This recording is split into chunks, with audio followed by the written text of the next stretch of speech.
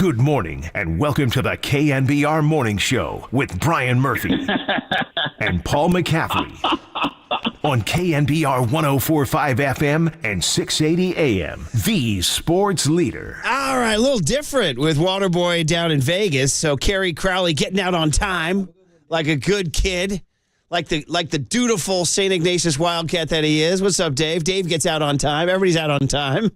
Instead of Waterboy breaking at like 5:57. God bless him. As a man who's broken late for, decades, I salute Waterboy's late breaks. But, yeah, he's in Vegas, so Paulie Mac and I here. So if you see us on the live stream, which I know you guys tune in every morning, you put us on your big screen. Can you imagine that? Can you imagine somebody putting us on their big screen in their living room? Stop. That's doable. You can wake up with us on your big screen. I don't want to go big screen, man. You could. I wouldn't want to see my own image on a big screen. That's a little much. Look at you, buddy. You're cool. And what's shirt you got? You got a Grateful Dead T-shirt on today. I'm repping the Dead, but I want to give if I could, just start the show by paying respects on behalf of Murph and myself to Robbie Robertson, one of the great songwriters of the past probably century. To be totally honest with you, he's written some of the greatest Americana style / shout out Mumford and Sons, and who are the other guys? The Lumineers.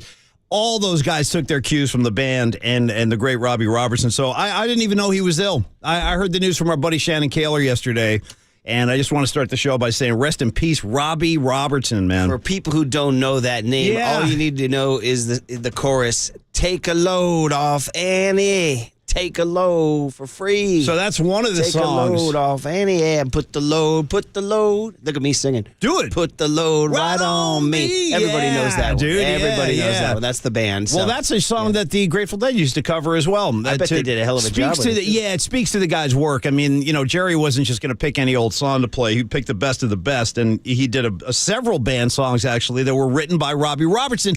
Last thing real quick, and we'll talk about him throughout the show, but I know we want to talk about the game. Are you aware of the track that he did? And I listened to it last night, and I loved it so much, and I hadn't heard it in probably 20 years.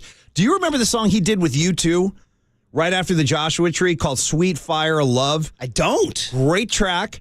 When he passed away, I don't know this. Yeah, well, I think we're going to play it today. We'll play it for you as a rejoin. So it's got the classic U2 sound because they recorded it right after the Joshua Tree.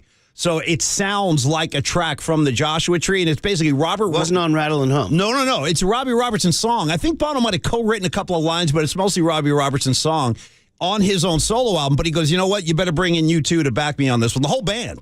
So it sounds like a U2 song, what they turned it into. But I listened to that last night, and I'm like, damn, what a great song. Just one of the dozens of classic songs he's written. But anyway, I want to ask you if you remember that one, Sweet Fire of Love with U2. I don't, and that's surprising. Well, you're going to hear it today. We'll play it today, yeah. Sweet Fire of Love. Yeah. Sounds very, enticing. Well, Bono's doing his thing. He's screaming, he's pleading. Why don't we do what we always do? Why don't I cheeseball it up with a dad joke here and Help say, me out. Yeah. Gabe was singing last night, take a load off Manaya. You're killing me, dude. Take a load for free. Why you got to do it like that? Take a load off Manaya. Why you got to do it? Yeah, and put the load right on Tristan Beck. Yeah. There it is. Well, fill me. So I should tell you also, I had a crazy night. I had band practice last night. That's cool. Yeah, and the band is ready. I got to tell you. So please do come on out. We'll be at the Town Hall Theater in Lafayette this Saturday night. It's a benefit show. Let me tell you, as somebody who's seen the Freestone Peaches, that is a great evening's entertainment. These guys are great. These are great guys. Turns out the Allman Brothers wrote some good songs. Oh, you think? These guys, they're all big Giant and Niner fans. They're super cool guys. And if you like the Allmans, you will these guys, they play note for note, beautiful interpretations of Allman songs. And somehow or another, I'm winding up with these guys. I'm going to sing. I'm singing the full set on Saturday. So wow. Come on out. It's a big deal. Yeah. And I got to say again, Murph, it's a benefit show for breast cancer. So your money's going to a very good cause. Yeah. What time are we getting out there? What time are you guys hitting the stage? We'll be on stage at 8 o'clock. All right. Come on out. Yeah, everybody come on out. We're going to rock. I tell you, Lafayette, you can eat off the streets out there. So you could go order your dinner at one of those restaurants, eat it off the street. You want to hear some funny stuff? And then go see Paulie Mac and the Freestone Peaches. Well, this is a What's big the band. theater again? It's called the Town Hall Theater in Lafayette. So we were talking last night, and one of the guys, kind of our little musical director, Paul, the keyboard player, He's like, exactly what you just said. He goes, guys, we got to realize we're going out to Lafayette this weekend. He goes, we got a whole different kind of audience out there. Yeah. They actually talked about turning down. They're like, should we turn down a little bit? Are we bringing too much heat for Lafayette? I think there's a couple of well-heeled. You know what I mean? Do you Give it to remember? me. Well, you know that guy Tom Stack, right? You remember that guy? Tom Stack, dude, it's so I'm funny. sure he'll probably be front row. I've already talked to him. He's going to be there. Yeah, and so check it out. His wife, Kiki, this is one of our great friends over here, Tom Stack in the East Bay. She's singing with the Zeppelin band that's playing that night. Apparently, she's a big old party. Apparently, she's an accomplished vocalist. I've never heard her sing, but I'm going to on Saturday. She will be there. So will Tom. I'm trying to think here what your situation is in terms of Boch and the Giants play. 6:05. Yeah, I'm not going to see that one. Well, the pitch clock, you might see most. I'll tape it when you're in the rehearsal room doing your gargling and all that. You know what I mean? Doing my gargling. Don't you do that? Don't you guys gargle? I don't. Maybe I should though. And you guys will have it on as you guys pick through the olives, the little stuffed olives. Look, nobody's home. No, these guys are big Giant fans. These guys. Yeah. In fact, the bass player Jeff, my buddy Jeff. Well, I'm going to interview him on the podcast today. So if you want to check these guys out, you can hear it this weekend. And Murph, I'm driving home from band practice last night. I didn't see the game because we were rehearsing, but I got all the info from FP. But why don't you give me your interpretation? So first and foremost, it was an Ohtani night, so you got to see him. And dude, he was struggling. He was a human being the first couple innings. He was not throwing strikes. The Giants were fouling off tons of pitches, and I thought they were going to drive his A out of the game. Nice. The night they drove old Shohei Ohtani out, dude. You know what I mean? Speaking of Robbie Robertson. And so early on, it was looking good. Like, they were really grinding Ohtani. His pitch count was very high through the first two innings. They were able to scratch out one run, maybe could have gotten a couple more, but, Matos struck out in a big situation. So they got one off him in the first two innings, and Ryan Walker looked great as an opener, dominated. So that looked good. And then in comes Manaea, who's been pitching better of late. Yes, he has. And that's kind of one of the stories, actually. Where was the other night? He just came in recently. It was one of the weekend games, I think, where he gave you a solid 4 or so. And he was good. He was really good. I'll give you his outings. So he comes in with the hair, and he's doing his thing. And the Giants are up 1-0. And then Ohtani kind of settled down. Let's see here, Paulie. This would have been Saturday against the Red Sox. He gave you 4 2/3 shutout. Saturday against the Red Sox. I don't mean to laugh. I just looked at it. Triple E just signed me on the text line. Yeah. The first thing I see, 408. I'd rather hear about Robbie Robertson than the Giants. Right, so, well, is that how frustrating it was? Was it that? Both. Well, it's weird. I mean, they're still, 62 and 53 and still owning the second wild card now. Philly moved ahead with that no-hitter last night. Michael Lorenzen no-hitter. I saw that. How cool is that? I love a good no-hitter. Your boy KC was all lathered up today. Yeah, true story. So blank this. So Manaea, so Ryan Walker looks great in his opener. He looked really good. I thought they might give him a second inning, but they didn't. Brought in Manaea, and he's carving. Dude, hitless. Giants go to the fifth inning, but Ohtani settles down. That's the key thing. Ohtani settles down. When did that happen? Like in the fourth? Third. So the first two innings, they were really grinding him. Fouling off a bunch of pitches. He walked some fools. I was like, damn, you know what? I started positing a theory that Shohei, he looked tired to me. Well, it might be. That's not that far-fetched. And I was thinking, actually, like, if this is where it would start to rear itself. Yeah. It's a long season, him being man. The stud he is. He started making some big pitches in the third, fourth, and fifth innings. Now you get to the sixth inning, and Manaea's rolling. Okay. Let me give you this. So you say, but it's only 1-0, so you're not feeling totally great, right? And here it comes, just one swing of the bat from your boy. Let me give it to you right here, Paulie. Your boy Luis Rengifo. Shout out Rengifo. Yeah. All right? Yeah. He doubles. The Ballad of Rengifo. Okay, so he doubles off Manaea. Ground rule double. So at that point in time, okay, man on second, nobody out. Here's the key moment. Gabe hops out of the dugout. He goes and gets Manaea. You know what? Let me go grab Sean. Now, I mean, hold on, guy. So Manaea at that point in time was carving. He had thrown 61 pitches, 44 strikes. And he yanked him why? Because one guy hit him? It was one hit? I would say that he was saying the lineup card. I bet if we talk to Gabe, and maybe we have this post-game sound. Yeah. But that the lineup card was turning over, and he was probably like, these guys have seen Manaea once. Let's bring in a new guy. Now, in fairness, Tristan Beck has been great. Seen him once. He's been great. Can't do it. He's been great. Yeah. Beck has been lights out. No question. So you're going to a guy who's You feel good. okay about the move, right? And they intentionally walk Ohtani to set up a first and second, nobody out. Now we got 2 on. And now you're facing a righty, Brandon Drury. You got a righty situation. Already, so here's the key guy you got to get. You're looking for the ground ball. Instead, he hangs a pitch and Drury smokes it into the left for a base hit. Here's the key. Jock Peterson monkey blanks it. Yeah, he monkey blanks it. Well, and, he looked bad too. When Jock makes an error, it's tough because the body. I know what you're saying. You know what I mean? Yeah. There's a lot of he's kind of tumbling going around. on. Yeah. So that's a tough deal. No throw. The runner scores. Renfigo scores. It's 1-1, and then the runners go up to second and third. Now we don't have a ground ball, and the next batter is a lefty, Mike Moustakas.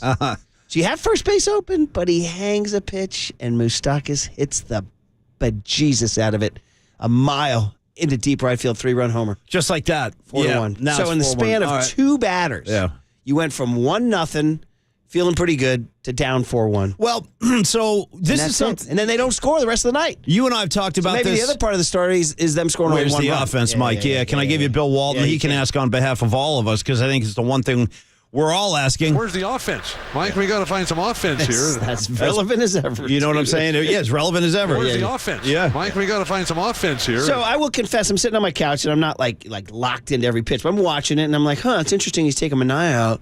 I didn't really give it a deep thought. I was like, maybe his pitch count thing or something. And then as soon as it went sideways, I'm like, wait, how did he take Manaea? Moustakas launched one, and 4 you're like, wait. innings, 1 hit, 1 walk, 6 strikeouts. I mean, he looked great. Yep. He really did. He has looked good lately. I'm trying to think about it. So I'm trying to think his pitch. So here's one thing. I guess what's-his-face might say, Gabe might say that the pitch count was high. Yeah. 61. But I'm looking right here. He threw 84 pitches against the Nationals on July 22nd, 5 and 2/3. He used to be a starter, He threw man. 52 pitches against the Red Sox. Yeah, no, he can throw. He can threw pitch. 56 against the Mets. So, I mean, I would just get, I don't know. Do we have the cut from Gabe talking about why he made the move? None of the beat writers had it in their stories. None of them. Not Maria Guardado, not Susan Slusser. I'm wondering, it's getaway day. I wonder if everyone's just blazing out. Sometimes on getaway day. I see one here. I see Kapler says Manaea was in control. Why don't we do the rare thing and actually play sound in our opening segment? Here it is. Manaea looked really good too, and I thought he attacked the strike zone. I thought his fastball had good life. Thought he threw his slider for strikes. I thought he was in control. Okay, well, you wanted it, you got it. So he probably need to do some homework on that one. I guess. Good. Anyway, well, listen, so here's what happens when you're winning and you press a button, it's green. When you're losing and you press a button, it's red. Yeah, it's not good, though, man. Pressed a red button last night. Listen, we talked about the schedule coming up and the fact that they lost twice in Oakland. Now you're losing 2 out of 3 to Anaheim. You got to be slightly concerned for what's ahead and how they're looking right now. There's it's like this one of those weather forecasts. Yeah, it could. It could be an interesting kind of sequence we have coming up here. Driving home last night, and because we rehearsed Murph, I'm down in Menlo Park, dude. Whoa. Yeah. It's nice down there. You can get off the streets down there, too. Well, I'm driving back home, and I'm listening to FP talk about it, and basically his whole thing was, Manaea looks so good that you just have to be able to trust your eyes once in a while if you're a skipper. He goes, look, just don't. Yeah. He goes, I know you have a formula. And like you said, I know you don't want to you're worried about guys seeing him the second time through and all that. I get that. I've heard it all before. But FP said sometimes you just have to look out there and say, how's my guy working? My guy's getting dudes out. I'm going to keep going forward with this. And that was kind of his take. I think listen, 100% right. There's nothing you can say. Scoreboard. You had a guy carving. You took him out. The guy you brought in gave up a single and a bomb. And so, is there a portion of their decision making, Murph, that's based on gut? Any fraction of it? He has done. I will be fair to Gabe and say there have been times he has. He's left Logan Webb out there for who threw the complete game this year. Who was that? Was that Webb? I believe it was. It was Logan Webb. It was his first complete game. He did. And he's let Webb go deeper into games too, and he has on occasion. He has. But I think he would tell you Tristan Beck has been lights out. And he's a guy we're bringing in. And he has. It wasn't like he was bringing in a stiff. And Manaea's pitch count was up, and you were seeing the lineup card flip over again, so all that. And by the way, all that said, 408 texts in and says, he does have us on the big screen in Arizona right now. Oh, dude. All right. Well, 65 inches. I apologize. I'm pointing to you. Yeah. 65 inches. That's right, in Arizona. man. So We're already right there. Man. All right, I got you. All right. So anyways, that's the deal. We'll debate it. 49ers are in Vegas. Hey, that practice gets going during our show, so we'll start getting live tweets on that whole deal. We got that. We had a no-hitter in the majors last night. We continue to talk about this Cal Stanford situation because they had a little development overnight, too. And that was fun with Mike Silver yesterday, wasn't it?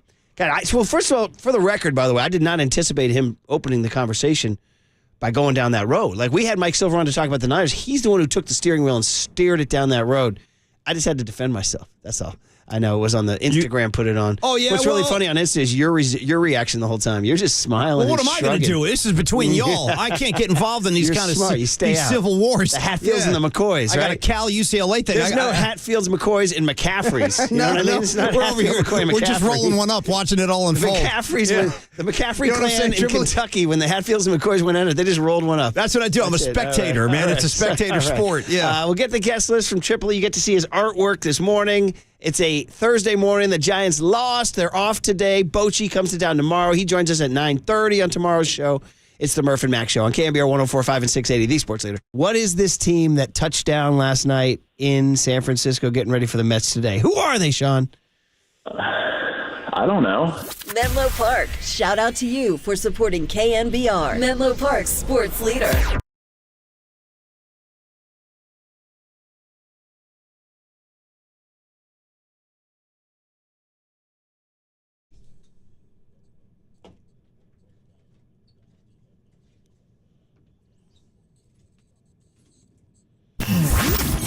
Here's what's trending now Trending now. on KNBR.com. All right, Shohei Ohtani, you want him to be a Giant? Well, you got a good look at him last night. That story and more trending now on KNBR.com.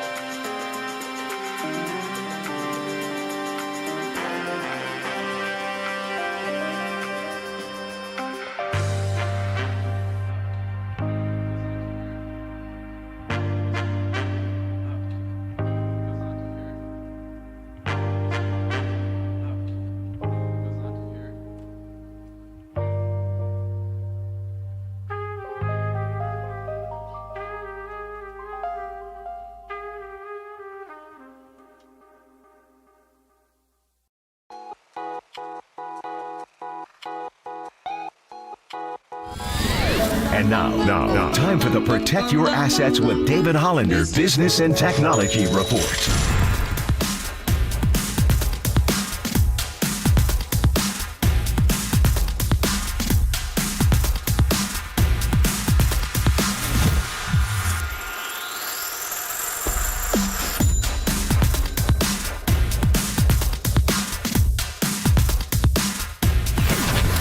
This has been the Protect Your Assets with David Hollander Business and Technology Report.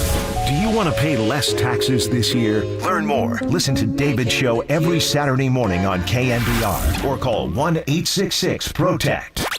Follow the leader on Twitter at KNBR. For once again, we are the sports leader. KNBR 104.5 and 680.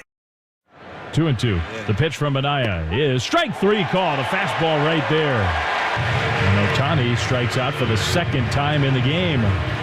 Pretty good pitching from Sean Manaea. 0-2. Moniak strikes out swinging. And Manaea strikes out the side. Just dominant. Very, very impressive stuff from the Giants lefty. Swing and yank to third, and a great stab on a wicked hop by Moustakas, who throws to Drury at second in time for the force out on Sable, and the game is over. Oh, man, there it is. Great rejoin. Triple E, by the way, is in running the board while Marcus is in Vegas Thursday, Friday. And then Marcus does Papa and Lund Monday, Tuesday. So we got Triple E on the board. The kid's getting better. No, he had a really good week when you were out that couple of weeks back. We had Triple E on the board all week. He did a good job.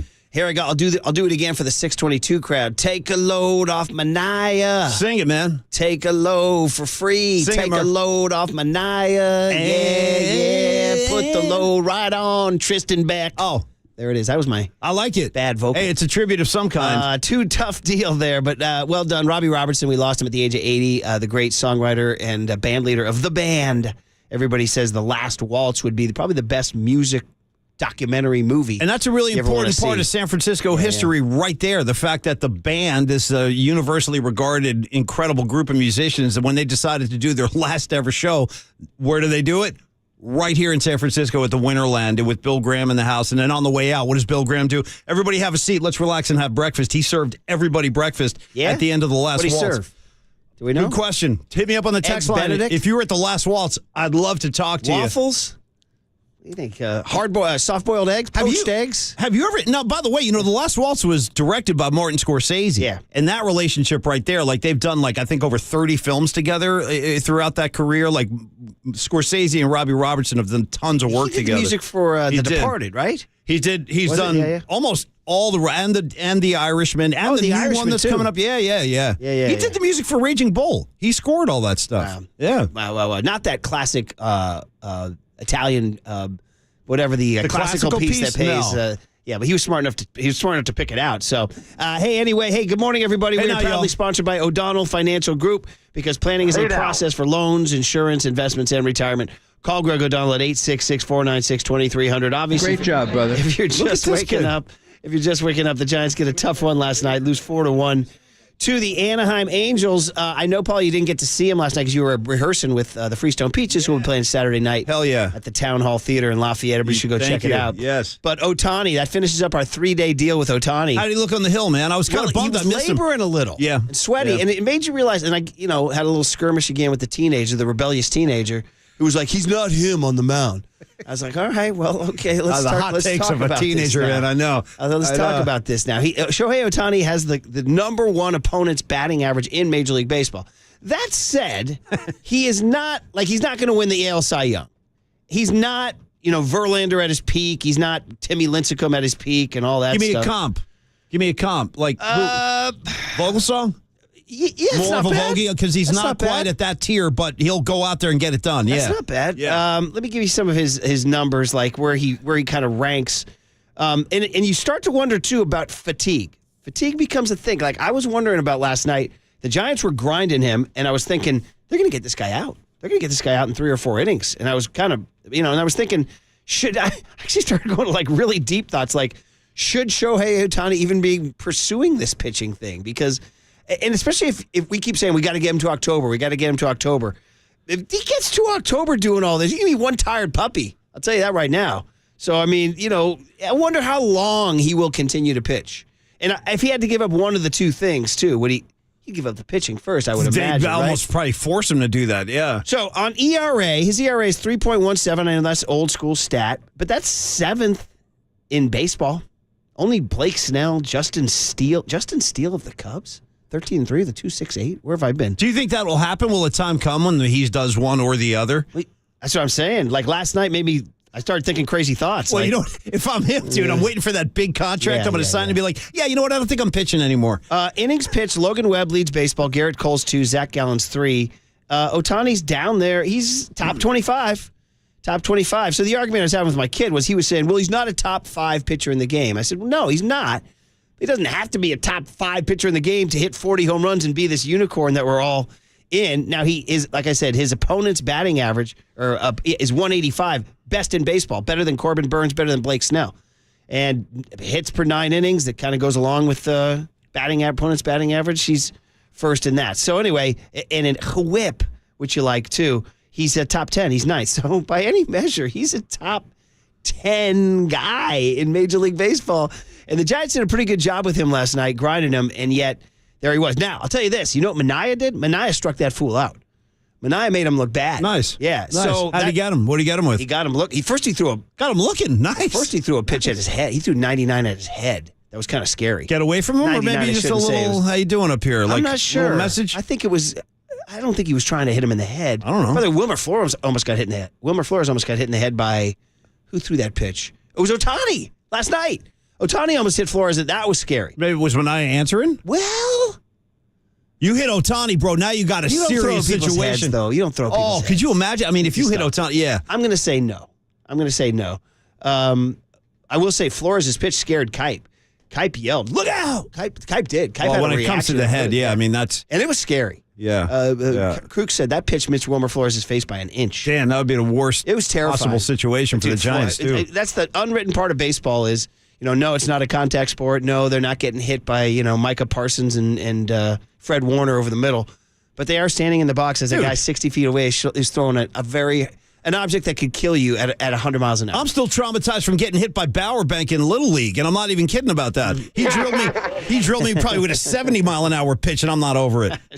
It is one of the things you got to conquer. Yeah. Coaching Little League, I did not want to get back in the box. There are some kids who just don't want any part of it. And I knew him, too, and he was like, dude, sorry about that. It got away from me, but he still drilled me. Bowerbank drilled you. Drilled me. I don't know if you ever told me that. He did. It's funny.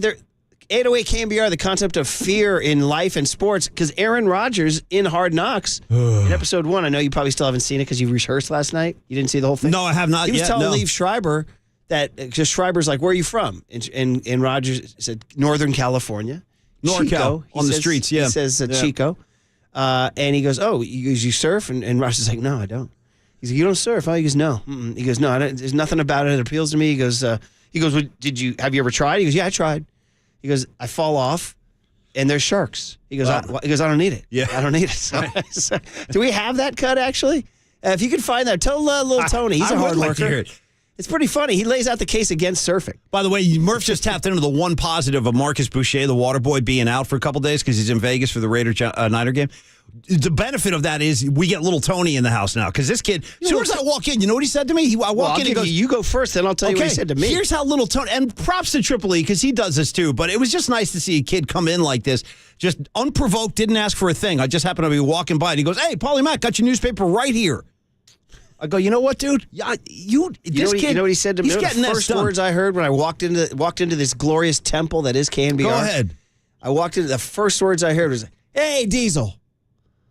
He greets me by Diesel. Murph Diesel, huh? Well, Diesel, it goes back. He heard the anecdote about my high school baseball nickname. Oh, right. Yeah, remember? That's right. And only Super Street, Blaine Townsend calls me that. Well, now you got company. So does Tony Bellissimo. He calls me that, Hey, Bellissimo, move over. Here comes little Tony. Only a couple of old high school teammates call me that, and then little Tony. You know what, though? He's got clearance to do it. Yeah. He's got that kind of clearance. I got to say, I get a kick out of it. Yeah. It makes me chuckle. Yeah. Anyway, hey, one more thing on Rodgers, surfing, and then Flores got thrown at the head, and then Ohtani. I was telling you that Ohtani, Manaea threw 95 at Ohtani's head. It was pretty scary.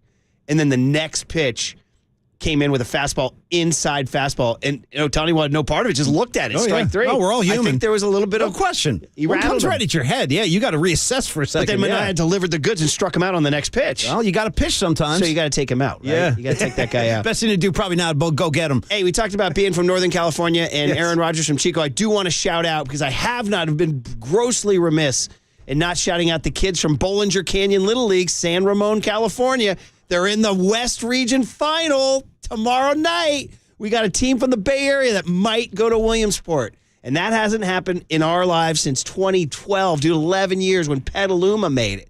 And that was so great. I followed every pitch of that. But these kids out in San Ramon, they're right on the doorstep. Nice, man. They got to beat a team from El Segundo, George Brett country. Okay, down there, down nice. the Torrance, El Segundo area by the airport. Oh, it's a bloodbath. Yeah, Oh, yeah. So shout them out, man. They played good last night, too. They beat Hawaii. I watched that. I was flipping back and forth between the Giants, and it's called Bollinger Canyon. Yeah. Even though it's San Ramon. So 808 KNBR Murph, on that whole deal. Hey, you Bollinger Canyon crowd, why don't you just call it San Ramon Valley Little League? Only because you just mentioned it, too, and we're probably pretty much too late to do this, but we just, on behalf of all of us, just want to send thoughts and prayers to all of our friends in Hawaii, in Maui, on the Big Island. I was heartbroken to see this, and my heart goes out. I hope everyone is okay, as well as you can possibly take care of yourself and your family, but I heard some real horror stories, Well, man. first of all, the town of Lahaina. That's a place for so many people in the Bay Area who vacation in Maui. Lahaina is the fulcrum. Lahaina is where you go. Lahaina is a cheeseburger in paradise. It's Fleetwood. It's Mick Fleetwood's restaurant. I know. It's the main street. It's Moose McGillicuddy's. It's all the It's places that you go. heartbreaking. Yeah. It's the grocery store, the Safeway in Lahaina that you go to. I mean, Lahaina is it. Lahaina's like That's the spot. that's like the Yeah. Bay Area's home away from home. Yeah. And it's and they have the beautiful little old colonial buildings that are from the 1800s, the historic spots. Really, really sad. It's unbelievable. Yeah. So just awful. We're with you guys. We can just want only to send hope some prayers, somehow, man. some way they get contained. It's a tough deal. All right, let's get the Let's go. guest list Give on me some a horns. Thursday. Hey, it's Thursday. It is Thursday. I'm gonna hold that up there. Oh, yeah. What are we doing today? How's the art? It's a good new feature with Triple E giving us this artwork. It's additional content. And it starts with, ESPN's Paul Gutierrez, and this is a charged up booking. This booking comes with some electricity because there's a picture of him and Mike Silver mean mugging the camera. This is fresh off of yesterday's skirmish with Silver. And the fact that Gutierrez is just an avowed public UCLA hater. Oh, yeah?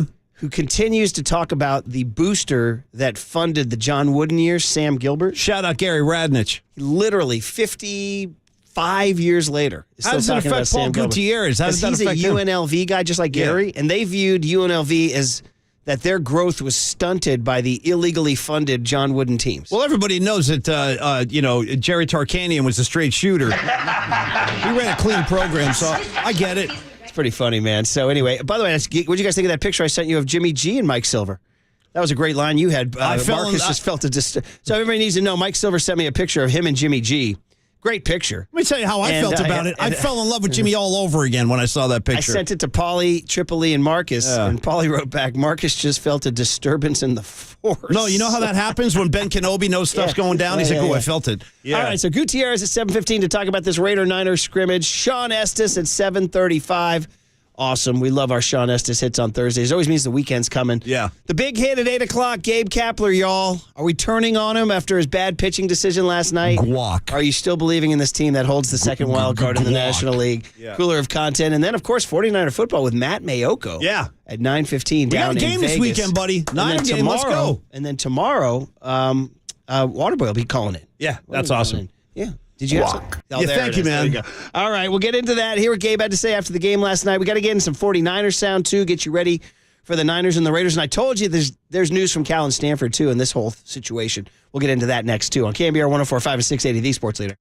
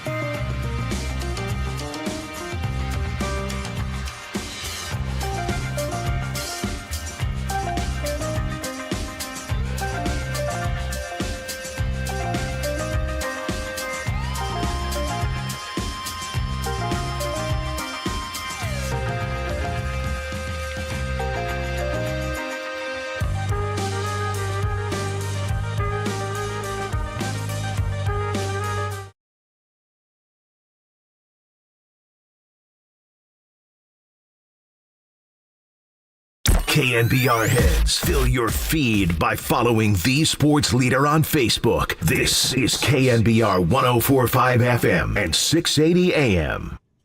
There's a lot of traditions that we've had for a long time in college football, and I think we're in a time of evolution for whatever reasons, and some of those traditions are going to get sort of pushed by the wayside, I think, and that's sad. Whether it's good, bad, or indifferent for college football, I guess you have to define what is good, bad, what is good and bad for college football. Well, there you go. Good rejoin, Tripoli. Nick Saban talking about what's going on and set against the heartbreaking sounds of Hawaii's finest brother is, who we lost, of course, a while back, and the iconic version of Judy Garland's Over the Rainbow. You know who stopped in to jam with Brother Is a couple years ago? Are hurting right now. I know. It's horrible, man. It means a lot. We go there every year, yeah, Paulie, I know. It's heartbreaking. And believe me, our thoughts and prayers are with you guys. And for your head, probably about 5-6 years ago, maybe a little longer than that. I can't give you the exact year, but I remember reading about this. Steven Tyler from Aerosmith is a Maui resident, and he actually stopped in and jammed with Brother Is at one of those shows that Brother Is was thrown on. Yeah. Wow. Steven Tyler did a whole bunch of, they did like a set together. Is there anywhere I can re-see it on YouTube or something? I'll look for it. I'm not sure if there's footage, man, but that's yeah. amazing. Yeah. We are actually watching, and I want to get into this Cal Stanford stuff in just a second here, but we have the replay of the game on, and I'm telling because Paulie rehearsed last night. It's actually the critical moment in the game. So I just saw, what is that, the sack fly? Second and third, and he's 3-0 on Crawford. That's the key. Like, Ohtani was teetering at that point in time. And by the way, Ohtani missing his spots. Everything drifting right. But he then battles back and throws a borderline strike. Crawford swings at it on 3-0, by the way. And then he throws another one. And that's when the Anaheim catcher, Theis, throws it into center field trying to pick off Conforto. And he gets him to go second and third. Then Crawford puts a good swing on the ball and gets that sack fly. You're happy with that. Now you run. Now you're winning. Yeah, now you need a 2-out knock, and he strikes out Matos here. That's where Ohtani dug deep, and he's like, dude, I got this 21-year-old kid from, he doesn't even know his head from a hole in the ground. Let me put this kid away. And this gets to a larger point of what Kerry Crowley was talking this morning of what the Giants are putting on these rookies, which gets back to my point in the Jock Blog from last week, which is, are they trying to win the World Series in 2023? If so, then they swung and missed at the trade deadline. It's my belief that they're, in their gut of guts, they're saying, let's just have a nice season this year, see how far we can go, and really build for 2024 or 2025, which is not a crime against humanity. That's not the end of the world. I get it. Maybe that's the smart long-term move. But I'm going to stop you right there and say, well, then what in the hell are we doing? Well, if that's the goal, it's like a rebuild that's not a rebuild. Sports is a business based on winning, right? The more you win, the more money you make. I bet they would say, if we catch lightning in a bottle, we can win. Like we have Webb, we have Cobb. Yeah, no, we're going to bring up Harrison. They made a decision. Haniger's coming back. If I'm not mistaken, when the trade deadline came, the Giants were, I'm going to say, maybe 2.5 games back of first place, maybe 3, but they were right there. And the Giants made a decision. You know what? We're not going to add to this team. That's actually knocking on the door of a division title. We're just going to back off and let this thing play out. To your point, maybe that was kind of the unwritten goal of this year is to get back up on your feet, have a nice winning season, build towards a few. But while you're winning games and you're right there, why not try to make something happen? There's no guarantee you get back and have another year like this next year. I guarantee. I'm with you. And I think their plan, it's like a rebuild that's not a rebuild. Like in a rebuild, Don't call it a rebuild. It's a rebuild. Well, that's what they're saying. Well, because they never want. No, I know. And it scares people off. Tell the fan. Exactly. Yeah, I'm going to stay home while you guys rebuild. I get it. But, dude, if you to me, again, I can't buy that argument because they're close enough to compete. You should try to add to this team, and let's really make a push. There you go. You're already in a position. Let's make a push now. And I don't think it would have taken the bulk of your farm system either. You would have been able to save most of your prospects. You kept saying Rich Hill. That's a perfect example of a guy. Yeah, he's not a superstar. How about Michael Lorenzen, who just threw a new hitter for the Phillies last night? No, the Phillies didn't trade their top prospect for Michael Lorenzen. And he was wearing, as Tripoli points out, wearing white Vans. Hey, that may call for a redo. It does.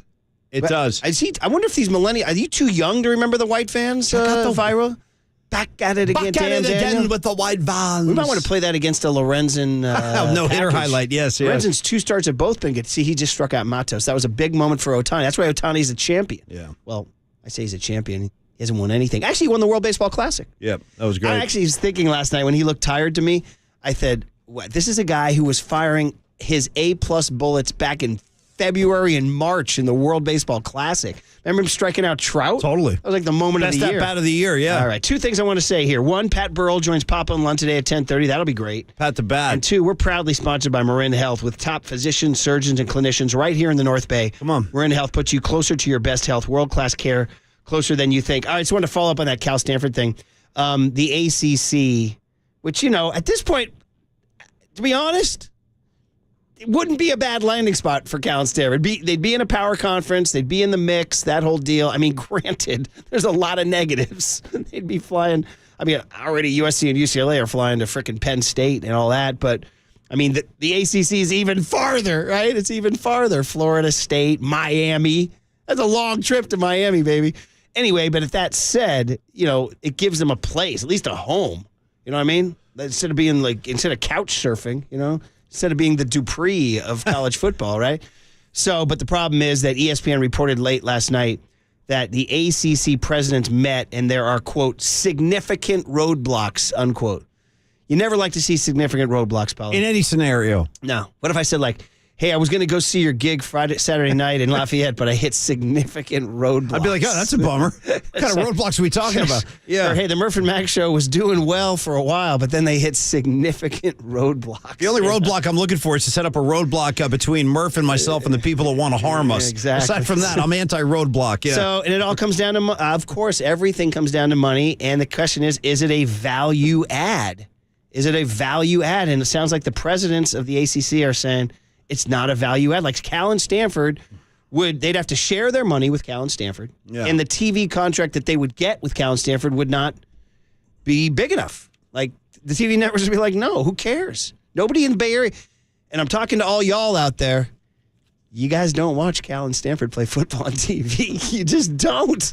I mean, I do, but I think I'm in the pretty small minority. On Saturday afternoons, Paulie, let's be honest, you're not watching Cal and Stanford. Generally speaking, no. All right, fairness, Tripoli, and fairness, you're not watching Cal and Stanford. Nobody cares. Oh, tough that was deal. a little harsh now. That was a little bit. I do watch them. Yeah. Little Tony, he's not watching.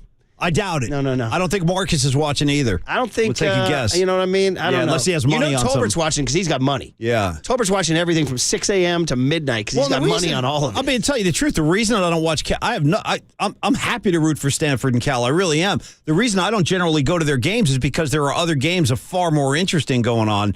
Any given Saturday afternoon in the fall where you're like, no, I want to see Bama. I want to see LSU. I want to see Oklahoma. I want to see like the premier teams play. And then you check in and you'd be like, all right, you take a look at the Cal game, but you don't go, I haven't gone 4 quarters. Well, I mean, 4 quarters is a big ask. I mean, I only go 4 quarters with UCLA. 4 quarters. Okay. But I definitely keep my eye on Cal and Stanford. I definitely do. And in the Pac-12 in general, too. I mean, I love college football, but I'm not in the majority here. And so anyway, the problem is that now I don't know where they go now. I mean, I thought maybe the ACC would be a decent, like I said, it's rife with problems. Believe me, it wouldn't have been awesome, but at least a home. I mean, give me a home. You know what I mean? Where the Buffalo roam. Yeah. Now they're wandering the streets, dude. Yeah, they're like the Jack Kerouac of college football. Yeah, they're just out jumping trains, driving around. But Kerouac was cool. He was out in Bolinas with Coach Lou. Nice. You know what I mean? Yeah. No, I'm sorry. That's Jim Carroll. My bad. Close enough, Same kind of thing. Well, totally. But anyway, so in other words, until you guys hear something more, Cal and Stanford have hit, quote, significant roadblocks with the ACC, and the report says it's because they just don't see the value. The ACC presidents do not see the value. But the ACC is in crisis because they're kind of on the outside looking in while the Big Ten and the SEC form these massive conferences here. So, and circling back on Mike Finger, I have to tell you, Silver and I continued it on social media. Oh, really? Yesterday. It was pretty funny. Some listener wrote in and said, I ride with Silver. Murphy's school is the traitors, and they've ruined everything. Right. And I responded to both Mike Silver and this listener, Dan, I think his name was, and I said, hey, as noted college football expert Billy Joel once said, we didn't start the fire. It was always burning since the TV money was turning. You see, all right, that's what I wrote back. You. No, that's fine. Silver wrote back. I don't know where he found it. I can't imagine how he said that. Color portrait, like a Revolutionary War portrait of Benedict Arnold. It's very funny. Okay. I got to tell you, it's just a funny. I've never seen. I know that look too. The painting. I know exactly what you're saying. Yeah. It's very warm. Yes, totally. Yes. You should tweet. That's perfect. Perfect. Yeah, it's got that warmth, that kind of style. Yeah. Look at that. It was a quality response. Very rich. A lot of browns. I didn't know there were portraits of Benedict Arnold. Why not? Why not? And any. We have one at home over the fireplace. Who painted Benedict? Who's painting the traitor? I don't know. Benedict Arnold's nephew? I don't know. This is my uncle. Yeah, his son Benedict. in an art apprenticeship. My or uncle something. Ben, yeah. So anyway, very funny. Right. And like I said, I do listen. I get while they're lashing out. I get it. When you're hurt, you lash out. We always lash out. Like people right now lashing out at Gabe Kapler. Yeah, You know what I mean? For taking Sean Manaea out of the game. One of them's FP Santangelo. Yeah, well, the lash out is a natural thing, Yeah, but yeah. I'm just telling them, listen, of course, is it ideal that we left for the Big Ten? Did I love it? No, but when I took a sober look at the situation, that this is where it's all headed, you got to get on one of these big conferences. And then the ultimate answer is, and Chip Kelly said this, and he's 100% right, college football should be different from all the other sports. They should keep the Pac-12 for baseball and swimming and water polo and tennis and all that stuff. They should all stay. It's just football should just go do their own thing. Interesting point. 100% they should do their own thing. So, all right, guys. Hey, Gabe Kapler took Sean Manaea out. Guac. People are upset. Okay. We'll talk about it next. Yep. KNBR 104.5 and 680, the Sports Leader.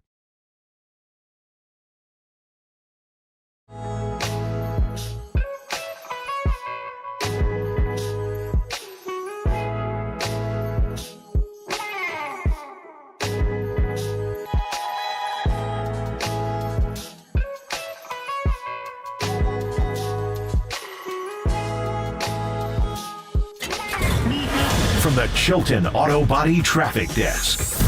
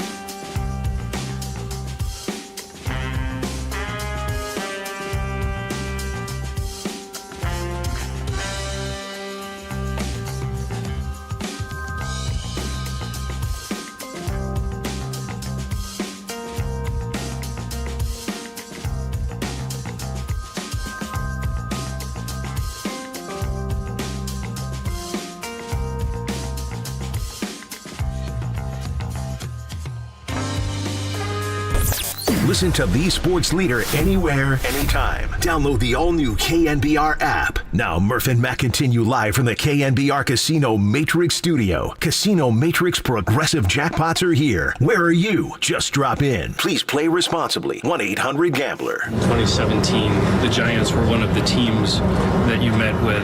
Do you remember what it was about the Giants that made them enticing to put them on your short list at the time? And if they had a designated hitter, do you think you could have made a different choice?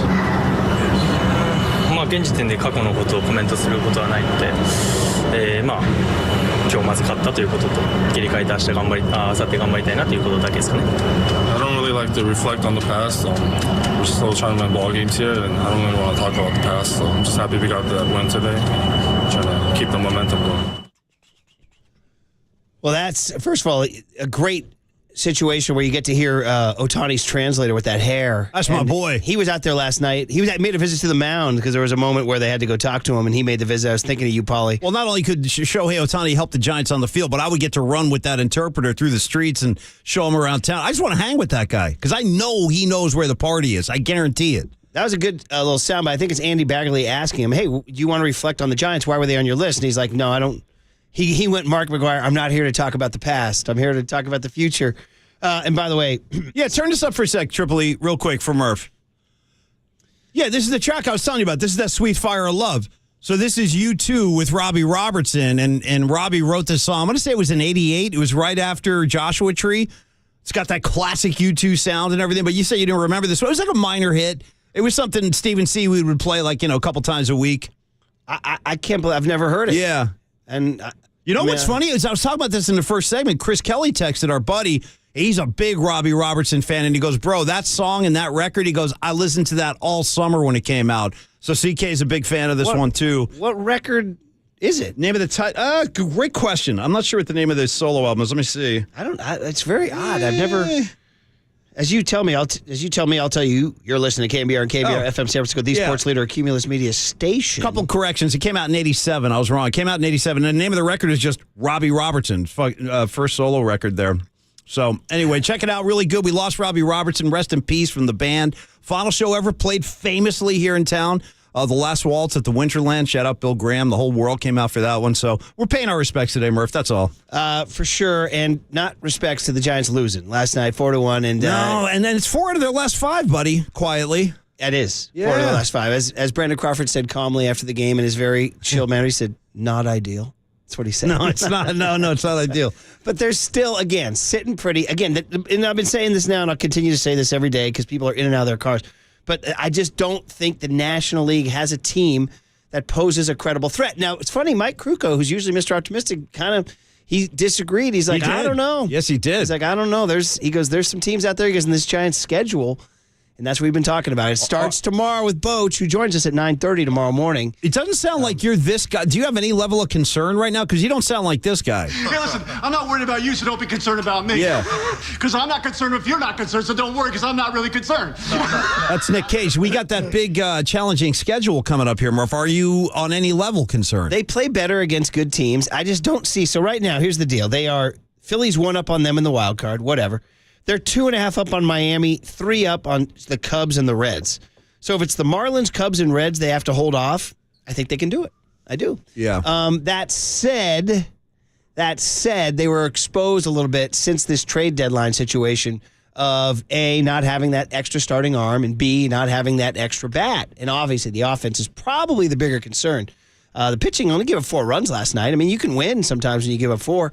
And they've actually, pitched pretty darn well for the most part. And as much as we all recoil at the opener record is good, although it's starting to fade a little bit now. That's 2 in a row, and I think this 3 of the last 4 that they've lost the opener. They're the most heavily taxed bullpen in the bigs. There's no getting around that. There's no bullpen that's done more work than the Giants. Even Farhan has acknowledged that. But the other part of this whole series was just Ohtani, and you just heard him there on the rejoin. But we saw him really kind of late, missing his spots, not looking here's great. Where we have the game on right now. Now here's where he settles down. He's settled down. And then we have the game now in the 6th, by the way. Yeah, he's pitched into the 6th inning. And it's still 1-0 Giants in the 6th. Yeah, but Ohtani kept it to 1. When did things break open? When did it? Bottom 6. Yeah. You're going to see it happen there. So the Manaea situation where he was pitching fantastic, maybe some of the best stuff he's had all year. He's been including good striking out lately. Ohtani, Yeah, looking man. too. He's been good. To do his thing. And then obviously Kapler makes the move that everybody regrets.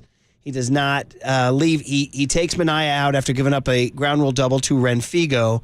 And it's because I think he thinks, here comes the lineup card turning over again. And here comes Ohtani and Drury and Moustakas. And he wants to bring in a different look. And in fairness, Tristan Beck has been outstanding. Since May 26 in his 15 appearances, Tristan Beck's ERA is in the ones. It's a 1.24. So on paper, it's the right move. He's going righty-righty on Brandon Drury, hoping to get that ground ball. The only problem is there's a lefty behind him, and it's Mike Moustakas. And Beck gets ahead 0-2.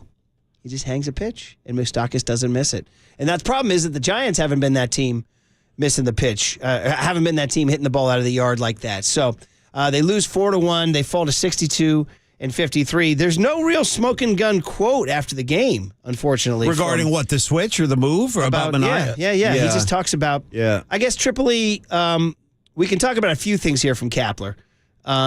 First, he can talk about his comments on Ohtani, who was really laboring the first two innings, and then like you see guys like Clayton Kershaw and Logan Webb do this, where they just get the wheels back on. There's something about ace starting pitchers where you have to get them early. We can talk to Sean about that. Yeah, that reserve of energy that some of those guys can tap into. They're just competitive or take something to get going here. But anyway, here's Kapler. It's cut Delta. Yeah. Tripoli cut Delta on Kapler on last night's Ohtani. 6 innings, 1 run, unearned at that. Only 1 run, and it wasn't even earned. Yeah, and obviously he was able to keep his pitch count under control and pitch deep into that game. But I thought early on, we did a nice job of grinding and laying off pitches that we couldn't drive, which forced him to get into the zone a little bit. We put some good swings on him, but ultimately, as you mentioned, he's so good that he finds his way even on days when he doesn't have his best stuff. And thought he pitched well today. Yeah, he did, and he winds up going 6 innings. He winds up, like I said, only the one run, and then it was unearned at that. It was a ill-advised throwing error by the Angels catcher. Tried to pick off Conforto at second base. The shortstop wasn't even at the bag when he threw. It was like a really bad decision. But he winds up going 6 innings. Only lost 3 hits, 3 walks, struck out 5. So Ohtani goes to 10-5, by the way. So another milestone. You get like into your Shohei milestones. Win number 10. So now he's the first guy ever with 40 homers and 10 wins. Yeah, why not? Of course he is. Keep rewriting the record book, dude. He's not even close to being done. Of course he's the first guy ever with 40 homers and 10 wins. There's no alien who's ever come on this earth and hit 40 homers and won 10 games. I don't disagree with you, though, but he does look a little fatigued to me, though. There's something about like grinded it the out, deep breaths he's taking, the body language is moving kind of slow. And maybe he's had cramping issues. Yeah. They took him out 2 starts ago after 4 innings because of cramps, or 1 start ago because of cramps. But dude, there he was, doing his thing. He did strike out twice last night. I think he wound up going 3 for 10 against the Giants in the series.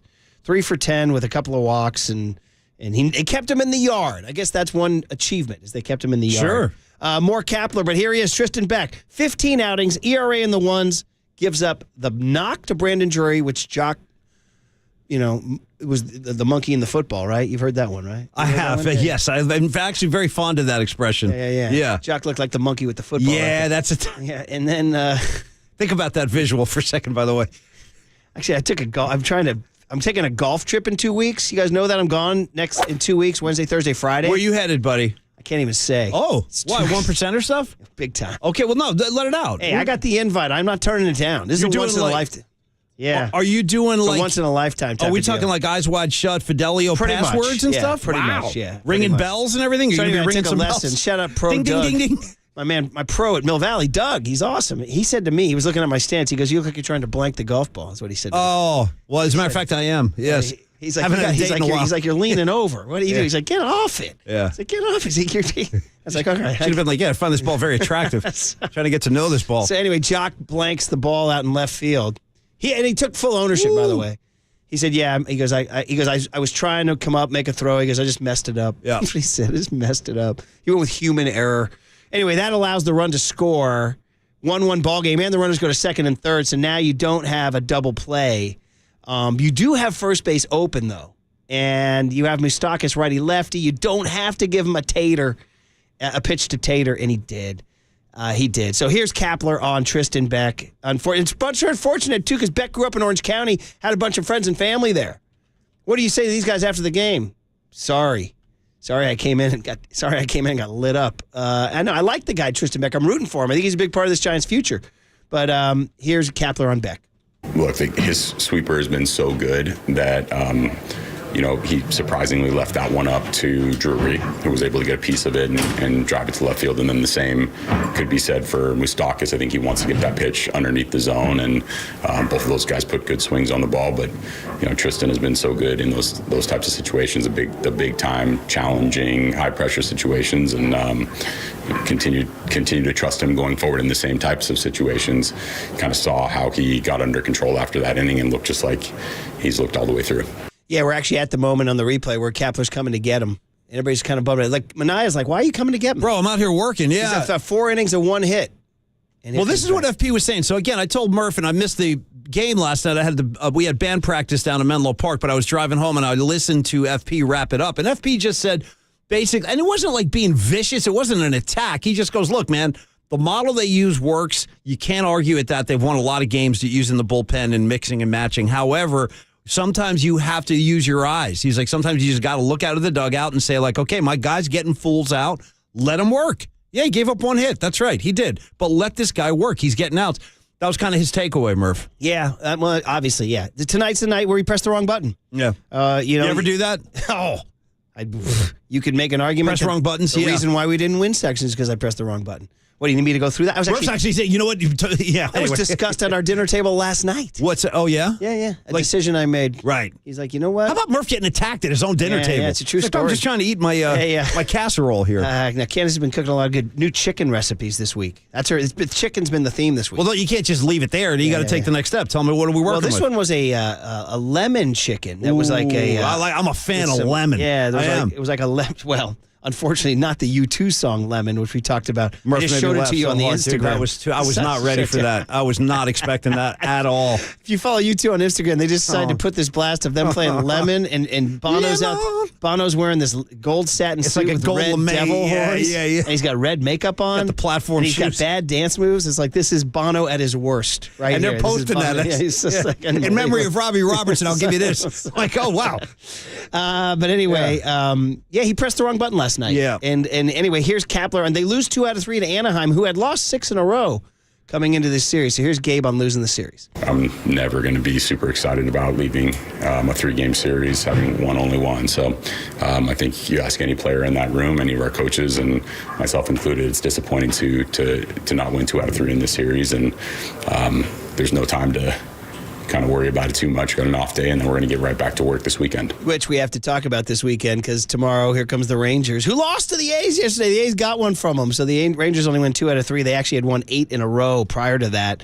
A couple more here, Triple E, and then I want to play that Aaron Rodgers, Liev Schreiber thing before we get to Gutierrez. We're going to go down to Vegas. Paul Gutierrez, our buddy, who's married to Amy G, obviously, and of course has covered the Raiders forever, and is a bit avowed UCLA hater. UNLV's own Paul Gutierrez. Are you guys going to mix it up like Silver? Nah, I don't think we don't really have a history of What if mixing he it up. brings the fight to you? I always just say, hey, listen, sometimes a guy will bring the fight to you. I say, enjoy the banners. You know what I mean? That can happen sometimes. You're just trying to mind your own business. Someone brings the fight to your doorstep. Silver did it to me yesterday. Totally. He ambushed you. Save it, Mike Silver. Okay. Where'd that come from? That was a cut, by the way. That was not live. That was not live at all. No. You guys got to see Triple E in the rectangle. So we're on YouTube, and we just found out that some people put us on their big screen in the living room. 2 people have avowed. It's alarming. 408 in Humboldt, and then somebody else said that we're on through his Xbox. The last thing they need to see is enlarged faces of the 2 of us. I don't know that that's going to help us. I think the smaller screen, the better. In fact, bring us up on your phone. That's probably the best bet. Here's Crawford, Chill Crawford, after the game, doing the chat about losing 2 out of 3 in Anaheim. Not ideal. I mean, we had just lost 2 of the A's also, so just a tough road trip overall. Obviously, not what we wanted to do. Poor Crawford. No, what's he going to say? Sometimes these athletes supposed to be like, what do you guys want, man? I mean, you know what the best is? So if he hit for the cycle, that's exactly how we would have sounded the same way. Yeah, he's awesome. He was obviously not what we wanted to do. And then this is the big one about coming home and facing Boch's Rangers. Bruce, dude, we've received more than one text from listeners saying, I'm Giants till I die, but I'm actually rooting for Bochy. Yeah. This weekend. What? Some kind of good. Is there any man who's ever had more bulletproof love than Bruce Bochy? Because, dude, his last 3 years were not great. 17, 18, 19 were not great. Yeah, but you flush that and you remember the greatness. You remember were bad. Yeah, they were horrible. It was awful. You're right. Those seasons were brutal. Murph and I were laboring talking about those games. But I will tell you this, none of that stuff is as important as the 3 postseason runs and the parades and what he brought to this town. I mean, he brought some of the most exciting moments in the history of San Francisco to this town, like the stuff we saw at City Hall and all the greatness at the Yard and everything. So, we have seen this before because when Montana played Steve Young, there were a lot of Niner fans that were like, nope, today I root for Joe over the team. I mean, that's not the first. It does happen once in a while. True story. So anyway, here's Crawford on the big weekend ahead. Yes. I'll be excited to see Boch for sure. And, the recognition that he'll get from the fans and everybody there. So that'll be fun. And then, I think just looking at the bright side, we've played well against good teams this year. So, kind of hopefully turn it around, get back home, and start winning again.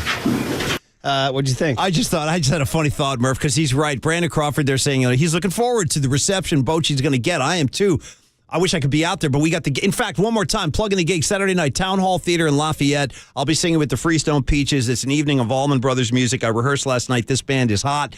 Please do come out. And it's a benefit show for breast cancer, so it's a great cause. Go to freestonepeaches.com, get all the information. But anyway, he was saying that he looks forward to the crowd, in the reception Bochy's going to get.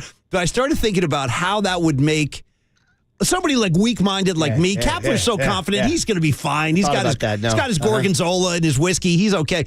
But, dude, could you imagine if, ladies and gentlemen, we'd like to bring in the previous morning show on like a standing ovation while they salute the old show, and you and I are just chilling, sitting there while they celebrate this show. You know what I mean? It's got to be a tough moment for some people. I actually thought of that when Crawford said that. I thought, God, he knows, Gabe's like, Gabe's going to have to eat it. He's going to have to sit there and eat it. Once again, to make a demographic reference, not for the 25 to 54 crowd, but for the older crowd, that was Alice, I'm Kay. In Brady Bunch, when Alice leaves, and they bring in the new maid, and they're like, you're not Alice. You know what I mean? So, anyway. Hey, that real was quick. Bochy, I'm Cap. Well, there it is. Yeah, perfect.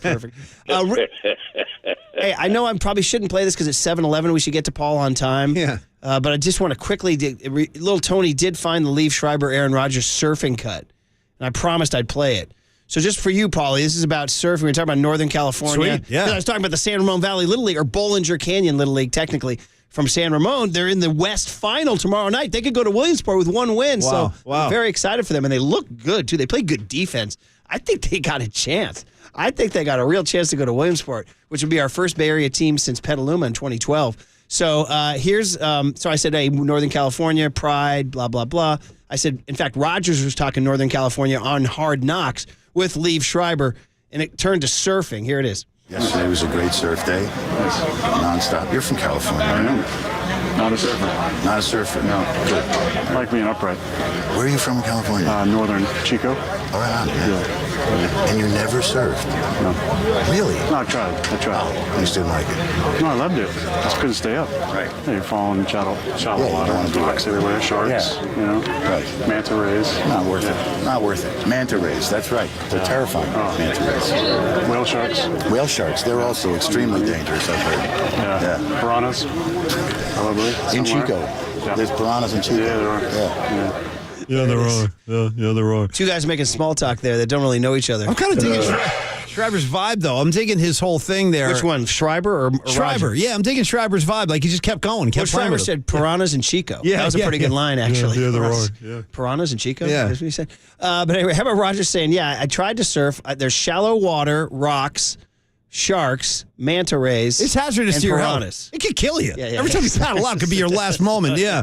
Anyway, so there's your answer, man. All right. All right, guys. Here's the deal. What are we doing, Mark? We're going Niners Raiders. Paul Gutierrez, who covers the Raiders for ESPN. What's going on? And plus, Jimmy G talked to Mike Silver yesterday in the Chronicle. He was very circumspect. He didn't really throw anybody to the bus. He's very Jimmy. But anyway, that's all coming up. Gutierrez from Vegas, Niners Raiders next on the Sports Leader. I'll be excited to see Boch for sure. San Jose, shout out to you for supporting KNBR, San Jose's sports leader.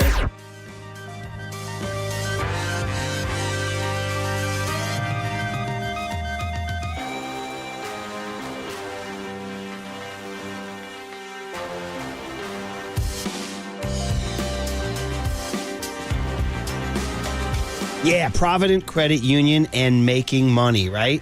Here we go. Let's talk about it. Money saving tips from Provident Credit Union. We want to help you invest on your own terms. Yes, enjoy the flexibility to choose your own investment terms with Provident Credit Union's new Pick a Term certificate. So for a limited time only, you can pick a 3, 6, 9, or 12-month term share certificate and earn a high rate of 4.5% annual percentage yield, one of the most competitive rates on the market.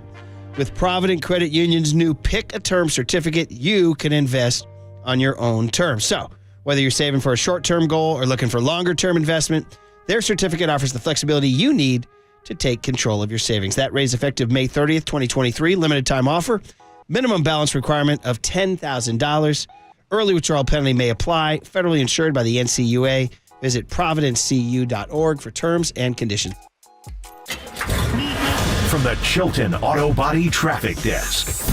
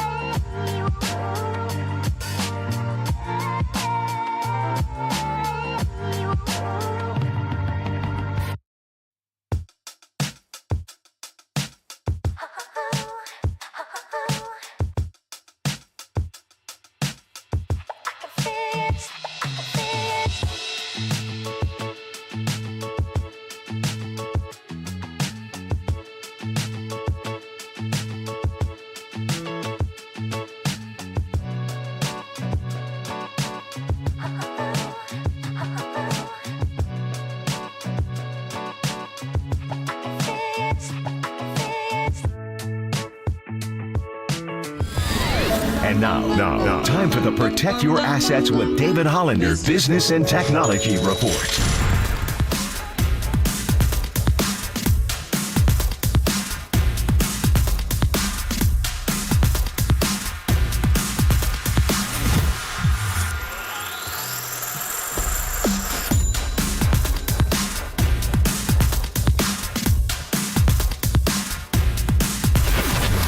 This has been the Protect Your Assets with David Hollander Business and Technology Report. Concerned inflation will ruin your dream retirement? Learn more. Listen to David's show every Saturday morning on KNBR or call 1-866-PROTECT.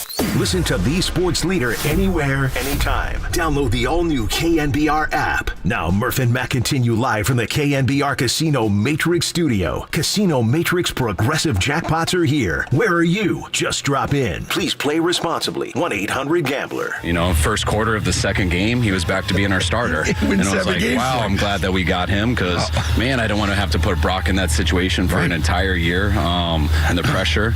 But Jimmy ended up coming in, playing well. I think he played about 6 games, I think. And then he got hurt, and then Brock came in. And, I mean, I just remember our owner saying, well, he said that how good this guy was. And I was like, yeah, but that's practice. Yeah. This is real, so don't hold me to it yet. And he came in and looked the same way in games that he did in practice. And we had 7 games with him, and he played as high of a level as I believe he could play. And it's kind of what made it easy going into this year. Is he going to be ready? Those 7 games. Yeah, he's going to be ready. That's, of course, the voice of Kyle Shanahan. You know that by now. Talking about Jimmy G handing the baton to Brock Purdy. And, of course, we continue to remember the music of Robbie Robertson and the band. He died at the age of 80. And Paulie Mack? I just showed Murph a picture of Robbie Robertson and Bob Dylan when they were young men. As you know, the band became famous because they backed Bob Dylan. They were Bob Dylan's band. And then when Dylan moved on, the band was like, all right, we're going to move on too and start our own career. But anyway, yeah, Triple E pulling some selections today. We're just going to remember the greatness, the great songwriter, Robbie Robertson. Rest in peace. So I'm trying to figure out a way to tie that into the Niners Raiders, but I can't. Take a load off Kyle. I don't know. Yeah. We're just going to go down to Vegas on the Uma guest line. Paul Gutierrez, our buddy from ESPN, covers the Raiders down in Vegas. Big day, man. Joint practices. Everybody's looking forward to this like it's the freaking playoff game, this Raiders-Niners practice. Good morning, Paul. How are you, man? Yeah. Gentlemen, what's going on? Hey, I had a message for you from a mutual friend. Mike Silver told me that I was supposed to talk to you about UCLA being a traitorous bunch that left the Pac-12. And I said, well, I don't think I could bring that up because the last time I was on, Murph kicked me off for talking about Sam Gilbert, how filthy the Bruins were, and how Ed O'Bannon won a national championship for UCLA when it was actually UNLV. It's an absolute barrage. A barrage. It was a barrage. I'm just going to have to stand tall and just like I'm going to have to just stand tall, take the slings and arrows, and march on, man. They're bringing the fight to your doorstep. They're bringing it. They're tempted, trying to lure me out. You know what I mean? Like the Coyotes do. At some point, Murph will snap. Don't coyotes lure you into their den and then they attack? Yeah, they have like a little seductive thing. Yeah. That's a very desert. It's a very desert thing to do, dude. So you're trying to lure me into the desert den. I'm gonna have to I'm gonna have to keep marching. I can't go. I can't go down there. All right. Tell Mikey, give him a big wet kiss on the cheek for me. All right. And hey, you know what's ironic about all this is that ultimately one option is that Cal and Stanford might wind up in the Big Ten after all. You know, that is actually, which is kind of ironic, right? But it might happen. Who knows? Right now they're without a home, but that's neither here nor there. All right, dude, this is a big day, man. Everybody's looking forward to this because you know why training camp takes so freaking long and everybody's like dying for something new. So we know what the Niners, what is the Raiders' attitude going into this joint practices with them? What do they want to see? They just want to see something new, right? I mean, this is already going to be their 12th or 13th practice, really. And, you know, they're just kind of tired of hitting each other, and now they're looking forward to hitting somebody else, at least getting out there and getting after it. Max Crosby has just been a menace, beating up his own guys and throwing people to the ground and trying to give people their baptism in the NFL moment. And now you get to do it against a legit team, a team that's a Super Bowl contender. And, you know, that's kind of the general mode. But then specifically, they want to see what Jimmy G looks like. Again, against a very, very familiar foe out there, an opponent that knows him really, really well. So it's just about getting those reps in, getting that experience against a team that, you know, was Tommy John surgery away from being in the Super Bowl last year anyway. So it's going to be real interesting to see how they do it. And anytime these joint site practices happen, they always usually devolve into some sort of fights that they have to end practice early. And you just want to see something clean and see something new and and get some good quality reps in there. So that's what the Raiders are looking for from their perspective. Yeah, it is. It's going to be fun to get some new data points from you guys, too. By the way, just schedule-wise, so we know when to start looking for the tweets and all that. When does this all get going today? So McDaniel speaks at 7:45, so in about 20 minutes or so, and then practice gets going at 8:30. And it's just going to be interesting to see where they put us because the fans are no longer going to be here. So there's a media center. There's 3 fields outside. It's actually a nice day. It's only 84 degrees, cloud covering, so it's a beautiful day today.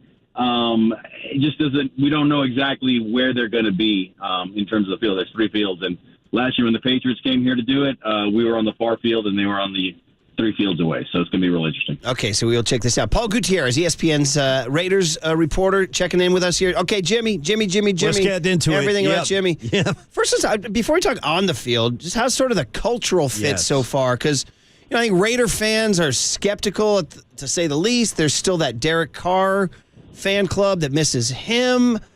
Jimmy's one of those guys when he was in San Francisco or Santa Clara, Paul. The rep was he was one of the boys. One of the boys. Love him. Teammates love him. There was some report that Max Crosby was woofing at him. Give us your report. Like, how has the Jimmy experiment gone culturally so far? Yeah, in terms of the city itself, I mean, it's really embraced him. I mean, what's not to like about the image that he brings to Sin City, so to speak, right? In terms of the locker room, you can't find anybody in there that they would say anything, not necessarily anything bad about him, but they won't even say anything that's not positive. They love the guy. You nailed it on the head. He's one of the guys. That quote-unquote report that came out, I mean, it was kind of taken out of context. I was right there. I was watching the whole thing. Basically what happened was Crosby, like I said, has been getting after everybody. He got through. He quote-unquote sacked Jimmy. He didn't take him down, barely touched him or whatever, and then they started whooping each other playfully. And then Max had to take a lap. So that was misinterpreted as Max had to take a lap because he got in Jimmy's face. Oh, no, he's yelling at the quarterback. It wasn't that at all. He had to take a lap because he jumped off sides. And that's one thing that the Raiders have been doing under this new regime of McDaniels and Ziegler is when somebody makes a penalty, somebody makes a boneheaded play, they got to take off and do a lap, just like we were back in high school. So that's what that was all about. The guys in the locker room, they love Jimmy. His play has been uneven, up and down, and he had 2 terrible practices where he threw 7 interceptions at least. And then yesterday he had the sharpest that he's looked so far. Again, it's practice. They were in shorts. They were indoors. But, that's what today is all about, really, to get out there and see it against somebody new. You know what? There will be a point in the next 2 days, Paul. We're talking to Paul Gutierrez here on the Uma Guest Line where somebody's going to mention those 5 straight interceptions he threw against the Broncos, right? And so that's that little – keep that little factoid in your hip pocket, right? Yeah, and having covered this team for a while, I'm wondering if I have to pull out the joint practice with the Niners and the Raiders up in Napa back in 2009 when they had like multiple pick sixes against Jamarcus Russell. And Mike Singletary was the Niner coach at the time. He didn't like what he was seeing from his side, so he walked back to his hotel from the Napa Marriott, to prove a point there too, because he wanted winners. So it's there's a lot of interesting things here, and the fact that they're playing again in the preseason is interesting considering everything that went down to Candlestick back in the day. So unnatural rivals, I guess you could put it that way. Paul Gutierrez going to cover that real fun Niners-Raiders. Even in Vegas and Santa Clara, it still retains that old San Francisco-Oakland charm there. Hey, Davante Adams is a guy I wanted to ask about because he was, viewed as he's Derek Carr's boy. They were buddies, that's why he showed roommates, up there, yeah. whatever, best friends. And now he doesn't have his guy. How closely are people monitoring Davante Adams' temperature and mood? Very much so, because of everything you just said, right? And Davante's addressed it head on. He has said on the record that, look, Derek was one of the reasons he came to the Raiders. He wasn't the only reason, and he's got millions of reasons why he did, right? But it also gave him a chance to get closer to home. His family's an hour flight away, and Vegas is Vegas. So it's definitely worth keeping an eye on. All it takes is for some blogger to put out a tweet that, so-and-so is interested in trading for him. Of course they are. Who wouldn't be interested in trading for Davante Adams? But he is definitely one of the guys that you look at as kind of a mood ring for this organization and where it goes and how this offense flows. Again, when it comes to Jimmy, he caught a beautiful, and Niner fans might not believe this, but a beautiful deep ball where it was a double move from Davante, and he was gone. And it's like, okay, that's what it's supposed to look like. And that was the thing with Derek. In practice, you kind of got used to just seeing these real pretty passes that came flying out of there. But then I'm always reminded by old school Raiders that Mark Wilson and Jay Schrader threw pretty balls too, as did Jeff George. And did that translate into wins on the field? Not necessarily. Well, it's very true, and it's going to be so fascinating. And just kind of pulling back from this little weekend visit, and is it real, like big picture? Like we know that here in the Bay, Paul, everybody's like Niners, Super Bowl or bust, Super Bowl or bust, Super Bowl or bust. What are the Raiders realistically thinking going into this season? Question. Obviously it's Mahomes and the Chiefs that rule the roost in that division. It's going to be extremely difficult to topple those guys. But you open at Denver, where who knows what Sean Payton's cooking up with Russ Wilson. Then you go to Buffalo week 2. That's no cakewalk. Yeah. Yep. Pittsburgh comes home, maybe a little more manageable. Then at L.A., and then here come the Packers without Rodgers. I mean, like, what are the, like, I guess playoffs, obviously, every team breaks camp looking to make the playoffs, but realistically, what are the Raiders thinking this year? Yeah. Being competitive, and like you said, staying competitive in that division is going to be a chore in and of itself. They gave the Chiefs a run for their money in Arrowhead last year. Mm-hmm. And kind of fell at the end. They jumped out to a big lead over them, actually. Got blown out at home by them.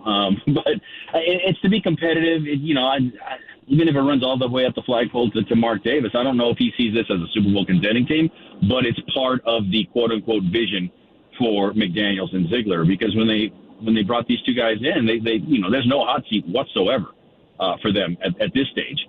Now, I know that it wasn't appreciated the way they handled the Derek Carr situation, letting him walk basically without getting anything for him in return. But being competitive, winning some games, being in the playoff hunt is the actual goal, as it is for every team at this time, right? How's old Mark Davis doing? He's Mr. Vegas, man. I mean, he's just doing his thing. He's living he's finally out of the Westgate. He was living at a casino here for a long time. Now he's renting a house. They're building a house that actually resembles the facility up in the hills in Henderson. So it's real interesting to see the transformation of Mark from being seen as the son of Al Davis to being Mr. Vegas now. So, when he goes to the stadium, it's there on the corner of Dean Martin and Al Davis Way. So I don't think there's anything more Vegas than that. Wait a minute. Is it really Al Davis Way? Oh, yeah. I didn't know that. Yep. Al Davis Way, yeah, and Dean Martin Drive. I got to say and tell you, too, Paul, I went to the stadium a couple of years ago. I saw the Stones in there, and it's a really beautiful stadium they have there. Like, it's very plush. It's almost like being in a 5-star hotel, Well, if there's nothing more Vegas than it. And it's like this perfect kind of confluence of the Raiders and Vegas, because you walk in there, you're in the Raiders Stadium because everything's silver and black. Yep. UNLV rents it out, so to speak. But, and it just has that Vegas club feel. And there's actually, the Wynn Field Club is there. And when games are over and we're upstairs riding in the press box up at the top of the stadium, you can still people party, which is, I don't know if it gets any more Vegas than that. I don't know if it gets any more Jimmy G than that when he's in there rocking the black shirt, unbuttoned, 2 buttons down. 2 buttons down. That's the key. All right, Paul. Well, listen, hey, give Mikey a big hug, and we'll look forward to the next UNLV UCLA hoop tilt, and we'll look forward to your reports too from these exciting joint practices, man. Thanks for hopping on. Sounds good, guys. I'm gonna go find Ed O'Bannon now. And tell him. There he is. Still going. Still going. See you, man. Thanks, Paul. Eddie, see, there you go. Just for those who don't know, Ed O'Bannon committed to Las Vegas as an innocent bystander. He was going to be at UNLV. And then they got hit by the NC2A. Eddie slipped out and transferred to UCLA and won a national championship. What are you going to do? Listen, what are you going to do? You're going to blame Murph for that? I got to tell you, too, I'm observing the whole thing unfold, Tripoli. I'm like a pacifist in here. I'm a bystander, and they're attacking my boy. Yeah. They're attacking my boy. Do I have to make some phone calls? Do you have they hate us because they ain't us? Not anymore. Still? Yeah, that was a good old James Franco, but they got Franco, so they got the cut. Yeah. Hey, 2 other things. One, we're proudly sponsored by O'Donnell. Stand by. Oh. I kind of live by saying if you ain't got no haters, you ain't popping. So hate away. There it is. That's Saleh from Hard Knocks. I'll take it, Trips. I'll take that. By the way, was that Richie Rich or whatever, that rapper? If you ain't got no haters, you ain't popping? Because they played the song. It might as well be. I don't think it's Robbie Robertson. Hey, you are proudly sponsored by O'Donnell Financial Group, because planning is a process for loans, insurance, investments, and retirement. Call Greg O'Donnell at 866-496-2300. We're calling Sean Estes next. We love our Thursdays with Sean on KNBR 104.5 and 680, the Sports Leader. Mike Silver told me that I was supposed to talk to you about UCLA being a traitorous bunch.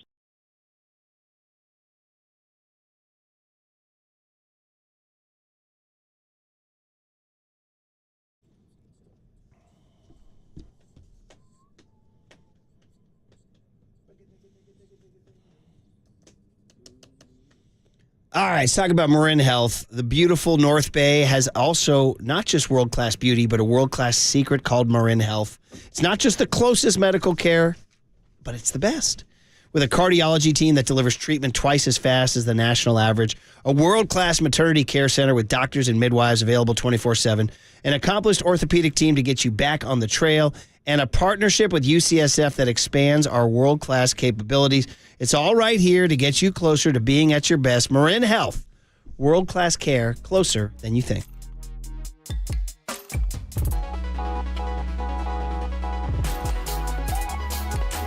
Be caller 10 to 415-896-KNBR for your chance to win a pair of tickets to see your Giants take on the Tampa Bay Rays Tuesday, August 15th. First pitch 6:45. Presented by Toyota, the MVP of MPG, with class-leading MPG and more hybrids than any other brand. Toyota, let's go places.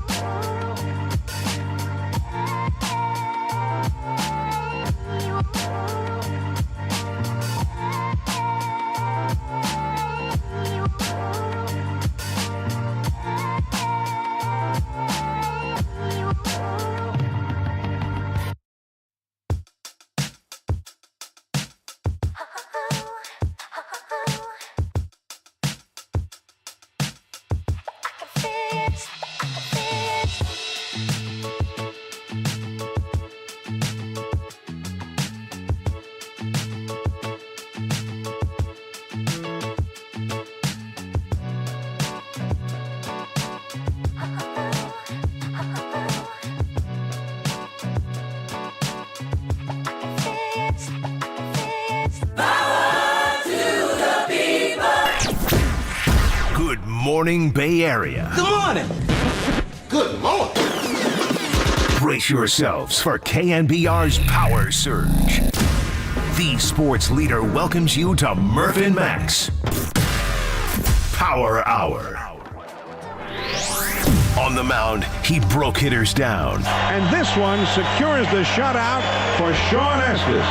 And now on the mic, he breaks down the Giants. It's former All-Star lefty Sean Estes with Murph and Mac. Sponsored by River Islands. Come home to River Islands in Lathrop and discover the San Joaquin River lifestyle with its lakes, parks, and schools. Start your tour today at riverislands.com. And by Dolan Law Firm, the best lawyers we hope you never need. DolanLawFirm.com. On KNBR 104.5 FM and 680 AM, the sports leader. All right, an eventful 3 days checking out Shohei Ohtani up close and personal, and then an eventful series because the Giants lose 2 out of 3, and it raises a little bit of doubt going into this brutal stretch of schedule that also features the emotional homecoming of Bruce Bochy Friday night in San Francisco. So much to talk about, including a questionable pitching decision by old Gabe Kapler last night. No shortage, Sean, to talk to you on a Thursday. Good morning, man. Hey, How buddy. are you? How are you, Sean? Yo, Sean. Nice to take 2 out of 3 there, wouldn't it? Yeah. It would have been nice, yeah. I mean, I guess that's a obvious comment, but yeah, it would have been big going into the stretch. I'll hop in and say I'll take losing 2 out of 3 in Anaheim as long as you give me 2 in Oakland. Like, what was that? Yeah, that was tough too. That's 4 of the last 5, Sean. Yeah, I already forgot about those 2. Yeah. Those are ones you want to flush.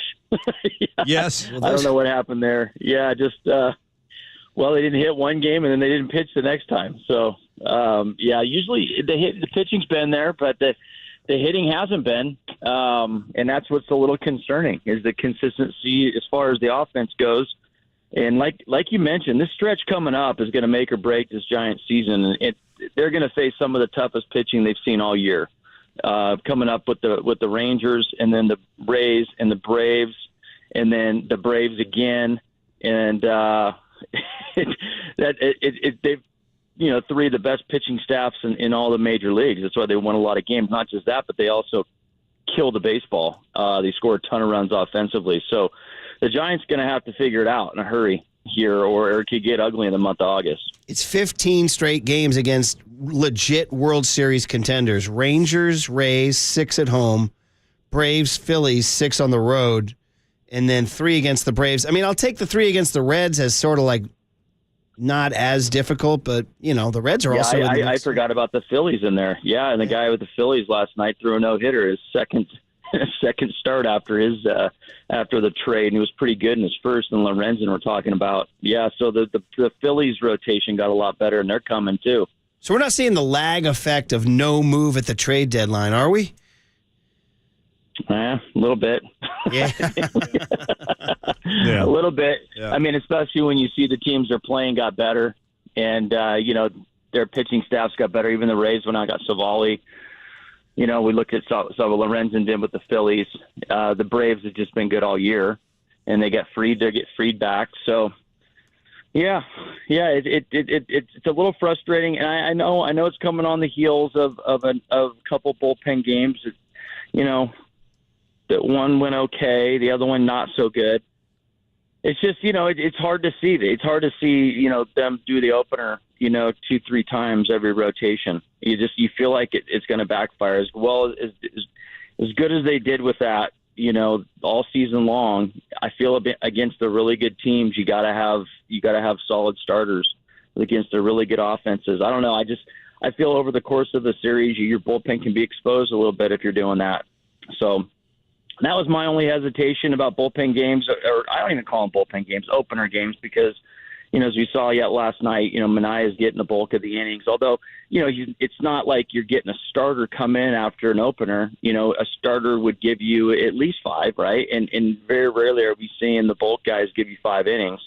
So it's not you're still using arms. You're still using more arms than you want to down there right now.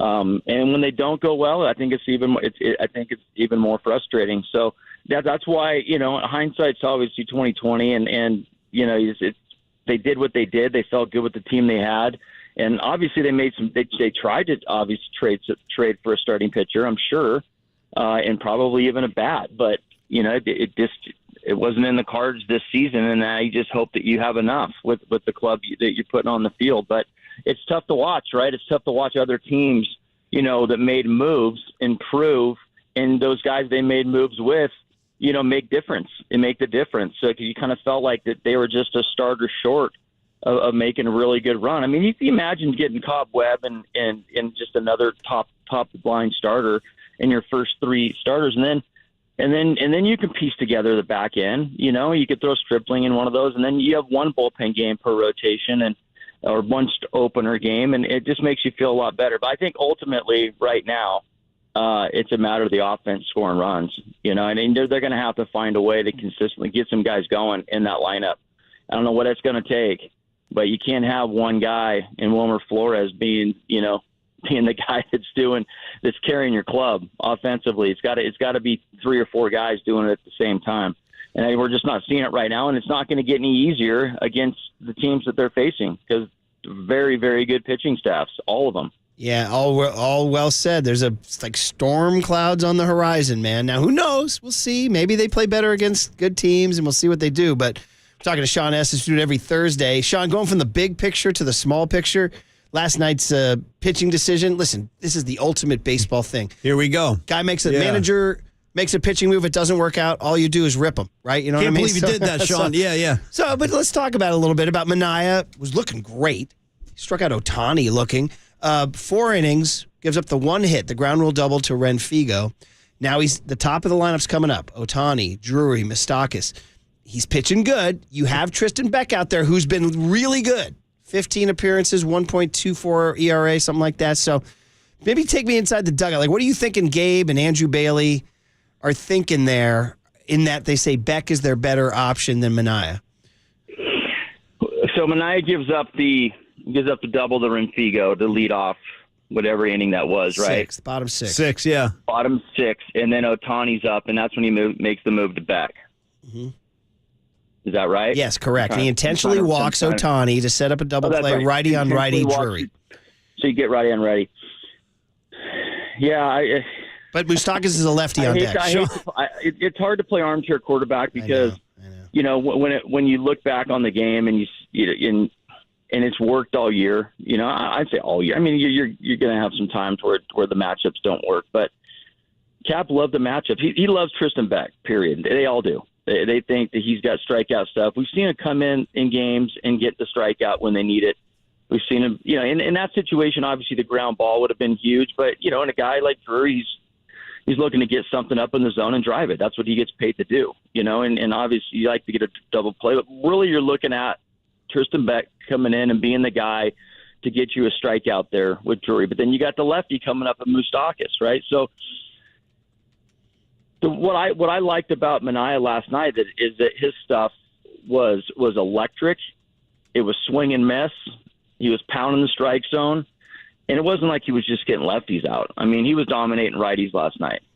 So I if I'm in the dugout, I'm not, if I'm not the manager, if I'm a starting pitcher and I'm watching that game, I'm saying, Minaya is your best option because not only has he been really good against righties and his stuff is as good as I've seen all year, you trust that he can get Ohtani out, okay, lefty on lefty. He already did. He struck him out looking.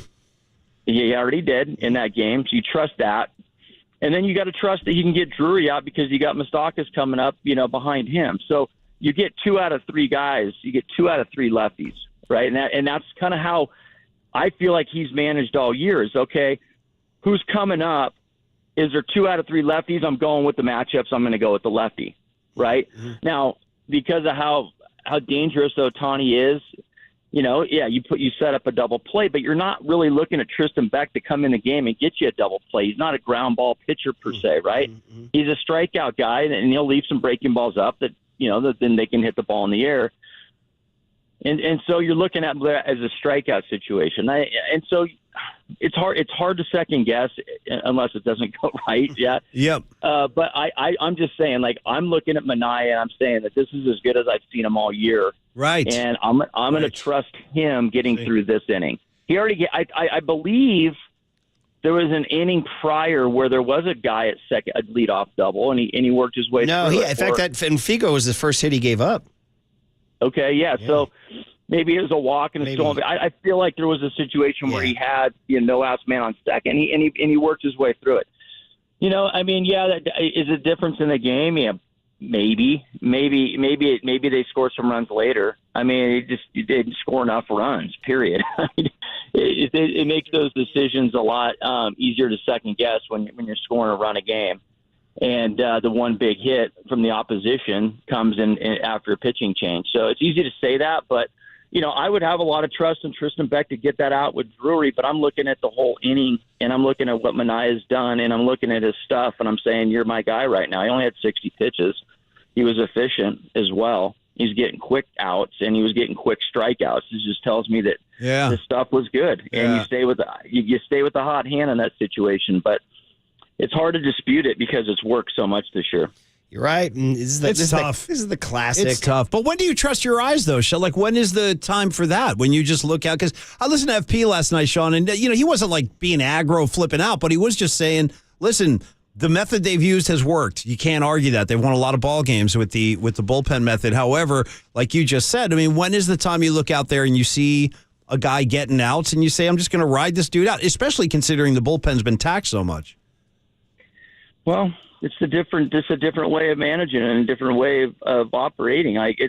Here's what happens. If you do trust what you see, and not that Kapler doesn't ever do that, but if you do trust what you see right there, and all of a sudden Minaya gets whacked around that inning and it's 4-1 because of him, then you're saying what we've done all year long, I went against that. And now you're really second guessing yourself as a manager, right? Yeah. So it's almost stick to the script because you can live with that. You can live with the results if they're not favorable, if you stick with your script. And that's the script that they've been working all year long, right? So if you go against it and you get burned by it, now you're really kicking yourself. You're like, dang it, we've done this all year long. All of a sudden I go with my eye, and my eye didn't work, right? So that didn't work. But that's just a different way of managing nowadays. There's a lot of managers that do that, and it's a safe way of managing. It's a way that you can feel better about things that when you put your head down on the pillow at night. It's really tough to manage with your gut, with your eye, because that's not always right either. You know, and I played for a manager in Dusty Baker, who I'm sure he's incorporated a lot of the new school way of doing things and analytics with the way he makes moves, but he's a gut guy. I mean, you know what? I was watching another game last night. I flipped over to the Dodger-Diamondback game right after the Giants finished, and it was crazy because David Peralta hit and Dave Roberts left him in there, lefty on lefty matchup. Now, David Peralta's with the Dodgers right now just to hit right-handed pitching. And Dave Roberts, Peralta's on deck. It's a 2-0. It's a 0-0 game, I believe. And Dodgers weren't doing anything offensively. And Peralta comes up. He looks in the dugout thinking that Dave Roberts is going to make the move to the right-handed hitter against the lefty for the matchup. And he looked at Peralta and he said, "You got this." And Peralta went up there and got the biggest hit of the game. And on lefty. And he said in the interview after the game, he said, the confidence that my manager had in me at that moment made me raise my game to another level. It it gave me the confidence that I could get it done. Mm-hmm. And I went up there with a heightened sense of confidence because of my manager and his belief in me. And that helped me. He said that truly helped me get that hit and come through for him and for the team. So there's a gut manage right there, right there. And trust me, Dave Roberts, you know, he's been an analytics guy with the Dodgers. You know, he's a guy that manages by the book and what the analytics say, and they've been great at exploiting platoon matchups. So for him to every once in a while, there's time and a place to go with your gut and what you see. And I think that's the hardest thing for a manager to figure out. And we saw a guy in Bruce Bochy that did a lot of that as well. And he's coming in tomorrow, and it's going to be a walk. I think he might get the loudest ovation out of anybody when they announce starting lineups tomorrow night. Yeah. I mean, the only good thing for Gabe is that Bochy's not coming up to bat 3-4 times a game because the ovations will be good because there's no real place to show the love for Boch. If I was the Rangers, I just make until you win. Hey, Murph, until you win championships, you're not going to get the credit. I mean, that's what it comes down to. Everybody loved Boch. He won 3 championships.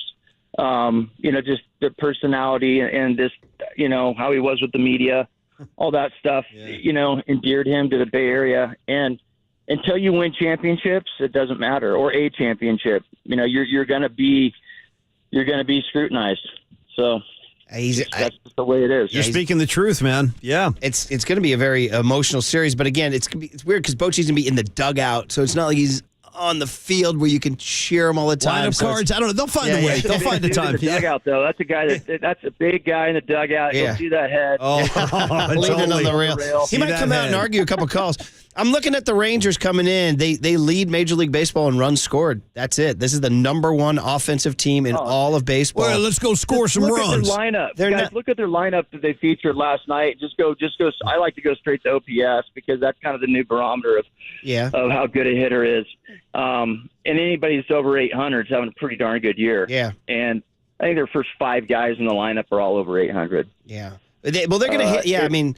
They're going to hit. They don't pitch it as well. They're 13th in ERA. I was just looking at that. They're not as dominant on the pitching side, but when you can outslug, you know, it's tough to win. And their pitching's better, you know, now than it was. That's a cumulative ERA for the year. Yeah.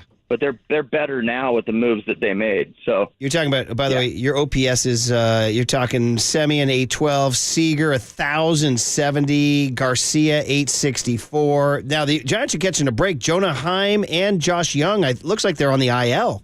Yeah, they're both out. There's two more guys that have over 800s, and they're not even in the lineup. Mitch Garver. Mitch Garver has one, 820, and then Nathaniel Lowe or Lau. I always confuse their last names. Lowe or Lau. Lau, he's at 823. So yeah, there you go. Yeah, I always like to look at the teams coming in, like a few days before, see how they're swinging the bats, and because it's not like who you face, but when you're facing them, and if you get some hot hitters, in the opposing lineup, that's who you have to kind of navigate around. I'm looking at as a former starting pitcher, right? And I just happened to check out the lineup of the Rangers, and I was like, oh gosh, that's going to be tough to navigate. And the Giants haven't, all those guys. Based on my MLB app, Giants have not named a starter for Friday. So 7:15 Apple TV game. Here we go. Yeah. Who's scheduled to start? Is there who's on? Webb went. Who's on turn? So Webb went Monday, right? And Cobb went Tuesday, right? So or was it Tuesday? I'm trying to remember. When did Webb go Tuesday or Monday? I thought it went Cobb Webb. No. Yeah. Well, you might be. Listen, you're talking to a guy. We wake up at 4 a.m. We don't know what's going on. My brain is toast right now. What happened? I think the rotation flipped because of Cobb. Cobb had that stomach issue, couldn't make the correct. Start. Yes. He was still going to pitch in front of Logan anyway. I think it's Cobb Webb. So Webb went Monday, Cobb went so we could get Cobb. We could get Cobb on Friday, or we could get him on Saturday. One of the 2 days. One or the other. But Webb, you can get Webb too. Two of the 3 games. We're going to get two. We're going to get them both. Yeah. Yeah, you're going to get both of them, and then it's good. It's the TBA. It's who's going to open this game. Mike Lorenzen. That's who's going to open. Shout him out. They traded for Lorenzen. That's it. You hear that? Can the Giants get Lorenzen before Friday? Bro, you know what I mean? I mean, even Lance Lynn showed up for the Dodgers and pitched well. Yeah. You know what I mean? I don't know. It's going to happen. It's just Lance Lynn's in a situation in Chicago where they can't catch the baseball, the worst defensive team in the league. Their clubhouse is a mess.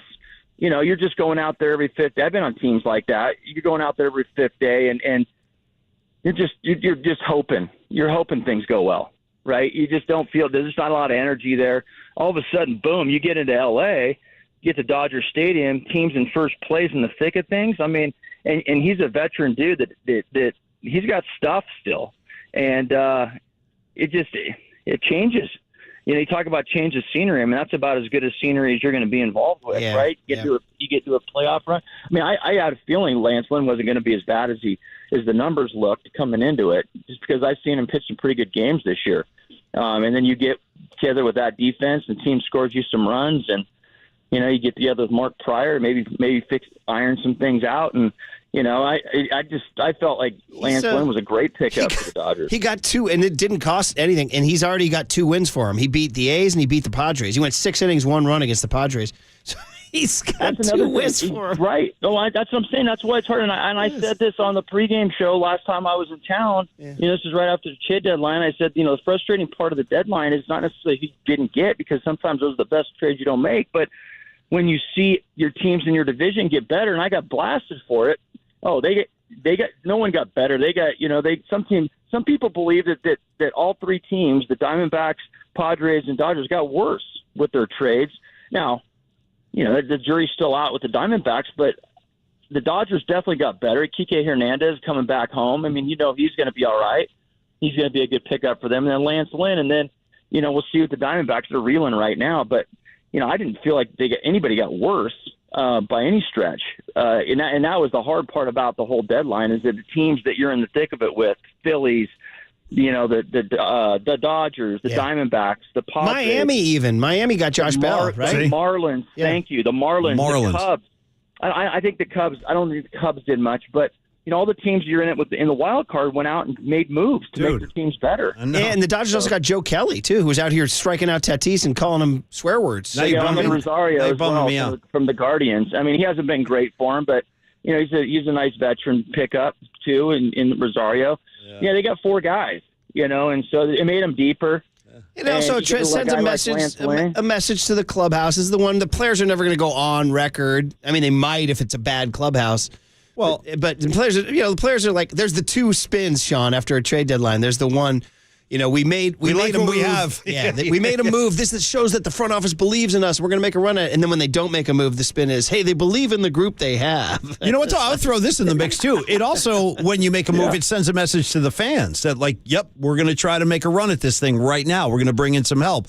And I think the problem is, yeah, you're right. Keep going, man. No, that's it. That's all. That it does send a message to the fans that, yeah, we want to compete.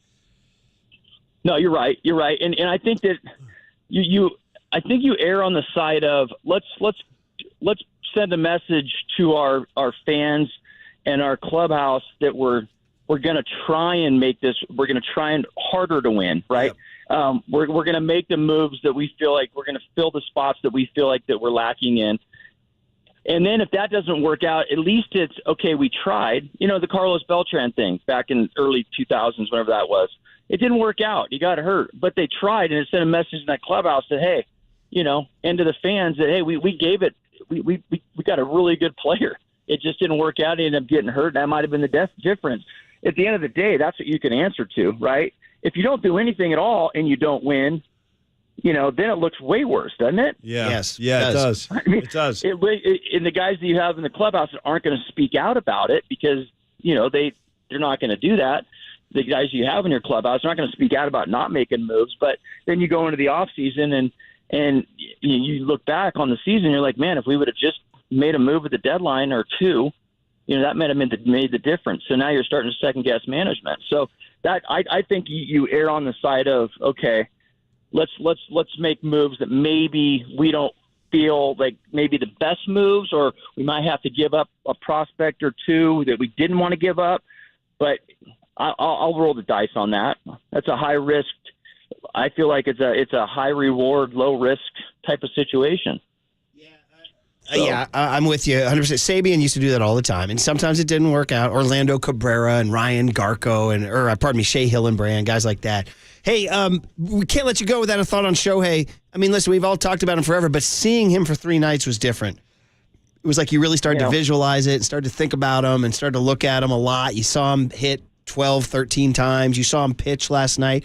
What's interesting is that he looked to me the first 2 innings, man, he was laboring and he was not finding the strike zone. I started to wonder, is this guy tired? He left his last game with cramps. But then look what he did. Look what he did, though. How can you not be tired? Yeah, I was tired. I'm tired just watching it for 3 games. Yeah. I'm fatigued. Yes. Yeah, I'm fatigued. I talked to Papa about this and Lund about this on Tuesday. I think the whole segment was on Ohtani. Yeah. But and then you got to see him for 3 days. I mean, I've watched him all season long. I mean, how can you not? I mean, he's on every highlight that there is out there, and he's much must-see TV anyway. My thing about going out and getting him, obviously he's a special player, and I think they kept him in the yard. But he did get some big hits. Yeah. But then just on the mound, just his stuff is just so good. His secondary pitches to me are really what stand out. I mean, everybody throws hard nowadays, and he's got a lively fastball you can run up there in the mid to high 90s. But that's not anything that these hitters haven't seen day in and day out. So the velocity, it's great to have that. It's more about what the secondary pitches look like, and his secondary stuff is nasty, right? I mean, the cutter, the sweeper, and the split. And the thing is he'll throw that any pitch, any count. I mean, he started Lamont Wade yesterday off. He threw him a 3-2, sweeper, whatever the breaking ball was he threw down and in.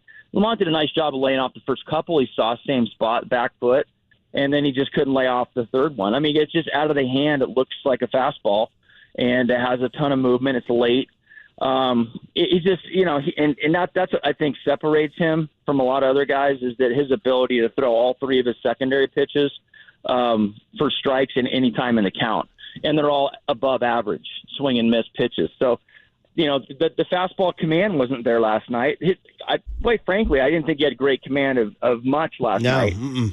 But and that was my point with Pop and Lund the other day, is that, that's to me what he'll never be just a dominant pitcher, right? Like consistently, 33 starts a year, because pitching his legs, core. It's you have to have those things. That's why it takes you 4 or 5 days to recover between starts. I mean, that's what guys do. He doesn't get time to recover. He's hitting, and not only is he hitting, he's on the bases a lot, and he's not trying to just get to first base. He's trying to turn singles into doubles.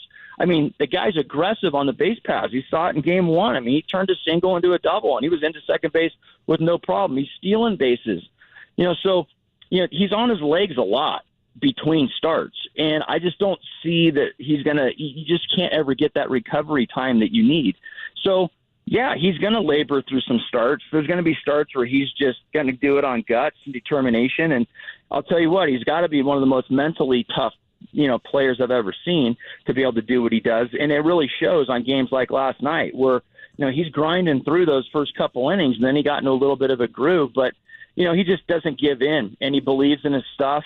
And, that's what makes him special. But, if you're going out and you're giving him $500 million, he's got to be a guy that can dominate at the plate and on the mound. I mean, that's what you're paying. You're paying two guys, really. I just don't see, long-term, and whatever long-term that is. Is it 3 years? Is it 4 years? Is it 2 years? At some point that's going to catch up to him because he's not getting any younger. I don't care how good a shape you stay in. What he's doing is something that it's for the kids, right? It's for the kids. He's still a kid in my mind, But at some point he's going to be a man, he's going to grow up, be an adult, and his body's going to start reacting a little differently. And he's not going to be able to do the same things at that level that he's doing them now. So that's where the risk comes in to signing a guy like that. But my point is that, maybe he isn't your dominant ace guy or even a 2 or 3. He's a guy that, he's still pretty good in the rotation, but you're paying him to hit, right? And that's something, even if you have a sore shoulder where the velocity dips or you have a little cranky elbow, you can still go up there and hit the ball of the park, right? So he's a guy you pay to be a middle of the order bat. And what I saw this week is I still believe in that. Yeah, good stuff, man. And it was just a fascinating situation. And they tried to ask him, Baggerly asked him about the Giants, and he said to his translator, he did the Mark McGuire, I'm not here to talk about the past. I don't understand. So, I'm not sure what you're saying. Yeah. He's savvy. Yeah, if the Giants would have gone out and swept the Angels and really impressed them with their young talent, and he would have seen like, oh man, maybe this team's for real. And great call. And I can see this being a team that's around for a long time. That would have probably made an impression on him, right? Giants fans though turned out in Anaheim, so he got that. We had Jim Bowden on. I know we got to let you go. We're over time here, but sometimes, guys, I was kind of, the game was on. I wasn't paying attention. Yeah. And I heard cheers, and I thought, oh, maybe the Angels must have done something well. I go and look, and it was a Giants guy. Yeah, incredible. Like, okay, fans came out in full force, and that's Giants showed up. Yeah. By the way, just last one, Bowden. We had Jim Bowden on. He went with the Seattle call, the low key Seattle call for Ohtani. Just the great Japanese culture up there, quiet. He likes it up there. He can go do something that they've never won a World Series. The fan base is good. I don't know. He just threw it out there. Anyway, they're good. They got a young nucleus of players. Right, there. they do. Yeah. So no, I mean that's a good call, and he obviously probably grew up loving Ichiro and saw what he did in Seattle, and I'm sure they talk. He's probably a mentor to him. And I'm sure that I'm sure Ichiro loved playing up in Seattle. So that's a pretty good endorsement. That guy, if you're looking into free agency and where you want to play. Yeah. So that's a good call. Yeah. I just feel like the Dodgers will throw the back up the Brinks truck for him. Dylan Hernandez was on with Papa and Lund yesterday saying that he's not a Hollywood guy. LA, but the Dodgers might be too much for you don't want to be in that kind of spotlight. Let's hope.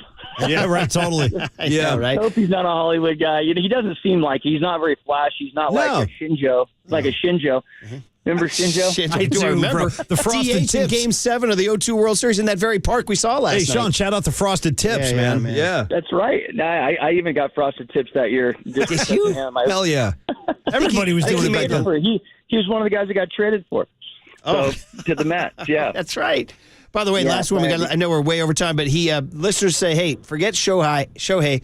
Sean Estes, grand slam and a win in the same game. Been there, done that. That's what I'm talking about. Shohei Estes. Yeah, totally. Shohei Estes.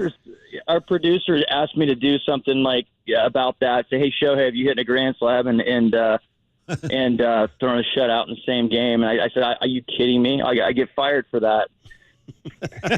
Yeah.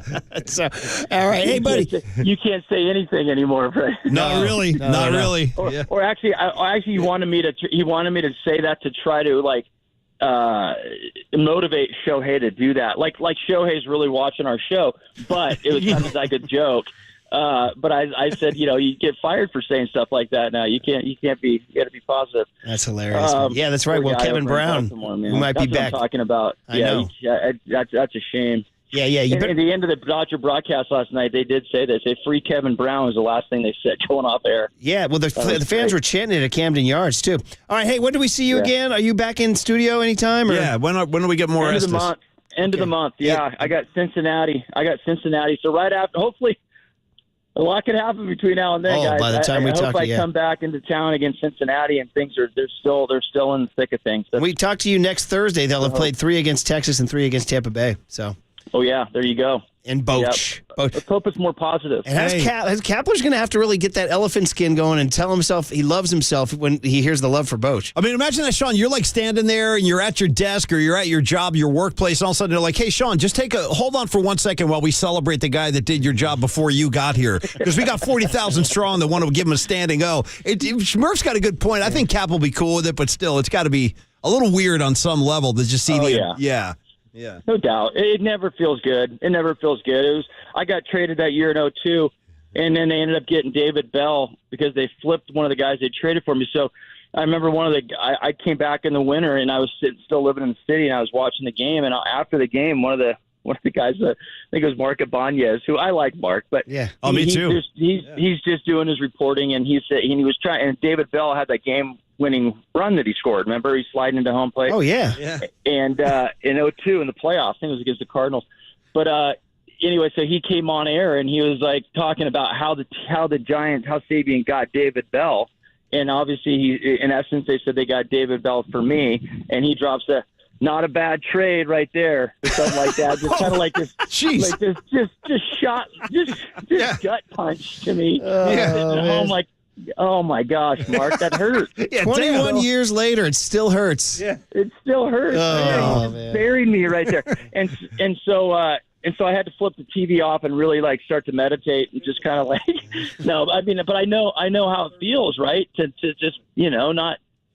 To kind of get it, and that's what it'll be. It'll be a little bit of a, it won't be a complete gut punch to Capper because I think he's anticipating it. That kind of came out of nowhere, but it's still going to bother him for sure. Every day when they announce those lineups in Bochy's name, he's going to get a huge ovation, and I think Cap can appreciate that. I think he'll appreciate the fans, and he knows. Yes, they're going to love him as soon as he wins the championship. Will Larry and the boys do a big video tribute and all that? I don't think so. Yeah, I don't know. I don't know.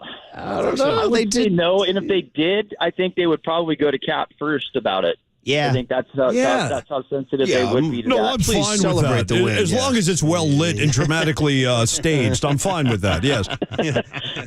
Hey, you be okay with that, Cap? Well, you want to get down and dirty. The Dusty departure was bad, and when he came back with the Cubs, his video tribute was very minimal. That was bad. I was at that game. That was unfortunate. It was bad blood. Yeah, there was some bad blood. Departure from the Giants. I mean, there's so much to talk about and peel back in that situation. That just doesn't need to be talked about, but it wasn't amicable. Put it that way. No, it was not. And when he came back, the video was like after the first inning was like they played Coldplay. I remember Coldplay's right Clocks. there. I remember that because I was like, this is what they're going with? They're going right with there, Coldplay Clocks. Yeah. And there was like a little video. Maybe Bake's least favorite band of all time. That's what I'm saying. Throw him some Hendrix or something. Goodness, And there was no home plate or anything. It was like they were welcoming back, like, I don't know, an assistant groundskeeper or something. So, anyway, we'll see, man. I'll be out there Sunday. I'll be standing and cheering for him. So. Oh, heck yeah. All right, Sean, we made you work overtime, Thank buddy. you for the bonus minutes. It was great. That's all right, guys. Always love talking to y'all. Yeah, awesome, love man. it, buddy. Thank you, Sean. You're the best. Have a great weekend. Okay, you too, guys. That's it. I think that's the big hit. It's a record. I was hoping for 40. I told Triple E in the headphones, I go, bro, if we get to 40, I might just leave the studio. That's like a podcast, isn't it? Yeah, that's like longer than the Polymac podcast. Let's give it up right there for bonus minutes of Sean I guess we'll do a short big hit and then into cooler content next on the Sports Leader. San Francisco, shout out to you for supporting KNBR, San Francisco's sports leader. Here's what's trending now. Trending now. On KNBR.com. The Giants recall a former top prospect when A.J. Pollock goes on the IL. That story and more trending on the all-new KNBR app and at KNBR.com.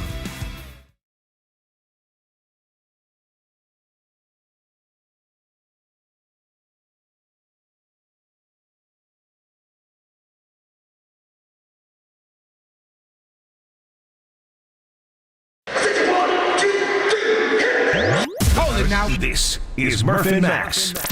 Big hit. I'll take a hit. Hit me. Hit me. A hit is a hit, you pathetic schlepper. Ground ball into left field. Nice hit. Sponsored by Benjamin Moore Paints. Experience the Benjamin Moore retail difference at their independently owned authorized retailers today or at benjaminmoore.com. On KNBR 104.5 FM and 680 AM. The sports leader. Swing, line drive, base hit to left field. A hanging slider. And the ball is overrun by Jock Peterson in left field. And both of the trailing runners will advance an extra base. The worst possible time for an error in left field by Jock Peterson. Rengifo was going to score anyway. Jock very aggressively charged that ball, and he missed it. He had to turn around and go chase it down. 1-1. Here is Moustakas. The infield comes in. Second and third, nobody out. The 0-2 pitch. There's a high drive to right. Another hanging slider, and that ball is long gone. It started badly in this inning, and it has turned into a little mini catastrophe. A 4-run inning for the Angels with nobody out. 4-1. The Angels have taken the lead now. Moustakas with a 3-run homer on an 0-2 count. A mini catastrophe, says John Miller. That's today's big hit. The decision that backfired and what it means to the Giants. 808 KNBR if you want to chime in, or on the Golden State Lumber Building Materials. Look at you. Text line. Look at Murph being a pro. Even though guys are bringing the fight to his doorstep, he's still being a pro. 415-808-5627. Cap just presses the red button instead of the green button last night. He takes out Sean Manaea, who's dealing, absolutely carving. You know, he gives up a ground rule double to Rengifo. Right. And that's okay. Guy can get a ground rule double. Here comes Ohtani. They make a big move. They take out Manaea after 4 brilliant innings. They have one hit ball. And they bring in Tristan Beck, who's been real good. They intentionally walk Ohtani, which is smart. Set up a first and second, righty on righty with Brandon Drury. You know what I mean? Unfortunately, Drury gets a hold of a pitch that stays up too much. Jock overruns it, which you heard in there. You said something about a monkey in a football earlier. It was a tough look. Right. Yeah. When Jock makes an error, it's like, it's not aesthetically pleasing. You know what I mean? And it's like watching me dance, It's not aesthetically pleasing. That festival guy. You saw that festival guy. I showed you that, didn't I, Triple E? Oh, yeah. Guy who looked like me at that festival doing those dance moves. That's awesome. Yeah. Anyway, and then Moustakas. He makes the swing of the day. He gets a Tristan Beck meatball and parks it. You're so right. I mean, this is something we're going to question today, but Gabe's done it essentially all year. Beck has been really solid. You trust him to go get some outs. It didn't work out. But the problem, Murph, is that they've now lost 4 of their last 5 against teams they really should beat or at least compete against and win series against, because what they have in front of them right now, the schedule is going to get incredibly difficult. And you kind of regret losing 2 to the A's and then losing 2 or 3 in Anaheim. Like that those are the kind of games you need to take. So a little sound from the big hit. I agree with you entirely. Now, who knows? Maybe they'll surprise us. They got Webb and Cobb going against, or Cobb and Webb going against the Rangers. Now we got to put all the pressure back on those 2 guys. Well, just don't make any mistakes, you guys. Go give me 7 each day and win. Well, that's, that's true, but that's also what they're capable of doing. And anyway, here's Cap on Sean Manaea. He doesn't truly answer the question of does he regret taking him out. He just talks about Manaea pitching well. Manaea looked really good too, and I thought he attacked the strike zone. I thought his fastball had good life. Thought he threw his slider for strikes. I thought he was in control. Yeah, he was. And I don't know if the beat writers asked or didn't ask. We don't have a smoking gun quote about why did you go to Beck at that point in time, but it's something's going to haunt him because, listen, if they somehow pull off that win, they're up 1-0 when they take Manaea out of the game. That's the other part of this, is that you need more than 1 run. And the offense has just been big part of it, Murph. Cold of big late. part of it, yep. We continue to look at guys like Mike Conforto, although he did double last night. He did. And Jock Peterson. These are guys who are not performing right now. They are not. I'll give you more, too.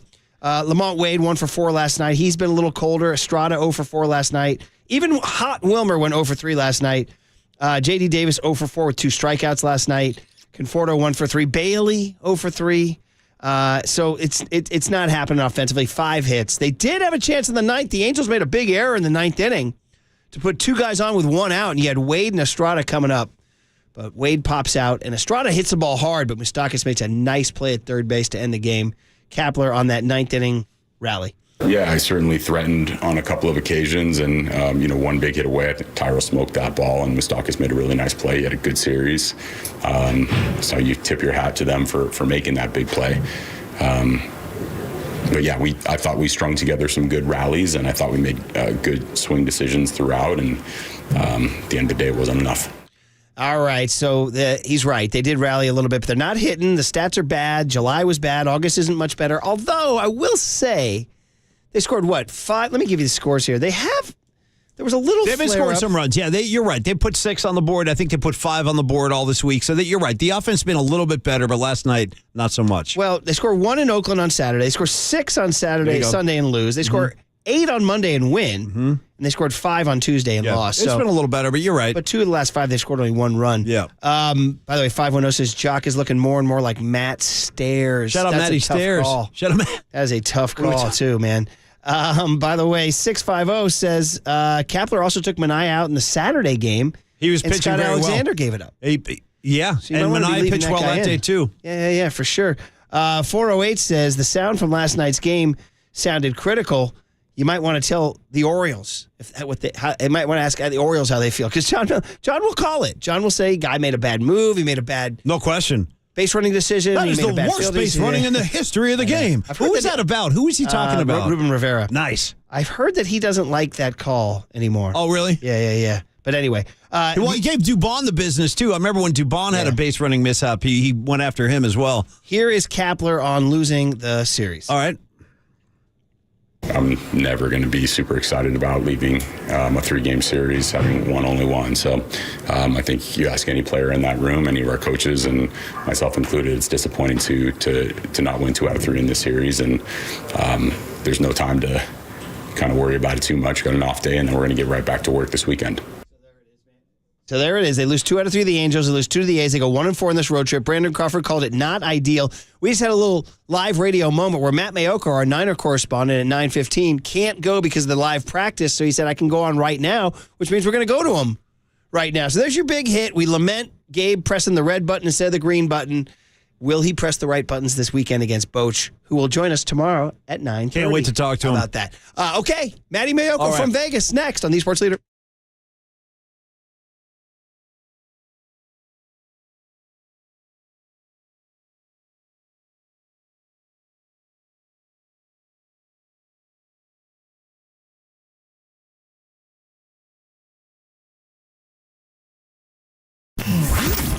Here's what's trending now. Trending now.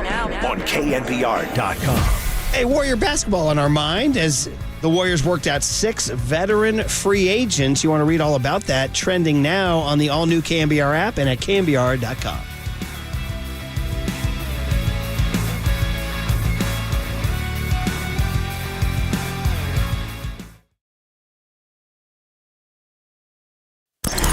We now return with Murph, Mac, and Mayoko. NBC Sports Bay Area 49ers insider Mac Mayoko. Sponsored by Golden State. Since 1954, when you succeed, they succeed. Visit them today at goldenstatelumber.com. And by UCSF Health, redefining health. On KNBR 104.5 and 680, the sports leader.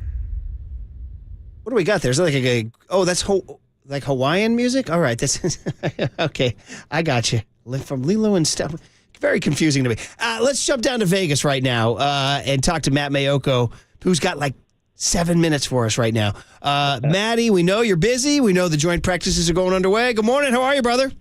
I'm doing well. Yep, we're in Henderson, Nevada, and the 49ers buses rolled up about 15, 20 minutes ago, and they're expected, or they're supposed to be out on the practice field and start working 49ers versus Raiders in about 10 minutes. So it should be an interesting 2 days of practices. Brock Purdy will get all the first-team reps as he's been getting throughout training camp, and then they'll shut him down for the game on Sunday. So in a lot of ways, these two practices, as far as evaluation for the coaches, probably of both teams, but certainly I know for the 49ers, they carry a lot more weight than the game that'll be played on Sunday. Kind of funny, isn't it? That the game will be on TV Sunday. Everybody watch it. No, don't. Watch the practices. So, well, it'll be a lot of guys on Sunday that are battling for end of the roster spot, right? And the rosters are 90 players right now. They'll get down to 53 for the regular season, and so I think, unfortunately, a lot of the guys you see on Sunday will be the people getting bad news in a few weeks. Yeah, for sure. As it's the bottom of the roster fights, whereas the top of the roster goes on. Isn't this where Jimmy G threw 5 interceptions at Denver and we all lost our minds? I'm trying to think if that was the first preseason game. It might have been, but that was actually 49ers versus 49ers.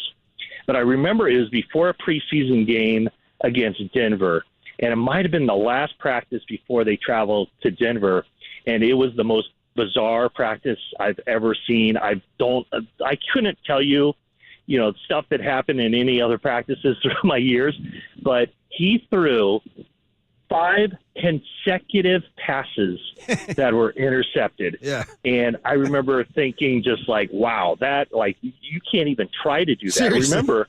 Remember, he was coming off that injury. Yeah. He was coming off the ACL of 2018. And so, it caused I was going to say a minor uproar, but I think it was kind of a major uproar. And then what happens? That's the only season that Jimmy Garoppolo took every snap with the 49ers and they end up in the Super Bowl. Yeah, think about that. Right, exactly. So are you keeping that in mind when Brock Purdy throws a pick today? Everybody chill, yes. Well, I think, Brock Purdy has thrown 4 interceptions. Not that I'm counting, but actually I am counting. But, I mean, you do kind of take into account everything. In all things considered, I can't imagine anybody would be watching the 49ers practices and seeing Brock Purdy throw 4 interceptions and still have like a negative thought about where he is because of what he's coming back from, and he looks good throwing the football. And, when you hear Kyle Shanahan about a week ago say Brock Purdy is the real deal, and Kyle Shanahan doesn't often talk about quarterbacks or really any of his players, unless they're really proven guys like George Kittle or Nick Bosa or Trent Williams. He doesn't talk about guys in those terms. When you hear that, you just realize that, Purdy is very much where they want him to be and very much on target. Not on target. I mean, he will be the starting quarterback, obviously, on September 10th. So I think everybody around the 49ers feels real good about where Brock Purdy is and how that injury is coming along and the fact that he's been cleared and ready to play football. Now, he might not play in any preseason games, and, that's certainly wouldn't be something to be alarmed about. But, he will definitely be out there on September 10th. Yeah, as you pointed out, those are just the damn facts. Everybody misses Maddie's Instagram yesterday, Paulie. He did a speech, a little selfie stand-up talking about, there's some talk about the Niners quarterback situation. Some people wonder, is Brock Purdy the guy? He said he is the starting quarterback, and those are just the damn facts, and then turned his camera. Turns out he was at Hoover Dam. Okay, well, see, Hoover Dam. He's got dad jokes for days. You know what I'm saying? Nice, nice. Well done, Maddie. Well done. Thank you. Thank you. One of the stories is kind of way less sexy than Brock Purdy and Trey Lance and Sam Darnold is Cleve Farrell. Homecoming for this guy. Not a good draft pick for the Raiders at number 4 overall, but you guys in the media, in those summer upbeat, optimistic stories, are saying he's found his home with Chris Kasarik, right? And with Bosa out, he's getting some looks, huh? Yeah, I mean, I don't think, he'll never live up to the number 4 overall pick or whatever he was with the Raiders, and that's just, that's not going to happen. But he can kind of go through a little bit of a resurgence or just kind of maybe find his way like a lot of guys have with the 49ers. A lot of guys like Arden Key comes to mind. Charles Omenihu, I wouldn't put necessarily Samson Ebukam in that category, but Kerry Hyder Jr. Guys have had good seasons with Chris Kocurek in kind of a limited role or a specialty role, and then parlayed that into a nice contract somewhere else, or kind of proving themselves with the 49ers. And so, I don't know that Clelin Ferrell will be a starter. He's certainly in that mix. When Bosa comes back, who's going to be the defensive end on the other side? Right now, it'd either be Drake Jackson or Clelin Ferrell, and he might play 25 snaps a game. But what the 49ers have done with basically the defensive line over the past few years is they have one or two superstars. Now I think you can make the argument that they have three really good players. One absolute superstar in Nick Bosa, maybe just a shade behind him is Javon Hargrave, and then maybe a shade behind him is Eric Armstead. And then there's just a bunch of guys that, they're going to be thrown into the mix, guys who are going to be playing, part of a 9-man defensive line rotation, guys who are playing hard and trying to make the most out of their limited reps through the course of a game. And Ferrell is one of those guys that has shown, looks to me like, he's a guy that can play 20, 25 snaps and be a very productive player in that role. Wow, it's going to be really fun to watch and really fun to read these reports because it's just something different. God, we've had these weeks and weeks. I remember Gary Plummer saying to us one day in Rockland, he goes, fresh meat. So that's what you guys get to see, some competitiveness and some action. And then ultimately, obviously, everybody's hoping for health. Everybody stays healthy. Yeah. So, have you said hi to Jimmy? I know you got to go, but have you said hi to Jimmy? I haven't seen him yet, but definitely will when I do see him. I know Mike Silver was here yesterday, and he saw him, and so looking forward to seeing Jimmy and seeing if he still has that jawline and seeing how he looks in silver and black. All right, Matty. Go enjoy it. We'll look forward to your coverage. Thanks, bro. Okay, thanks, guys. Appreciate it. There he is, Matty. We honored his request to get out by 8:30. Yes. Murph forwarded me the shot of Mike Silver with Jimmy Garoppolo from yesterday. I got to tell you, I fell in love all over again. There he was with the physique and the black shirt, the smile. Matty Mayoko mentions the jawline, the scruff. Paul Gutierrez mentioned 2 buttons down. Well, 2 buttons down. I mean, why the hell not? When you look like Garoppolo, go 3 buttons down if you want, dude. I mean, you go take the whole damn shirt off. Ollie, I'm going, but look at, I'm going to show. Yeah, Murph, show some fur, dude. Look at Murph showing off his fur. See, another reason to tune into the stream. Little Tony knows. We got little Tony this week since Marcus is out. Murph is going to show some skin, some fur, some chest hair. Shout out Paul Stanley. Who's the other great chest hair guy you mentioned the other day? Burt Reynolds is a big one. Burt Reynolds. Joe Namath. That was it, Joe Namath. We did the Jets retrospective, and Murph now joining that elite club. I like it.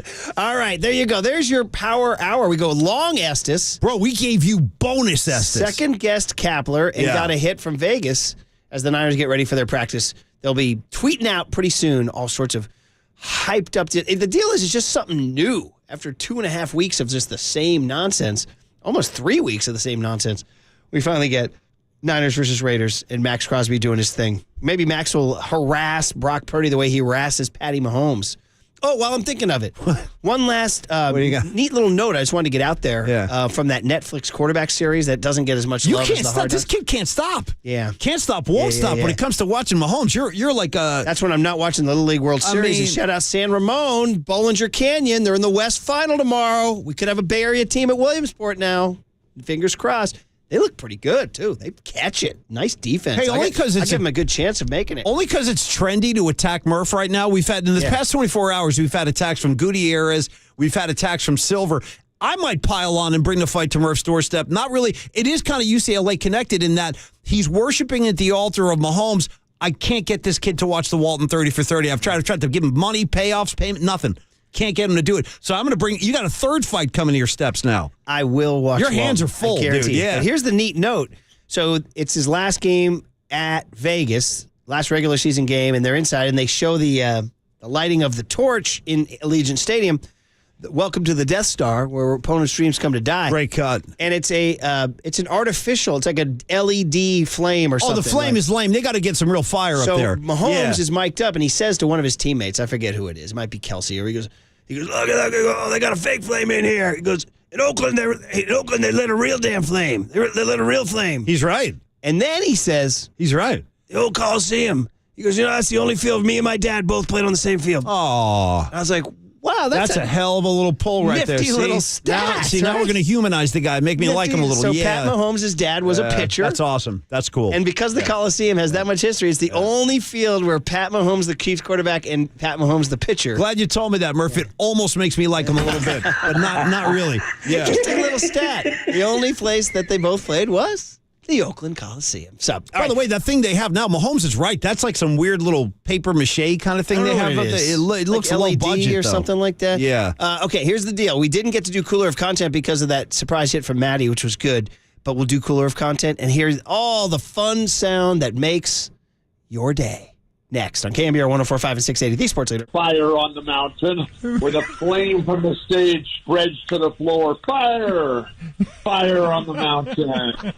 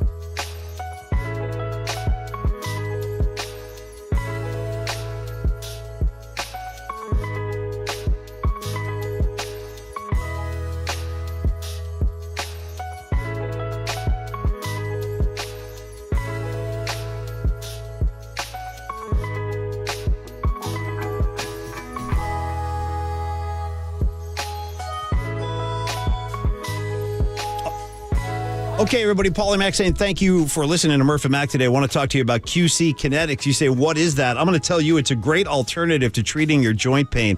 If you've got chronic pain in your knees, your neck, your elbows, your ankles, I know how it is, dude. My neck is killing me on a daily basis. In fact, I am going down to QC Kinetics in 2 weeks to get some treatment, so maybe you should too.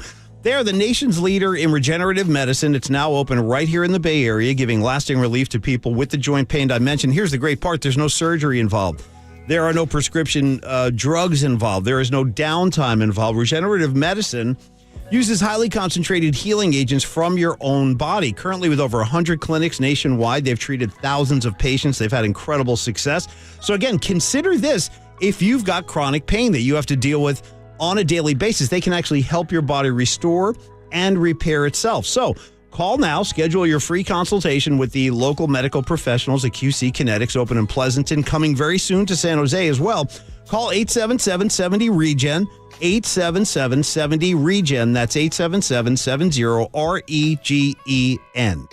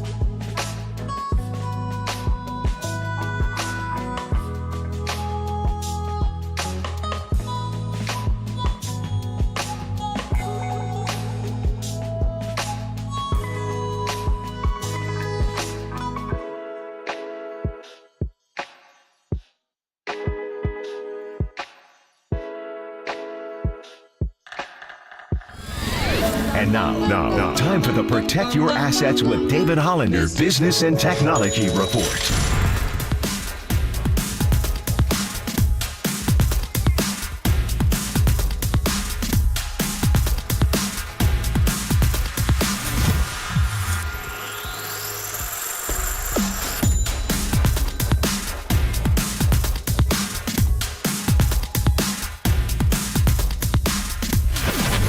This has been the Protect Your Assets with David Hollander Business and Technology Report.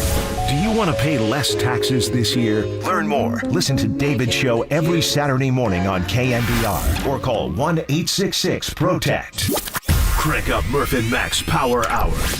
All right, everyone, chill. This is the cooler. You're not sending me to the cooler of content.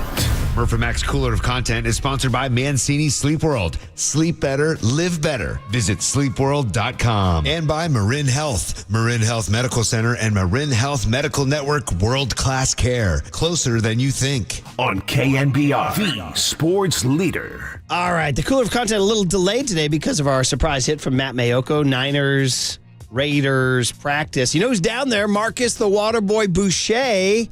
That's why he's not here today. That's why when you look in the rectangle, you don't just see my chest hair. Which, by the way, that is definitely a good reason to tune in. Yeah, blaze it, dude. Blaze that hair. Look at my guy. He's turning into Robert Plant over here. Does anybody remember laughter? Come on, Murph. Give me some vocals. How about that? Yeah. Why are we doing this again for Jimmy I don't know. G? Ooh, look at Triple E's getting in the mood over there. Yeah, we're showing Jimmy Garoppolo kind of sexiness in here. Well, because it all came Italians. Yeah, it all came from Paul Gutierrez saying Jimmy G has 2 buttons down and he's cool. He should have 2 buttons down. See, that's the confidence of a Jimmy. I put my buttons down. Now I'm starting to feel very self-conscious. Well, Candace will keep you in check though. That's what the wives will do. Like, you know what? Why don't you go ahead and button one of those up, guy? You ain't Garoppolo. You know what I mean? Confident enough to go 3 buttons down, just walk in. Well, it's either confidence or my personal favorite, not even confidence, guys that just truly don't give a damn. They're hard to find, but they are out there. Little Tony nodding along. Maybe he is one. Guys that just don't care. I believe the gangster rapper Macklemore identified this in the opening line of Thrift Shop. You know, I walk into the club like, what up? I got some buttons down. Right? Yeah. Isn't that what he said? And I'm not going to have any regard if you're concerned with it. Yeah. He says something. He's more like Tommy Lee. Hey, Cooler Content 49ers, that little mini mic thing, Paul, you know this little mini mic? They hold that mini mic? That's not Tommy Lee. And then they ask questions, silly questions. Like, we should probably start doing this at KNBR, by the way. This is another Instagram idea for Copes, where we're all just kind of walking into work in short of breath. We just go, De Niro or Pacino? De Niro, and just walk in, you know what I mean? Because it's guys walking into their practices, and they're kind of short of breath, you know? We need to get Paulie coming in at 5:10 in the morning going, Stones or Beatles? Oh, Stones, definitely. Got to ride with Keith. As he keeps That's walking exactly and then what walks I'm saying, down the by the way. hallway. You know what I mean? Have you guys heard Exile on Main Street? It's a good album. Yeah. And then I come in and go, McCartney, Beatles. You know what I mean? So, by the way, this really should be a KNBR Insta Let's go. So Triple E, get one of those mini mics. We just Let's need get to have work. little Tony holding the mini mic. Bro, that's your new assignment. Well, little he's got to come up with a better one than Stones, Beatles, or De Niro, Pacino. It's got to be something that makes you think more. Sports stuff, yeah. Like Lincecum or Posey. Or something like that. You know what I mean? Bullpen or Mania. After, you know what I'm saying? Kapler or Bochy. Oh, stop. You know what I mean? The key is that they're all kind of going somewhere else when the mini mic grabs them.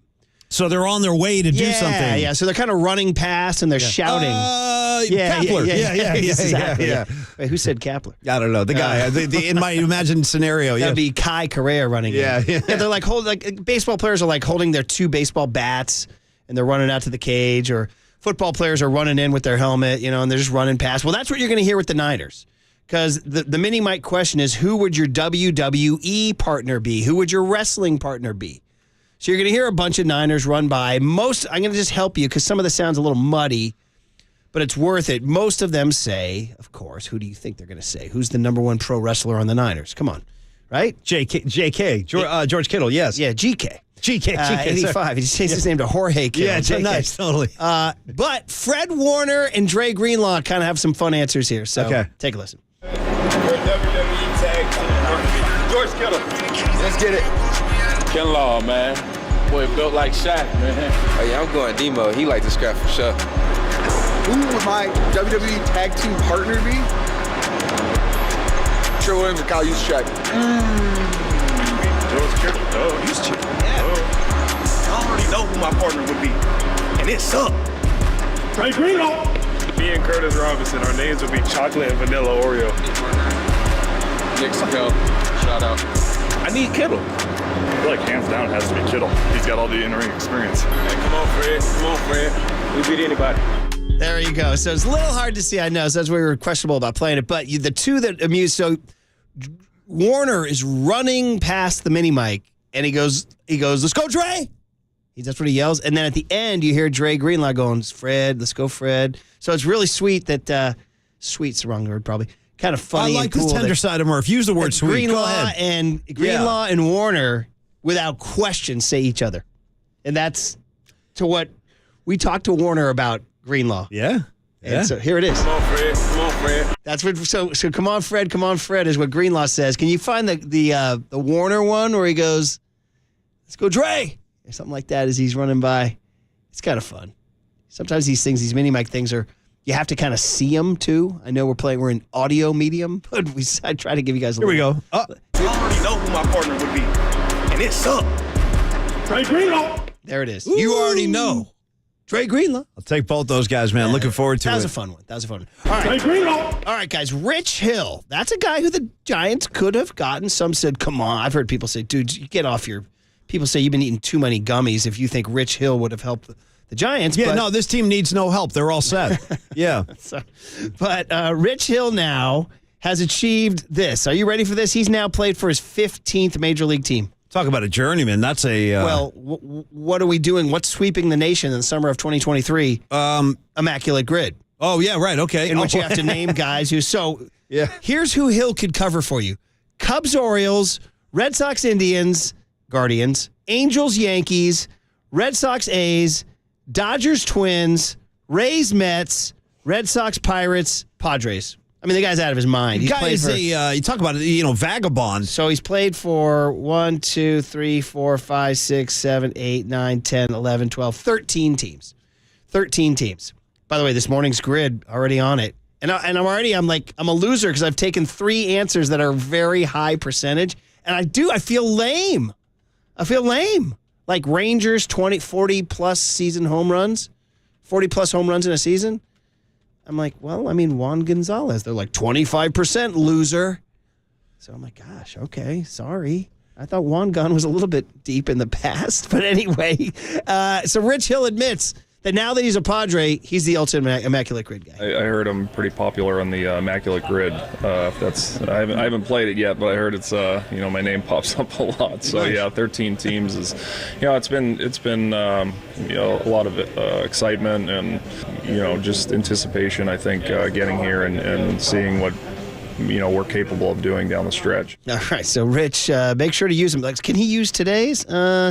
Today's Rangers, Phillies, Rangers, Mariners, Orioles, Phillies, Orioles, Mariners, Rockies, Phillies, Rockies, Mariners. I don't think he's any of those. You can't use Rich Hill today, everybody. All right, Paulie, more hard knocks for you. Okay, cool. So Aaron Rodgers was the only guy excited to have Liev Schreiber there. He ran over. He's like, "You're the voice of God." And he's like, "Well, no." Now, was he doing really. that to play to the cameras, or was there sincerity his there? No, he says he's a Schreiber fan. Yeah. But again, is he being a cagey, crafty, No, I think it's legit. Minding his brand? My nature is to... I am a Schreiber fan. I like him, too. Yeah. And he's a San Francisco boy. He was born Triple here. E saw it. He thinks Rodgers actually likes legit. the guy. Okay, well... But so they kind of make small talk, and it gets a little awkward, but they start talking. Maybe they start riffing on surfing. Now, Paulie, this is interesting because we've taken 2 trips to San Diego in the last year. Yeah. And my buddy Chris, Istanbul Chris, formerly South Africa Chris, current San Diego Chris, who you met the other day. Oh, yeah. Mm-hmm. And was so great to our friend Harmsy down the stretch. But he's a surfer. So he took my kids out. So they're already ahead of me. Taught him how to paddle out and stuff? Well, not paddle out. He walked out to waist-high water and was just getting them on the board and kind of shoving them nice, in. Man. They stood up for like a half a second. If I could go back and redo my whole life, I would definitely have... Well, see, but the thing is when I was younger, though, there was no opportunity to really surf, but I'm into it now. I'm too old to get... You're not too old to start. Yeah, you know what I'm saying? I don't know. Last thing I need, where's Paulie Mack? Oh, the undertow got him. You know what I mean? I just don't need it. Yeah. Well, Liev Schreiber and Aaron Rodgers, in their riffs about Northern California, talk surfing. Yesterday was a great surf day. Non-stop. You're from California, right? Not a surfer. Not a surfer? No. Good. I like being upright. Where are you from in California? Northern Chico. Oh, right on. Yeah. And you never surfed? No. Really? No, I tried. Oh, you just didn't like it? No, I loved it.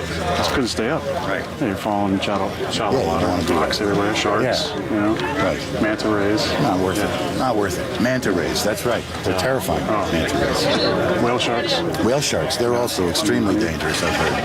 Yeah. Piranhas. Probably. In somewhere. Chico. Yeah. There's piranhas in Chico. Yeah, there are. Yeah.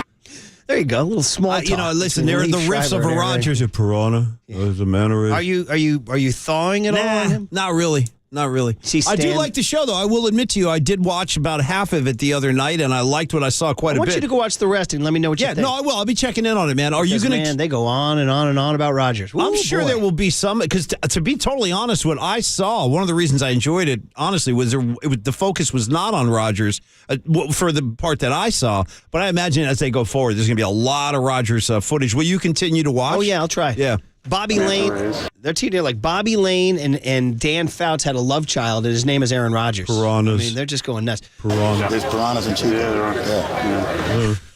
He's thrilled with the conversation. Piranhas in Chico reminds me of the great line from the In-Laws movie. There are flames on my car. Okay, Matt Mayoko, he did his Insta story. So that's the one, Paulie, where you click on that little circle and you get a little 24 hours. That's mostly what Gabe's coffee reviews are and all that. He's outside walking on a bridge. You're like, Matty, why are you doing this outside while you're walking on a bridge? This bridge is blank and epic. And it turns out he's walking on the bridge overlooking the Hoover Dam. And that plays into Matty's Insta story here. Today I was scanning the internet and I saw that one of the major storylines in the entire NFL this season is who's going to be the 49ers starting quarterback. I still can't believe that this narrative is out there, that there's competition for the job. Kyle Shanahan said on day one of camp that Brock Purdy would take all the 49ers first team reps, and that's the way it's been. In fact, before his first practice, I tweeted out that this was, or X'd out, threaded out, whatever, that this was going to be the day that Brock Purdy reclaimed his starting job, and people acted very surprised that I'd go out on the limb. Folks, it's not going out on the limb. Brock Purdy's the starter. He'll be taking the first team reps when the 49ers practice against the Raiders. He's not going to play on Sunday. In fact, he might not even play the entire preseason. So the competition is really for the number 2 job. And folks, those are the damn facts.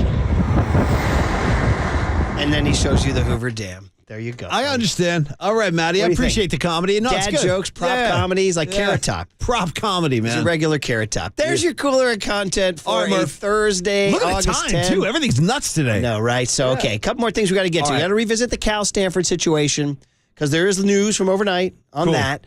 And, of course, go on and crush Gabe Kapler for pressing the wrong button last night. And get you ready for Boch. Got to start hyping that. Return of Bruce Bochy, man. 9:30. By the way, we'll have him on the show tomorrow. We should remind everybody. Tomorrow. Yep. I got to start getting into your mindset on that, too. Coming up on KNBR 104.5 and 680. Oh, I don't want to get out of here without telling you. What do you need, buddy? Good stuff that we're proudly sponsored by Sure. O'Donnell Financial Group. Greg O. Because planning is a process for loans, insurance, investments, and retirement. Call Greg O'Donnell at 866-496-2300. Want to remind you that, too, that Larry Bear joins Tolbert and Cope today at 4:50. Ask him if he has the Coldplay video tribute ready for Boch. We'll get into all that next on these Sports Center. This bridge is magnificent.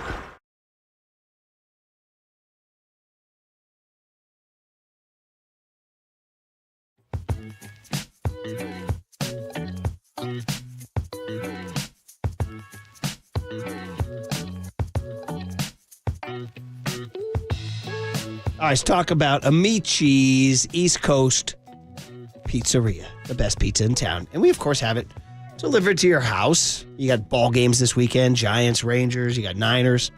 So that's great. But let's talk about something bigger, too. Let's talk about large events or business lunches. You know, welcoming people back to the office. You know, we want to get people back to the office. Offer them a big old Amici's party because you can order from the catering menu. That's right, Amici's catering menu gives you options to order pastas, salads, and their famous flame-roasted lemon chicken wings in larger sizes, so your group can help themselves buffet style. It is a more economical way to feed a large group while still offering them Amici's full range of menu items. So, whether you need a corporate lunch delivered or food for that special event, a good old summer party, Amici's has a great range of options to customize the perfect menu. Ideal portion sizes for your group. Check out the catering menu at Amici's.com when you want to enjoy a fully customized and catered event. Amici's delivers. From the Chilton Auto Body Traffic Desk.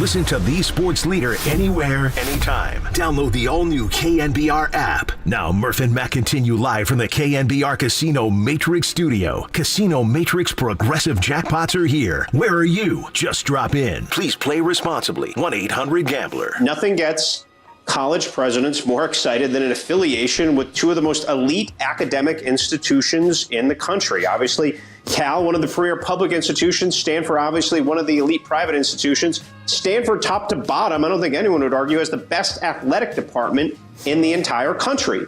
Second reason, they are distressed assets with nowhere to go right now. So I think picking up the phone and doing some vetting and exploratory talks, and sources have cautioned me, these are early talks. They are formal talks because people are getting on the phone, but they are early. They don't see a lot of drawback into at least having the chat and running out the ground ball, if you will, to see where they are. Now, who was that there, Triple E?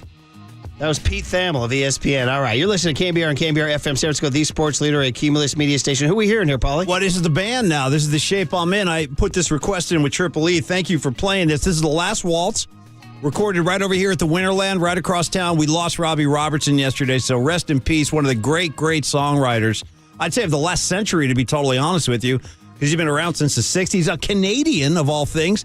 I was always fascinated by the fact that a Canadian guy wrote The Night They Drove Old Dixie Down. You go read the lyrics to that song, it was almost like it was written by a soldier in Alabama or something like that. But nope, that was Robbie Robertson.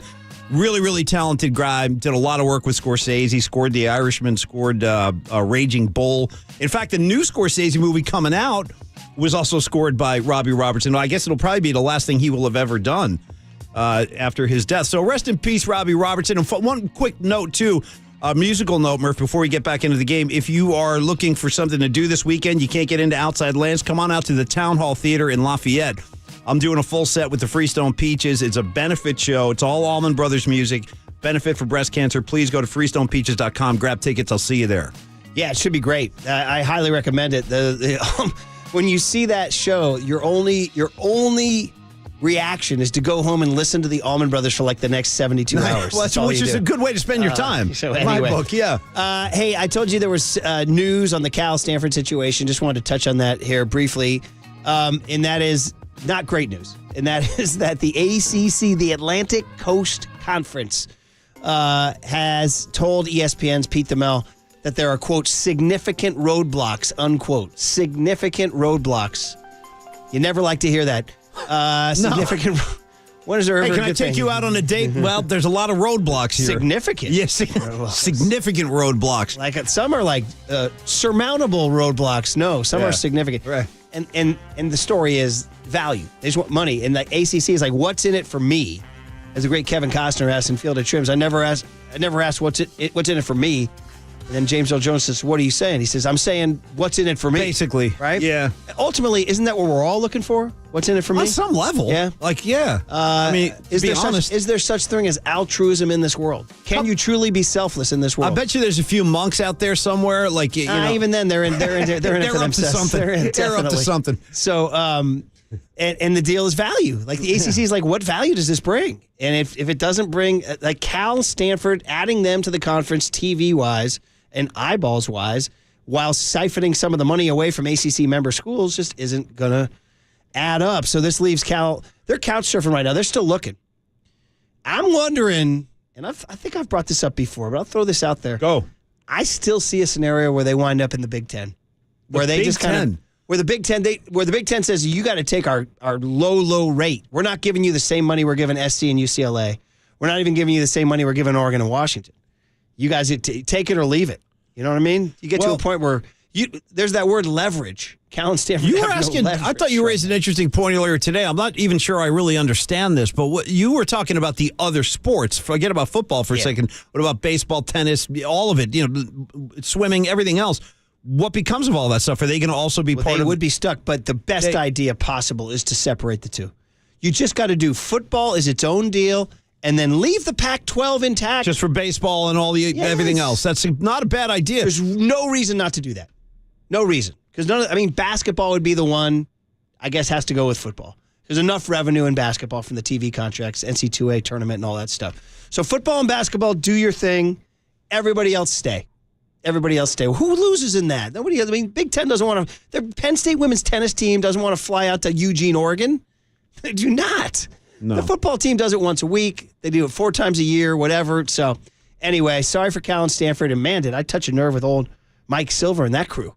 You know what I mean? Because it's been 2 days they're of coming at you, man. attacks. I know. I'm starting to feel bad. Paul Gutierrez and all I might have to get involved. It's even on the Insta social. And I do stand by what I said. Now, first of all, part of me was I wasn't going to let Mike Silver just come on here and just start, running roughshod. I wasn't going to let Mike do his thing. So I had to push back. Yeah. Of course. Was it awesome that UCLA and USC left for the Big Ten?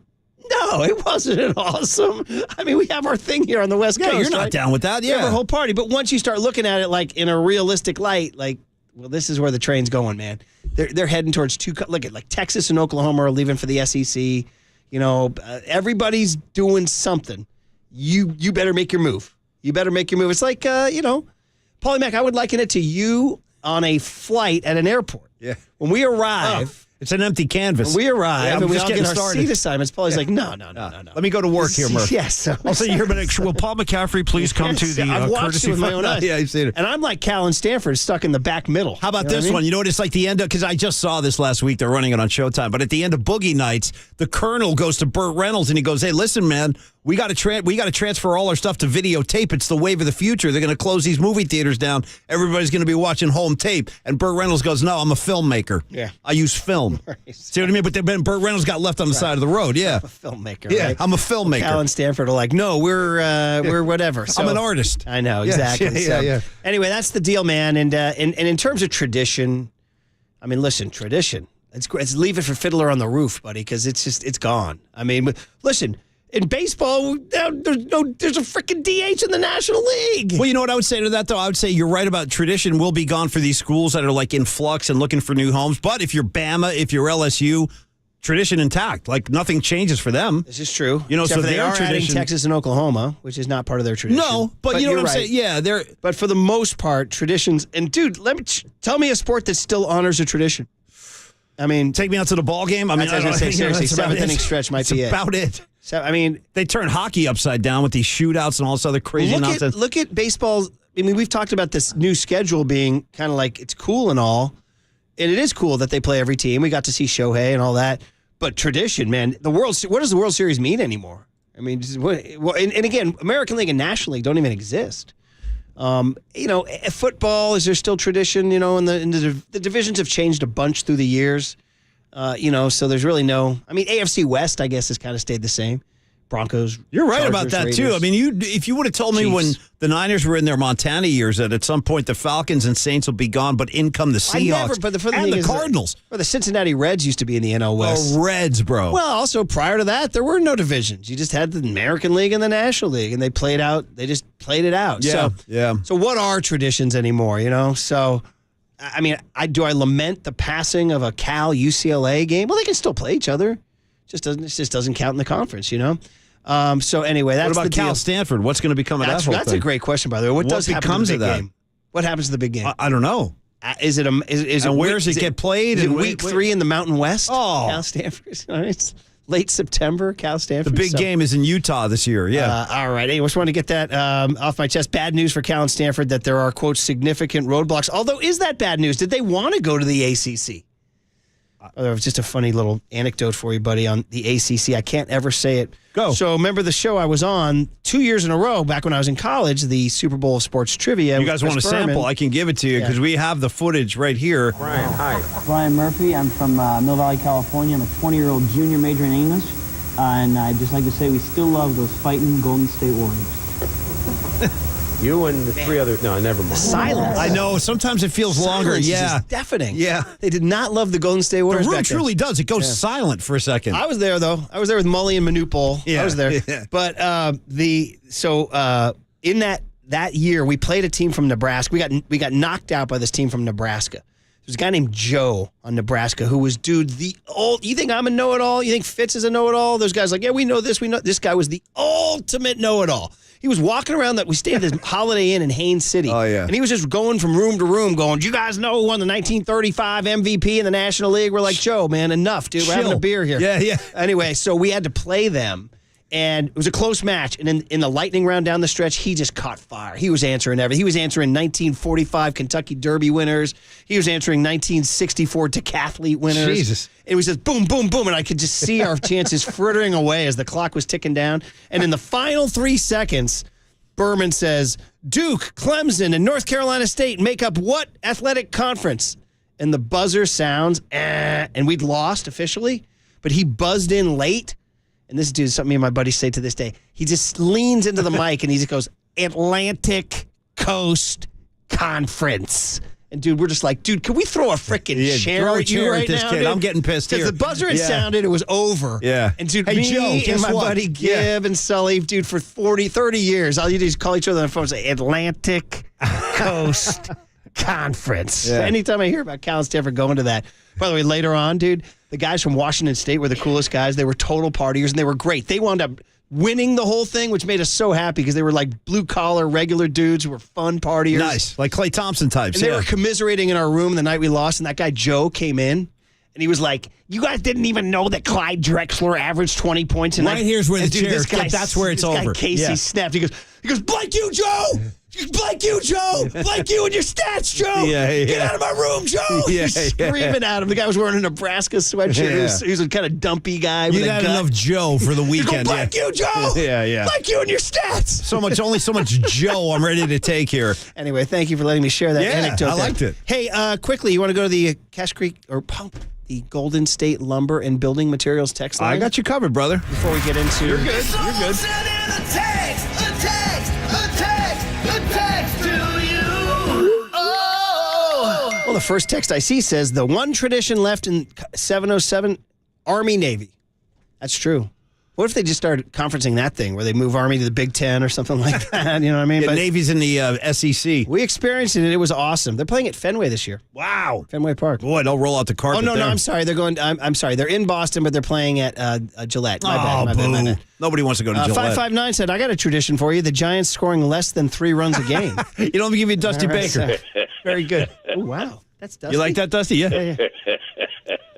925 says, I was born in 85. I do remember the Falcons and Saints being in our division. Oh, yeah. And that was... There's some battles with those teams, man. It didn't seem weird to you even then. Remember when the Carolina Panthers were in the NFC West? Didn't like that at all. That's crazy. Did not like that. 650 says, I miss the tradition of the Phoenix Cardinals being in the NFC East. Remember that one? I do. Yeah, True story. 707 say, Paulie, check out Push Push by Herbie Mann. You may know as guitarist, Posh Papa G. Okay, thanks, Papa G. There you go. 925 says, I guarantee the Penn State tennis team would enjoy Eugene more than S. Westwood. Well, that's ridiculous, 925. You're just trying to be cruel and use and be a name caller. Yeah. I'm going to rise above that. We don't want that. 408 says, no way the Big Ten takes the leftist bastion that is Cal. Wow. Here we go. Wow. Now we're getting political. See? I got news for you. Madison, Wisconsin ain't exactly Mayberry RFD. That's another. Isn't that a leftist bastion there? Probably. Here we go. There you go. 408. That's 650 makes reference to that story about Jed York and the insider trading. Ooh, baby.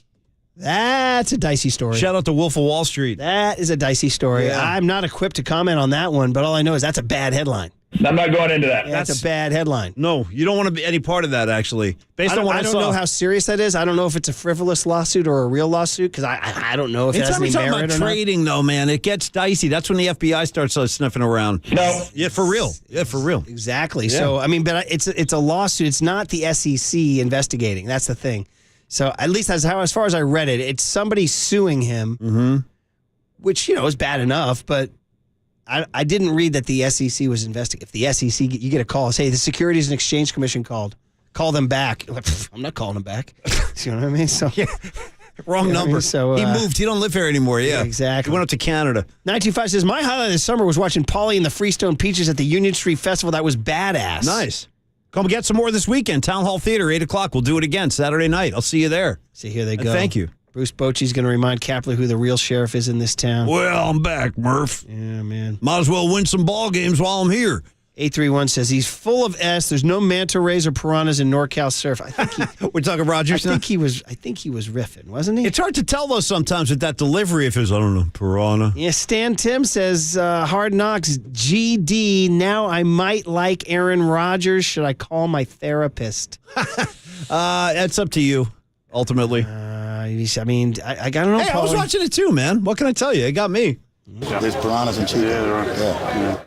Yeah. One tradition, somebody says, 805 says, how about the NFC North? Bears, Packers, Lions, Vikings. That's a good one. You don't mess with that one. That is true. That's intact. That is true. And 707 says, will the Niners be turned over to Denise and Dr. York again? Well, Denise and Dr. York still are the owners. You do know that, right? Jed's just the CEO. But he's the face now. I think he makes all the decisions, too. I do, too. I think he makes all the decisions. Who was it that was telling us they had to run it by Jed? Well, John Lynch talks about that with the Javon Hargrave thing. Because I need more money, boss. And Jed said, well, it better be for somebody good. Listen, setting aside this lawsuit, which is terrifying for Jed and all that, unless it's meritless, I don't know. Again, you're more worried when the government's investigating you than a lawsuit, but at least that's my early take. But do we give Jed credit for this team being Super Bowl contenders? Got to give him some credit. You have to. Yeah, you got to credit him on something. I mean, first of all, we knocked him for years and years. He hired John Lynch. He hired Kyle Shanahan, and these are the guys that have put this whole thing together. So sure, got to give Jed a little bit of love. Yeah, and so hiring Kyle and be John. Fair. Yep, you got to be fair. Yeah, and John's been doing good. Want to book him? Think he's ready to come on? We'll take him if he wants to come on. Well, I can promise him I don't have any beef, really. The truth of the matter is, you got to win the bowl. That's all. It's been a long time. I mean, how many years has it been since we've had him on the show? Almost 10 years, Murph? It was 2014. Yeah, we're coming up on 10 years, man. We're due. Yeah. We're due. 209 with a very pessimistic text. The Giants season is over, boys. It's 49er season now. Do you believe the Giants season is over? No, I don't. But it looks a little daunting right now, based on the fact that they lost twice to the A's, 2 or 3 to the Angels, and now you look at what's coming down the pike on the schedule. Doesn't look good. Really? Is that what you imagined? I'm a little nervous. I will admit, I'm a little nervous about multiple texters, 808 and 559, say my blank you Joe is right up there with blank you Tony. Your blank you Joe was very effective. I will say. You had to see it live. It was incredible. I can almost picture. In my mind, here's how I picture Joe. The guy who yelled it had a kind of a mullet and a mustache. He was a late 80s Washington State partier. I'll take that too. He was a very cool guy. I see Joe from Nebraska being like a heavy-set dude with a short brown crew cut. So he was kind of tall and he was kind of gut. He was kind of a tall gut and he wore a red Nebraska sweatshirt every day. He's a Cornhusker. Atlantic Coast Conference. Hey, Joe, pipe down. We've had enough of you. Like you, Joe. Nice. Very nice, Eric. The guy was screaming at him. And, dude, Joe was he didn't know how to handle it. Joe, get out of here. We've had it. He thought it was cool that he knew Clyde Drexler's stats or whatever. And, dude. Joe, you're about to catch a beating. My buddy from Washington State just unloaded on him. Time for you to go, Joe. Get out of my blanket room, Joe. Nobody wants you here, Joe. Yeah. Like you, Joe. All right. We were laughing our A's off. Of course, he beat our A, too. Okay, 2 things we want to accomplish before we get out of here. Talk to me. One is second guess Gabe Kapler last night. And 2, get ready for Bochy. Get ready for Bochy's return. And how you're feeling. Let's get in your feelings. Okay. This is some kind of good. This is unbelievable. Next on the Sports Leader. Like you, Joe. Like you and your stats, Joe.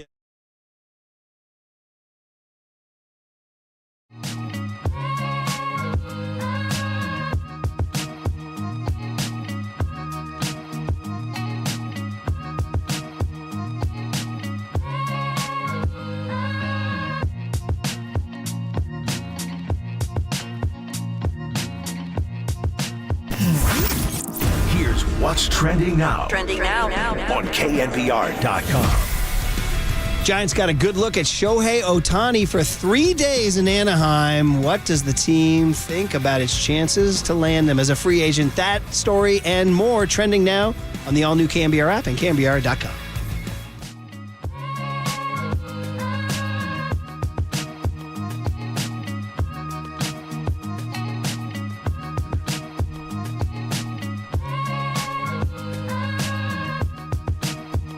Paulie Mac getting ready to talk to my buddy Steve Moskowitz. You know, we do it on the podcast, too. We have longer conversations with Steve about tax issues. You might want to check that out. But in the meantime, throughout the week, we bring in Steve. He gives us good advice on, well, a variety of tax issues. So let's see what he's got up his sleeve today. Steve, good morning, my friend. How are you doing today? Doing great, Paulie. And I want your listeners to be doing great, too. Okay. And I want to talk to them about ERC. Yep. Employee Retention Credit. This is where the federal government is giving away up to $26,000 for every employee that an employer had during 2020 and 21 that qualifies. And you say, well, wait a minute. What if your CPA already told you you don't qualify because your gross revenue go down enough? That is only one of two tests. And, I was a CPA before I was a tax attorney, and a lot of CPAs are stopping at the first test because it's easy. It's math. That's what they like to do. Yeah. The second test is totally different. It's a legal analysis. They don't like to do that. So they're just saying you don't qualify. If you were told that, call us for a second opinion like a medical doctor. And also, we're starting to hear rumors that the government might end this program early. Yeah. Now, they've done that before. They did that to Q4. So the bottom line is you have nothing to lose, everything to gain. We have a free consultation. Just give us a call. I love it. And that's the old phrase, if you snooze, you lose. So don't miss out on this opportunity. Even if you haven't been successful in the past with it, talk to Steve. He might be able to find the road to recovery for you with ERC help. It's 1-888-TAX-DEAL. Call Steve directly. As he said, no charge. Just have the conversation. And then visit Steve online as well at MoskowitzLLP.com.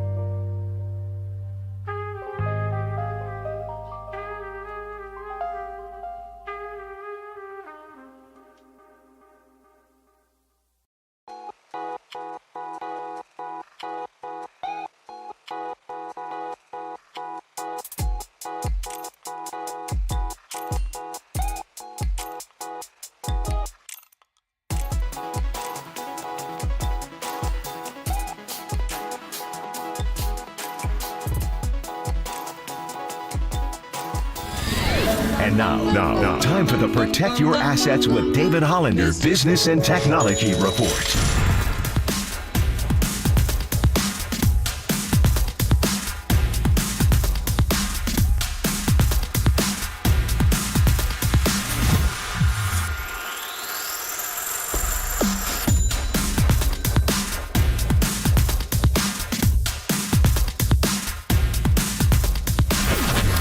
This has been the Protect Your Assets with David Hollander Business and Technology Report. Concerned inflation will ruin your dream retirement? Learn more. Listen to David's show every Saturday morning on KNBR or call 1-866-PROTECT. Listen to the sports leader anywhere, anytime. Download the all-new KNBR app. Now, Murph and Matt continue live from the KNBR Casino Matrix Studio. Casino Matrix Progressive Jackpots are here. Where are you? Just drop in. Please play responsibly. 1-800-GAMBLER. Look, his sweeper has been so good that, he surprisingly left that one up to Drury, who was able to get a piece of it and drive it to left field. And then the same could be said for Moustakis. I think he wants to get that pitch underneath the zone, and both of those guys put good swings on the ball. But Tristan has been so good in those types of situations, the big time, challenging, high pressure situations, and continue to trust him going forward in the same types of situations. Kind of saw how he got under control after that inning and looked just like he's looked all the way through. There it is, man. Gabe Kapler after a tough loss last night. The rubber game, Giants go down, and his decision backfires. Also, we remember the music of the band. Robbie Robertson died at the age of 80, and a band of one of those great bands that like music, like a music lovers band. True story. They didn't burn up the top 40 charts, but everybody knows the weight. I would put it in Giants terms as I was singing early this morning. Take a load off Mania. Well, good. Yeah, and put the load right on Tristan Beck. Well, I'm working on my new band, Robbie Robertson tribute, that's relevant to Giant baseball, and it's about last night, and I'm going to go, Kapler, don't you do it. Don't you take out Mania. I'm working on it right now, maybe by the end of the day. Hey, one other thing I wanted to mention is that the Fortinet Championship, the golf, returns to Silverado, the Silverado Resort in Napa. The Fortinet Championship, September 14th through the 17th. Nice. For tickets, go to FortinetChampionship.com. I played golf with my two boys yesterday. How'd that go? It went well. My kid's better than me now. Which one? Little homie? Big D. Little homie's not bad. Little homie's not bad. I love the name Little 11-year-old. Homie, yeah. For a little 11-year-old, he's okay. I mean, Yeah. he never plays, but he hits it pretty good. Big D, forget it. What's he doing, clubbing the ball now? Jeez. Yeah. He sounds like an athlete to me, based on the way you're describing the water polo, the baseball, nice club and golf balls. He's probably going to be like the jock of the household. Like he'll be like your star athlete. What happened kid. to his dad is the question. Well, maybe he got the genes from Candace, the swimming. Yeah, that's true. Yeah. College athlete. Yeah. Very good. And my brother, he was a great athlete. Nice, so there's somewhere in the recessive genes. It's in there it was somewhere, in there, man. yeah. Yeah. 408 says, by the way, sounds like the Giants are down on Cripple Creek, Paulie. A little bit. All right. A little bit. Hey, real quick. So I want to talk about the Kapler decision last night and get some text going on that or some thoughts and, and how much you kill a guy for one game. It's 162. You're going to press. Sometimes you're going to press a green button. Sometimes you're going to press a red button. We'll start with you. How do you feel about what he did last night? It was curious to me. I was watching the game. I was very attuned. Like sometimes you're like in and out. You got stuff going on. You got a little league board meeting or whatever. No, I was completely dialed into the game last night. Yeah. I had a wide open evening. I was like, I'm watching the Giants tonight. Although I confess, I was switching over to the Little League, the San Ramon. And shout out Bollinger Canyon Little League, the kids from San Ramon. They're in the West Final. They're one win away from Williamsport. We might have a Bay Area team at Williamsport, which is really awesome. fun. We'll have to get the manager on if they win. Only if they win. We don't talk to losers. I'm kidding. I'm kidding. No. Anyway, the point is that I switched. I was attuned, and all of a sudden, Mania came out, and I was like, "Huh, he's dealing." I was like, "What is it?" Cap must know something I don't know. He brought in Tristan Beck. I'm like, "Well, I like Beck." I'm not gonna like tell you that I was screaming to the heavens that Beck came good. in. Yeah, Beck's been good. I was like, "Oh, here's Tristan Beck. This is good." Look, except for the fact that he leaves a pitch up to. It just threw a meatball, man. You could see it. His pitch came down like, Drury's going to hit this, and he did. He smoked it in the left. Jock Peterson overruns the ball. Looked like the proverbial monkey in the football out there. You know, I like that image. It's a good one because that really says it all. The monkey in the football, if you know what I'm saying. So now it's second and third, and Moustakis is up to 1-1 game. You're in trouble. How are you going to get out of this thing? Well, you're going to try until he leaves another meatball, just a hanger. Moustakis just destroys it. I mean, not even a doubt. Kipe's call, I think he said, this because his ball has hit a mile. And so now you're down 4-1. And you feel like at that point, bottom 6, 4-1, you feel like the Giants aren't going to come back, because they're not hitting it all. They did the other night, though. Remember they had that big ninth-inning rally. And Flores hit a 2-run homer the other night, and too. that stays in your head. You're like, all right, they can do this. They've done this. Yeah. So listen, let's get into a little bit of the sound from last night. Oops, as I knock over a cup right now. Kapler on Sean Manaea, who went 4 innings of one hit ball. Yeah. Get him out of there. 4 innings. It's not. Murphy's retrieving his cup. It was all good, though. Wasn't it? Yeah. Kapler on Manaea? Manaea looked really good, too, and I thought he attacked the strike zone. I thought his fastball had good life. Thought he threw his slider for strikes. I thought he was in control. Okay. So why'd you take him out? You took him out because you thought that he had gone 4 innings. Here's what I might guess. And we don't have smoking gun sound from the beat writers. Either they didn't ask him or they didn't use it. I would guess this. He'd gone 61 pitches, which is one of his higher outings of the year. The lineup card was flipping over. Here comes Ohtani, Drury, Moustakas. He'd already seen them once. They love giving guys new looks. They love it. JT Snow told us yesterday it's hard to face a new guy every time, right? That's why they do it. So, and Beck has been outstanding. So, you can see why. That said, Manaea had blown away Ohtani. She's a little too close, actually. Threw one up near his head. It's kind of you scary. said that was after one came buzzed up. One to Flores was very scary. Don't be buzzing Wilmer. Kipe, you could it alarmed Kipe. And it was Ohtani you threw that one? Yeah. Kipe yelled, look out! Like that, and Flores went down. That was scary. And you could tell Ohtani was not happy. He did not mean to do that. It was on a full count pitch. He wanted walking him on that pitch. Yeah. Flores walking down to first after his life flashed before his you know eyes. what you wonder? So you think, okay, this is like you said, you don't want to get too upset in the moment because they've won so many games doing this. On the other hand, part of in the back of my brain is wondering, is this thing running out of gas a little bit now? That's a bold. People are saying that now. Well, it's a legitimate question they're because 62 and 53, and they own the second wild card. Yeah, if they're running a gas, what are the Padres who are 55 and 60? No, I'm talking about the bullpen. Padres lost again. I'm talking about the pen specifically. Oh, okay, sorry. Yeah, I'm talking about the pen.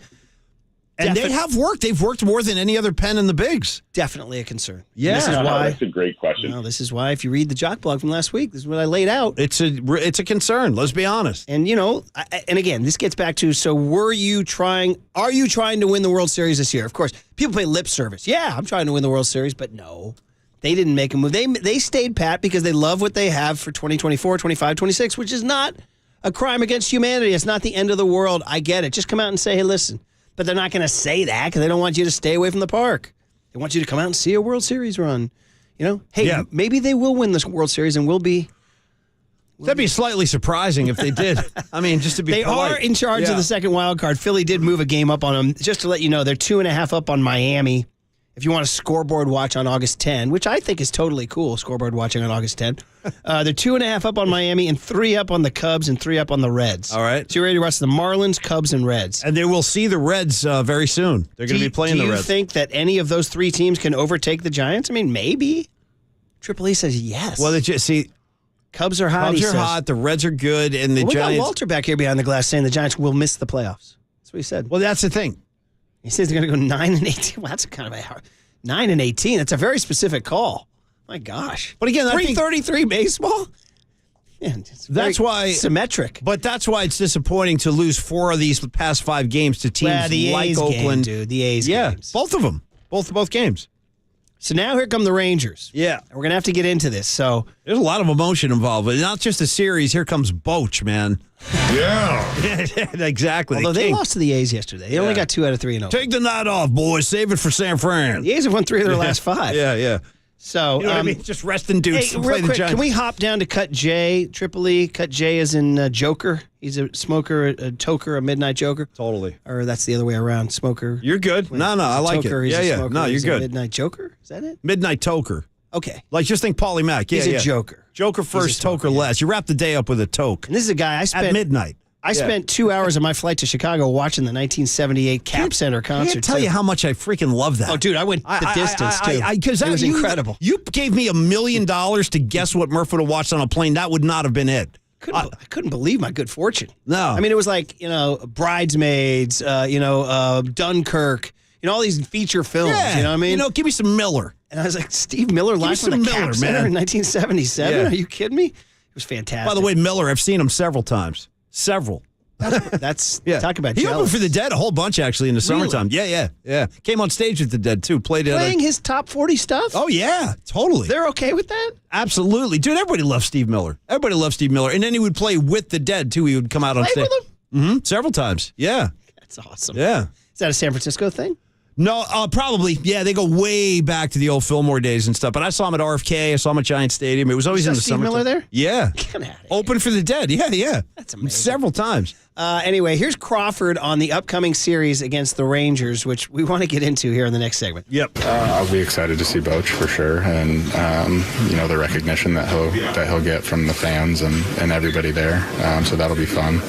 And then, I think just looking at the bright side, we've played well against good teams this year. So, kind of hopefully turn it around, get back home, and start winning again. Yeah. He said for sure I'm going to love seeing Boch. How about you? How you feeling about the old man, the king I'm coming back to going on town? Sunday. Yeah, it's awesome, man. Whole family or just a couple of you? Whole family. Yeah. We're all going out. I'm going to miss that Niner Raider game. I'm going to have to DVR it. Yeah. I'm very excited. I sent you the picture that Brad sent of him and his Rangers. Problem is, the Rangers are the number one scoring team in baseball, dude. They're coming in with the number one scoring, the number one. I don't know if scoring Boch team in baseball. I don't know if Boch will show it outwardly, but I have to believe that he's going to be affected on some level because I'm going to predict the reception he's going to get is going to be, the only thing is he's a manager, so you're not going to get a chance to really give him love. It's not like he's going to come to bat and step How out do of they the treat box. it then? Will there be a video? Do you do I want that first? Tolbert and Copes to ask Larry Bear, will there be a video tribute? I would do one before the game Friday night if I was the Giants. Just get out of the way. Friday night. Cap's just going to have to wear it. Kyle, you believe this, S? He'll be in the dugout. Yeah, I'll be like, look at it. Look at the way they're treating me, Kyle. No, he gets it. Uninformed. Well, I Gabe don't know, knows. the big ego world, But he knows. I mean, it's like, dude, before you got here, this guy won 3 rings. He knows. He gets it. I can't say he'd be thrilled about it. We had a great text earlier today, I can't tell you the area code because it was 3 hours ago. He said, hey, I'd rather have 3 rings in 5 years than 3 pitchers in 5 innings. Oh! How about that? Well, that makes 2 of us, man. Yeah. By the way, last text on this, 650 on the other angle of the whole series. It says 650 says, we got a good look at Shohei, but more important, Shohei got a good look at us. Other than money, why would he want to come to this continual hodgepodge of a ball club? Great phrase, by the way. Hodgepodge of a ball club. Well, 650, can I try to sell it to you? Gonna be packed houses. You're gonna play in front of big, enthusiastic crowds. You're gonna play in a pitcher's park. Never mind the hitting part. Shh, don't talk about that. And you have a young core that's on the rise. And you will be throwing to maybe the best catcher in baseball, other than JT Realmuto, maybe. So, I don't know, 650, did that work? Did that work? Yeah. Anyway, there you go. All right, guys, that's it. Hey, listen, we really got to start getting ready for Boch. Tomorrow at this time, he'll be on our show. Well. So we're going to take you to an emotional place when we return on KNBR 104.5 and 680, these Sports Leader. Palea, boys.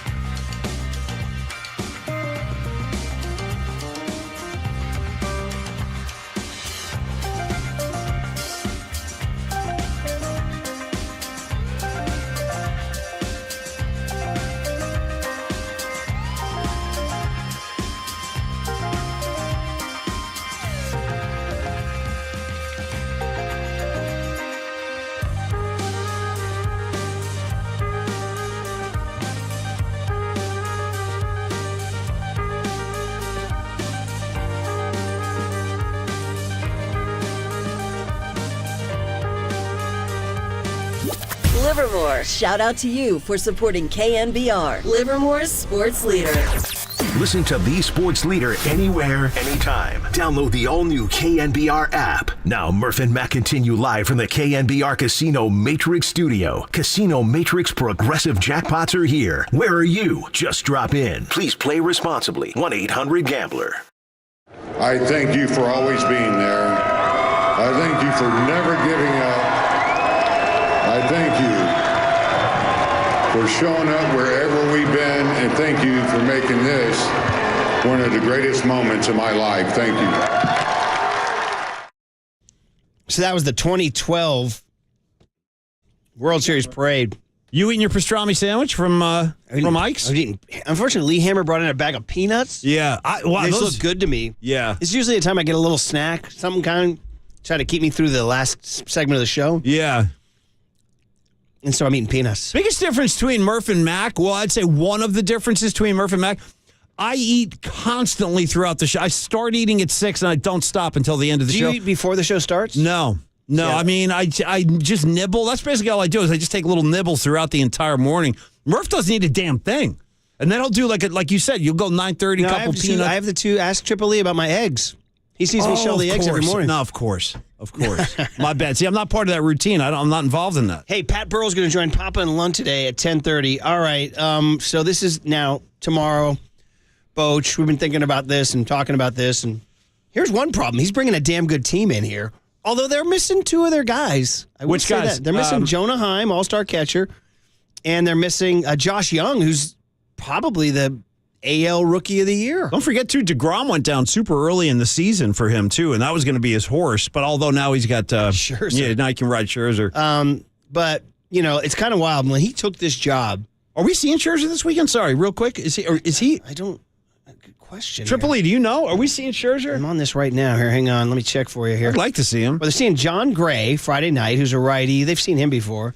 They're seeing Andrew Haney. Is that who's pitching on Saturday? It's Andrew Haney, a lefty. And then Sunday, no, Dunning. We're not seeing him. Okay. We're seeing Dane might Dunning. Be a blessing, yeah. Dane Dunning, who's actually pitching pretty well. So Double D. So they're going Gray, Haney, Dunning. Okay. But let's be honest, when he took the gig, I was like, Boach, what are you doing, man? The Texas Rangers, dude?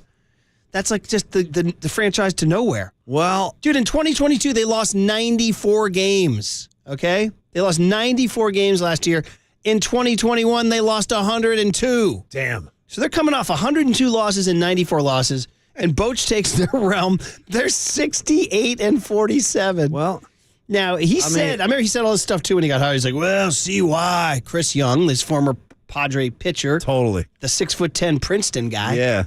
He's like, oh, Chris Young's put together a good club. And I was like, oh, no, he hasn't. Yeah. I'm like, you're kidding yourself, Boach, you know. And sure enough, man, here they are. You know, Corey Seager, who had come over, Corey Seager looked like one of those guys who just never was going to put it together. I mean, never put it together. I just felt like got his payday and wasn't going to perform anymore. Look at him right now. He's at OPS of 1,070. Marcus Semien, another guy you thought, well, he's 32. He got paid. He's got an OPS of 812, 18 bombs, 72 ribs. And then you got a guy like Adolis Garcia, who's now just coming into his own here, 29 bombs, 864 ribs. Dude, they pound the baseball. And then is the pitching there? Well, they're 13th in pitching in ERA. But they got enough guys. First of all, you know what they have, Paulie? What? They got starters.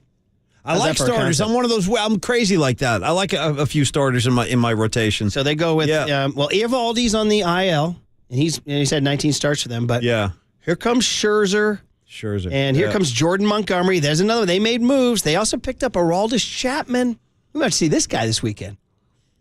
So all of a sudden they got some guys, and their closer's Will Smith, guys, the former Willie Mack Award winner. So they got Will Smith and Chapman in the bullpen. They added Scherzer and Montgomery to their rotation. They already have Dane Dunning's having a nice year, 9-4 with a 3.21. The guy they face tomorrow night, John Gray, 7-5 with a 3.72. And then you got Boach, who's just, pressing the right buttons. So we wanted to sort of get you guys in the mindset, take you back. Oh, no. What I think was one of the You're going to make me get the tissues out, aren't you? One of the great days in the history of the park. Yeah. Could you argue the greatest day in the history of the park because they didn't win a World Series ever at home. Game 7 of the 2012 NLCS would be the only other one. That's when we celebrated. Yeah, that was a home game. That's correct. Pablo hitting 3 homers in the World Series. Well, 14-2. Why am I getting confused? 14-2. The Ishikawa home run was of course. Yeah. Okay, duh. Yeah. Sometimes my brain. Well, So you're right, though. No World Series celebrations on their own diamond. Not yet. So I'm going to have to say the Ishikawa. That was a special night. I mean, that was all-time But stuff. When the day Bochy managed his last game in San Francisco. Dude, forget it. The October light, those shadows and the late light, the low light. How about this, dude? Same day, same freaking day. If his things weren't emotional enough, now I got Bumgarner taking his last at-bat and tipping his cap and really drinking in the applause. Like, you had a variety of stuff going on. All right, and then you heard this. The center field gates opened, and out came every player he ever managed. You guys remember Ryan Vogelsong? I know you have Kim, the boys, your daughter-in-laws, the grandkids, awesome family. But I want you to also understand that all these guys back here and all the guys that aren't here, we're also your family too. We look up to you. You guided us. You guided us probably more than you know. You let us have our say in the locker room. You let us play. But at the end of the day, you were the man running the show here.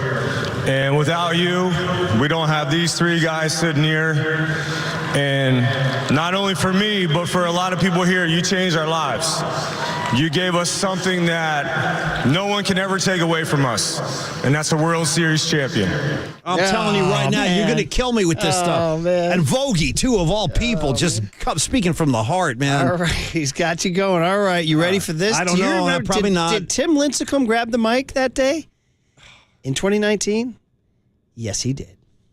Being a part of, obviously the chapter of things that we were able to do with the Giants just speaks volumes of the kind of guy he was, the kind of people that he let us be in the clubhouse, how free it was to be a Giant, you know what I mean? I think that's part of our identity, and I think that's something that we'll live with, which is why you see all these guys come back just to honor him. So to be a part of this is special. I'm really glad I came back. So that wasn't on the field. That was like a little post-game thing he did there. That's all I need.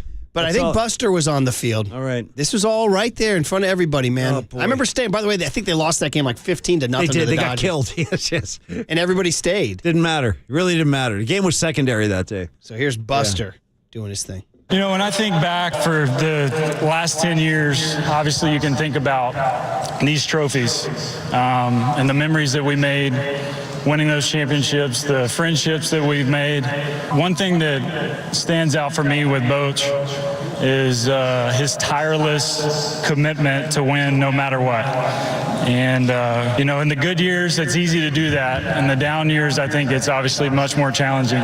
And that's what I've taken away probably more than anything from watching you over the years, Boch.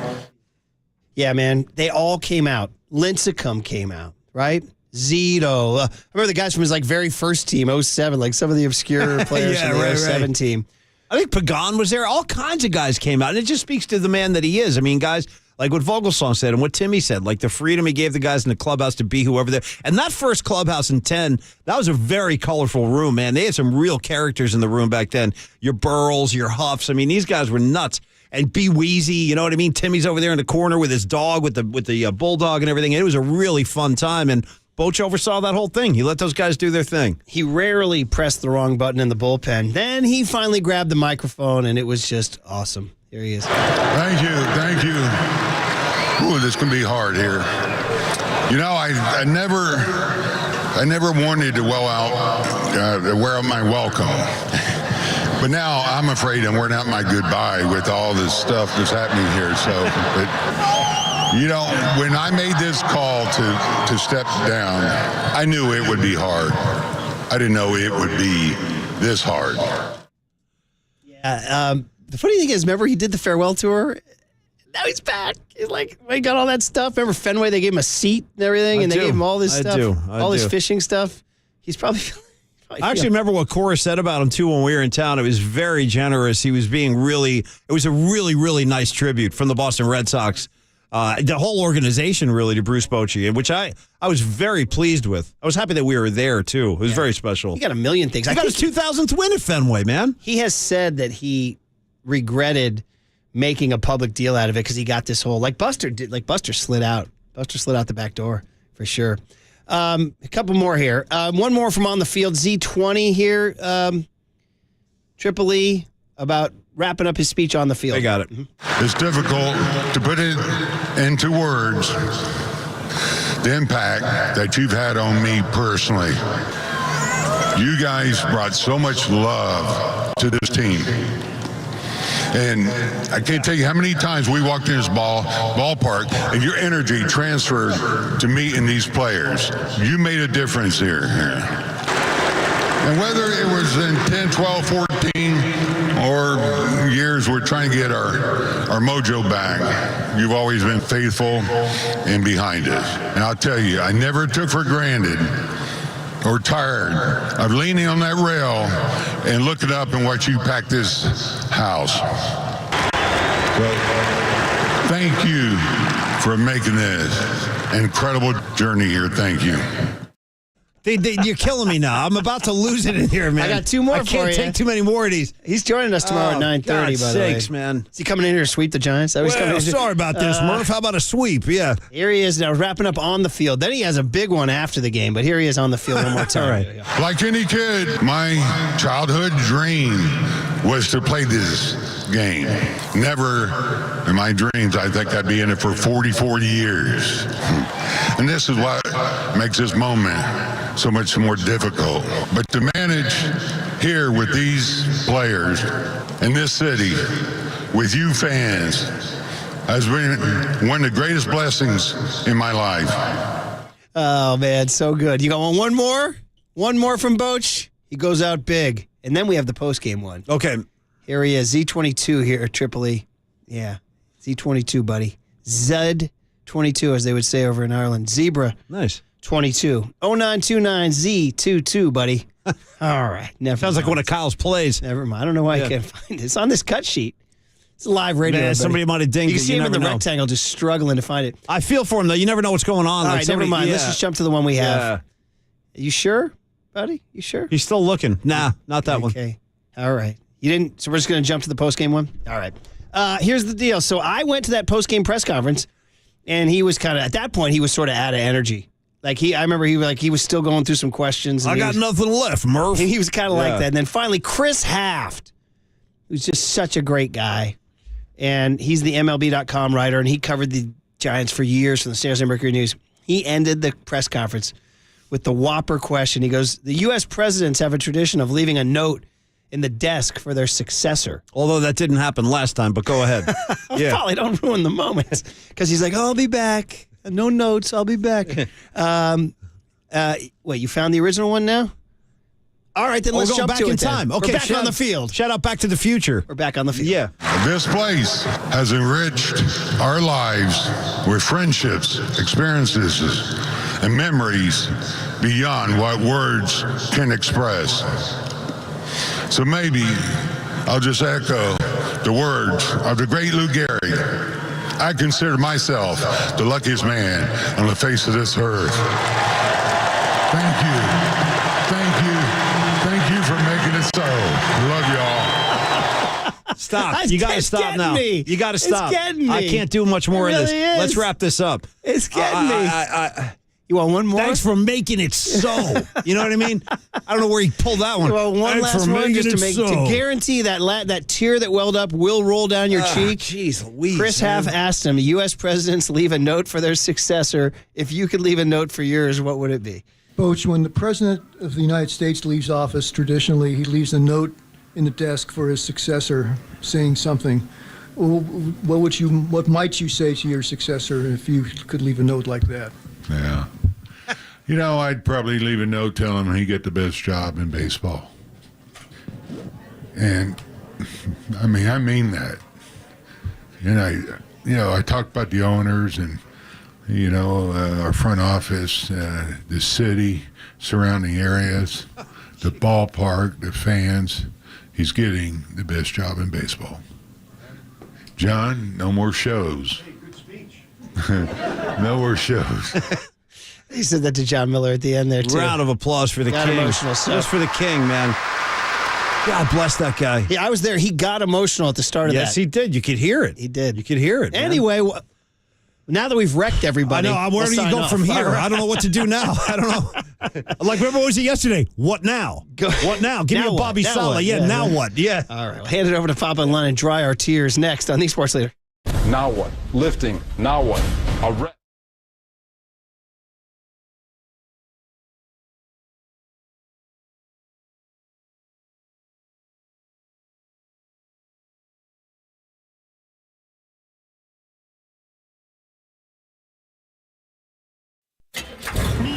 From the Chilton Auto Body Traffic Desk.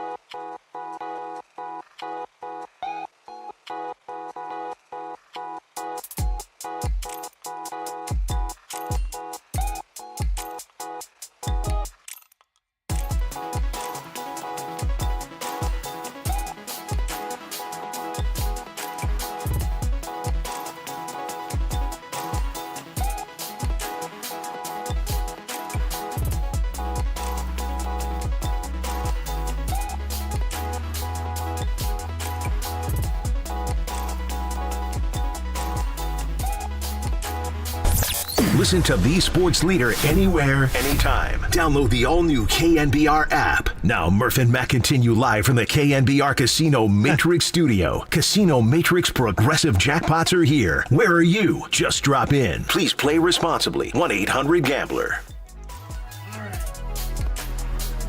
Get his mic on over there, Tripoli. Got to get Murph mic'd up. He switches spots. And 2 days in a row. Yeah. You know, something must be weird with the way it's all laid out. While we have a moment, though, Murph, because you made me so emotional with the Bochy cuts, I'm thinking the only way to drown my sorrows or, like, improve my mood would be to grab a sandwich from Ike's Lovin' Sandwiches because they have 2 new ones. Let me tell you about them real quick. One of them's for the meat lovers. One of them's for vegetarians like Creative Tony. Let me start you with the Arrow Sandwich. Got great pastrami, Australian beef, purple slaw, Havarti. Try that one out. I have one right here to my left, actually. And then for Creative Tony, they've got the vegetarian Florin sandwich with the plant-based steak, purple slaw, the pickle Havarti, the Asian barbecue sauce. It's all right there. They're available exclusively, Murph, at Ike's Lovin' Sandwiches app. What'd you grab? I got the pastrami. I haven't taken a bite yet, but I haven't had a pastrami sandwich in ages, so I'll give it a review tomorrow. Did you ever go to Carnegie Deli in New York City? No, what dude never went, but the pastrami there is like legendary. Well, yeah. it was. I mean, I think Tommy Lee would like the pastrami. It was about this high. Yeah, you know what I mean, yeah. Johnny Lund coming in waving a sandwich around. Hey, why not? Dude, I scored the last one. Did you get the veggie or the meat? Went? I don't know. It says Arrow, and I heard you talk about the Arrow, and I go, I think I saw an Arrow in there. The Arrow's the pastrami. You're telling me that box is empty already. Oh, dude, I got a great story for you guys real quick. Yeah, please. When Tommy and I were working together, he had I can't remember what the barbecue joint was, but he had this, it had to be, and it was like 6 o'clock, so I thought all the sales staff was gone when they were still upstairs. And there were, you could feed an army with this barbecue that was brought in, just everything. And I looked at it before we had Steve on, and Steve's usually like a half hour, 40 minutes. And I thought, there's plenty. There's no way that I won't get any. Wiped out. Yeah, there's so like I go 50 into the studio, sandwiches. it's like 6 o'clock. Yeah. And I start seeing salespeople come downstairs like they can smell it. And they're doing like double plates. Like they're taking hearty family meals You know what I mean? with a plate on top of a plate. And I start getting a little nervous. These sales guys, And man. I send an intern down and I go, is there anything left? And he goes, about halfway done. And it's about 10 minutes, about 10 minutes left in the interview. I thought I'd still be fine. Yeah. I go in there. Nothing. There is nothing. Nothing. I mean, Not even a napkin. thing. Yeah. Not a thing. The savagery. They're savages. Yeah. Savagery. Hey, they say if it's free, it's me, or free 99, that whole thing. But dude, listen, the shamelessness. But, there we are in the kitchen grabbing them. No, I know. Shout out Chris Young and all his cohorts down there. Yeah. I'm gonna Just sell raiding this. Johnny's. I'm not going to eat Well, that. I'm going that to sell sandwich this. right there. Nice. Why Put don't it you on eBay. walk it by the sales department right now saying, I got the last one. Look what I got, Just you guys. flaunt it. Oh, they already got theirs. Just taunt them. Yeah. Or just do it like Derek Smalls and put it down your pants and then get checked at the airport. Yeah. All right. We're handing it over to you to second guess Gabe to analyze Raiders-Niners practices. And Greg's down there, right?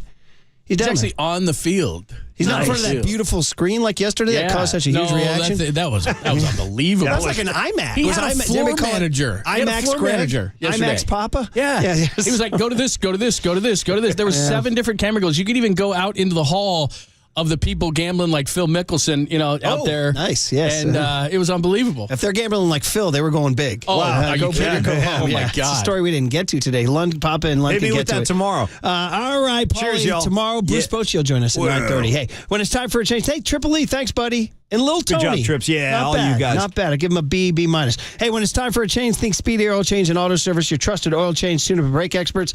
You are listening to KNBR and KNBR FM San Francisco, the sports leader, a Cumulus media station. Piranhas, probably. In somewhere. Chico. There's piranhas in Chico. Yeah. Mike Silver told me that I was supposed to talk to you about UCLA being a traitorous bunch. That's the end of the game.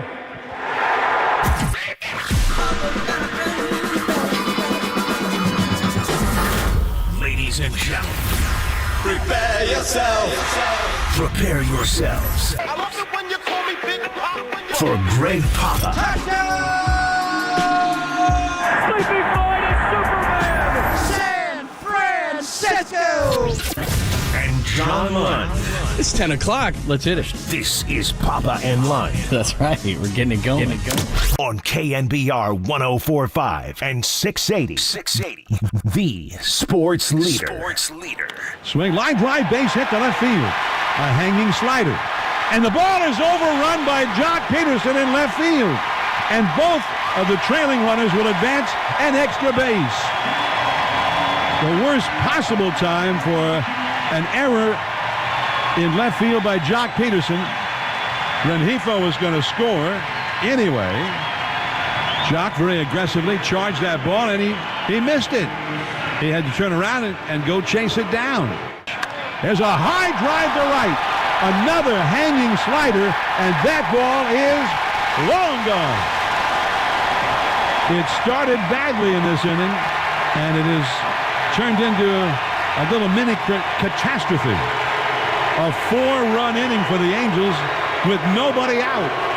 4-1. Yeah, I certainly threatened on a couple of occasions, and one big hit away, I think Tyrell smoked that ball, and Moustakas made a really nice play. He had a good series, so you tip your hat to them for making that big play. But yeah, I thought we strung together some good rallies, and I thought we made good swing decisions throughout, and at the end of the day, it wasn't enough. Giants lose. We'll get into that, but we got to get down to Vegas, where it is windy, a little gray this morning. I saw a little bit of a speckle of rain, and that's where Pop is. He is live on the field, so we'll do that today. We got Pat Burrell coming up at 10:30, a ton to get to on Thursday, August 10th, but let's go directly to Vegas on the field. Oh, my gosh, I just heard the whistle. Are you kidding me?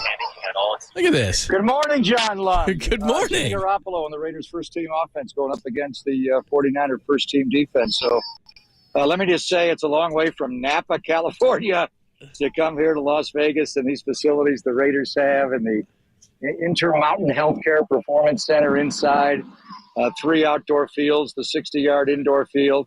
And the moment I got here, the team came, we got on the buses at 7:50, got here at 8 o'clock. First guy in full uniform, Max Crosby.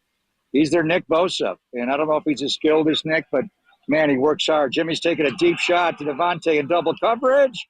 Broken up by Ambry Thomas. Ooh, I like this. Nice play there, out of bounds, yeah. I like this. So, and then the big thing, I saw Jimmy right away. George Kittle's not working out today, so he and Jim had a nice embrace, and Brock Purdy came over, and Trey, and a lot of guys. It was weird seeing Jimmy, gave him a hug, and, he's wearing red. The Raider put their quarterbacks in red, obviously. 49ers put theirs in black, and the 49ers are wearing red as well. So it's a little confusing who's who, but Jimmy looked good. The main thing, like we said, is the individual matchups. Right away, it was Raiders D-line against the 49ers O-line, and they had all 5 linemen out and 1 rusher over each spot. And Max Crosby comes right over Trent Williams' side. Normally he lines up on the other side of left end over McKivitt's side. He went right at him, first snap, and he tried to run the hoop on Trent, and Trent was able to get there and seal it off. Came back later with a bull rush on Trent, and Trent was able to ward him off. Later they had a 2-man game with Belial Nichols, the very underrated D tackle, and had a TE stunt, and Aaron Banks did a nice job of picking that up. Chandler Jones on the other side against Colton McKivitz did the Dwight Freeney 360 spin. It's a Syracuse thing, I think, and he was able to beat him inside, but I saw Colton have a lot of good snaps with Max Crosby, John. And then after they had their one-on-ones, 49er offense, by the way, is jumping in now with Brock Purdy. You do he's checked those in motion, lines up as a right, and now going in motion, a toss to McCaffrey going left, led by Juice. And the Raiders played that pretty well, couldn't get wide there. But anyway, just Max Crosby talking to Trent one-on-one after the drill about hand placement, getting into his chest plate. McKivitz was there. A lot of good one-on-ones. I saw Devontae Adams beat Charvarius Ward, and Jimmy hit him over the top. So a lot of good work so far today. That's cool, man. So you are standing right on the sideline within eye shot. I know that a lot of the beat guys said you need binoculars, right? You guys fall? Well, I've been singled out, John. The Raider owner is not forgiven, and I got a text last night. Normally, I get to roam the field, right, and go wherever I want. I did that for pregame, and then I'm the only broadcaster that's being singled out. So they have moved me over to the side where I have to use the binoculars. I'm actually watching practice next to Waterboy. Very nice. So, no, I mean, it's just, it is what it is. Everybody else is able to roam. Matt Millen, their broadcasters, the 49er broadcasters are all able to roam. And, they're saying I'm a member of the media, but really I'm an employee of the 49ers. So we're going to roll with it. We'll see if we'll get a switch tomorrow. But there's no doubt. It's so funny. When I used to go to Napa to watch Raider practices, and I'd go up in the that's tower. how I met you. That's how I met with you. the Ottens and Dave Nash, and I'd watch her. I watched it with Al in his cart, and now they got me as far away as they could possibly put me. Petty. But I brought the binoculars, so I'm still trying to get my work done. Very nice. Yeah, it's funny. That's how I met you in 2011. I remember asking everybody because we were going to do a show together, and I was like, "Where's this Greg Papa guy?" And they said, "Do you see the guy in the middle standing next to Al Davis? That's Greg Papa." I'm like, "Oh, I don't think I can go there." Yeah. But that's another obvious. Al's no longer here, and I'm not standing next to Mark, so it's all good. It's just weird coming back here. I mean, it's just so far from Napa, where John Herrera found that great school there. I went up there over the summer, and that place is in total disrepair. You got weeds everywhere, and cobwebs on the side of the building. So it's really unfortunate. This place feels a little bit more like Alameda, and when Jack Del Rio put the money into the weight room, but way more than that. The weight room is just state of the art. Last year, the 49ers went to Eagan, Minnesota to scrimmage with them. Right. They had more space. I think they had like 5 fields there. They don't quite have that here. I don't know if you need 5. But the Raiders have 3 100-yard fields. Outdoors, they have the 60-yard field they're using indoors. And by the way, the weather, this is monsoon season here in the desert. Right, exactly. So it rained overnight. It was really cool. I don't know what wind you're talking about. I want the desert breeze to come in and cool us down. But all in all, it's about 90 degrees, I would guess, John. It's McCaffrey gets down the right sideline. Touchdown! I love this play-by-play, man. I think we should just kind of unguardable. He's the one guy on the team that you really can't pick up. I mean, if you want to double Ayuk, Debo's tough to get to because he moves so much. He's not on the line, so you can't jam him. But McCaffrey, they got a couple of fast linebackers, Devon Diablo and Spillane. Where's the green dot? I was talking to, who's their senior defensive assistant? It's Rob Ryan. Yeah, I saw that the other day. Yeah. Unbelievable, man. He looks huge. But we had a nice breakdown. He loves Spillane. But anyway, they just can't cover whether they put Marcus Epps, the former Eagle, who they love, in the secondary. Christian McCaffrey is just completely unguardable. And when you see him against, Fred Warner matches up a lot with him in Santa Clara, John, in training camp, and it's a tough matchup for Warner. But these Raiders, safeties and linebackers, they got no answer for Christian. All right, here's what we'll do. We'll keep checking in with you. We'll check in with you coming up next. It sounds awesome. You may be far away, but we can hear the whistles. The ambiance is cool, man. We're digging it. So we'll check in with you next segment. We'll continue to go down to Las Vegas with Pop. He'll jump into his hotel room in about an hour or so when the practice ends, and we'll get a full report from everything. We got a ton of Giants to get to as well. Pat Burrell's going to join us at 10:30 to give us a full breakdown. We'll get down with the Raiders side of things as well. We'll try to get some guests from down there in Las Vegas. Thanks for joining us. A Thursday edition of the show. Papa is going to be in Vegas for the show today, right on the sidelines, as you just heard, maybe popping a little play-by-play in there. We'll continue with the Giants. We've got a ton to get to today. We'll do it all coming up next. It's Pop and Lund, only here on the Sports Leader.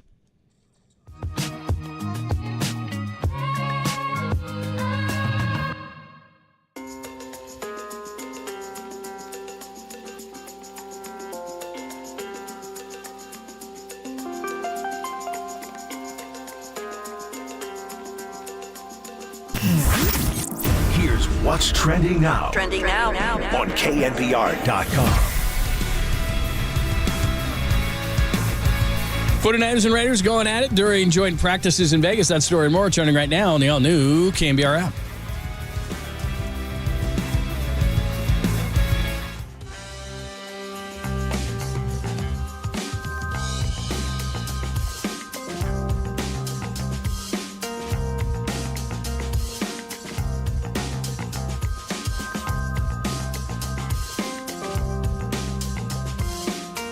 Hey, this is your old pal John Lund for the Dolan Law Firm. You hear ads for personal injury and employment attorneys all the time, but did you know? This is crazy. Many of them, they're not even based here in the Bay Area. And many times you'll never even see the attorney you thought you were hiring. Now, Chris Dolan and the Dolan Law Firm, they're different. They've been headquartered in the Bay Area for more than 25 years. In the award-winning attorneys, the Dolan Law Firm, they are dedicated to relentlessly representing their clients in the pursuit of justice. Chris Dolan and the attorneys at the Dolan Law Firm, they've been repeatedly recognized as not only the best attorneys in the San Francisco Bay Area, but in the entire state of California. And the Dolan Law Firm has recovered more than $1 billion in verdicts, that's with a B, in verdicts and settlements for their clients. They know that a serious injury, harassment, or act of discrimination, it can be devastating. Here's what they're going to do. They're going to evaluate your case for free, confidentially, with no obligation on your part, never charging you an hourly fee. They get paid when you get paid. The Dolan Law Firm. They live here. They work here. They win here. Online at dolanlawfirm.com.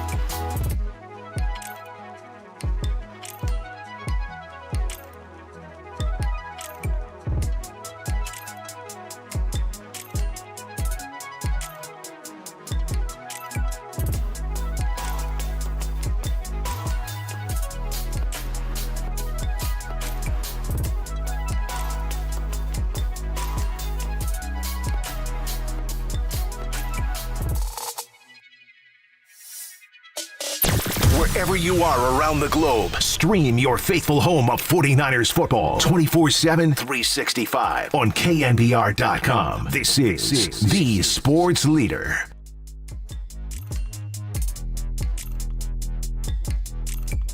Yes. I'm so happy.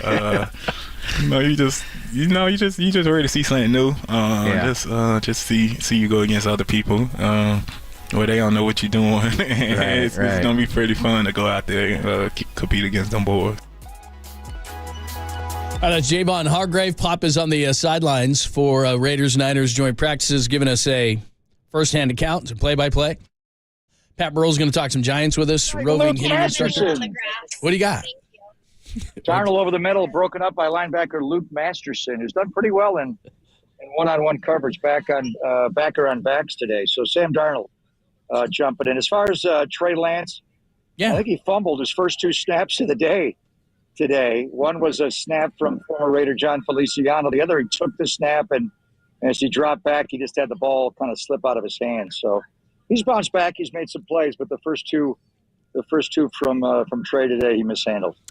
I'm reading some of David Lombardi's stuff. He said 49ers first two move the ball drills versus the Raiders. Purdy had an interception, and then you called that that touchdown to McCaffrey, and then he said the touchdown led to a scuffle between the 49ers and the Raiders. How about that? Yeah, that was actually a play earlier. We're deeper into practice now. The one to McCaffrey was out to the left pylon, got 101 and got to the left side of the front pylon. He's just, last year when we were in Egan, it was pretty obvious the two best players on the field were Justin Jefferson and Nick Bosa, and they wound up being voted in the NFL Top 100 numbers 2 and 4 this year.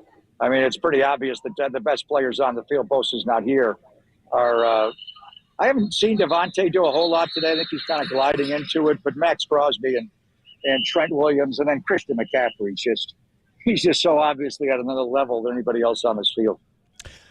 Jimmy Garoppolo, you sent me over a tight shot of Jimmy. What does Jimmy look like? And has there been any interaction that you could tell between the players and Jimmy? I said that when we first started. Yeah. So when we first got here, Max Crosby was on the field and the Raider quarterbacks came out and George Kittle went right over to Jimmy right away. George is not practicing today. Neither is Drake Jackson. I'm not sure who else is down. They got a few guys in the D line that are down a little bit. But nice interaction with George. And then the quarterbacks came over. It was throw over the middle to Tay Martin, broken up by the Raider defense, or it may have been a drop there in the ball that was thrown by Trey Lance, who's now jumping in, John. Brock Purdy came over, gave Jimmy a big hug. Trey Lance came over, gave Jimmy a big hug. A few of the coaches were over there on the field, obviously, to see Jimmy. And then we had a nice, quick embrace. And then he jumped right into to running the Raider quarterbacks. So, got Brian Hoyer is behind him.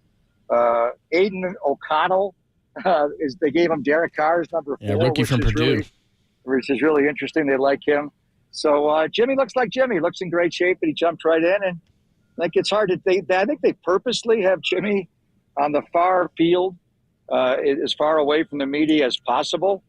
So I don't know if the Raiders are doing that purposely to shield what's going on with Jimmy. But I think all the accounts you're going to see from practice today, and I was even talking to David Lombardi, he's not doing his usual stats because it's just so hard to see. Right. But it's just hard to see what Jimmy's doing because they got him on the third field, the far field from where the media is sequestered here. Greg Papa's on the sidelines for the joint practices between the Raiders and the 49ers, giving us a first-hand count from Las Vegas. Papa and Lund here on the Sports Center. Jimmy's jumping in now. We're going to get a nice view of this, Jim. Nice. Jimmy's jumping in now with the first-team Raider offense. So this will be good, ones against ones. So interrupt me here if anything of consequence happens. I know you saw the piece that Mike Silver wrote on Jimmy Garoppolo, and I read through it, and in typical Jimmy fashion, I think that he was diplomatic as he possibly could be. Right, I didn't expect him to trash the 49ers when he left, and he certainly didn't. I mean, he said it was a wild year. He said he was frustrated at certain times. He asked him about some of the things that Kyle said. I mean, was there anything in that piece that you read that was anything new? No, I texted Mike Silver last night about it, and then obviously I saw him. We may get him on the show at some point today. That's why Mike is so valuable, and he's going to be joining us this year during the football season. I think on Wednesdays we're going to get him on about 10:50, 11 o'clock in the morning each and every Wednesday. He's just well connected. Mike is just tight with NFL players, and that was an exclusive with Jimmy one-on-one where a lot of other writers don't have access to him. And it was typical Jimmy deflecting a lot of things that were brought back to him. Jimmy now goes into the shotgun, John, with Amir Abdullah to his left. Jimmy holds in the pocket a long time, probably would have got sacked, and dumps it out to the right. It is caught there by former Patriot Jacoby Myers for a nice little gain. But that's one of the things when you get into these practices or even joint practices or even in Santa Clara, like Jimmy held that ball for maybe 4 or 5 seconds. So he may have gotten sacked on that play, but you just let it play on and then he got it out to Myers. But the one thing that was interesting to Jimmy was he thought the 21 year was weirder than last year. Right. And last year is when he came back from the injury and he's on the side field and they had to restructure his contract. So the 21 year was the first year after Trey. So, but I think clearly, Jimmy was the starting quarterback. I don't think there was much debate. Talanoa Hufanga just drove on an outcut there and made a nice play to break up a Jimmy Garoppolo pass. But I just, the one thing that was my main takeaway, and I think we'll get Mike on at some point today, maybe when practice wraps up, to give us his summation of his interaction with Jim. Just that he thought 21 was weirder than 22, when 22 was really weird the whole way. And then, trying to come back from the injury. He said it was the that one toe that wouldn't heal for him. Right. He didn't mention his setback as far as getting back to the championship game of the Super Bowl, but we'll get more clarity. We'll get Silver on the air at some point today. By the way, just what you're talking about in after the trade, he said, yeah, the year before was real awkward. He said that was tougher than this past year. You're always going to be dealt a hard hand at some point. You've got to make the best of it, and that's what I've tried to do. That was a hard time, but I had some good people around me to lean on, the brothers in the locker room, blah, blah, blah. And so that's a typical Jimmy thing is he kind of said, yeah, it was really tough. It was tougher, but the guys in the locker room helped me through. So if people were expecting something scathing from Jimmy as he leaves the organization, that's just not his style. And that year, obviously he may have been hurt, and he throws one over the middle. Hard to tell. The Raiders sidelines are blocking me. I think that was complete for a first down. He got it over Eric Armstead. Jimmy's got such a quick release. It's just impressive to watch him in the setting. They are moving the ball. The Raiders are moving pretty well here. And again, he's able to jump it over the middle and pick up a good gain there on the coverage of Fred Warner. Again, going to Jacoby Myers, the former Patriot. And he's the one with the Patriot that threw that ball right to Chandler Jones. So the Raiders are going, move the ball, no huddle, and moving fast here. And Jimmy hits Hunter Renfrow. Looks like he got a touchdown there. So I'm not going to get all excited on that one, Zach. But anyway, and Jimmy played great in 21. I thought Jimmy was playing as well as he has played, and then he got hurt right before Christmas in Nashville when former Raider Danico Autry threw him down and got a touchdown in the back of the end zone here to Austin Hooper. And there's also a flag on that play. I think they got Talanoa for a PI, but Jimmy Garoppolo able to hit the former Stanford Cardinal tight end for a touchdown in the back of the end zone there. So a good drive by Garoppolo there against the number one 49er defense. But Jimmy played great in 21, and then obviously got hurt in the playoffs when he got thrown down in Dallas and hurt his thumb after the shoulder injury in Nashville, and that kind of set him up. So, yeah, maybe because of the but they assured him that he would have a chance to compete. They weren't going to trade him that offseason in 21. He came in and balled out. He just got hurt in the playoffs, but still made big throws to beat Green Bay. He obviously was not himself against later in the game against the Rams in the NFC title game. Now the number one 49er offense is jumping in, John, here with McCaffrey in the backfield and Debo and Brock Purdy out there now against the Raiders' number one defense. And then the last thing you talked about, he did talk about the injury, and there was some discussion only because the injury happened the way that it was, and Jimmy just said he wasn't ready to go, that the bone just wasn't healing. He did say, though, that had they made the Super Bowl, he would have been ready for that, but just wasn't ready for that NFC title game. Yeah, I remember Kyle when he was talking to Kawakami, saying that his thoughts were if they had won the championship game and obviously Brock was hurt and Josh Johnson was hurt, he was thinking Phillip Rivers. So that's something different. I didn't, Jimmy was in Philadelphia, but he was not close to playing in that championship game. I kind of thought he suffered a setback at some point, and his whole demeanor was down. He was really making strides to come back and try to make it. Purdy just threw the ball to the outcut there to stop the clock. They're both doing move the ball, 2-minute drill stuff here. You get Jawan Jennings on an outcut for a 49er first down. But what Jimmy was saying was that second bone just wasn't healing on the foot, and that's the one. So I thought he may have had a setback, but it was just apparently was one of those bones was not healing properly. And I remember talking to him about Dr. Schwartz and Forteo, the bone healing medicine. I think he was taking an injection to try to get that to heal as fast as possible. That one bone, though, just would not heal in time. Yeah, absolutely. All right, keep us up to date on anything, and we're going to talk to Pat Burrell coming up next, and then we'll check back in with you, and then I know we're going to hit you up in your hotel room, too. Not the palatial studios of yesterday, but it'll be nice to see you regardless. Yeah, I hope the maid made the bed. I made it quickly, but I like to make the bed when I'm home, but when you're in the hotel room, why make the bed? But I thought when I get back, we may have to live stream a little bit here. I'm getting older. The Raiders don't remember me sir, here come at all. off the grass, sir. I was your play-by-play voice for 24 years, Yeah. but okay. Sir? 21 years, but who's counting? Wow, how quickly they forget, man. That's the nicest thing they've called me all day, by the way. But well, yeah, so you're really getting the treatment there. Since I'm like 300 yards away from the action, could you ask Pat the Bat to overnight me the Japanese eye drops to Henderson, please, so I can see? I need that. I will. Not so much for the hangover. Yeah. I just need to be able to see. Yeah, that's the other thing. We haven't discussed Vegas yet. Your night in Vegas, so we'll get into that. I went to, Jeremiah Crow took me out last night to one of the greatest sports bar casinos in the world. Is that right? A place called Circa.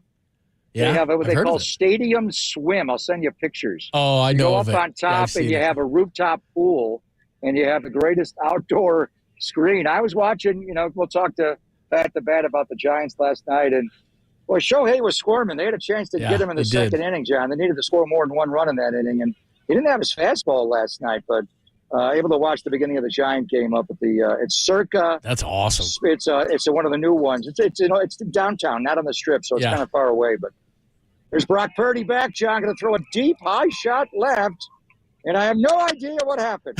Obstructed view. Boy, the Raiders are really taking care of you, man. The love. Missed the tag. The love is deep. He missed the tag. Where's Euchre when I need The him? love is deep. I must be in the front row. Wow. Treating you well. Treating you well, they are. All right, man. Not shocking, though. Not shocking. No, I guess not. Pretty sad, though. All right, man. We'll check back in with you, and we're going to talk to Pat the Bat. So there's Pop. He's going to check back in with us from Vegas, and then when practice ends, he'll give us a full report on everything, and we'll get into Shohei and all the Giants. But we'll do it with Pat the Bat coming up next. Matt Burrell's going to join us. Of course, roving minor league hitting instructor for the Giants, and the offense is struggling. We'll ask him about Shohei, some of the young players. Always great to catch up with Pat. We'll do it next, only here on the Sports Leader. We may have to live stream a little bit here. I'm getting ordered. The Raiders.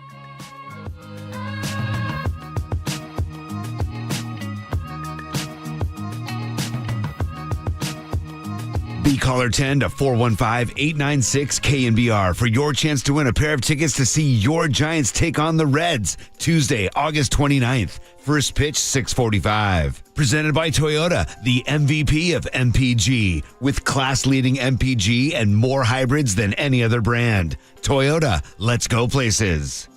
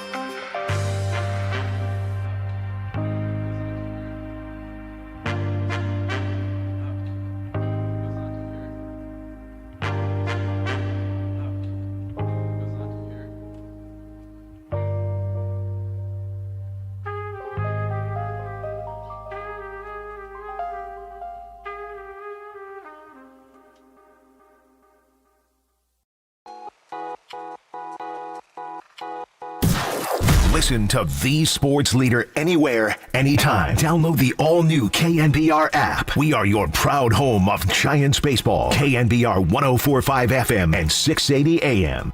3 men on, 1 man out. The 2-0 pitch.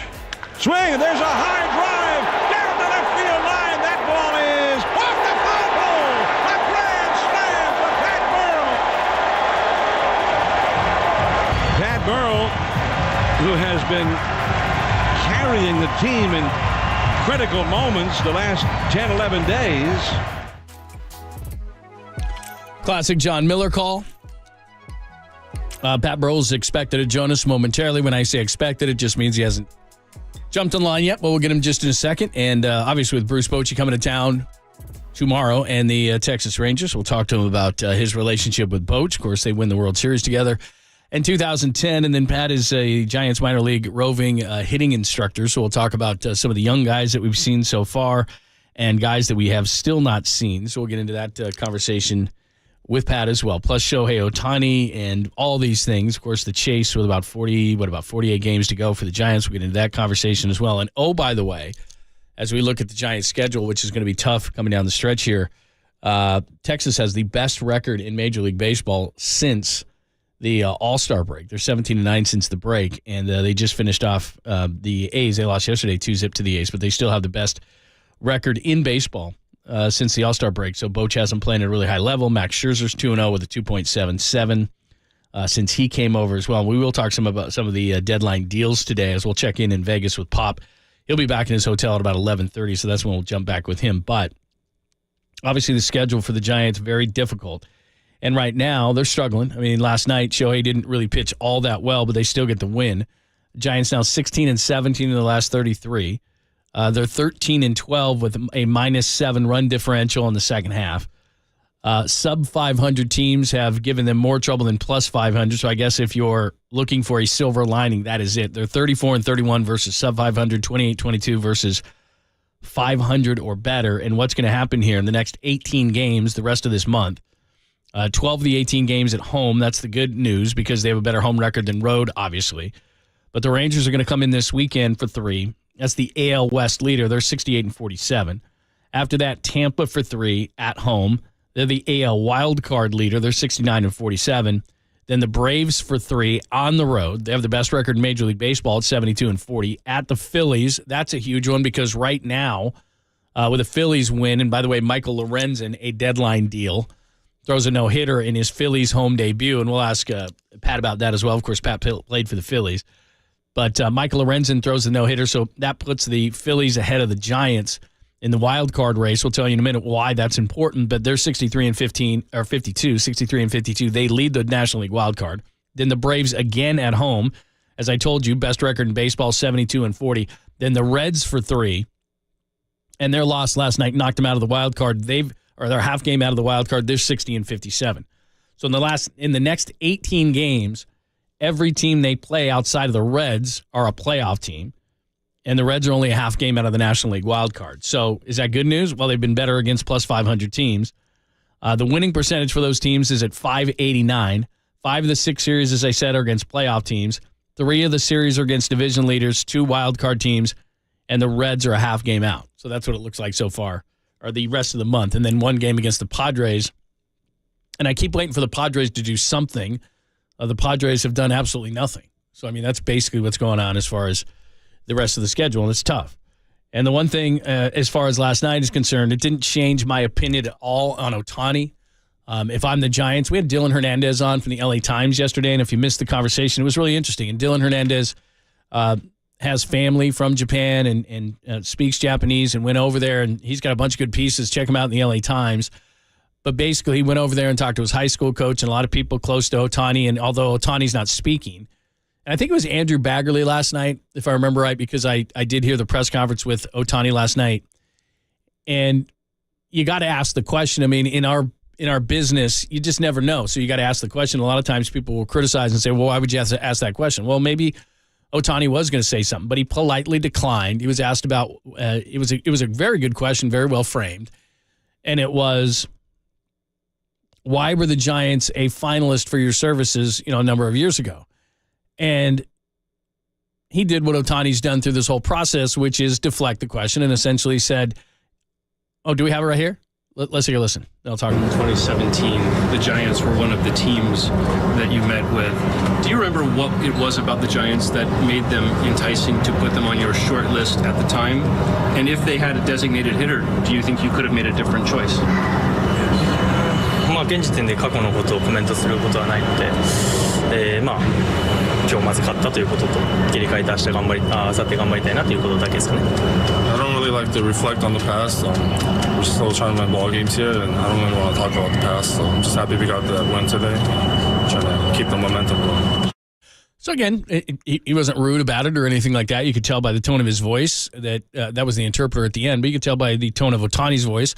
He was annoyed. It's just he knew it was coming. And pretty much any team that is going to be interested in his services, I'm sure he's been asked that question a lot of times. I thought Bags framed it in a really good way. In other words, not, are you coming to San Francisco? Would you be interested in San Francisco? All those kind of things. He said, what made them a finalist? It was a smart way to ask the question. Ohtani answered it in a way that was like, look, I'm not going to look back. I'm going to look ahead. We have games to win. Hey, you got to ask the question. He didn't pitch well. We've talked about it a lot, Greg and I, in terms of, you're going to throw a lot of money at a guy. Could be injured as far as, the pitching is concerned. Yeah, sure. But the thing that encouraged me last night about Ohtani was he clearly didn't have it. His back was bothering him. The last time he had cramps in his hands, all these type of things that are happening. And yet you look up at the scoreboard, he pitched 6 and he gave up 0 earned runs. And he really didn't have it. I mean, he was up high. He was very wild. That's as wild as I've ever seen Ohtani pitch. And I've seen a lot of his starts. I mean, on the MLB app or whatever, every time Ohtani's pitching, I try to watch it. And it's not necessarily because I think he's going to be a Giant. It's just I'm intrigued by him being able to do what he's able to do. So I don't know if he's tired late in the year. I don't know if he's injured late in the year. I don't know if that gives teams pause to say, geez, because he has such a tough workload, look at Ohtani here. This is a struggle, what he's going through. So, by the way, just heard that Pat Burrell's going to join us at 10:50. So we'll get into the things with Pat, with Bochy returning with Pat Burrell at 10:50. But I wasn't discouraged at all. I still think that Ohtani, the way that he takes care of himself, and if you missed our interview again with Dylan Hernandez yesterday, essentially what Dylan said about Ohtani, and I think Dylan Hernandez among media members knows as much about Ohtani as anybody. And he basically said what he does is he goes to the ballpark, does his work, he goes home, he sleeps 14 hours a day, he's not partying, and if you got to give him a big contract and he wants to play till he's 40 and he's 29 right now, is he going to be able to pitch that whole time? I mean, you are one pitch away from being injured and having Tommy John and having all sorts of problems. So are you going to take a chance that you're going to give $500 or $600 million to just a hitter or a guy who may have to, pitch limited innings later on or whatever the case may be? I mean, if you're watching that game last night and you're thinking Ohtani to the Giants, is that in the back of your mind? It's just saying, geez, he's not very effective tonight. But he went 6 and gave up nothing. And I think if he was on the Giants next year, he'd be their number 1 starter. I think Webb would be 2, and I think Ohtani would be 1. He pitched to a 2.33 ERA last year. He's about a run up on that. And last night he didn't look great. There's no question about it. And when he kind of tinged a little bit, that he tweaked his back a little bit, again, in the back of your mind, you're thinking, okay, if there's an injury to him and we invest all this money in him, then what if he can't pitch and then he's just a hitter? But to me, I have to take that chance. And one of the reasons I do, and I'm going to get into this a little bit later on in the show, but I was looking at the roster for the Giants, and basically you have 15 players, 32 or 32 plus, and they've used 15 rookies. Well, what does an older team and a young team do? This isn't a team that has prime-time players. You have guys like Logan Webb who are in the prime of their career. But this team is too young and too old, if that makes sense. 15 rookies this year, 15 guys that have played that are over 32. Well, that leads itself to inconsistency because you scratch your head and you say, this team wins 8 or 10 in a row and loses X amount in a row, right? They're very inconsistent, this team. Well, inconsistent means older players are inconsistent. So when you have a player in their prime, a good player in their prime, they're going to give it to you. If they're an everyday regular, let's say there's 6 games a week, they're probably going to give it to you 4 or 5 times a week, like really good, right? A player that's too old, maybe 1 or 2 or 3 times a week. A player that's too young, same kind of a thing. Why are they inconsistent? Because they're too young and they're too old. They don't have enough prime players, guys that are absolutely the Logan Webbs. Well, look at Shohei Ohtani. He's 29.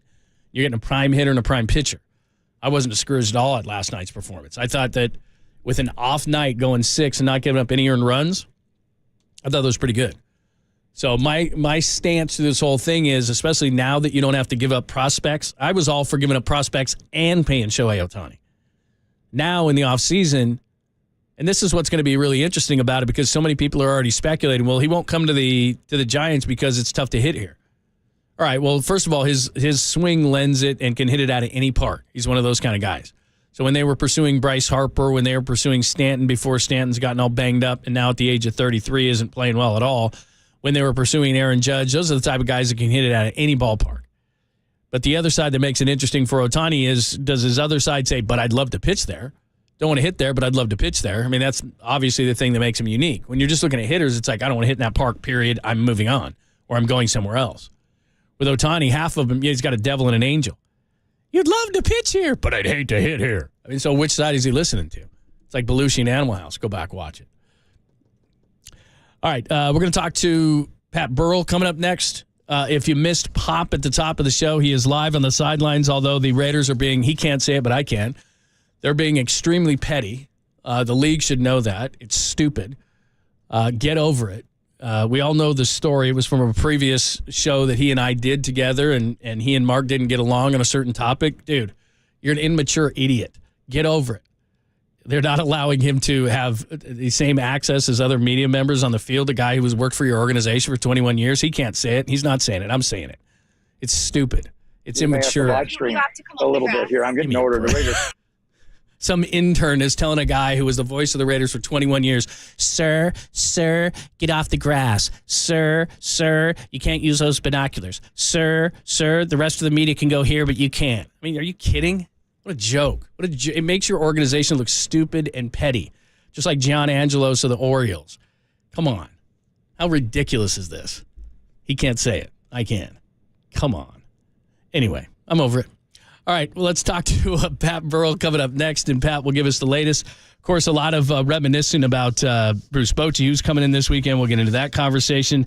Pop and Lunch sponsored today by the Fortinet Championship. It returns to the Silverado Resort in Napa. The Fortinet Championship, September 14th through the 17th. For tickets, go to FortinetChampionship.com. Pat the Bat will join us coming up next to talk all about the Giants' hitting woes, Bruce Bochy, some of the young players. We'll do it all coming up next, only here on the Sports Hitter.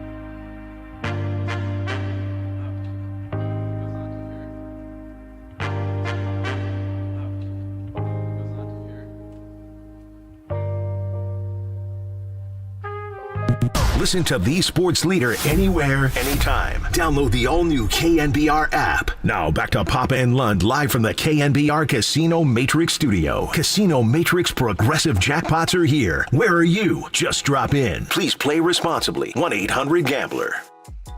Now a curveball. There's a shot deep to left field, way back there, and goodbye, home run. He got Burrow looking at one curveball, and then he threw it again, and Burrow plants it down the left field line into that open spot between the main grandstand and the bleachers, just to the right of the foul pole, and that was a hanger.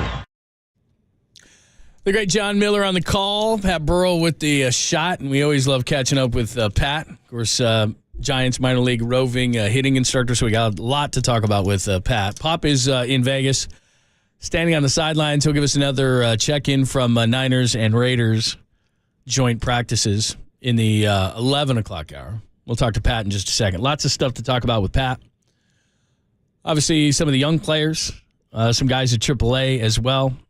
Young guys coming down the stretch, but mainly Bruce Bochy. Bruce Bochy coming back with the Texas Rangers coming in this weekend, and they made a couple of nice moves at the deadline, and they have the best record in baseball since the trade deadline. They have the best record in baseball since the All-Star break, and Bochy and the Rangers are going to be coming into town, and of course Marcus Semien Bay Area guys, so there's a lot of connections with Bochy coming in, and we'll talk to Pat Burrell about that momentarily in just a second. Again, the Giants lose last night. They lose 2 of 3 to the Angels, and I told you in the last segment about how tough the schedule is going to get. Now, again, plus 500 teams, the Giants have been better, but the Texas Rangers come in, then the Rays come in, and then you get some really tough stuff coming up with the Braves. You got 6 against the Braves, bunch of good teams coming up, but Bruce Bochy and the boys are coming in this weekend after losing to Shohei and the Angels and getting swept by the A's. So maybe some plus 500 teams to get the Giants back on track. And Pat Burrell joins us courtesy of the Uma guest line. What's happening, man? Good to talk to you again. Hey, but guys, what's happening? What's going on? How are you?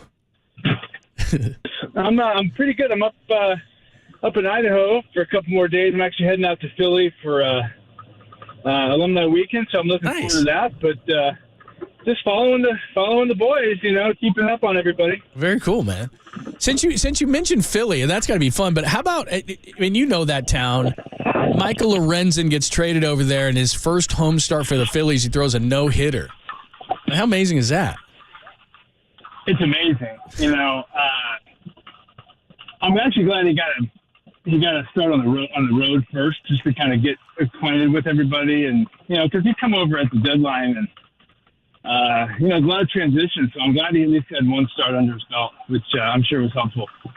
When you do that, like what you did, I mean, you came over. We had a bunch of guys, come over in 2010. And do you want to, how hard is it to be like a guy? I want to get my first hit. I want to hit my first home run. I just so that kind of you get comfortable and you're accepted in the clubhouse. Does it kind of feel like that? Well, let me tell you, hitting a home run or throwing a no hitter it works pretty quick that way. Right. But just like anything else, you want to fit in and. You want to play a part. And so you do put pressure on yourself to perform. And but that's just all part of it. I mean, most guys go through that. So, but, they're looking pretty hot. All right, let's talk a little bit about Boch before we get to some bats and talking some hitting. Boch coming back this weekend with the Rangers. What do you think that's going to be like, especially for a guy like Brandon Crawford? Oh, what an experience. I'm sure Bruce is very excited too. But, for a guy, he spent so much time in the Bay Area, brought, 3 World Series championships, and that's not forgotten. So I'm sure the ovation he'll get this weekend will just be out of control, and deservedly so. Yeah, what was it like when you came over and you played for a lot of managers? What was it like playing for Boch? Did we lose him? We might have. Yeah, he dropped. We'll call him. We'll get him back in a second. He's up in Idaho. I'm not going to make any kind of Idaho jokes. I'm sure the cell phone towers are fine. It just kind of happened, but we'll get into it. And again, Boch coming up this weekend. It's funny. We were talking about this in the bullpen yesterday, and I think Murph and Mac played this yesterday. We've played a couple of these. We didn't play the latest iteration of Gabe Kapler and Coffee Talk, But these two managers couldn't be any more different. We'll get into it in a second. I was asking before we dropped, what was it like playing for Boch? He was fantastic. He was, my favorite manager I played for. He was just so calm and collected under pressure, regardless of the situation. He just handled things with such ease and patience, and just a joy to play for. He really let the guys police themselves, and I can't say enough good things about him. So now, I mean, obviously you're involved in baseball now. Is it, we perceive it on the outside that it's a lot different, that there's a guy like Boch and he's maybe managing from his gut, but I know that the Rangers are an analytically driven team. Every team is now. Is it from the way that you perceive it, is it a lot different from a guy like Bochy and a guy like Kapler or organizations where maybe things have just, it's changed a little bit? It's more numbers driven than it was. Of course it is. The game has changed and changed a lot here in the last 10, 15 years. But what hasn't changed is the ability to corral the troops, and get guys pulling in the same direction. And that's leadership. And, Bruce is just a gifted leader from everybody I've ever heard that played for him. And so some things are new, but then, some things obviously are just timeless. Let's talk some hitting, because it's interesting. The team struggled in July, obviously, and you know how this works. I mean, you got a bunch of young guys, and Casey Schmidt gets off to a hot start, and Andrew Bailey gets off to a hot start, and all these guys, and Matos comes up, and we probably haven't seen an influx, maybe ever, as quickly as it is, and some of it is obviously injury driven. But you got to bring these guys up. They got to play. They get thrown in there, and at first they're having a lot of success, and then teams adjust to them, and then they kind of struggle, and that's kind of where we are with some of these young guys, is they're trying to adjust back to what guys are doing. So from a guy who experienced it, what is that like to come up and then these guys adjust on you, and then it's just a constant game of back and forth? That's all it is. You come up, you have some success, like you mentioned, and then the league kind of fights back, and it's this tug of war that goes on, and it's a game of adjustments. And I think we're finding out that, especially with all the analytics and the advanced reports, I mean, these guys know everything about you, so it's you got to really become you have to have the ability to make changes, and I think we're finding that out with our young guys. Well, in Casey, for a perfect example, is that when he was chasing some pitches, and a lot of young players do that. So I would imagine that until Casey proves that he some of these pitches out of the zone, that he can be a little more patient, he can take a few walks. But that's a lot easier said than done. So how difficult, again, as a guy who did this, is it to lay off pitches, especially as good as these guys can throw nowadays? Oh, it's a totally different game. We came up, you faced a guy 3 times, and then you might face a reliever for your 4th at bat. And the majority of the time, these guys facing guys 1-2 times, and everybody throws so hard. It's definitely a challenge. So, the goal for all these players when they get up there is to feel like it's development. It takes time. So, but I'm pretty confident that our group of guys, like Casey going back down, getting things resettled, taking a breath a little bit, and regrouping and coming, and he'll be back. This is all part of the process. Most guys go through this. So, for me, it's fun to be a part of it. I'm heading down to Sacramento next week, and I just can't wait to see the guys and see how they're doing. That's very cool. Pat Burrell's joining us, minor league roving hitting instructor for the Giants, as we're taking you through some of these young guys. And this is a great story. Elliot Ramos is back with the Giants, and I don't know if you've seen him since he did return. And here's a guy who was so well thought of, and then he struggled a little bit. And with some of these other guys who have come up, maybe he's gotten off the radar a little bit. But man, he was red hot in Sacramento. Did you see him at all? And kind of the way that he revamped himself, because now he is back with the Giants now that A.J. Pollock is down. You know what? I haven't seen him since he's been back. But again, a guy with a ton of talent. But there's also, that edge, that mental edge that you have to kind of go through. Nobody can walk you through it. You gotta kind of go through it on your own and find out, how it is I'm going to stay here. And with our coaching staff up there, they're very clear. about what they want from guys. And so a guy like Ramos, getting hurt, and that's always hard to come back from, but it can also free up a little bit when you come back to work on some new things. So, I'm hopeful he'll get back there. He's been up there before, and he can settle in and help us. One guy that he just got to Sacramento, and again, I don't know if you dealt with him much at AA, but that looks really, really good and has had a great year, is Wade Meckler. What do you know about this guy? Oh, he's a little grinder. He's just has always hit, and he's diligent about his work ethic, and he's always ready to go. Plays with a ton of energy. He's a guy you love to have, and so we're thrilled to have him. And obviously he's hit really well, and he's been able to climb the charts. So I'm That's awesome. You lose Pat? Yeah, we might have. That's all right. Tell Pat thanks. I don't want to keep going back and bugging him. That's good. Gave some good stuff. All right, there's Pat Burrell giving us a little insight into things. And look, he mentioned Casey Schmidt. I have no doubt, and it's not because I own Casey Schmidt cards. I have no doubt that Casey Schmidt is going to be fine. Chasing some bad pitches again. That's why I asked Pat, who's been there. I mean, it looks simple, right? You're sitting on your couch, you're drinking a beer, and you're going, why are you chasing that slider? And it's like, well, it's kind of difficult. And then Pat kind of put it right out there that, look, you're not facing a guy 3 times, and by your third at bat, you start feeling comfortable. I was trying to get you out. And this is what the Giants are trying to do with the opener. It's lost 2 in a row. I'm not down on the opener. It's just they're trying to give you different looks every single time. The analytics tell you that X amount of pitches for this guy or X amount of hitters or left, right, or whatever the case may be. They're drilling down on all this stuff. And so from a look at the other side of it, from a hitting standpoint, you're not getting a read on a guy. You're not getting, they've got all this stuff on you. And now Casey's got to go back down. And one of the other things I wanted to ask Pat before we let him go was just the mental side of it. And you could tell it was grinding on Casey Schmidt, but they kept him up here because he was so good defensively. But at some point, as you start looking at the way that they're hitting, and again, they're hitting a little bit better than they were in July, but not much, especially runners in scoring position, some key things, and you shudder to think where they'd be without Wilmer Flores. And we'll get into it a little bit more, but the whole thing about it is that these guys have got to go down and they got to deal with some things. Now, look, would I like to see Marco Luciano? I mean, if you're going to do this, I'd like to see Marco Luciano instead of a Mark Mathias or whatever like that, something like that. Elliot Ramos, it's so easy for us to get down on somebody because we make a snap judgment on a guy who, because of injuries, probably shouldn't have been up here in the first place, and he struggles, and then he goes back down. Elliot Ramos is 23 years old.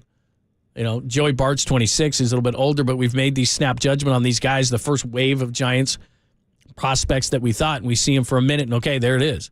I mean, Casey Schmidt came up, we're celebrating, right? Well, they adjusted to him. Patrick Bailey is so good defensively that we haven't realized that, offensively he's really struggling. Now, he's had some good at-bats, and so not everything's going to drop in. So with Bailey, it's not as pronounced as it is with Schmidt because Schmidt was just having non-competitive at-bats. That's not really what Bailey's been. But he's struggled. If you look at the batting average and the OPS and all those kind of things, he's struggled. The hit he had the other night where Randall Grichuk misplayed the ball and got behind him, I mean, it was just a looper. It wasn't like it was a hard-hit ball. So, but he's had some of those.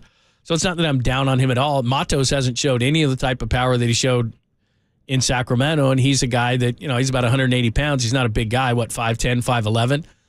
And look, I'm not down on any of these guys. It goes back to me to the deadline, and hopefully Farhan's right. Because I looked at some of the guys and what they've done as far as the guys that got traded at the deadline, because, look, Farhan tried, but when you're a general manager, that's just not good enough. Because people will ask me, I get tweets like this all the time, where people will say, well, if you don't like what Farhan did, what would you have done? Well, it's not necessarily my job because I don't know what Farhan was offered. I don't know what Farhan would have had to give up, all those kind of things. All I know is this, is you continue to watch them, they're probably going to make the playoffs in the National League because nobody else seems to want this spot. I mean, if you start looking at the National League, the American League is absolutely loaded. The National League isn't that way. But I was looking at this morning, players that were traded at the deadline. Jack Flaherty was a guy that both me and Sean Estes liked. Flaherty's 1-1 with a 3.27, went from the Cards to the Orioles. Lorenzen just threw a no-hitter for the Phillies. He's 2-0 now with that and a no-hitter. Verlander with the Mets, 1 start, 0-1 with a 2.57 in 7 innings. Verlander struck out 4. There was no way on Verlander. He's a 40-year-old guy. As much as he's going to the Hall of Fame. He's a first ballot guy. But you had to pay him the remainder of the $43 million this year. You had $43 million next year, and if he throws 140 innings next year, then it vests at $35 million when he's 43 the year after that. So I wouldn't have gotten Verlander. That wasn't a guy I would have wanted. The Dodgers got Lance Lynn, who was absolutely horrible with the White Sox. He's 2-0 with a 2.77 in 2 starts with the Dodgers. Max Scherzer, who you're going to see this weekend, 2-0 with a 2.77 in 2 starts with the Rangers, and they have the best record in baseball since the All-Star break. Hitter-wise, and this is where it gets really difficult. Now, would these guys have hit better if they went to the Giants? Maybe. Now, Tommy Pham probably wasn't going to come here because of the issues with Jock Peterson. But Tommy Pham went from the Mets to the D-backs. He's 3 for 21 since the trade. That's a 143. Jake Berger, 6 for 29. White Sox to the Marlins. He's hitting 203. Paul DeYoung, which is somebody that I championed to the Giants, 2 for 30. That's an 067 since going to the Cards to the Blue Jays.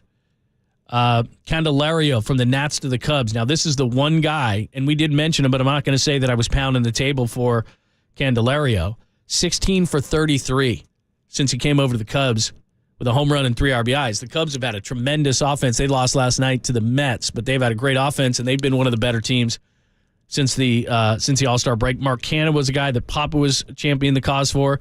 He went from the Mets to the Brewers. The former A is 6 for 34 with 3 RBIs hitting 176. So it's not like, other than Candelario and a few of the starting pitchers, which have done pretty well, it's not like anybody's lighting the league on fire, that was acquired at the trade deadline. But my point is that what happens is, and again, I'm told this by numerous people, it's not like I've been in a clubhouse before other than covering a team, but this team was not spitting water. They were going underwater. This offense was averaging about 3 runs a game. They were last in every offensive every relevant offensive statistic in July. They were in last. They were the worst. And yet, who'd they get? A.J. Pollock. A.J. Pollock's done as a Giant. He's got his latest injuries taking him out for 3 weeks. By that time, Mitch Haniger's probably back or somebody else. Pollock hit in the 3rd hole the other day and was hitting 165. I mean, sometimes, honestly, with Farhan, as much as I respect his baseball knowledge, and he sure knows a hell of a lot more about baseball than I do, but you almost think to yourself, are they just trying to outsmart everybody? Are they trying to go to the garage sale and find a piece of gold? Are they trying to go to a thrift store and say, look what I got? I mean, a lot of times that's just what it feels like. You're not the A's. You're not a small market team. Now, you may not be the Yankees or the Dodgers or something like that, and I don't expect you to be the Padres because they're just spending and spending and spending and nothing is really coming to it. I don't want to make a move to make a move. I don't want to make a move that costs you financially so that you can't seriously go after Shohei Ohtani in the offseason, but stop it already. It's a constant dumpster dive. Look, we got A.J. Pollock. Great. It's like he's doing it for other general managers, Like he's not doing it for the baseball team. Look what I got, and look who I got, and look what he's doing. For every Wilmer Flores that you get, you're grabbing all these guys who just aren't working. And I'll give him credit in the offseason because anyone who wants to bitch and moan about the offseason, Aaron Judge has missed the majority of the season for the Yankees. Hasn't been great. I mean, he has been when he's played. Carlos Correa has been a complete washout for the Twins. Carlos Rodon has been terrible for the Yankees. He's got an ERA over 7. So, I mean, you could say in those ways, Farhan was right. Now, as far as the offseason that he had, Mitch Haniger hasn't worked out. Ross Stripling's been Sean Manaea's been good in the role that he's given. He was good again last night, so you call that a positive. But at the deadline, this offense was just they were the worst offense in baseball by every offensive metric. And again, I'm not in the room. I'm not on the phone. I'm not reading the text messages. I don't know who he was offered. I don't know who he would have had to give up. But let's take this by a full circle because we all get excited when we see these prospects come up. Oh, we can't trade Luis Matos. What's giving you that idea? Now, maybe he's going to be great in the future. He might be. We had Mark Langston on the show yesterday. Mark Langston, if you don't know, if you're part of the younger demographic, played for the Mariners for a long time, played for the Expos briefly, a long time with the Angels, and so we wanted to have him on to talk about Shohei Ohtani yesterday. Mark Langston was a great pitcher. 16 years in Major League Baseball, won 179 games, was a 4-time All-Star. Really, really solid player. But when he turned down in 1989 a 3-year, $7.1 million extension as one of the best left-handers in the American League, by the way, this is how things have changed. 3 years, $7.1 million extension, said no to the Mariners. The Mariners traded him to the Expos. You know who was a part of that deal? Randy Johnson. Randy Johnson went from the Expos to the Mariners. Now, Mark Langston was really, really good. But if the Expos, now the Nationals, had it to do all over again, of course they wouldn't have traded Randy Johnson. But that's the choice. That's the chance you take. But for every Randy Johnson deal, the majority of these deals in a large margin are as if you get the best player. So in other words, in this case, the Mark Langston. The majority of the time, by a large margin, you win the deal. So an analytically driven team like the Giants, who know that of Casey Schmidt, Patrick Bailey, Luis Matos, Marco Luciano, all these guys, maybe one, sorry to break it to you, but maybe one is going to hit. And they probably won't hit at the highest level. Now, not everybody's Randy Johnson, a Hall of Famer. But that happens. But you got to be able to take that chance. But again, I wasn't in the room. I didn't read the text. I don't know. But I do know this, that this team was dying for somebody who could be productive offensively. And I read you the list, and I read you the names, and I read you the numbers of the guys who have been traded, and nobody has set the league on fire. I will give you that. But if Wilmer Flores, no offense to Wilmer Flores, if Wilmer Flores is by far your best hitter, and maybe J.D. Davis is number 2, then you probably have an issue offensively.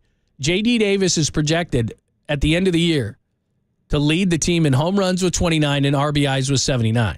Shohei Ohtani already has 40 home runs and 83 RBIs.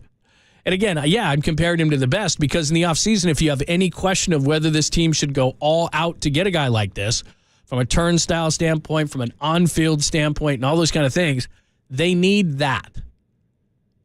So again, I'm not necessarily full out blaming Farhan because I don't know, but you've got to know your system. You've got to know your guys. And there was not a team in baseball who is screaming more for an offensive talent than the Giants.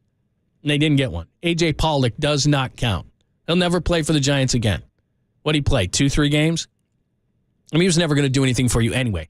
A 35-year-old guy got hurt who's been hurt? Oh, my God, really? What a shock. Who could have saw that coming? Anyway, there you go. What? What are your thoughts? Wait a minute. If 35-year-old A.J. Pollock, who was injured when he came over, got injured? Oh, what? My God.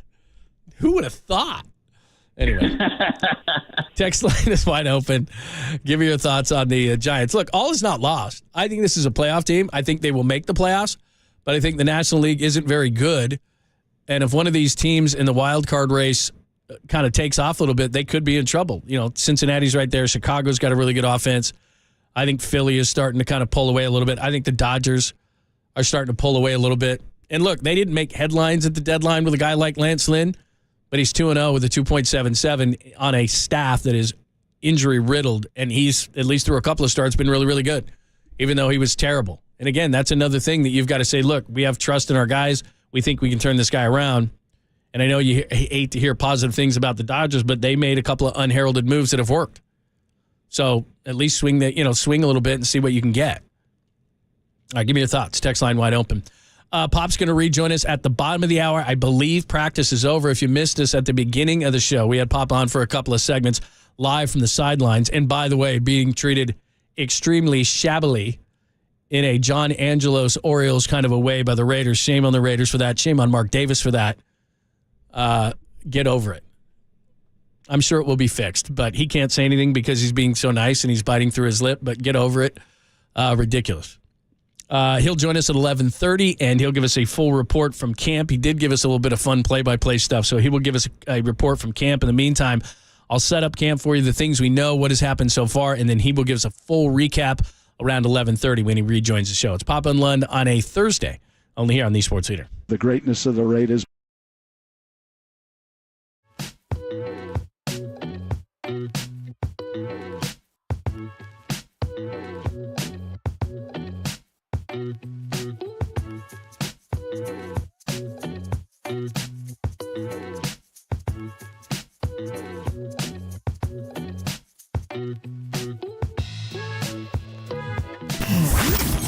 Here's what's trending now. Trending now.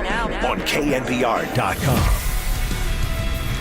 Shohei Ohtani was too much for the Giants to handle as he led the Angels to a series victory 2-3 against the Giants. Great way to show him what he's missing out on. That story and more trending right now on the all-new KNBR app.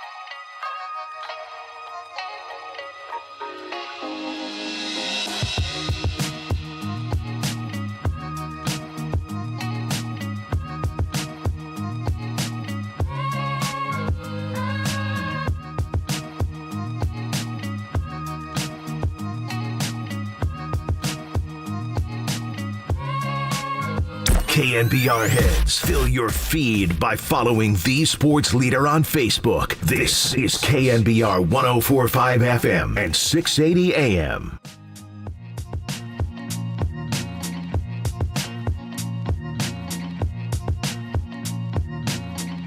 What's happening? Thanks for joining us.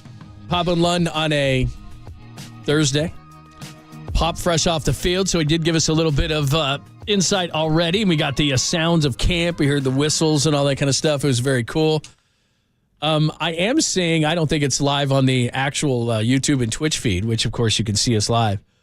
But I did see, because I'm privy to behind the scenes, I did see Pop sitting down. So he has already hustled back to. You got me, Johnny? Look at that, man. Wow. Look at you. I was on the first bus getting out of there, so. Man, you are fast.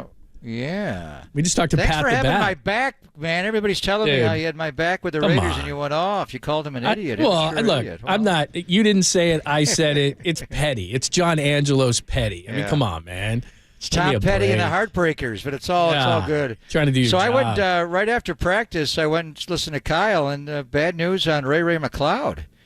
He has a fractured left wrist, and he's going to be out about 8 weeks. Oh. So the kickoff, and punt return jobs are wide open. I've seen Ronnie Bell do it a lot in practice, John, the 7th-round pick out of Michigan. And Deshaun Jameson, who's been very impressive as a corner, also did it in college. So we'll see where this goes. But that's a rough one. George Kittle was also out today. Adductor, not abductor. It's double D. And Dre Greenlaw had a little something. Drake Jackson had a little something. So as you say, this time of the year, it's more about staying healthy. But Kyle said, 8 weeks Dude, that ain't for Ray McLeod, who is a former Pittsburgh Steeler. So that job is wide open for the season opener and probably the first month of the year, huh? So, man, I'm looking, like you said, I'm looking at the depth chart. Willie Snead, Ronnie Bell, Jameson. And that's a big job, man. People don't realize that, man. That's a big job. Well, they're two different, and I'm grabbing my backpack here. I just got in the room minutes ago. Sure, take your time. They're two different jobs entirely, being a kickoff returner and being a punt returner. Right. And Ray, what's amazing about him is he's able to do both equally well. I mean, kick returners, and with the new fair catch rule going to the college rule this year, that may change it a little bit, but certainly you got to secure that. The one thing about that, John, and you watch way more college football than I do, but if you call for a fair catch in college and you muff the kick, say like on your own 3-yard line, the ball's dead on the 3-yard line. Right. You can't pick it up and run it back. So I'm not sure if that's going to be exactly, talking to Brian Schneider and the special teams coaches, they're not even sure if that's exactly how it's going to work in the NFL. We taken all of the college rules, so then I think you'll see teams sky that ball and try to make it as hard to return as possible. And so you want, first and foremost, someone that can catch the football. And, Ray, he had a history of fumbles before he got to the 49ers, but he only had one, as I recall. It was the playoff game against Dallas, and then he was able to atone for it later with a big kickoff return. And that wasn't even a muff on a punt. He caught the ball, was running upfield, and one of Bones Fossil's guys got in there and ripped the ball out.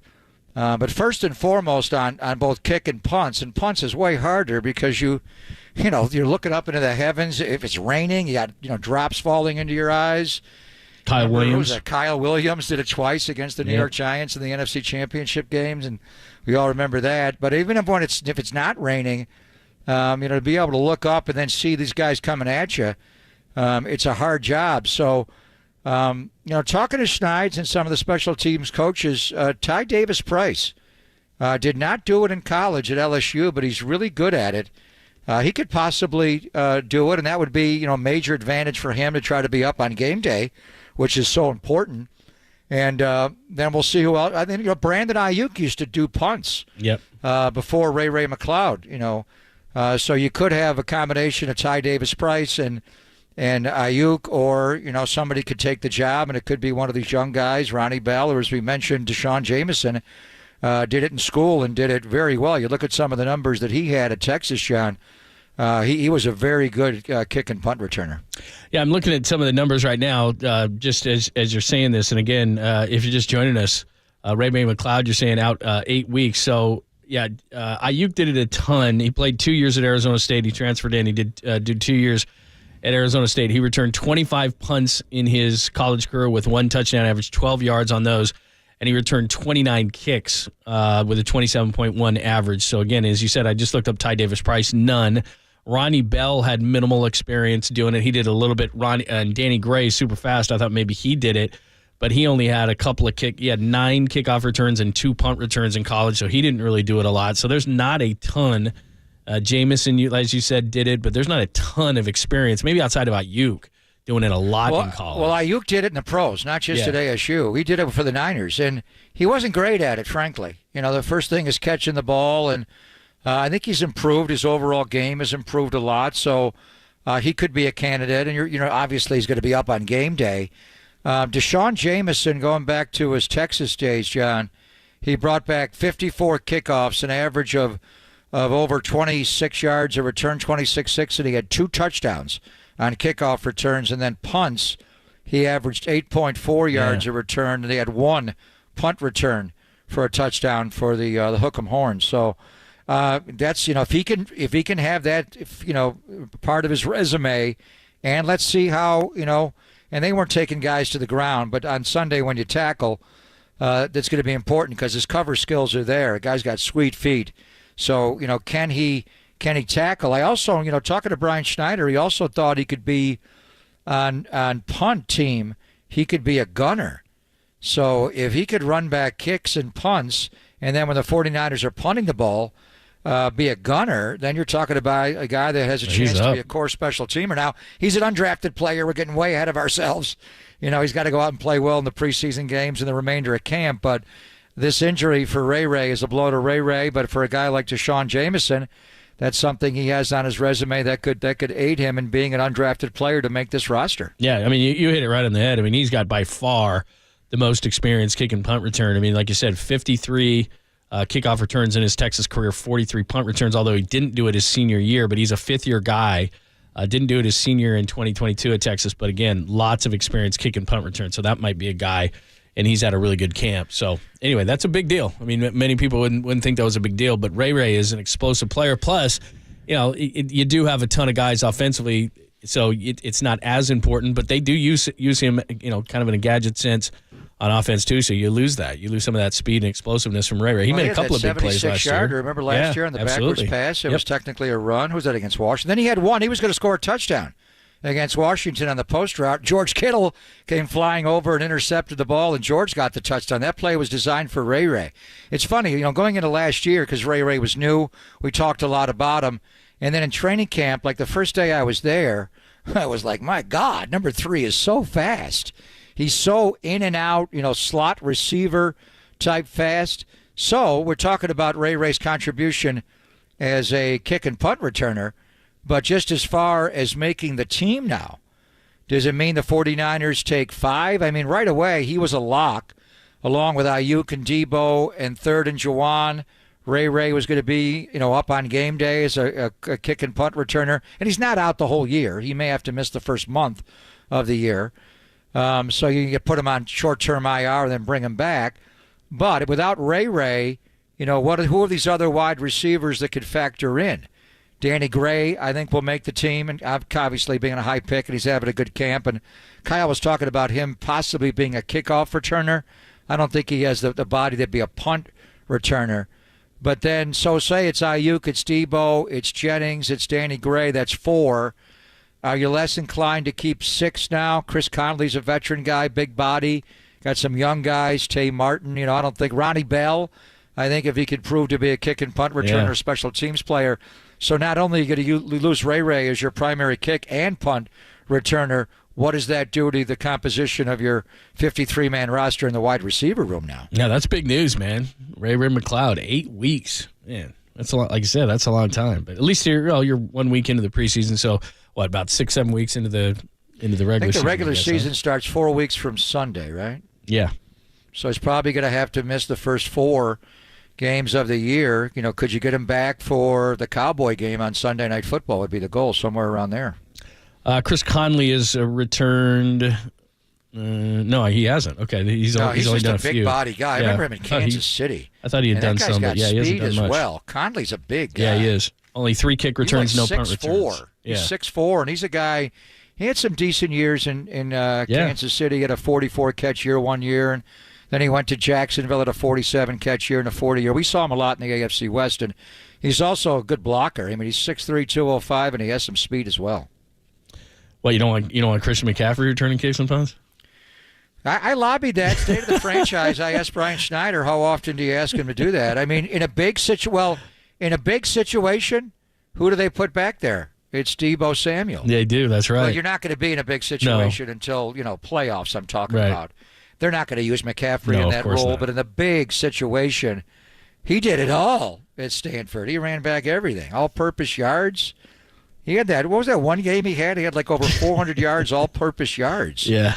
I mean, the guy was a great kickoff returner. He was a great punt returner. He was a great everything at Stanford. It was the Pac-12 championship game, John? Yeah. Pac-12 title game. He had 461 yards in that game.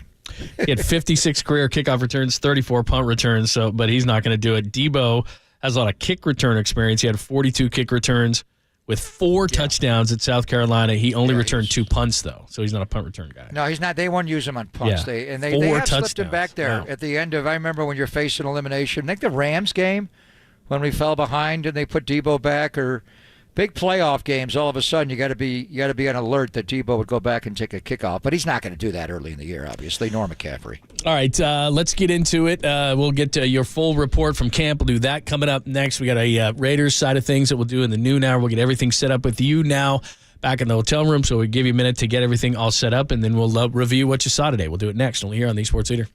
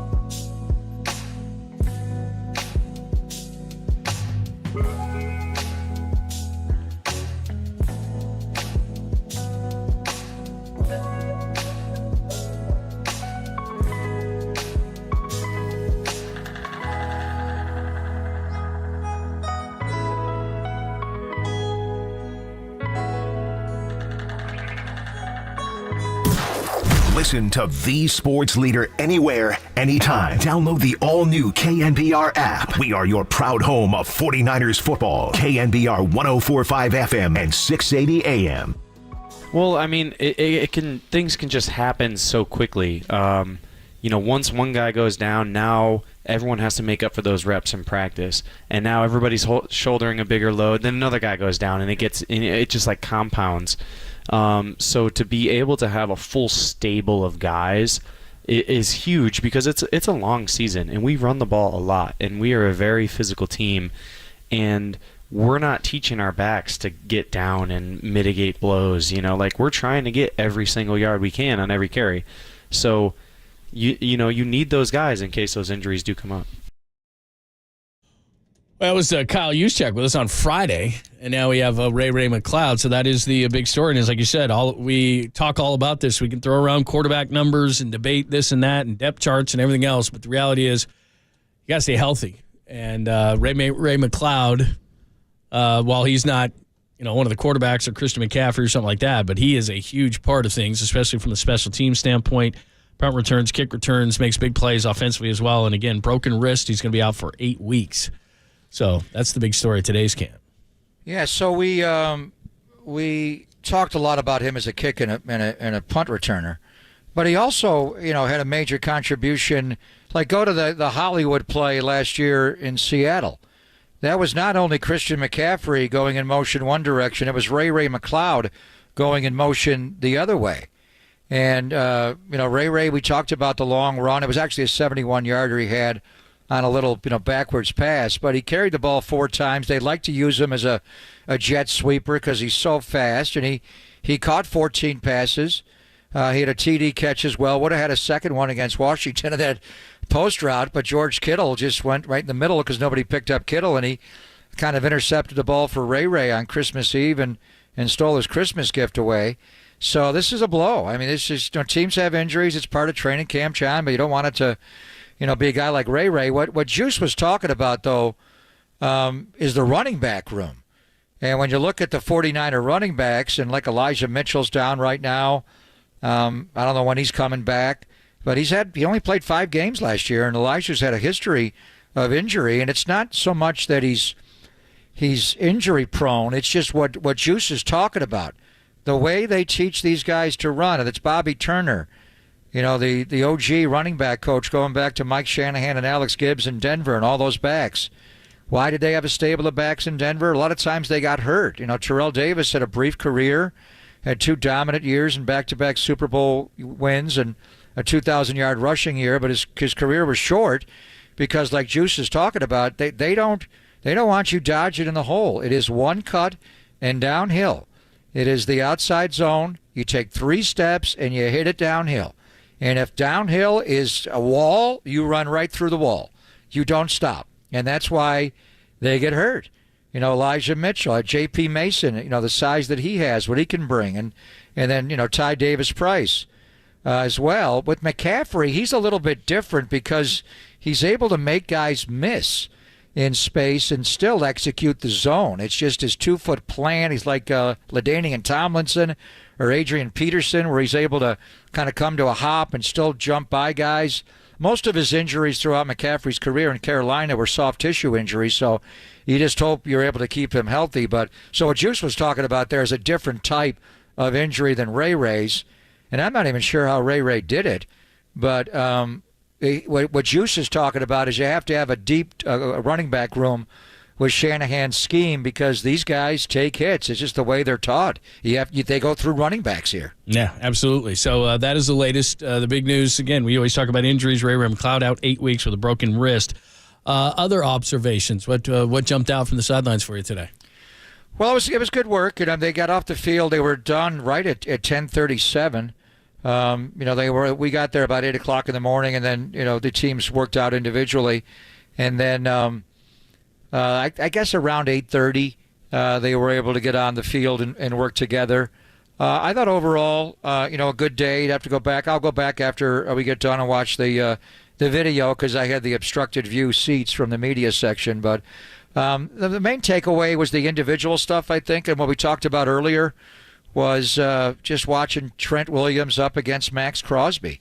I mean, with Nick Bosa not here, the three best players on the field, McCaffrey certainly won, Devontae Adams for them, and they don't have Josh Jacobs either with the holdout. But Trent Williams and Max Crosby are two of the best players in football.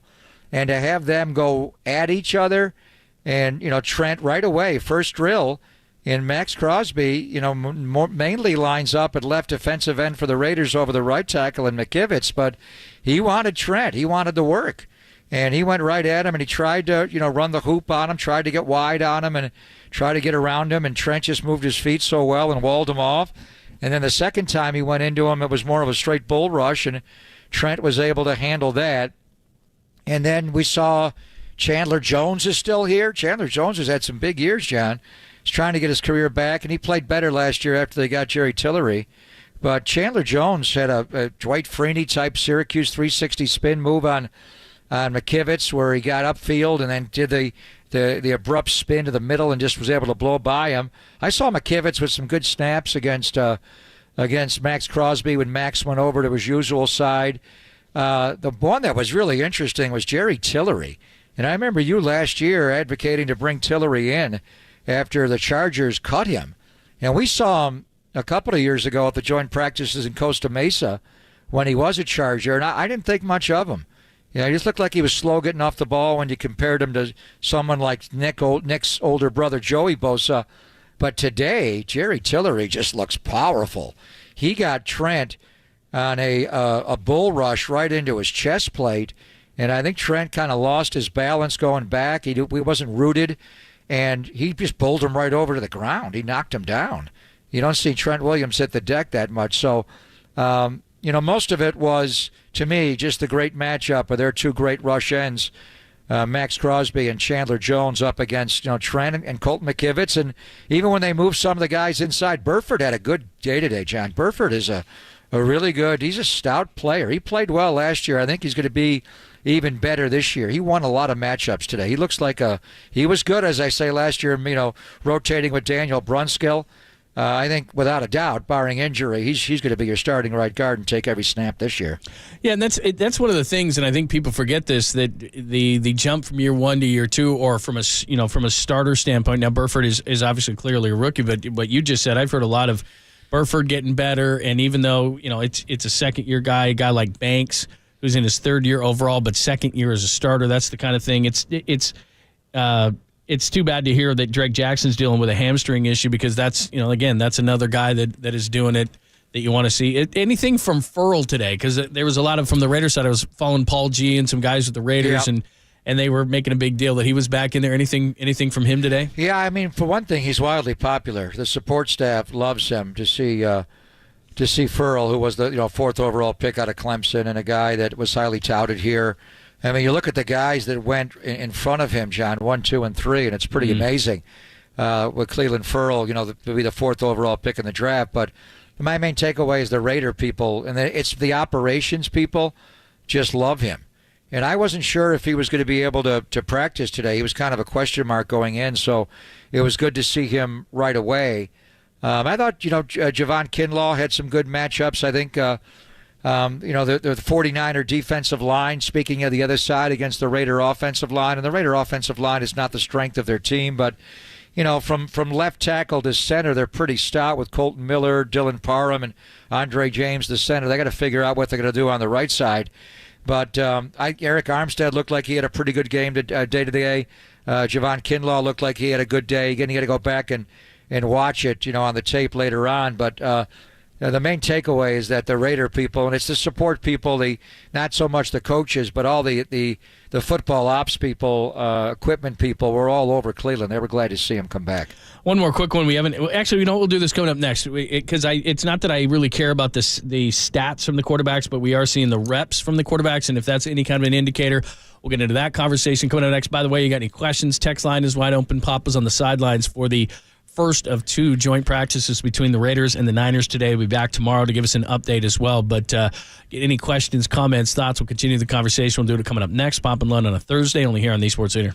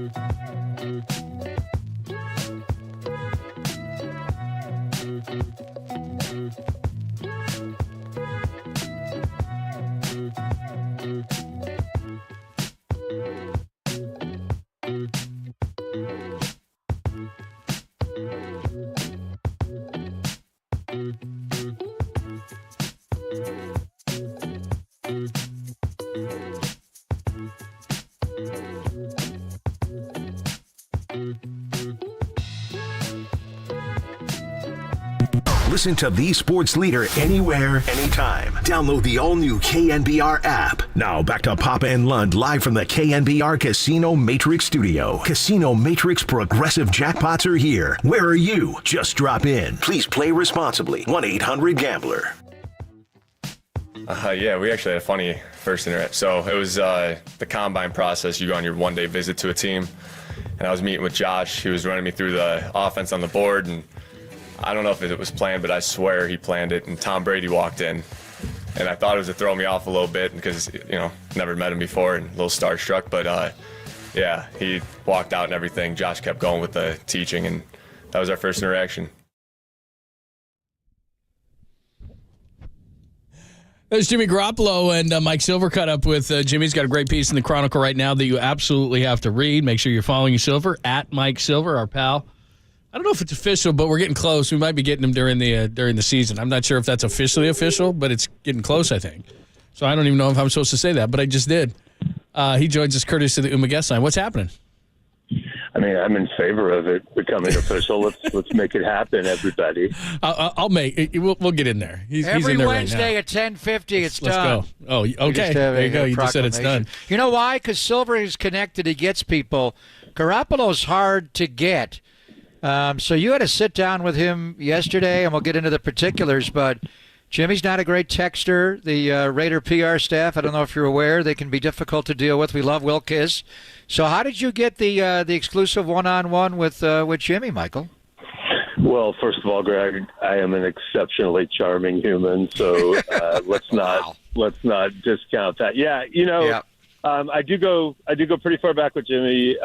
He even made fun of his not texting back within the interview. I thought it was really nice comic timing, kind of like McDaniel-esque, but he, we were talking about this press conference after the season where Kyle Shanahan was asked, hey, is there any scenario where Jimmy would be back? And Kyle was not in the best mood. They just lost the NFC Championship game, and his quarterback was facing, severe elbow surgery, and he just said no, basically. And it was likened by my esteemed colleague, Ann Killian, who is one of my absolute favorite columnists, to the infamous Eddie DeBartolo, he's gone, Mark Trestman press conference, for those of you who remember that. And I remember it. So I threw it out to Jimmy because, Jimmy's great at having stuff roll off his back. I didn't know if he cared. And turns out he did. He didn't love it. And, I said, did you see it? And he said, no, I didn't see it. I go, you got some texts? He goes, yeah, I might have got a few texts. And then he goes, I'm not sure I responded, though. And I'm like, okay, well played. Especially because I was the one who kind of put that out there last year. And, so I deserved it. It was fun. That's great. Mike Silver has joined us. He's in Vegas. By the way, I have to acknowledge the last Dive Bar T-shirt that you had on. Very nice. That was a very nice touch.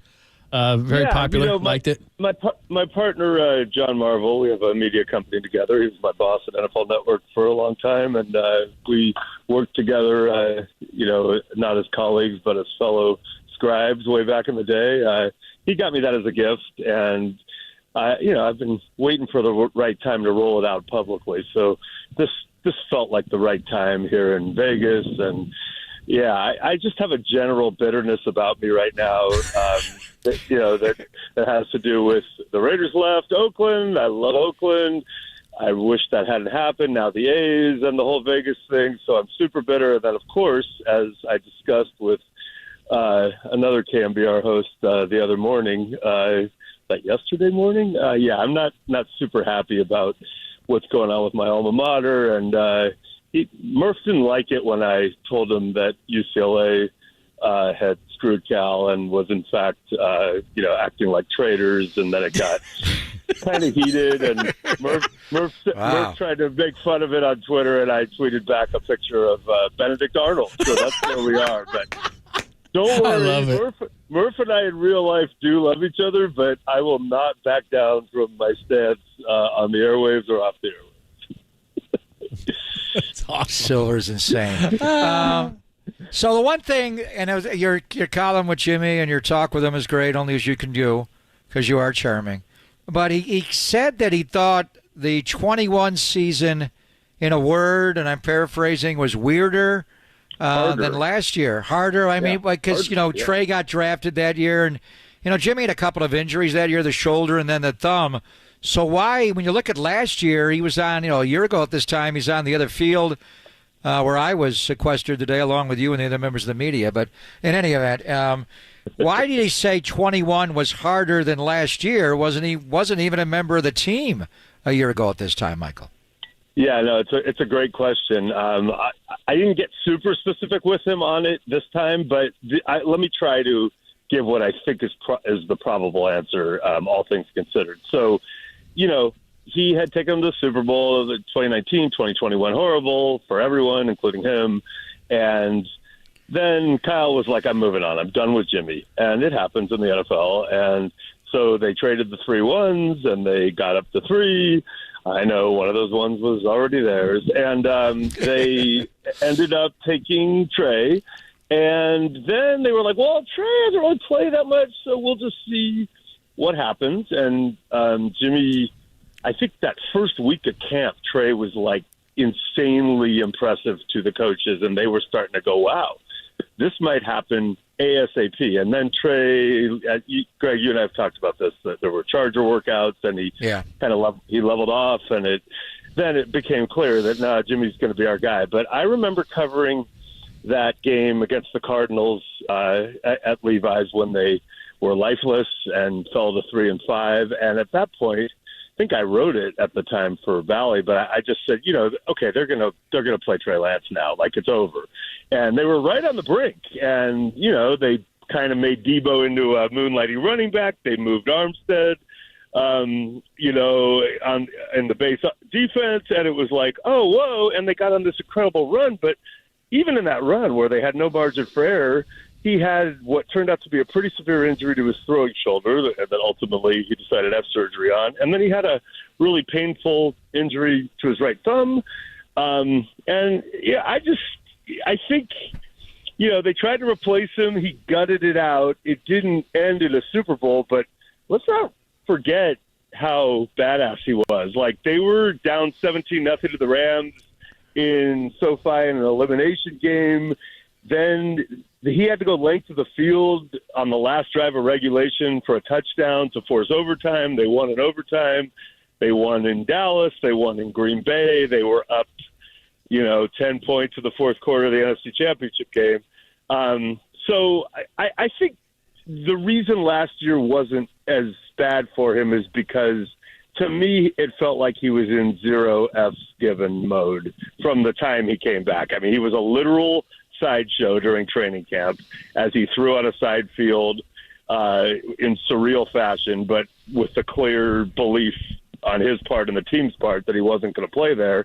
And then all of a sudden, basically as a reflection of how worried they were about Trey as a starter, they brought him back, and lo and behold, he comes in week 2, plays great, they win, has that really bad game in Denver where lip readers are invoked after the fact, and he steps out of the end zone, and then played it like a Pro Bowl level. And the injuries sucked, and Purdy mania occurred, and it turned out weird. But I guess I think 21 was harder for him because in 22 he had already seen the abyss, and it was just whatever. Kyle doesn't like me that much, but here I am. Oh well, let's let it rip and not invest too much emotionally. That's my belief. Mike Silver's got a great piece in the Chronicle right now that you got to see. He was the first one to talk to Jimmy Garoppolo and kind of goes over a lot of his career with the 49ers. And one of the points you also make, too, is, and there was a lot of speculation about this, that maybe Jimmy could have been ready for that NFC Championship game to be an emergency quarterback. And then he said, well, he wasn't ready, but if it was the Super Bowl, he would have been ready, and that would have been kind of a cool thing for him. But so there was no speculation that he could have been ready to be the emergency quarterback in that game. Well, it's all words. So, but based on what I've now fleshed it out. I asked him if he had a setback first of all during that time, because it sure seemed like the timeline maybe was murky and that changed a little. He said, "No, I did not have a setback." This is what happened. He probably should have just had the surgery. There were 3 separate breaks, and one of them, I guess, on the second toe, was very, very deep down. And what he should have done was just have the surgery, get ready for free agency. But in his mind, he was like, look, you never know what's going to happen. Even if Brock Purdy somehow is good enough to get us to the Super Bowl, it's a weird scenario. Injuries happen. And so, it's almost like he was envisioning this very bizarre remote scenario, which in fact played out. So then he's on the sidelines in street clothes in Philly, and Purdy's arm is done, and Christian McCaffrey's running through 8 people and tying the game. And I think for a few seconds he's going, whoa, this crazy story could actually happen. Now, he probably wouldn't have been nearly as mobile as normal. He probably would have just sucked it up and played through it.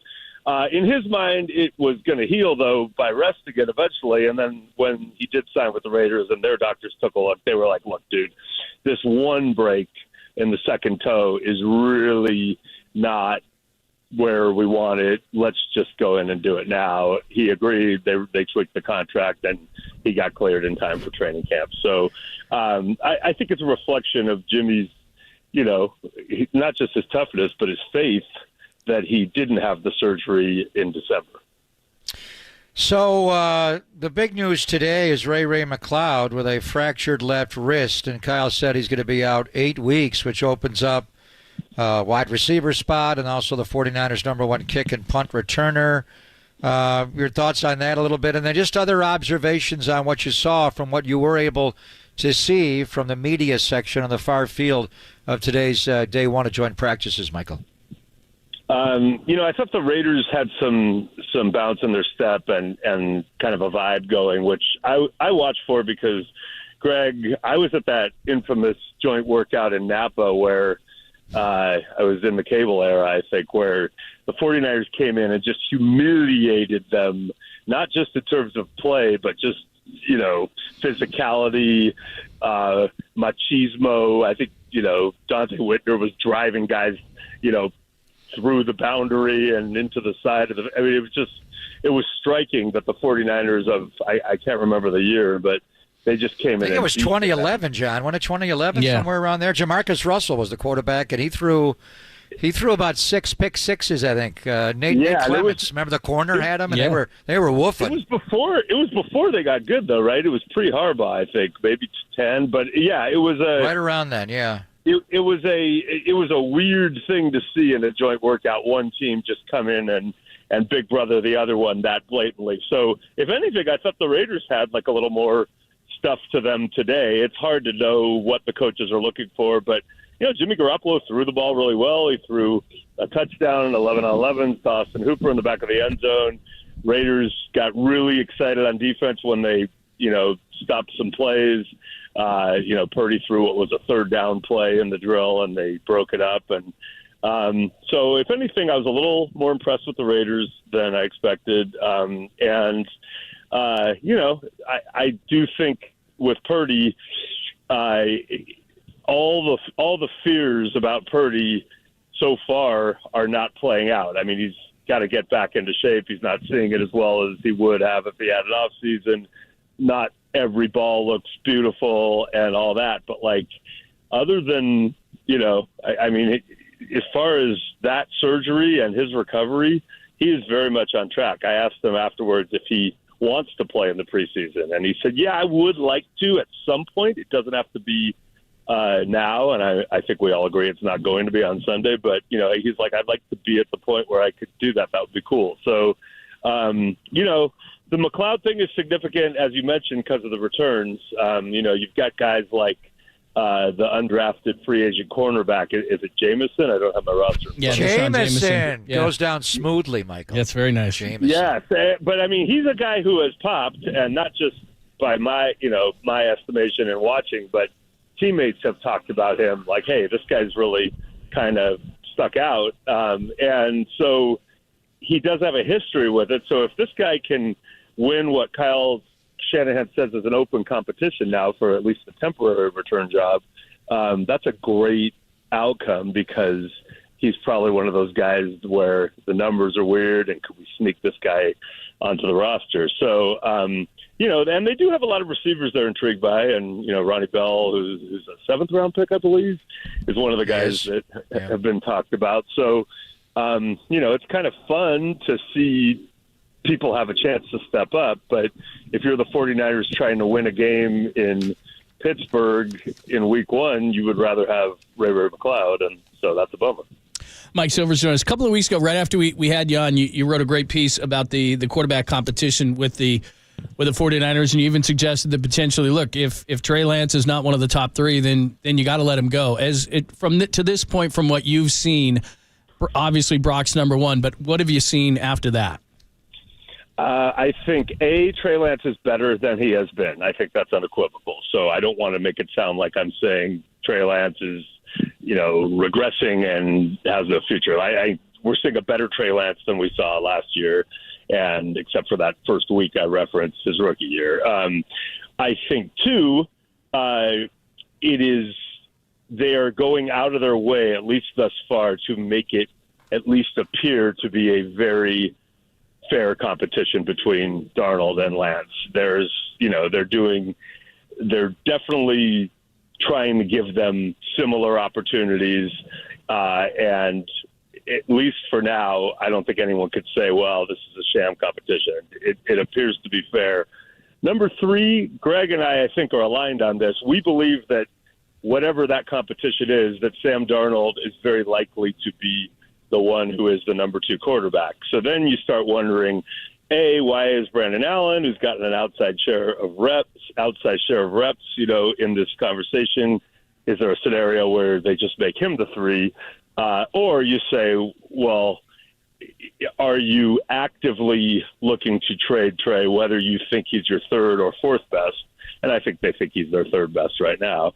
But, if you can get something back from somebody, do you feel good enough about Brandon Allen to just make that move? Yeah, obviously one more day of the joint practices, and I think Brock will bounce back tomorrow and be QB1, and then Sam and Trey will rotate, and then Brandon Allen. Do you have a feel for how Kyle is going to run the game on Sunday? Brock won't play, but will Trey start or will Sam start, or will they flip it the next week against Denver? As far as the preseason games, Michael, do you have any intel on how they're going to run the quarterbacks? Well, I'm looking for clues, and this is one thing to look for. Brock won't play. If you see either Trey play and Sam not, or Trey play way more than Sam in this game, to me, that's going to tell me Kyle is more worried about Sam Darnold with a backup offensive line, and, they just came off joint workouts. He's more in fine China mode with Sam Darnold than he is with Trey Lance. And they may still stick to hey, it's a competition. We're giving Trey this game, and maybe we'll give Sam more in the next one. But that, to me, is something to watch for. If it's really even, or if Sam plays more than Trey, then my conspiracy theory may be revisited. But I have a suspicion that we're not going to see much of Darnold in this game, and that's what I'm going to read into it if it happens. Interesting. Good stuff, man. Hey, as always, great stuff. By the way, one thing that I give you tons of credit for is because Jimmy Garoppolo used to come up, with us and from training camp, and I would try to get as far away as I possibly could. They would shoot video, and I would try to get to the other side of the room. You actually took a picture right next to him, and you held your own. You held your own. I have a really good friend, and this is how good a friend she is.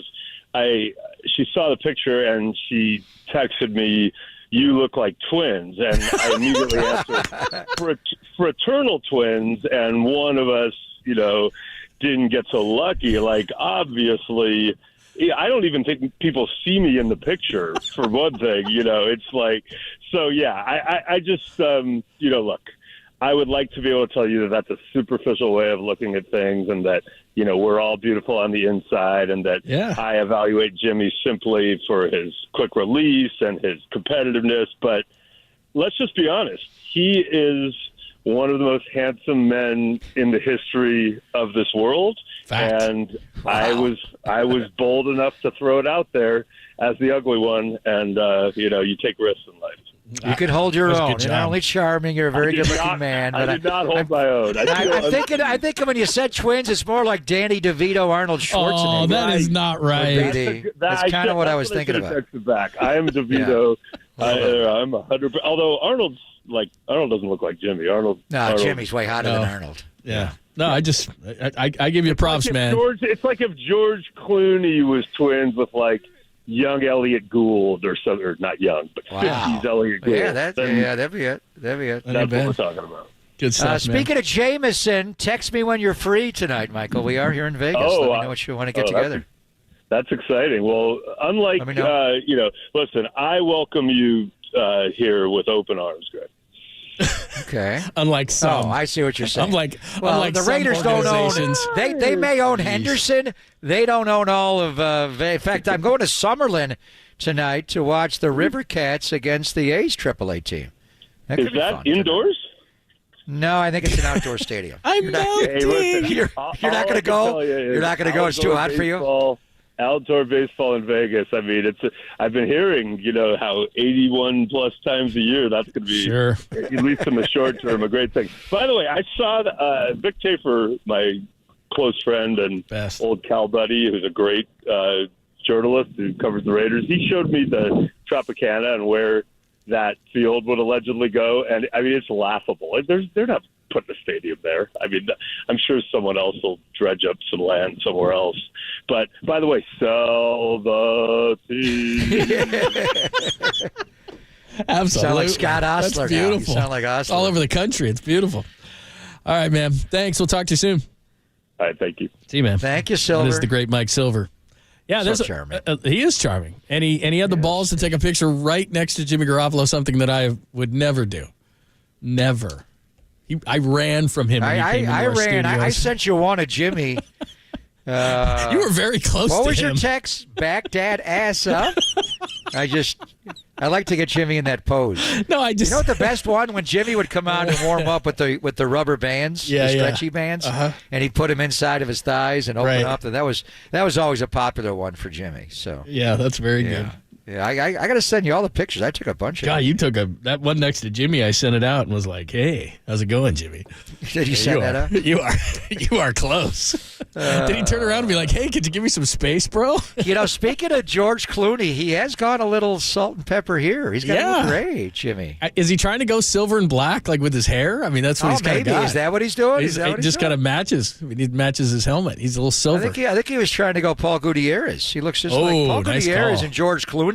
Yep. That is that's a doppelganger right there. Some people, it's like a mustache. Some people can pull it off. Some people can't. I'm not a gray hair kind of a guy, but there's some people who really, I mean, Clooney, I mean, you couldn't expect it any other way. And like you said, Paul Gutierrez, I mean, there's certain people where it's very distinguishing. To me, that's not the way I'm going to go. But and as a professional athlete, you don't want to give them any ideas that you're aging. Well, is that gray? Are you getting old? You don't want that. Just put on that silver helmet, Jimmy. Yeah, just keep that thing going. But yeah, look it up. Silver's got it on his social media accounts, and he pulls it off. Like I said, he would two times he came up to our studio during training camp, and both times we had our cameras ready and everything. And both times I took my chair and took it and put it across from him. I wasn't sitting next to that guy. I was like, "What are you kidding me? I already look like the Elephant Man." But I sit next to Jimmy Garoppolo? Are you kidding me? All right, we got more from camp. Also, we haven't talked about the Giants, and you just gave us a little bit of insight into what you're doing tonight. You're going to go watch Kyle Harrison pitch. Kyle Harrison's pitching tonight. Yeah, we got to get into a little bit of Marco. Marco's got a hamstring injury. Yeah, man, what a bummer.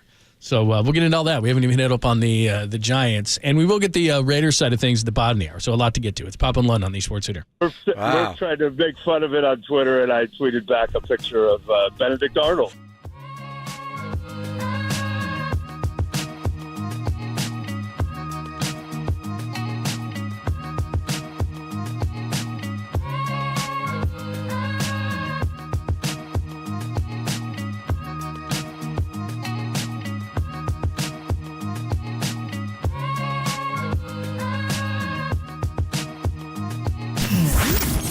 Here's what's trending now. On KNBR.com. Former Major League Baseball general manager Jim Bowden breaks down why he gave the Giants a D. D as in dog grade at the deadline. I believe the D stands for didn't do a damn thing is what he said. That story and more turning right now on the all-new KNBR app.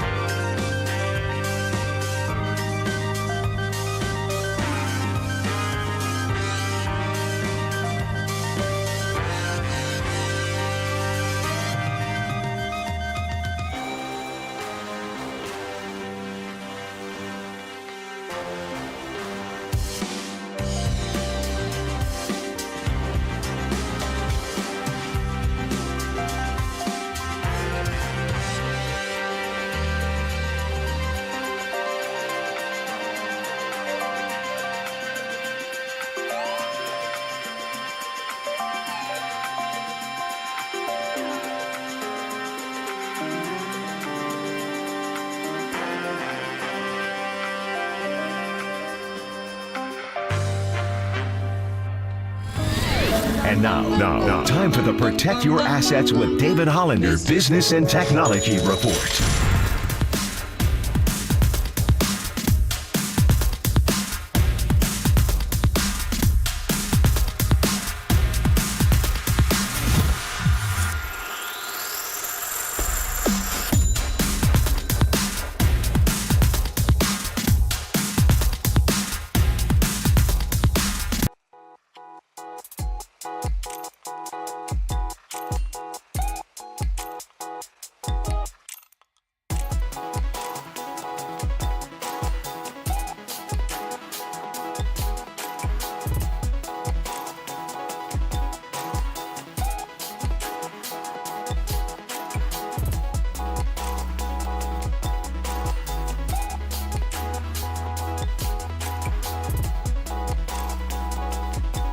Wherever you roam, throughout your home, listen to the sports leader on your smart speaker. We are KNBR 104.5 FM and 680 AM.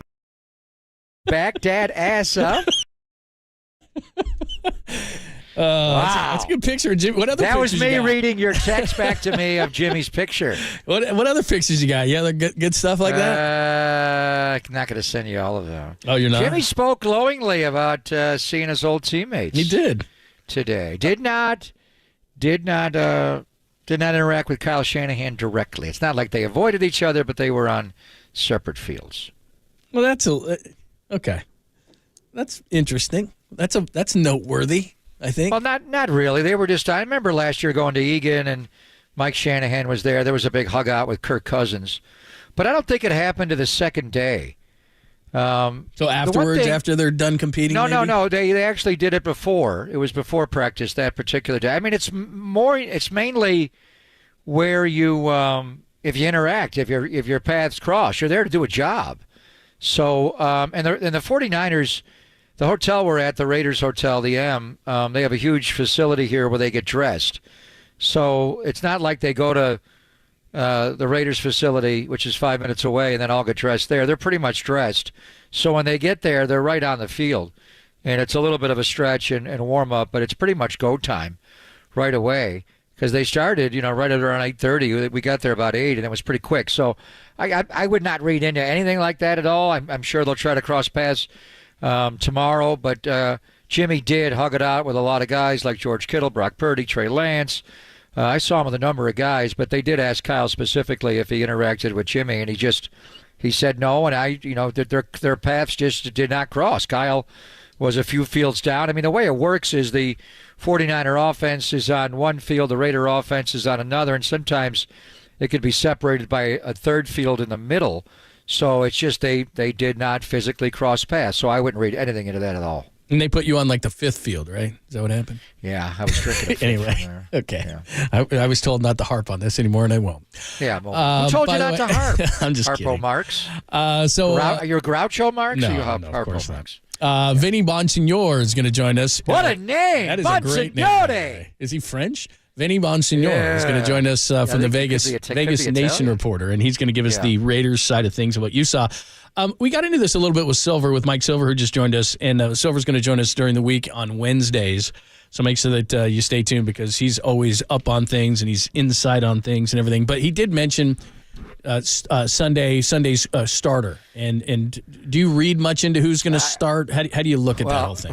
Michael's looking at it from these underlying theories that whoever does not play quarterback, he thinks is going to be a sacrificial lamb and play behind the 49ers' second offensive line.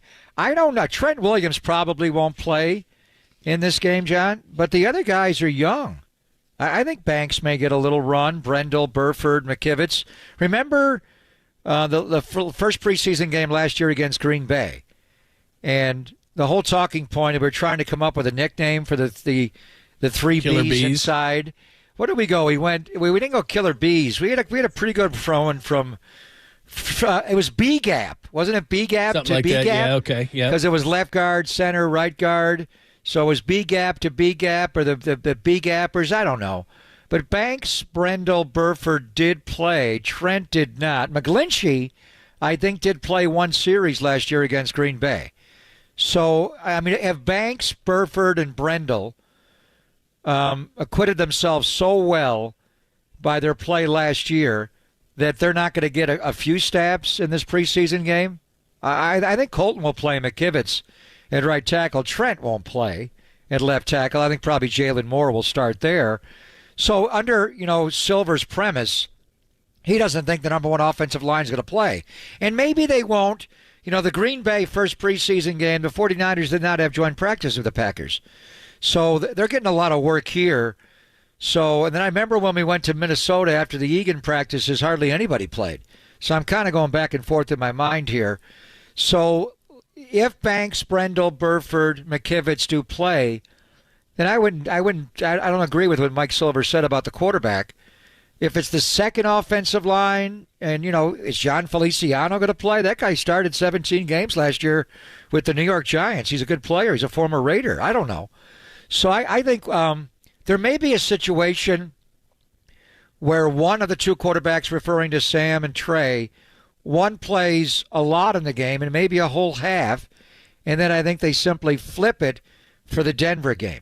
But I really don't have an idea, and I'm basing that on just trying to be equitable and what Tampa Bay is doing.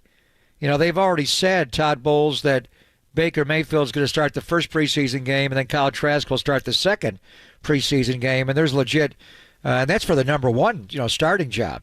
So I don't know. We'll see how practice goes tomorrow. You were talking about reps at quarterback. Do you have a breakdown on the reps? It's hard to get stats because you couldn't see it. So who got more reps behind Brock today, Sam or Trey? Trey by a mile. I'll pull the exact ones up, but I was looking at it a little bit earlier. Mayoko had the snaps, and Trey had about twice as many as Sam, which I thought was interesting that way today. He was. Here it is, right here. Yeah. Purdy had 27 reps today. Lance had 19. Darnold had 9, and Brandon Allen had none. This is on the 11 on 11s. Right. So it was 27, 19, and 9. So will they flip that? I think Brock will still get the lion's share tomorrow. Will they flip that tomorrow and Sam will get more than Trey? And then, when you add it all up, how does that factor into their work total going into an actual game on Sunday? One thing Kyle did say is he thinks that Sam Darnold is getting better and better every single practice. And that's not necessarily like that Sunday practice you and I were at a couple of weeks ago when he just ripped it and, Ayuk went off and he was on point. The Odom blitz, they picked it up. He stepped up. He hit Ayuk and then he rolled to his right. He hit Debo. He played great. His next day wasn't as good. But what Kyle is evaluating it on is just the handle of the offense, running the offense the way it's supposed to be called, having a pure command of the play call, getting into the huddle on time, just the functionality of it. So Kyle did say that he thinks Sam Darnold's getting better and better every single practice because he's the new guy here. Brock was here last year. Trey's been here the longest. Allen's been in this system before. Darnold was in this system as a younger player with the New York Jets a little bit. At USC, they run the outside zone, but the terminology in the passing game is different. The 1 year where he was with the Jets his rookie year was probably the one that it's most similar. So you can sort of see that Trey was playing more than Sam today. Clearly was number 2 and Sam was 3. Then the obvious question would be, do they simply just flip that tomorrow and have Sam be more QB2 tomorrow and Trey QB3? It's so weird. I was just looking at the stats, and I'm trying to find out. I'm on the NFL media site looking at who started the game, but I was looking at the opener, the 28-21 game that you mentioned a year ago. So that was the Green opener. Bay game? Yeah. Trey Lance started. It's crazy that to just look at this. The first preseason game last year, the 49ers beat the Packers 28-21. Sudfeld 8 for 11, Trey 4 of 5, Purdy 3 of 6. We didn't know what those guys were, but combined they were 15 of 22 for 3 touchdowns, no interceptions. Just so strange that you're looking at Danny Gray had that long touchdown from Trey, 2 for 99 and touchdown 76-yarder. So so many things change in a year. A year ago that was the opener, and those three were the quarterbacks. Well, I remember that game well, and I actually went back and watched part of it the other day. Trey, in the first series, if you remember, he had a throw out to his left. He was high to Ross Dwelly. Dwelly had to go way up out of the framework. He made the catch. And then a third down throw, he went backside right, or frontside right. He was late and he was wide, and he led Danny Gray into the sideline. And we were saying in the broadcast that Trey was going to play about 10 snaps. He played 8 at that point. So the one to Gray was an incomplete. He was 2 for 3 on the first drive. And the one to Gray was just a bad throw. It was late and it was wide. They came right back, and then he hit Danny Gray, where Danny Gray lined up in the slot, and they had to match up with a safety on the out and up, and he hit him in stride. Trey throws the deep ball well. He hit him for 76 yards and a touchdown. And then he got out of the game. That was it. Remember, he ran down and got the ball for Danny Gray. And then Sudfeld was okay, but the main takeaway I had from that game is that, and I had seen it in practice already, and we had Dan Minucci on the following Monday, was Brock Purdy's game management in that game. The way he took the play clock, the 49ers, first of all, he threw a touchdown pass to give them the lead going left. I think it was to Keyshawn Johnson. Just throw that guy the damn ball. Then he also threw a great play on a 2-point conversion. Very impressive. But then when the 49ers had the lead, here's this 262nd pick in the draft, irrelevant my ass. When he was snapping the ball, John, remember he took the play clock down to 5, to 4, to 3, to 2. I'm like, wow. If Matt Ryan ran Kyle's Super Bowl like that, the Falcons would have held on to that 28-3 lead. So, and then, months later, we see him do it in the playoff game against the Dallas Cowboys and the Seattle Seahawks, and it's like, wow. Go back to August and everything Brock showed us back then when you thought this guy is just, he's advanced because he played so much at Iowa State, how meaningful it was and is, and that's who he is. But I remember that Green Bay preseason game well. Yeah. I just sent you the starters and the guys who didn't play. So along the offensive line, like you're talking about, everybody, it was all starters except for at left tackle. So Trent didn't play, but Banks, Brendel, Burford, McGlinchey all played. Right. Trey was your starter because he needed the reps. The running backs were Hokett and Trey Sermon, who's in Philadelphia. The wide receivers starting were Jennings and Malik Turner. And then defensively, the only guy I'm trying to look at starters, Hufanga, but he was young, so I don't even know if they knew that he was the starter at that point. Kinlaw started, but outside of that, it was all a bunch of backups too. So probably the same kind of thing. But keep in mind, it's a little bit different because of the joint practices. That's true. These guys are getting a lot of work here today and Friday, tomorrow, and then they're off Saturday. So maybe the number one offensive line doesn't play because they got to go up against Max Crosby and Chandler Jones. Yeah, there you go. All right, good stuff. We will talk to Vinny Bonsignore. He's going to join us coming up next. Covers the Raiders Vegas Nation reporter for the Las Vegas Review-Journal. What did he see from the Raiders side of things? We'll get a little Jimmy talk with him, too. We'll do it next, only here on the Sports Leader.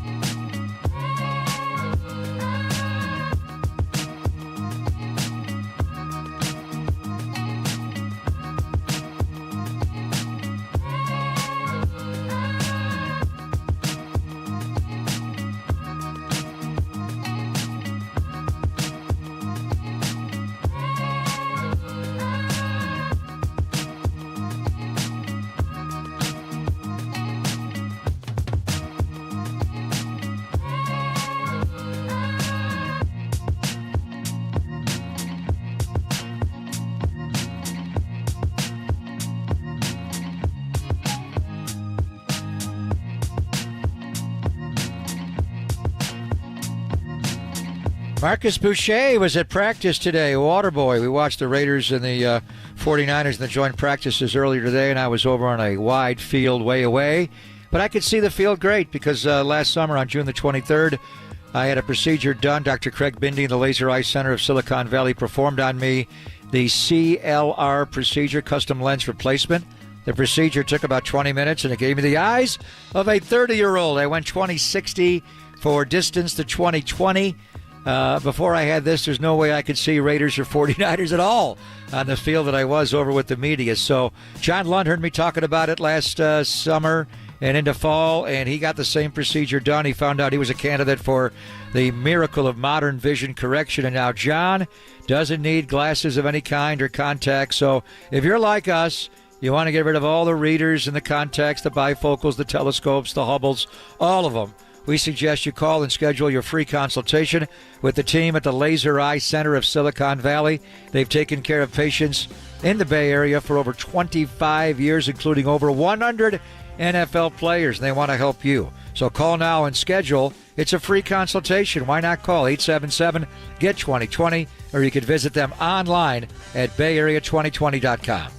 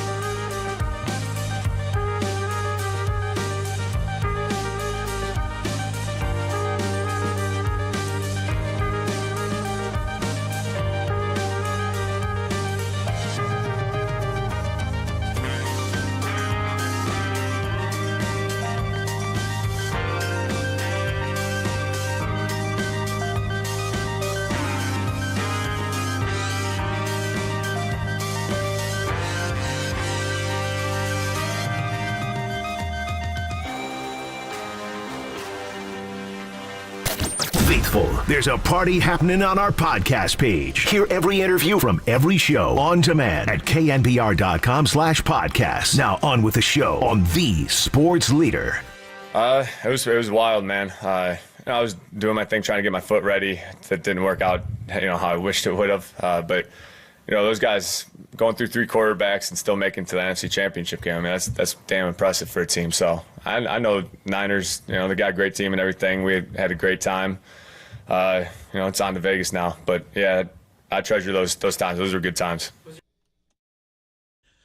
There's Jimmy Garoppolo after today's first joint practice with the Raiders in Henderson. I was going to say Vegas. It's technically they're in Henderson, so they got tomorrow too. Pop is down there as well in getting you ready for Sunday's game. And by the way, we'll have that for you because we got Giants baseball on the leader here. We'll be on 8:10 the spreads. Make sure that you join us 10 a.m. for Dennis and I and Copes. Make sure you stay tuned in. Let's get thoughts on the Raiders side of things and how he saw things. Vinny Bonsignore does a great job covering the Raiders.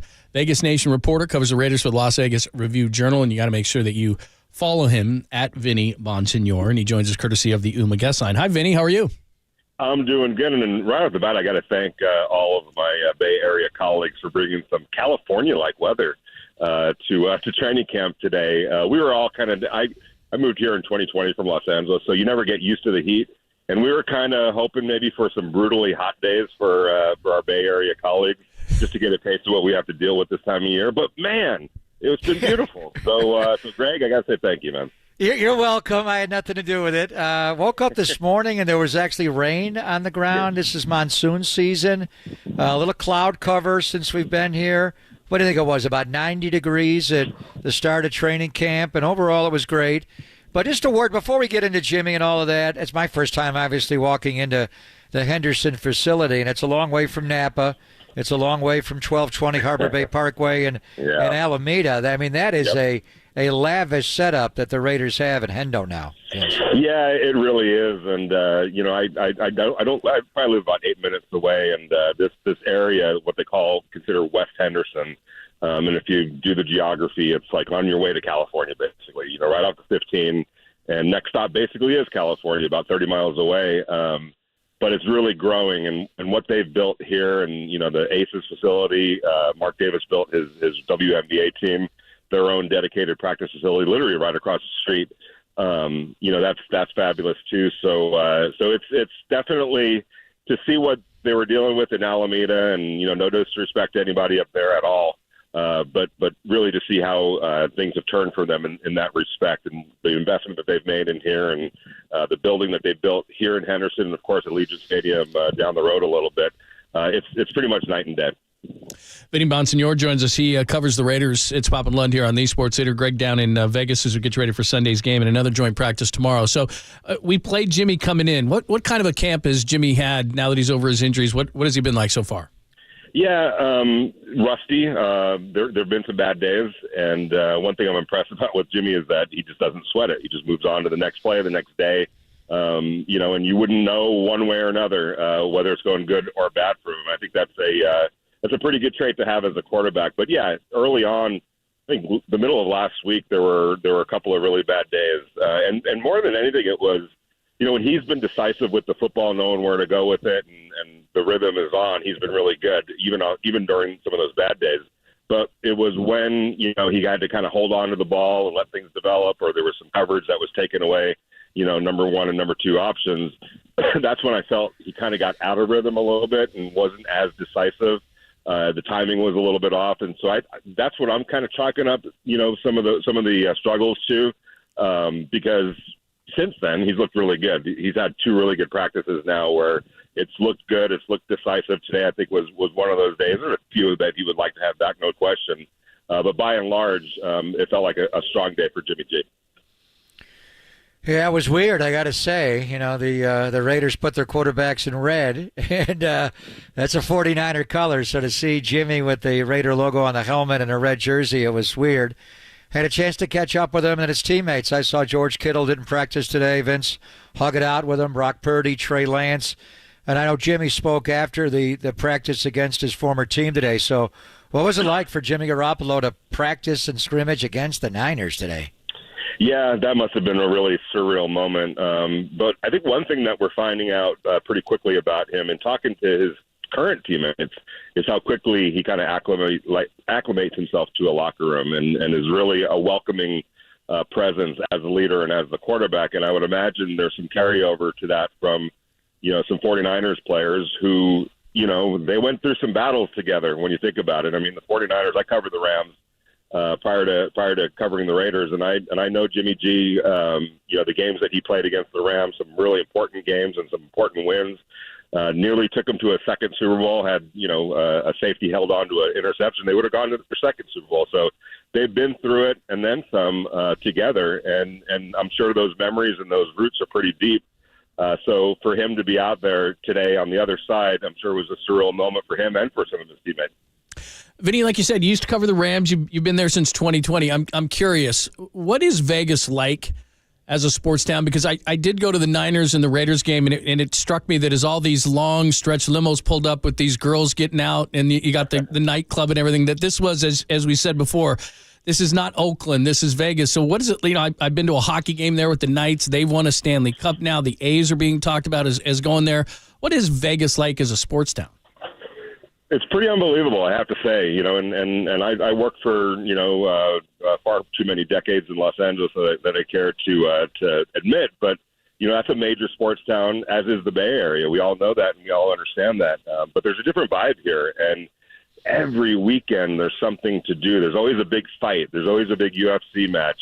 Now all of a sudden, you got the Golden Knights winning the Stanley Cup, for crying out loud, in year 6, I guess, of their existence. That's unheard of. The Raiders obviously hasn't translated necessarily into success on the field, but it's a sellout every game. Sometimes you're going to have days where it's the 49er fans taking over, or whatever team is in here, and that's to be expected. You got to win.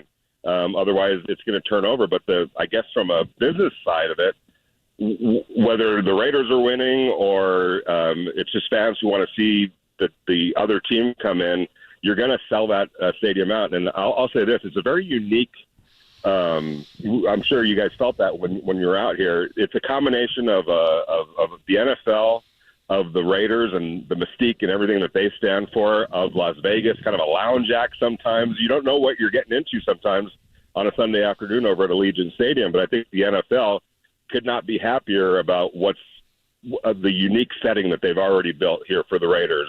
And then that crosses over into everything else. The NBA will probably be here, I would say, 2027 or so. Circle your calendars with that. There's an arena that's going to be built not too far from Allegiant Stadium. And so, yeah, I'm shocked at and I used to come here, to Las Vegas, a couple times a year and go down to the Strip and, then head out back home to California. And I didn't realize it's not just the Strip. There's some really great communities out here, over here in Henderson on this side. There's Summerlin on the other side. Good schools, good neighborhoods. It's a great place to live and to grow up and to be. And in terms of that sports and entertainment, that thing is just growing and growing and growing.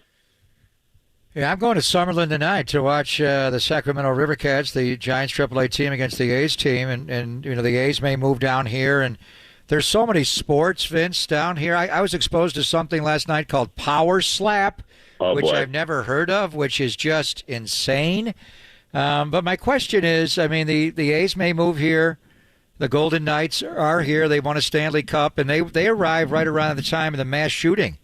And their players really, kind of took over and led that.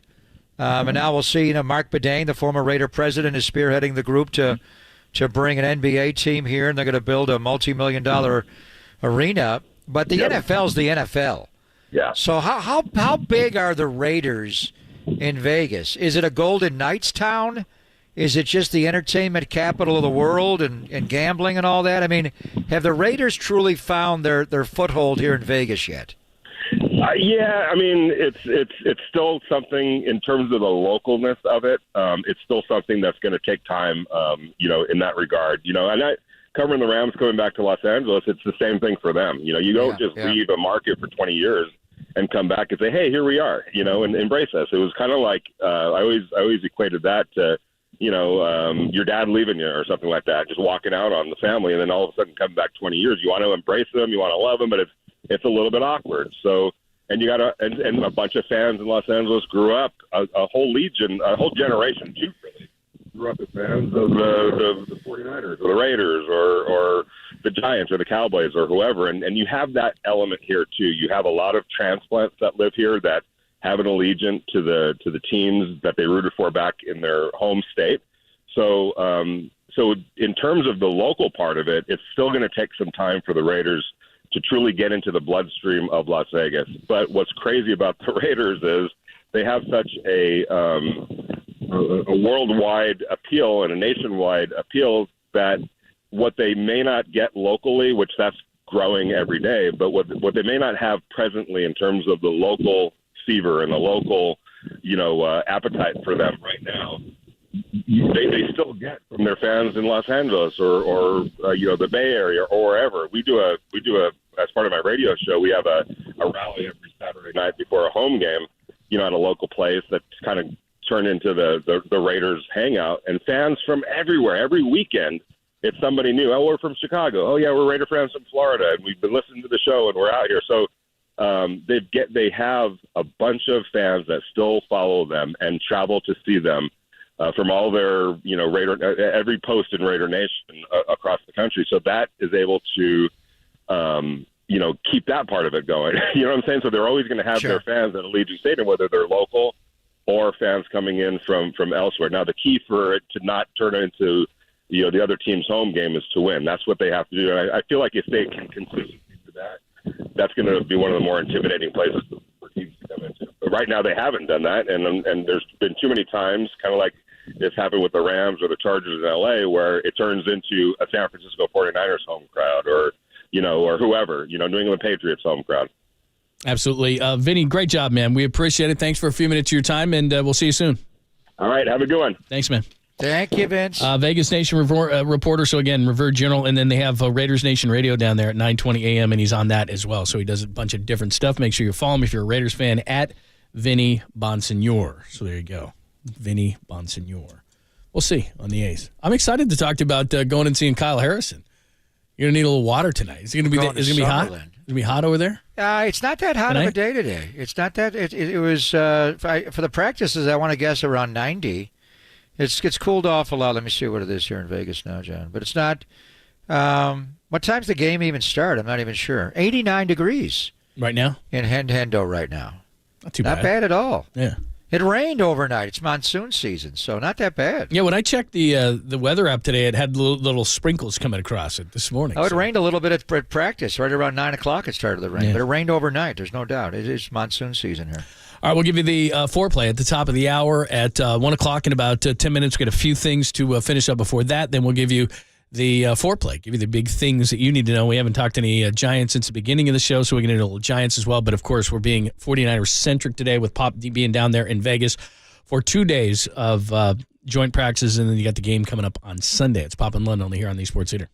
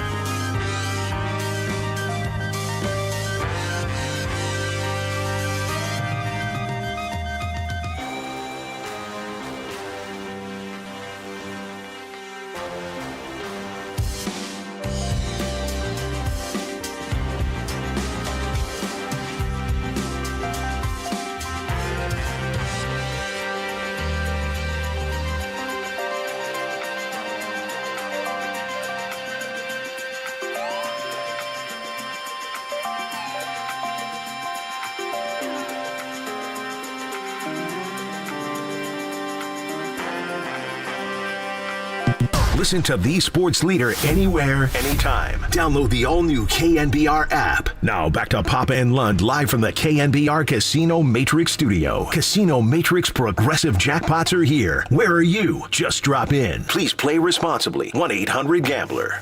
I'll be excited to see Boch for sure, and the recognition that he'll get from the fans and everybody there. So that'll be fun. And then, I think just looking at the bright side, we've played well against good teams this year. So, kind of hopefully turn it around, get back home, and start winning again.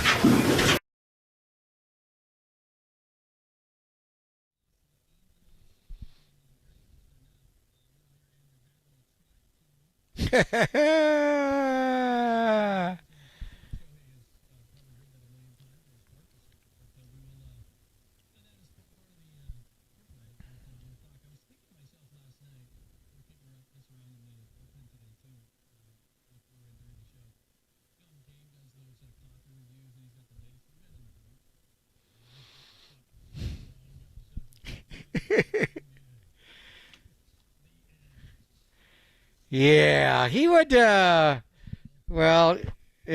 liked his cocktails after like Gabe does, and wine, red wine if they won or lost. He and Saby Saves would get after it pretty good, and we know he loves his Philly cheesesteak. But is Boch even on Instagram or social media at all?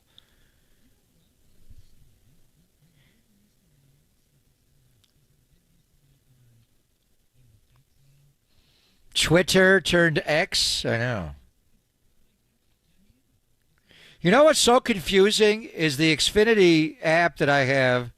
You have the Xfinity stream, and then you have, for cable is Xfinity. I got double X right on top of each other. I know. Like Jimmy Fox. It's weird. I got Twitter and X right on top. A lot of and X. The Xfinity right after that. So what's Bochy doing today? They lost a day game yesterday in Oakland. They're off today. Probably up in Napa. I bet he's up in Napa Bochy drinking. Sightings? That could be a good call. Is anyone in Napa? I bet he's up could there. Be in Napa. Bruce Bochy hasn't tweeted since October 8th of 2019, but he does have one. So, but yeah, wow, he's way not back active. then. Yeah, he hasn't tweeted since 2019. Was that after his last game as Giants manager, like a week later? Actually, yeah, on 9/30/19, there's a picture of him doffing his cap to the crowd. Now, and did he go into the Bay Area Sports Hall of Fame right then, or was that the day that he managed his last game? That I think was his last game, right? Yeah. Well, he went into the Bay Area Sports Hall of Fame. Like, was right around that time? Maybe that was in 21. Yeah, because he's on the field race there. Yeah. So his last game was October the 8th? Was that late in the year? September 30th is when he's doing it. Oh, right. But he tweeted October the 8th. Yeah. Right. And then he's got a great picture of him and Huey Lewis on the 10th of September of 2019, and it's him and Huey Lewis in the dugout. So, yeah, he used to, just not anymore. Doesn't need to. Huey Lewis doesn't come around much. I wonder if that's the time we sat on the dugout, and he's had severe hearing issues. Right. I don't think he performs anymore because he's lost his hearing. I remember sitting on the dugout bench with him. I don't think it was that time. I think it was earlier, but it was me and Huey Lewis and Dwayne Kuiper. And we were all talking for various reasons why we're completely deaf now. Kuiper probably has the best hearing, but Huey got so bad, John. We asked him on the show. I remember he went in for a major operation on his ears trying to get it fixed. I don't know if it ever worked, but he respectfully declined coming on because, when you can't hear, it's hard to sing, obviously, but it's even hard to talk. You lose your speech because you can't hear yourself back. So hopefully he's doing well. Yeah. So anyway, yeah, I was just thinking maybe that's how he would do a coffee. So he is not. He's not been on social media, Boach, as the manager of the Texas Rangers. That's it. I think probably he was in the Bay Area. He kind of felt like because we are so technologically driven that he needed to be on it. And then he probably thought, I'm retired. What do I have to say? And then he went to Texas, and they hardly have cable TV. So, he probably's like, I don't got to be on social media in Texas. I just got to, what is he going to do? Barbecue review? That'd be pretty good. I could see. I could see when him. when you think of Boach, you think of the great line, "We got to get those bats going." Does he ever say that with the lineup that he has with the Texas Rangers? He doesn't have to worry about that. Their lineup is so loaded. When they go, Marcus Semien, Corey Seager right away, Lowe, Garcia. What a lineup he's got. They're just one of the where do they rank as far as scoring? Ironically, they're not a great pitching team. Max Scherzer's there now. They lost, obviously, DeGrom. Evaldi's been on the IL. Well, this is a complete flip. They're they pitch okay. They're kind of middle of the pack, but Giants baseball torture, and we got to get those bats going. None of that with the Power Rangers. What an offense he has. Yeah, they got the number one offense in baseball. I mean, Is it number one? Yeah, and wow. And then he picked up two. In fact, they have the best. They have the best record since the All-Star break. They have the best record since the trade deadline. I think they're 17-9 since the All-Star break, which is number one in baseball. Because even though Scherzer, his first inning, it wasn't very good, he's 2-0 with a 2.77. I haven't looked at Jordan Montgomery, and then they picked up Aroldis Chapman. So that's what they needed. They had sticks. They needed some. And they got Will Smith. They got the former Giant. Oh, that's right, huh? So he's got two lefty closers in the bullpen. One more of a breaking ball pitcher in Will Smith, and then Aroldis Chapman, the Cuban missile. So they got off to a great start. Dusty and the Rangers were kind of laying there for a while. So the Rangers only have a 2.5 game lead over the Astros in the American League West. Yeah, and that's pretty amazing that they've been that good. The Rangers have been that good, and it's hard to hold off the Astros. One start, by the way, for Verlander. He went 7. He did lose, so but he pitched pretty decent. So anyway, he's pitching against Shohei tomorrow night. Right, Angels and Astros. So is Bochy going to win American League Manager of the Year? Gosh, doesn't he have to? Right? I mean, right now, considering where they were, a year ago to where they are now, he's got to win it, right? Yeah, I would certainly think. I mean, I'm trying to think who else would win it in the American League. I mean, he's got to win it. Yeah, he's the guy because that's good.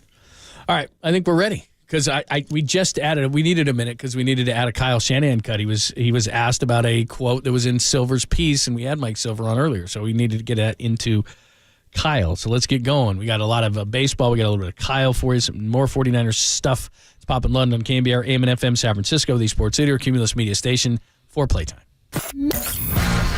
Time for some foreplay with Papa and Lund. I'm Dirk Diggler. 4 chunks of audio that really get you going. I have a gift, and I am trying to not be selfish about it, but to use it. On KNBR 104.5 and 680, the sports leader. All right, so you got us Mike Silver a little bit earlier, and we're just going to say it. Mike Silver is going to be on the show weekly on Wednesdays. Every Wednesday, and then they can work out the details later. 10:50, 11 o'clock. So I think the details are being worked out. I think they're already worked out.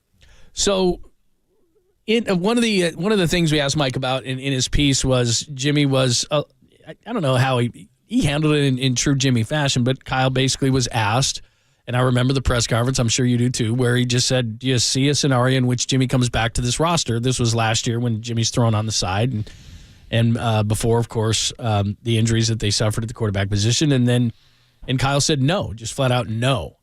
And so then Kyle was asked about it, and then Jimmy responded the way he did in Silver's piece, and then Kyle was asked about it today after the first joint practice. Here's what Kyle said. I think I've talked about his legacy. I mean, I think Jimmy was unbelievable for us. We won lots of games. I think that was a simple question. Is there a scenario where he'll be back here next year? And I give a common sense answer, and no. I think that was a little overblown on trying to be a shot at him or anything. I mean, we knew Jimmy wasn't coming back on his standpoint and our standpoint, financially and everything. So that was just the common sense answer. But anytime I've been asked about Jimmy and what he meant to us and how he was, I've never said it differently. So Jimmy was unbelievable here. I think he was the best quarterback here in about 20 years since Steve Young. Has an unbelievable record, and every time he played and stayed healthy, we were either in the Super Bowl or NFC Championship game. So I hope no one insinuates I've ever said differently. I think you made it pretty clear. He likes Jimmy. Without a doubt. So there you go. Maybe the biggest story that comes out today, I know you got the quarterbacks and all these different things, and Jimmy back against the 49ers, but an injury today for the 49ers, not good. Here's Kyle Shanahan talking about it. Ray broke his wrist last practice, so He'll be some time. We won't know for sure until they go to surgery. They always say around 8 weeks at that time. Could be a little less. Hopefully it is. We'll see. I think he's getting surgery Friday. Not good. 8 weeks. The season starts 4 weeks from Sunday, John. So put him on IR. Hopefully it's short-term IR and he can come back. We'll see how it all goes. But that job is wide open now for Deshaun Jameson or Ronnie Bell or Ty Davis-Price, and then for punts, Brandon Ayuk. So they have guys that could possibly do it. And as far as American League Manager of the Year, how about Brandon Hyde? of the Baltimore Orioles. Oh, yeah. That Bay Area guy. Oh, that's going to be tough. They have the best record in the league, don't they? They do. Could be Boch or Hyde. Orioles were good last year, though. I mean, they were better. They got Not better. this good. No, they weren't nearly this good. Yeah, well, They they had were gotten over better. 500. But Boch may win it anyway. Yeah, it's going to be close. I mean, Texas lost like 90-plus games last year, didn't they? Yeah, they were terrible. Yeah, they were terrible. All right, number 3 on the list. Here is one more Shanahan for you, because we often talk about the quarterbacks, but we're talking about the competition, who's going to start, what's going to happen here. Here's Kyle Shanahan saying that Sam Darnold is getting better. I think Sam's gotten better each practice. It's his first time in this offense, and I've been really encouraged with just how he spits the plays out, how he can call them, where he is now compared to the first couple days. He doesn't seem like it's his first time going through it, so he's getting better each week, getting more comfortable, and I'm excited to see him in some of these games. Those are interesting comments, because you and I were talking the other day when we were down there at camp on Monday that it's not a physical thing with Sam. It's really never been a physical thing with Sam. He's an underrated athlete. He has a great arm. He can spin it. We made that all clear throughout the offseason, but it's always been a mental thing. And for Kyle to say that, he's really picking up the offense, the mental side is a big deal for Sam. Well, totally. I mean, I could see it. And what Kyle is saying is that he can spit the play out, and he's getting better every practice. I think there was a time when he couldn't. And I think you have to go back to his first year, his rookie year with the New York Jets. The only time he's really played in this offense with the same terminology. A lot of the structures at USC with the outside zone, but the lingo was similar to his first year in 2018. After that, I mean, how many different offensive coordinators has he had and head coaches? He changed every year. And when I was there on the Saturday practice over the weekend, and Kyle was kind of spitting it out himself. He wasn't using his call sheet. He was just kind of ripping in a move the ball period. And you could sort of see that he was challenging Sam, and Sam just waited. Kyle would call the play, and Sam would kind of back up a little bit. He'd listen really intently into the speaker helmet to hear it, and then he wouldn't get into the huddle right away. Sometimes he'd back up and kind of recite it in his mind, non-verbally, or he'd ask Kyle to say it again. And then he'd step back into the huddle, and a couple times Kyle stepped up into the huddle to hear what he was saying. I mean, it's just so damn wordy. And the 49ers don't use a wristband, so you've got to know it. So before you could execute the play, you got to be able to spit out the play call. In that particular practice, I thought Sam struggled, especially late. And I think some of the wide throws, he had one where he rolled to his right and he threw behind Ayuk. To me, John, is a little bit of he's just kind of being paralyzed by just getting the verbiage of the play call in. So what Kyle's saying is the first step is you got to have command. When you step into that huddle, and these guys are veteran players, guys in that huddle are all pros, and they've been in the offense for years. You got to command that huddle. So, John Gruden would yell at guys, Chris Sims, about getting the play call out. He'd have guys rehearse it. I mean, remember Nick Mullins? And you watch the QB doc on Netflix with Kirk Cousins. It was Nick Mullins that taught him to put the AirPods in and have the play call, tape yourself. And Nick would do that after practices. He would call a play and then, tape himself at his own voice, and he'd hear his voice over and over and over again. I don't know what tactics Sam is using, but he's got to spit that play call out. And he's got to, show the coach he knows it, and more importantly, show the guys in the huddle he knows it cold. And I think as he gets better every day, he's starting to do that. All right, and finally, let's get a baseball one in there for you. This was interesting, and I give Bags a ton of credit because he asked this question in a way that is maybe a little bit different than most would ask it, but Shohei was not fooled. Here is Bags asking Shohei after the game, kind of a veiled way of saying how much he likes the Giants. Here you go. In 2017, the Giants were one of the teams that you met with. Do you remember what it was about the Giants that made them enticing to put them on your short list at the time? And if they had a designated hitter, do you think you could have made a different choice? 現時点で過去のことをコメントすることはないので、今日まず勝ったということと切り替えて明日頑張り、明後日頑張りたいなということだけですかね。I don't really like to reflect on the past. We're still trying to win ball games here, and I don't really want to talk about the past. So I'm just happy we got that win today. Trying to keep the momentum going. Danny just said this in my ear, and I think he's 100% right. That's called a stiff arm. He did not answer the question. But I give Bags credit. And we're going to play that for Bags tomorrow when he comes on. So I watched the Angels broadcast last night here in Las Vegas on Bally Sports. You get the Angels. You don't get the Dodgers. Some cable do get the Giants games at NBC Sports Bay Area, but we get the Angels where we are. And I've been watching their broadcast. I watched their entire post-game show with Bobby Valentine and all the Shohei's interaction with the media is fascinating. He nods his head the entire time the question is being asked in English, but he has the interpreter there with the Beatles haircut, and that guy hangs in the dugout. I hadn't thought of that, but you're right. It looks like Rubber Hello, Soul Ringo. to me. So he's there in the dugout with him. So and it's awkward. Every answer he gives is just so plain. It's just an interesting interaction. So Bags asked the question, and then after the segment was over, the Angels postgame guys made fun of Bags for the Giant guy had to ask that question. But the one thing I would say, and we'll get into it more because Bags wrote about it. It's a 6-man rotation. Shohei pitches in, and some of the Giants pitchers were saying because of the volume of how they use the opener, maybe they'd be able to incorporate Shohei into the rotation because, he pitches every 6th day. And if they have an off day, you're in a 6-man rotation, but if there's an off day, somebody gets bumped if you're in a 6-man. You have to kind of accommodate Shohei Ohtani, and that's one thing from a pitching standpoint. They should be more laid organizationally. He's like a Bonds. You treat him a little bit differently. You were talking earlier about financially and the bottom line and a different accounting with him versus the rest of the players like Bonds. He's also like just Bonds was different. Bonds interacted with the media differently. He's obviously the biggest star in the game. The Giants have a history of how they handle someone like this going back to Bonds' days. And so it was just fascinating to watch Shohei Ohtani and the way he interacts with the media, but in particular Bags asking that question. He wanted no part of it. But really, he doesn't answer much about anything. When they asked him about slipping off the mound, he didn't talk about that much. He does not give you very much at all. The language barrier may be an excuse, John. I think he knows exactly what people are saying.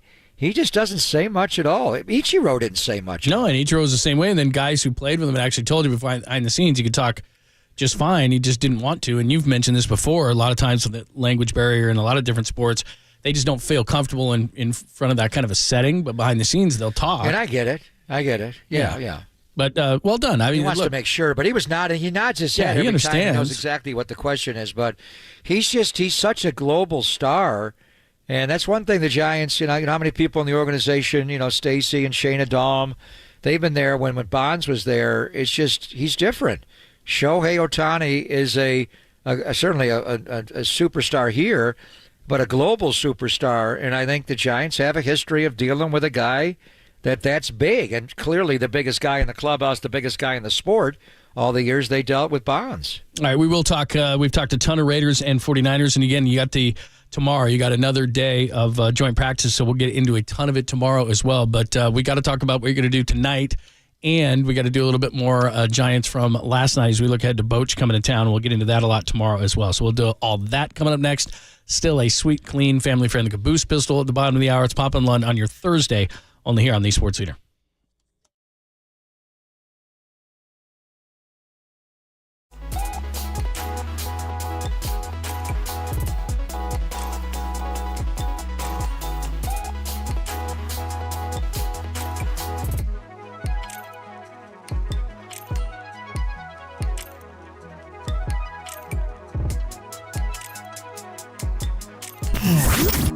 Here's what's trending now. Trending now.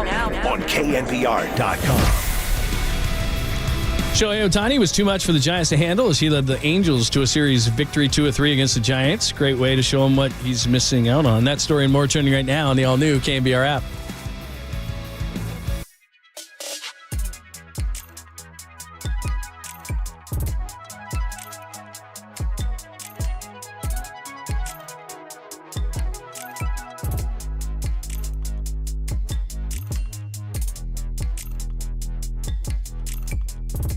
Always great to talk to our good friend Steve Moskowitz, Moskowitz LLP. And of course, he can handle all your tax issues. And today, we're talking ERC, Steve. ERC, Employee Retention Credit. This is where the federal government is rewarding employers who employed people during the pandemic of 2020 and 21 by giving them. That's right. It's a grant. It's a gift. It's not a loan. They're just giving employers up to $26,000 for every employee you have that qualifies. There's two major ways to qualify. One's a certain drop in gross revenue. But a lot of CPAs that I've talked to, and I was a CPA before I was a tax attorney, stop there because that's what they like to do, math. And they're telling the clients, your gross revenue is dropping up, no ERC for you. But there's another method. It's a facts and circumstances method, but it requires analysis. CPAs don't like to do that. Tax lawyers, we do analysis, and we have multiple licensed professionals in the office doing this. The bottom line is if you qualify, let's get every dollar to which you're legally entitled. And I'm hearing rumors that the government is thinking of ending the program early. There's precedent for that. They already did that. They already ended Q4 early. Don't miss out. Call us for that second opinion, and let's get every dollar to which you're legally entitled. ERC, and as Steve said, man, there is you got to do it with a little bit of urgency because they could end this. So get on it right now. 888-TAX-DEAL. Call Steve Moskowitz and Moskowitz LLP at 1-888-TAX-DEAL, or simply go online to moskowitzllp.com.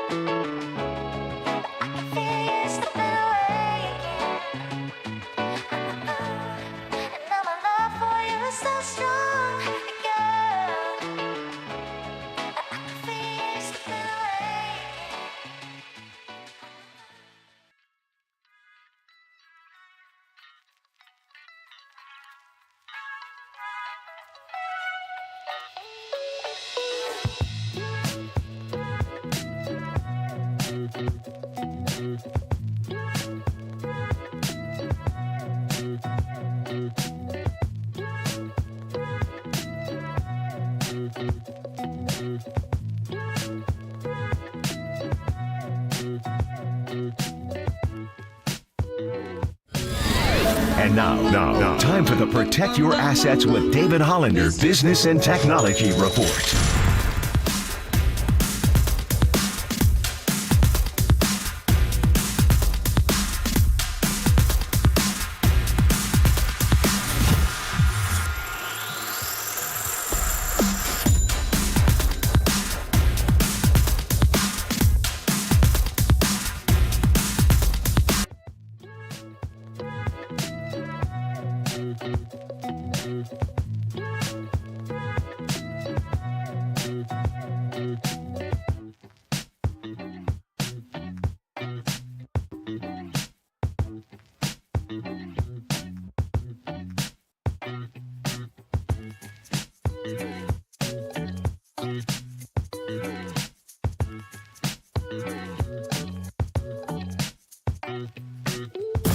Do yourself a favor. Download the KNBR app on your smartphone. You'll be glad you did. This is KNBR 104.5 FM and 680 AM.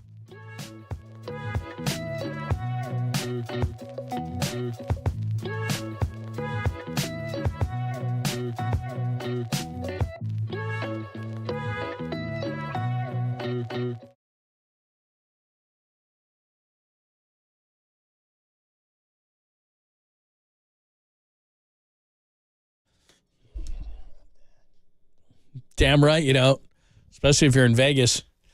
Thanks for joining us, Papa and Lund, this week. Clean, family-friendly caboose pistol in about 10, and it's a good one today. There's a lot of good stuff, including an audio portion.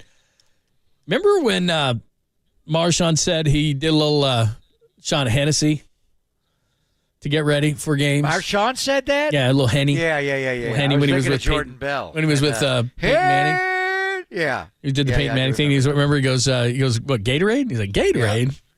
Ocho Cinco was on with Pat McAfee, and he had a ritual a little bit different. So we'll play that for you and many other things in the caboose at 1:30. But so you left us and you hung in on the strip for a little bit last night or yesterday? Well, I didn't. So our guy Jeremiah Crow came by and picked me up. Beautiful studio yesterday. Happy hour, and he was. Did I send you the picture of where he took me to this amazing? No. And it's a sports themed. I'll send it to you. It's called. You sent me Circa. Jimmy's butt. That's all you've sent me today. Oh, sorry. That was from this morning. I need you to send you the picture. So it's an amazing casino. Yeah. And I did not go in the sports book. You didn't need to go in the sports book. No, of course you did. Because there's a bar on top of it, on top of a railing. But the sports book there, I'm going to call up my pictures here and I'll send it to you. It's indoors. It has the greatest. I'm going to send it to you right now while I'm talking. Why is John Middlecoff come up right away when I text? John Lynch and John Middlecoff. Send it to all of them. Send it to all the Johns. So it's like a 200 foot or even more. Did you see that? That is the sports book. And then what's Mushburger's network that he has there? South Point. Yeah, South Point. Vegas Sports and Information Network. VSiN. Yeah. Vegas Sports and Information Network. Network. So I went and saw the guys that were on doing that, and Jeremiah Crow knows everybody. But then look at the second picture I sent you of the pool. It's called I've seen that. Swim. That looks amazing. I want to do think that. it's what it's called. Yeah. So you go to the rooftop, and it's the big pool area, and now you have the greatest outdoor sports bar ever. Let's go to that. We actually got a beer, and we put our feet in the water, and we're watching all the baseball games. We're watching Michael Lorenz pitch the no-hitter. I see that. And all the games came down the stretch. And I'll show you the picture of Circa from outside. It's not a bougie one as far as hotels go, and it's not on the strip. It's in downtown. So it's kind of in an area they're looking to that stadium swim on like a college football Saturday, that stadium swim right there would be an absolute madhouse. Or March Madness or something like that. How about NFL Sunday? How about NFL Sunday? And they make the screen different sizes depending. You get one game like at a Super Bowl, you could have the screen be the entire width of it. I think it's 200 feet wide for the one that's indoor, and the one up top on Stadium Swim is just as big. And then you got the skyline of the city. We're gonna have to. We didn't cut you off because we didn't like you talking. It's just your system there is kind of going a little bit haywire, so we'll probably have to reset that system. Papa's in Vegas, and he was on the sideline earlier, and now he's in his hotel room. So we're having a bit of an issue, but we'll figure that whole thing out. But yeah, he just sent me some pictures. I gotta send these back out. But this is amazing, and people have probably seen this whole stadium swim thing. So basically, it's just these monster TVs, and then you got these big pools. I mean, I couldn't even believe what a college football Saturday would be, or March Madness. Like, it's warm enough there in March, but just unbelievable. And this sports book, which, like you said, you didn't go in it, but that's amazing. That looks incredible. All right, we'll reset everything. I'm back. You back? I'm back. Okay, there we go. We got you. I'm back. Okay, that's much better. All right, so anyway, this Stadium Swim, which is a rooftop pool area, that's amazing, but it's got the outdoor, I like that 200-foot screen to watch sports. So, Shohei Ohtani's pitching. The Dodgers are playing. Is that where you watched it? Oh, that's nice. Yeah. So, but anyway, So what's the screen? I just sent you this. Oh, yeah. So what they had, and I think it was going on in Vegas, what they had on the biggest screen, and the sound was up, a sport called Power Slap. Oh, Are I've you seen familiar this. with this? Yeah, where it's slap video. It's slap fighting. It's amazing. And one guy they It's knock just one people out. slap. All right, did you open up the video? What No, I sent you here? Hold It's on, the I most have- insane sport I've seen this. I've ever. though. It was going on a couple of casinos away from where I was. I had Did you no see it live idea or was this on TV? what Power Slap. It's on TV, Oh, I but love it. It's it amazing. took up the biggest screen of all of them. Shohei Ohtani's like in a little small box pitching, and they've got Power Slap. I'm like, what the hell? And how do you vote on? How do you bet on it? It's unbelievable. Well, basically, one you guy seen gets this? knocked out. Yeah, they like. I can't even imagine it. I don't know how they came don't up always, with it. They don't always go down. Right, that's They don't- true. So one guy just gets it's an open hand slap, and you go up against each other. And initially, it was the slapper was always knocking the slappy down, but as you got more into it, The slapper and the sometimes slappy. slap. Well, what do you call I them? don't know. Isn't there? What do you There's got to call be better terms than slapper and slappy. I don't know. Than a I've never seen the slappy. sport before in my life. I'm making my own terms. The whole thing is just I barbaric. want you to call and that. insane By the way, I want you to and call ridiculous. that sport. That would be amazing to call, wouldn't it? I'm not. Down goes calling it. Johnson! Oh, I mean that would be crazy. There were some guys that were doing it that were on the NFL Network before. I think Dan Helly Oh, was yeah, I actually know doing him. it. But anyway, I've never seen this before. It's Power Slap. It's unbelievable. Yeah, I would not want to be. It's I a would lot not of be the- very good at power slap. I can tell you that right now. No, but a lot of no, we wouldn't have you in the. I mean- We wouldn't have you doing it, John. You would not be one of the ones. No. But we would. The people that are all funding UFC, and they're all behind this, and this is like taking over. So the biggest screen they had was not Shohei, it was Power Slap. So I what? never even heard of it before. So if people haven't seen this before, basically what they do is, and they do a couple of practice ones, like they don't slap you, but they actually are just kind of lining you up, and they kind They of just line it up. They line it up. Right. And then the one guy you're showing, and I would think that this would be an advantage, but it's not necessarily that you would grow a beard. You know, but the guy you're showing, I mean, he gets flat knocked out by a slap. He's got a beard. And like he's not just knocked there were out. some where he's discombobulated. Like he tries to stand back up and he falls right back down. I mean, this guy actually did well. That's what I'm saying. There were He the got ones early smoked. on. I don't know how the ones early on. I don't know how they don't shatter an eardrum or suffer a concussion. I mean, if this guy was actually Power he started slap. the wobble. The ones early on, there were some big guys doing it. They were just caving in the side of another man's face. You know what I was thinking? Can you imagine Trent Williams being the slapper in a power slap with his power? Once he got the technique down, because you got to line it up. It's like, barreling up a baseball or, a golf club. But when these guys hit it flush, the one I sent you was really kind of nothing. The other ones were, how did that guy not shatter his eardrum? And why are we doing this? So it's unbelievable. Power slap. I got to believe that like it's really heavy with the bettors and everything, and it's going to be extremely popular and it's quick. As a bettor, that's what you want. Like sometimes what frustrates you is like you do your future bets and you forget about it, or you got a whole day or whatever the case may be. Like Power Slap is like that thing's over in a few minutes. You either lose your money or you get seconds. it. It's over. It's just it's over in seconds. I don't know who would sign up for it though, because it just looks. It's basically like we always used to do this. Like you'd punch your friend in the arm or something like that. You'd have that thing where it's like whoever says I stop first or whatever, punch your friend in the arm. But this is an open hand right to the side of the open face. hand slap right to the face. Anyway, all right. Anyway, check out the Circa the next time you're in Vegas. Yeah, that is beautiful. What a sports screen they got, and they got the stadium swim on the roof. So were you were hanging watching Lorenzen, and you had your tootsies in the pool? Yeah, we watched them all. Yeah, we got there around 5:00, so we watched all the early baseball games ending, and the West Coast games starting. But then I'm like, what the hell is Power Slap? I was so riveted by it. Knowing the person you were with, he probably had some money on it. Just Jeremiah Crow knew all of it. Now he didn't have any money on it, but he knew all about it. Yeah. All right, sweet, clean, family friendly Caboose Pistol. I just added one thing to the Caboose Pistol. This is amazing. It's an update on the whole ESPN bet thing, so we'll give you that. Speaking of bet, and you being in Vegas, and then we will get on and do some Caboose-ish type of stories. We'll do it next on the Esports Leader.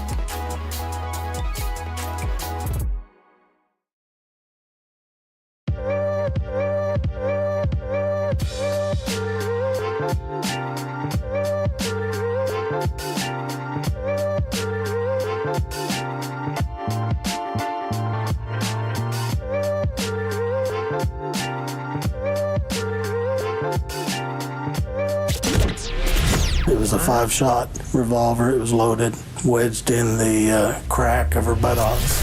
Papa and Lund presents the Caboose Pistol.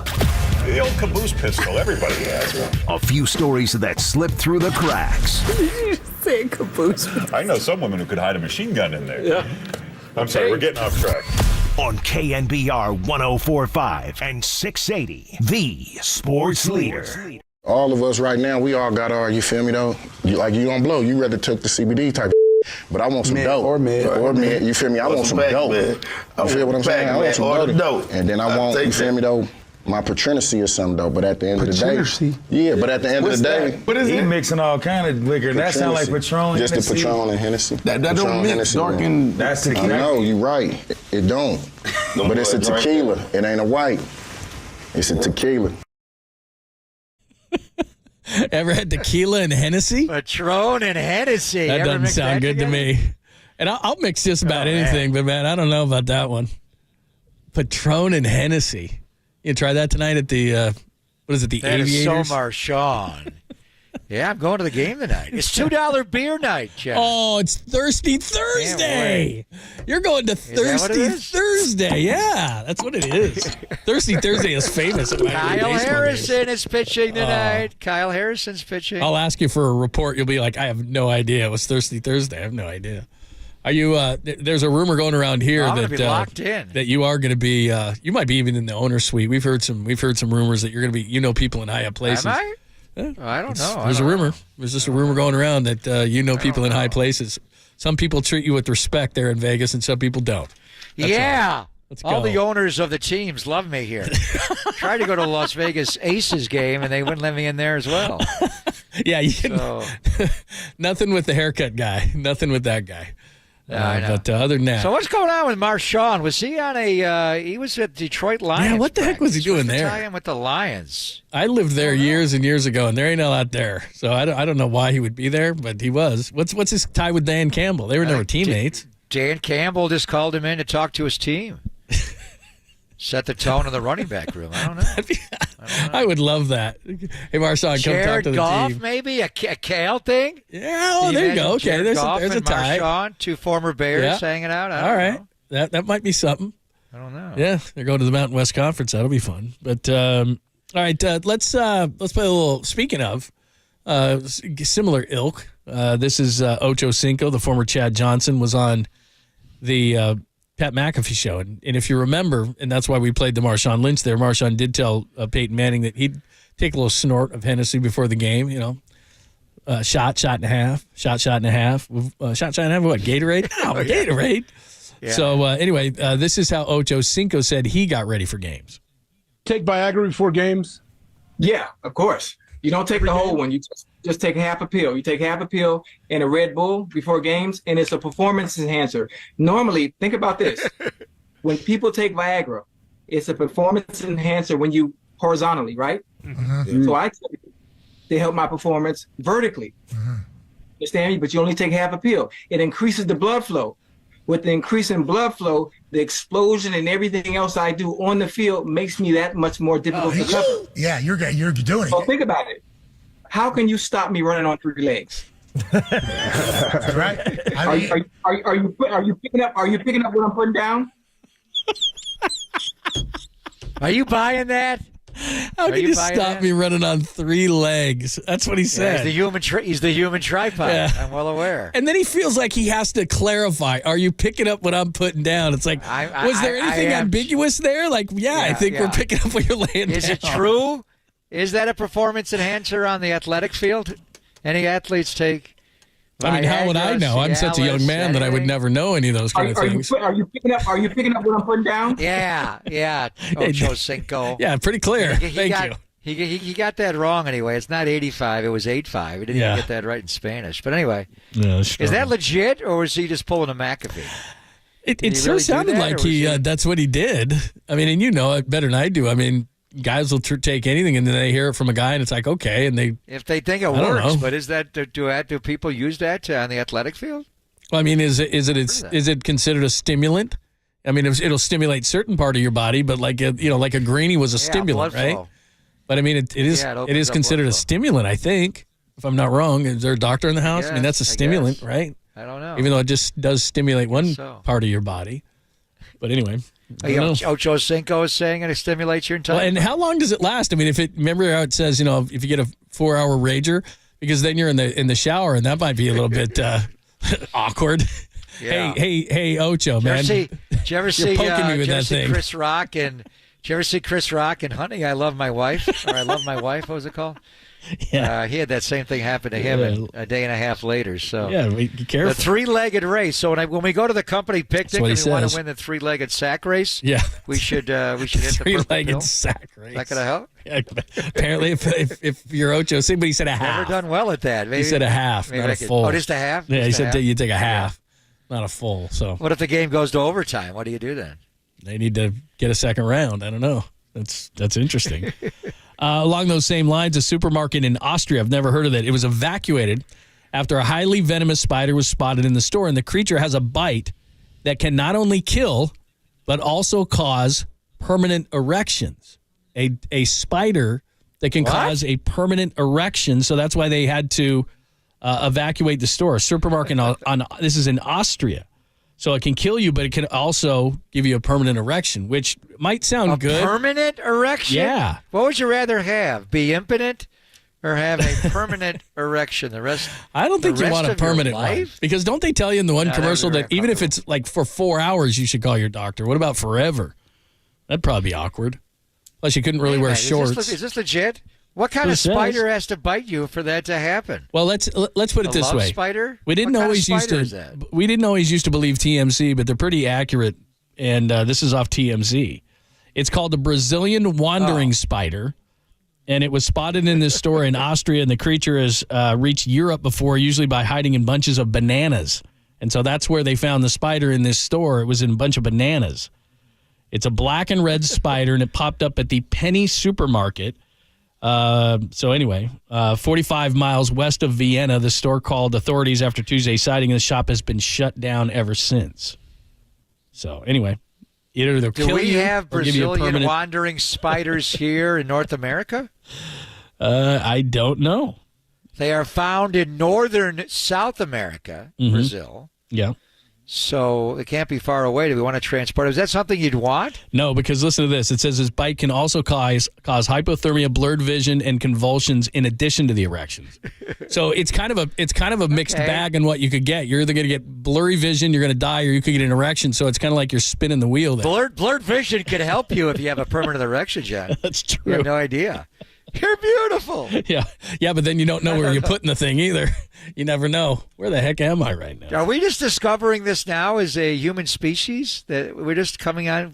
That's the first time I've read about it. About this before. Yeah. The Brazilian wandering spider. The Brazilian wandering spider. Yeah. So anyway, you never know what you're going to get with that thing. So be very, very careful. This is a strange story. Karis LeVert, of course, the former Nets forward, now with the Cavaliers. He threw a house party and allegedly had his $93,000 watch stolen from his bedroom. He went back to check out his room. He noticed that his watch case was open and his $93,000 watch was missing. Wouldn't you think that if you had a house party and you had that expensive a watch, you might put that thing, like, he's got to have a safe, right? I mean, you got to think you're putting that in a safe. $93,000 watch? Who took it? Doesn't know. Who took it? One of the invited guests? Yeah. Did he have the party catered? Was there outsourced there? Good question.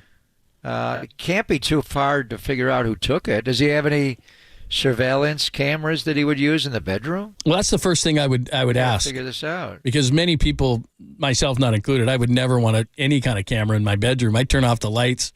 I make her wear a blindfold. I mean, nobody's seeing anything in my bedroom, but he's got a $93,000 watch. He's got to have some kind of camera in there, doesn't he? And what kind of watch? What kind of watch is worth $93,000? It's a Peugeot. Is that what it is? So I don't know.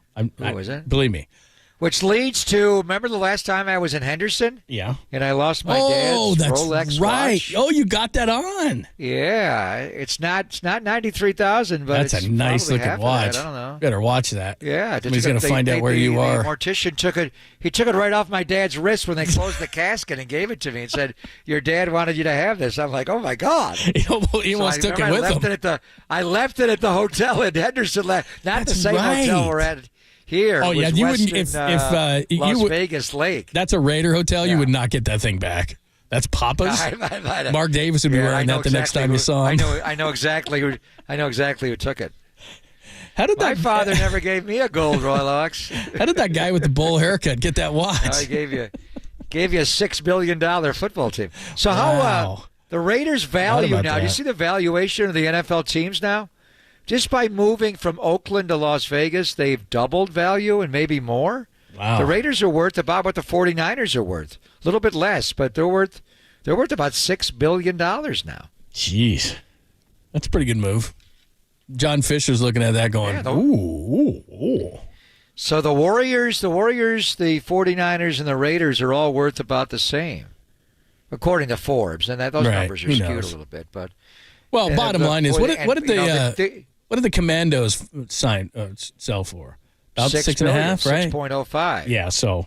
No, 6.05. Yeah. It wasn't 6.5. But I mean, if you want to get into the NFL, Well, selling is different, though. If you're going to sell it, you're going to get way more than that. Right. But as far as the Forbes valuation, so think about, you're talking about the 49ers worth more than both those teams forever and ever and ever. And the Warriors, moving to San Francisco from Oakland, what did that increase their value? And then the Raiders leaving Oakland to go to Vegas. So both teams leaving Oakland, you can knock it all you want. What would the A's be worth if they do go to Vegas? How much will that increase their value of their franchise by leaving Oakland and going to Vegas? Yeah, no doubt. For the Raiders, it made up about $3 billion. Jeez. There you go. All right, we told you we'd give you a little bit of update on ESPN Bet. We'll do that. We got a couple other pieces of information, some remnants as well. Plus, you're going out to see Kyle Harrison pitch. So we'll give you a few more things before we get out of here at the top of the hour. And, of course, Tolbert and Copes at the top. It's Pop and Lund, only here on the Sports Leader. Seek immediate medical help for an erection lasting more than 4 hours.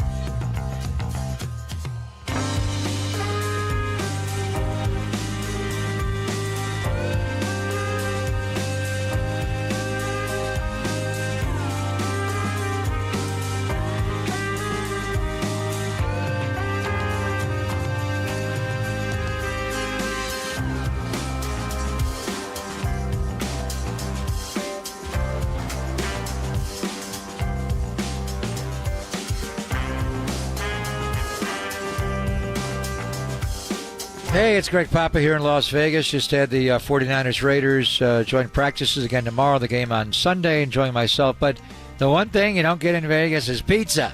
They don't have anything good here at all. Nothing like Tony's Pizza Napolitana by the one and only Tony Gemignani in the North Beach. He makes the best pizza in the entire world, whatever style. New York style, Jersey, Detroit, New Haven, California, or St. Louis pizza. He also makes the traditionals like Neapolitan, Grandma, and Sicilian pizzas.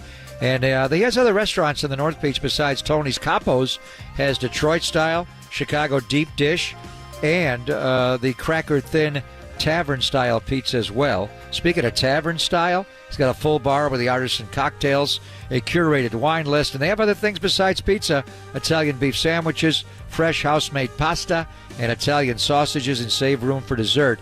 He has all the great Italian specialty desserts like tiramisu, cannoli, and gelato.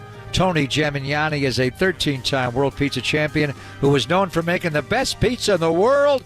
I can't wait to get back to the Bay Area and check out his Slice House locations, and he's got many of them across the entire Bay Area.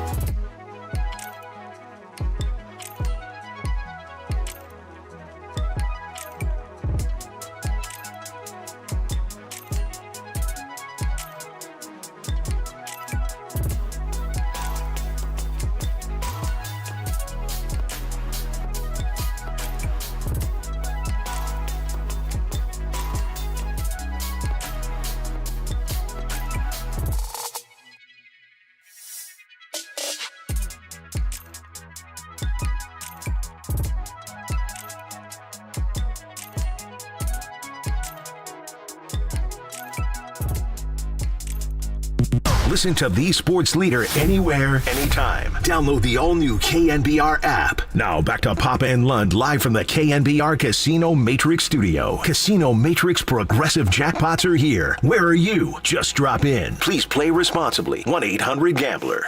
The guy hates the cold. He doesn't play well. And he says the reason is because he's got bad circulation. So his toes get cold. And as you know, with your feet. Can I give you a suggestion for him?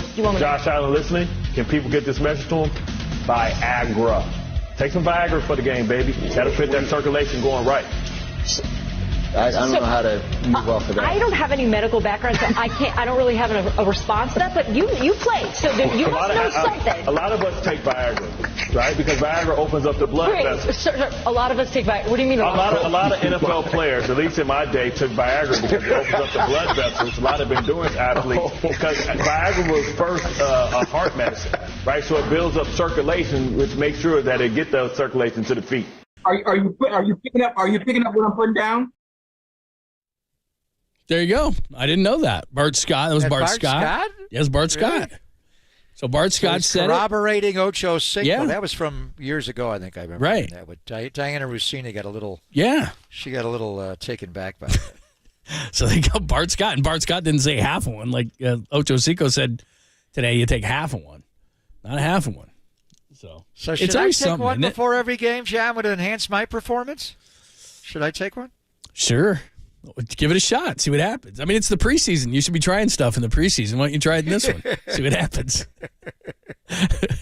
Yeah, why not? I don't know. No. You seem to have plenty of energy and blood circulation. You know what I used to take before every single game, because I remember reading that hockey players did it. And I believe whenever I'm a little congested, I pop the one thing that opens up my nasal cavity, and I have a deviated septum. Yeah. And I was traveling in the NBA and baseball, and you just on airplanes all the time, and you dry out a lot. Alka plus cold medicine, that just opens me up, and I would take that, especially when I was doing the NBA in the wintertime. I took it before, even if I had a cold or not, I would take Alka-Seltzer plus cold medicine before every single game, and then I read that it's going to kill me. And I shouldn't do that. Then they had a new one that was better, and you could take it, but I think hockey players take it. And then, you know what else I would put on a lot? Only when I was doing radio, I would take an Alka-Seltzer plus cold medicine. You remember when Jerry Rice was playing? He'd have the breathe right over the nose. You do that? A few games. Only on the radio, though. Yeah, you can't do that if you're on TV. Years ago. Yeah. Well, you're not on camera. When they open it, and you're not doing the camera, put the breathe right. But the breathe right just opens up your nasal cavity. So, well, you know, those things certainly enhance my performance. I don't know if Viagra would enhance my performance, but I'm willing to try it. John. Well, two things. I'm a big fan of Vicks Vapor Rub. First of all, if you ever got that, Vicks Vapor Rub is the best, man. But do you put it on your chest, or do you put it right into the nasal cavity? I put it everywhere. I mean, it's just, liberally. Okay. Ooh, it burns. You put it all over your body? Yeah, when it's really cold out. It's kind of like a burgundy, you know what I mean? It's like Sex Panther. Ooh. Yeah, it burns. It burns. It's a good burn. But in a good way. Yeah, but you're supposed to put it on your chest and then you breathe. I'd put it right under my nose. I like to put it right inside the nostril. Exactly. It opens up right in the nostrils. Yeah. And then the second thing is that, and this is why sometimes between the third and the fourth quarter, if I do sit with you guys in the booth during games, I will leave briefly between the third and the fourth quarters, because Tim Ryan, well, I don't know where he tucks this thing away, but he keeps the smelling salt, the ammonias, and Tim will take a big old a snort of it right before. He does it before kickoff of every game. And then what he does is he looks at you in the fourth quarter and he hands it up to you. If you don't do it, it's like, when you were in, I don't know if other people like this, but it's the first example that pops in my head is like, if you're in a circle and everyone's passing the joint around, you want to be cool. So in high school, you do it and then become addicted, but whatever. But he turns and he hands it to you. Game. Yeah, and in the fourth quarter, he hands it to you, and you have to do it. Wow. I don't know if Holler does it and Mike Baird and Babs takes it. I did it one game. Babs must do it constantly throughout the game. No, then it drips. The problem is it drips down into your throat. And I hated it. The whole game, it's just dripping from my nasal cavity right in the throat. Yeah, you never do it. You never do it. Yeah, it took me the entire quarter to get rid of it. Yeah. So I don't need it to get up with it. But you don't. And then actually, that was a performance. What's the opposite Enhancer? of enhanced? Debilitating? Yeah. I don't know. It didn't help my performance. It was the opposite, because I was thinking about it the entire first quarter, and it just kept dripping in my throat. You got the post-nasal drip. This is awful. I'm never doing it again. So I told him that. I don't like doing that. There's a thing. It's like Romanowski and his neuro. Oh, man. I didn't like this. I love that either. stuff. Terrible. I love that stuff. No, I didn't you didn't like it. I do like it. I do it now. It's hard. I know it's hard to tell, but I love that stuff. To me, it was like drinking a Red Bull, and it's similar. And then because it opens up in the back of your head, the capillaries in the back of your head open up. Yeah. And I hate that feeling. And Romo says, Greg, that means it's working. I'm like, I don't need it to work. Hey, let me tell you something. To be sharp. I'm fine. No, the hairs on your neck, you can feel them standing up. I mean, that's how that stuff is like. I know. Hey, let me tell you something. But I just remember this, too. How's Romo and Julie doing, by the way? We missed him. Raiders 49ers joint practices. We'd like to see Romo, but he's in a little bit of an issue right now. I'm sure people know this, but Vicks now has it's like a stick, and you can actually stick it in your nose and you breathe, and that thing it's like you get the vapor like it right into your brain. And that's I keep that in my car. Which so if I'm a little bit, how often do you clean, the Q-tip and the ears? You clean those days. How often do you clean the wax in your nose, Scott? I don't know why I'm getting into this, but no, we have an ad that's running, I think, and it's been for a long time, and it's the Navage thing. Man, that thing. Yeah, how often do you do that? I don't do that nearly often. enough. I think I need to do that more. No, that's what I'm saying. That Vicks thing will clean you right out.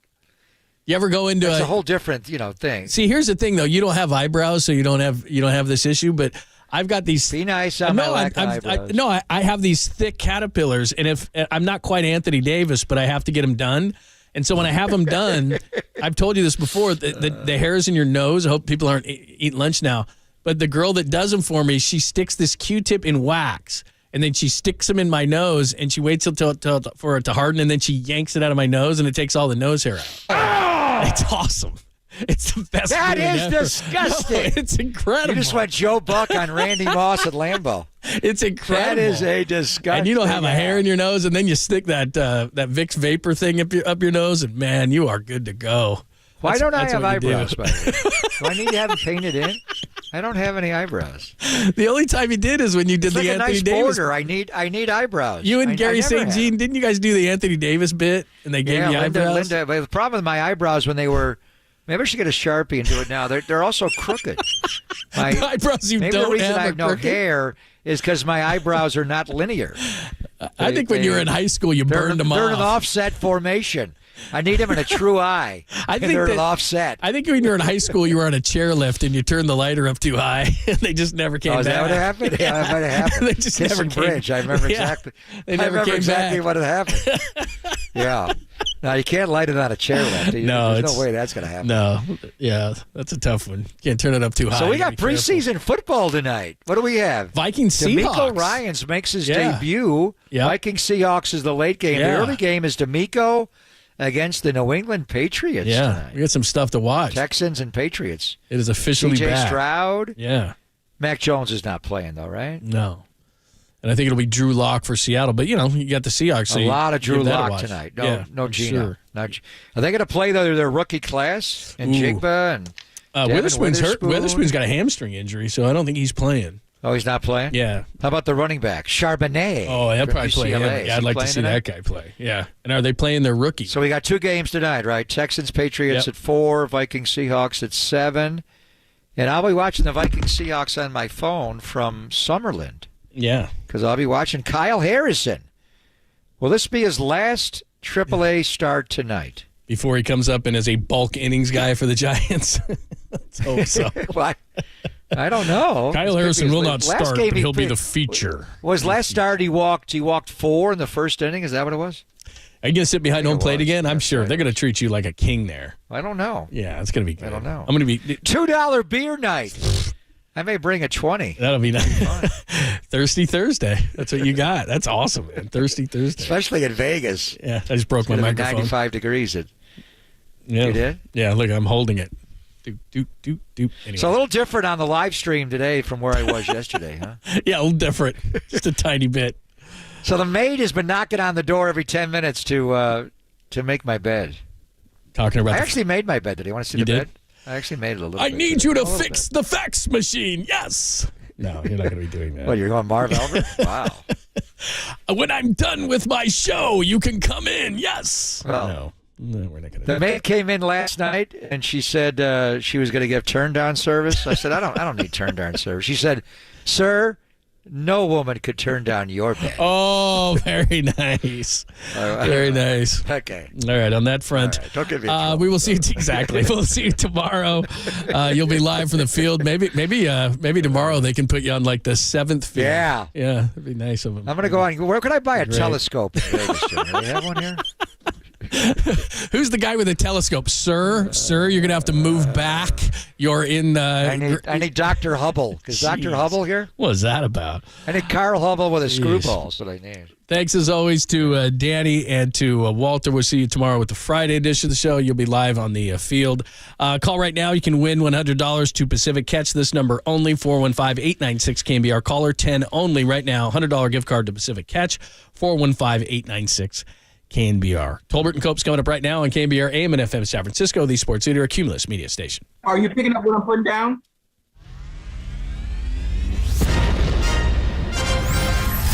The NBA brought him to the Bay. Oh, what a move by Tolbert. Tolbert is really feeling it. While his co-host was born and raised here. Adam, that is great co-host work right there. That is amazing. You're lucky to have Adam, Tommy. Oh, absolutely. It's time for Tolbert and Copes. Let's get it on! Tom Tolbert. Yeah, thank you. Now if I could ever get some beer.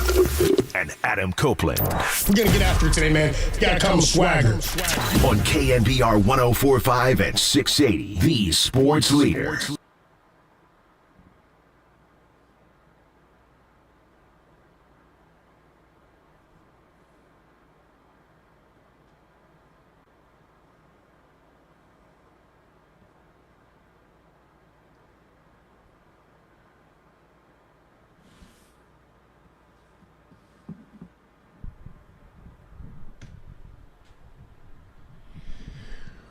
What is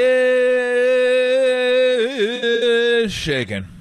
Adam Copeland, Tom Tolbert with you. Today, we're going to be joined by Jason Cole of Outkick.com.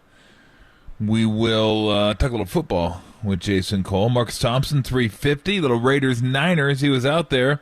And Larry Bear will join us at 450. And there is just, there's no way I believe that either of those guys, John or Papa, are that excited about preseason football. Nobody gets that excited about preseason football. Nobody. Seriously. Back dad ass up? Not even family members get that excited about preseason football. You know why? Because it's preseason football. That's why. Like I'll turn it on tonight. It'll be background. But only because Giants are off, Angels are off. That's about the only reason, and I'm not sure that there was any. Houston-Baltimore was already today. I checked that out a little bit. I don't even know if there's any good baseball games tonight. So we had some earlier. We had a couple of decent ones. But we had not anymore. No, they're all down now until 3:40. I don't know. I mean, I haven't checked. I mean, I may watch. You know what? Or it could be a night where I just say, you know what? Let's catch up on some other stuff. I mean, 28 out of 29 days is fine. Yeah, you take a day off every now and again. Rockies, Dodgers, nah. Royals, Red Sox, nah. Cardinals, Rays, nah. Nothing hits me. It'll be on. I'll turn it on like during the show, just kind of have as background. But come on, does anybody get excited about football? No. Thank you. The only reason I get excited about preseason football is because it's that much closer to regular season football. That is it. That is the only reason I get excited.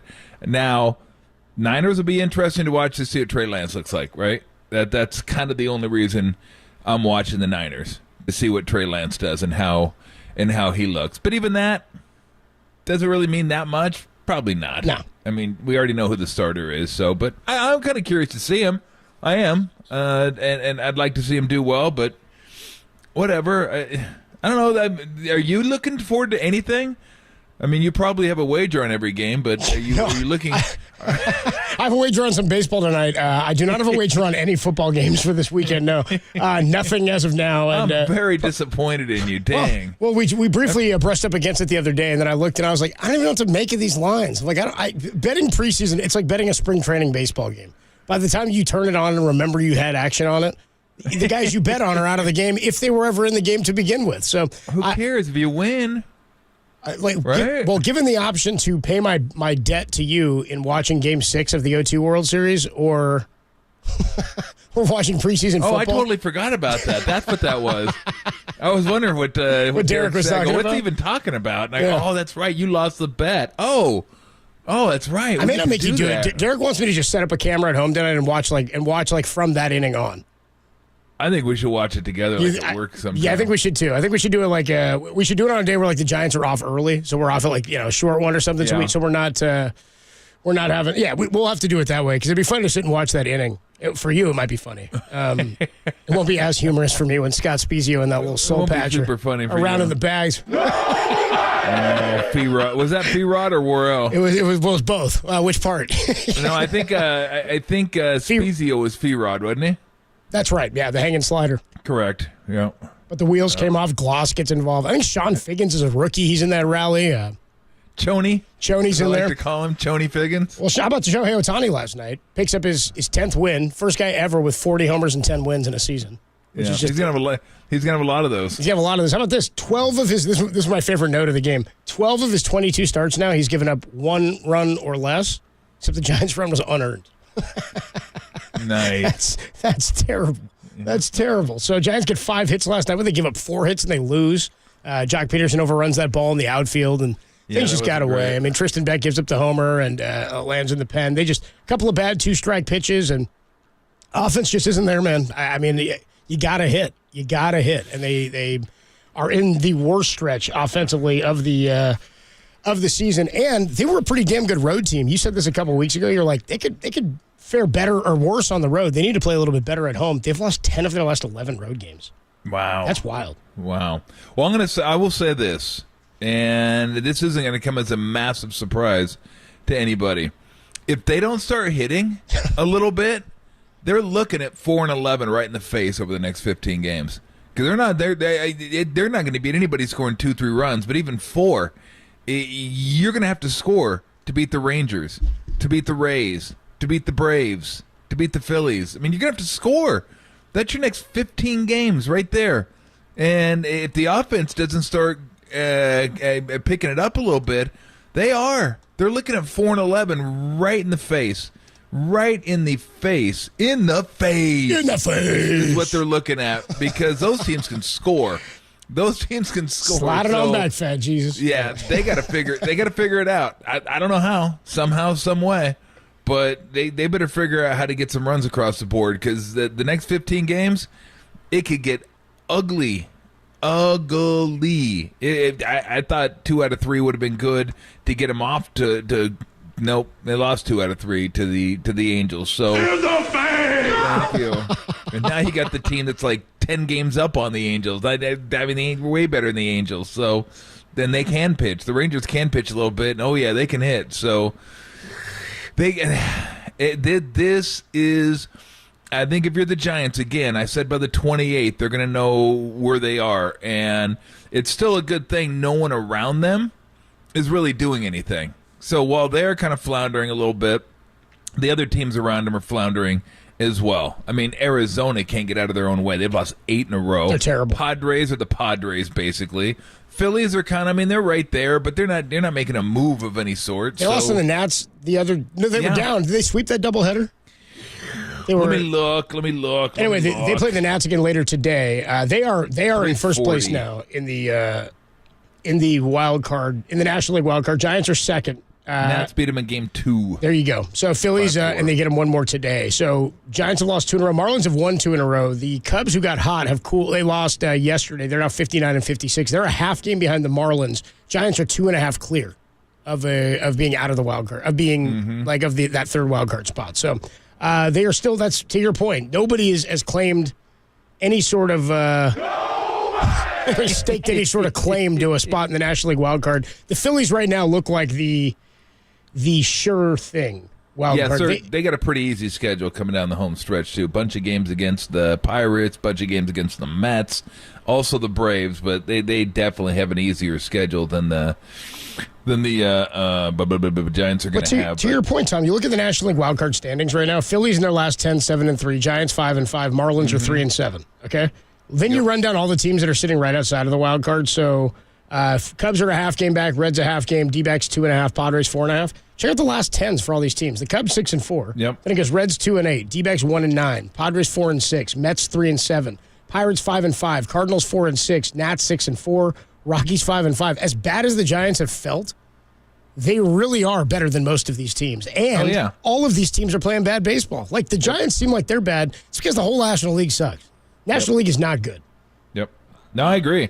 I mean, they are +3 on the Reds, +3 on the Cubs, +5 on the D-backs, and +7 on the Padres. So But that feels great. When you look at those numbers, you go, oh, well, they're in good shot. They're in good. Yeah. Like it keeps feeling like, they're going to backslide here. The bottom's going to fall out. This stretch could be bad. There's a good chance that this stretch is bad for them, and nobody else does anything to claim any ground. It's possible. Or much of it. I mean, it's which doesn't give you any possible. confidence, but. No, I mean, right now you're just thinking, we just need to get in. Right. When it doesn't matter. We one of the top 6, get in and see what happens. But yeah, this is like if I'm a member of the Giants, not a player, but maybe the executive, like guys that can't do anything. Like the managers and coaches are going to feel this way. But I'm a little nervous going into this stretch. If I'm a fan, I'm definitely nervous going into this stretch because you've started off this stretch 1-2.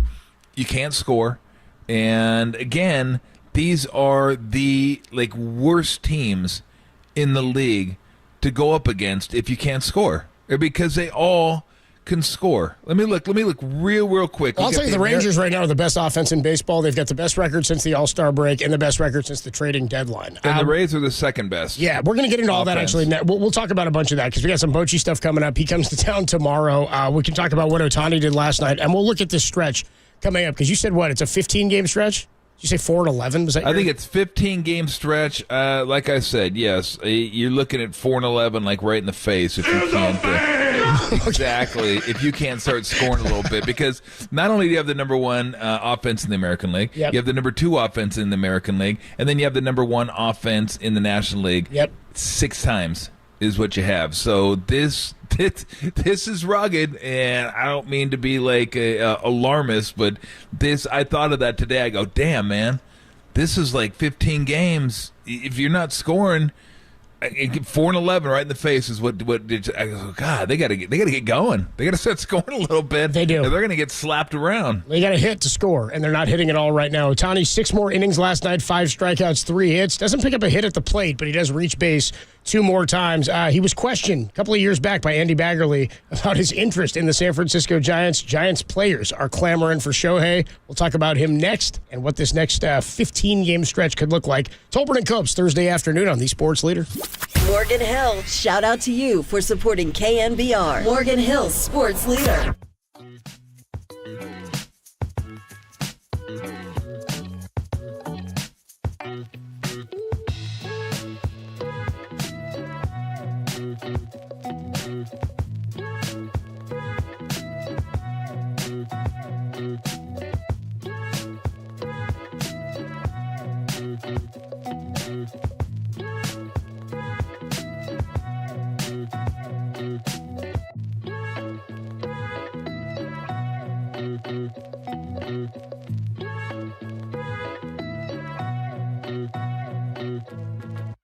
The Giants dropped 2 of 3 to the Angels, including last night's 4-1 loss to Shohei Ohtani. That story and more is trending on the all-new KNBR app.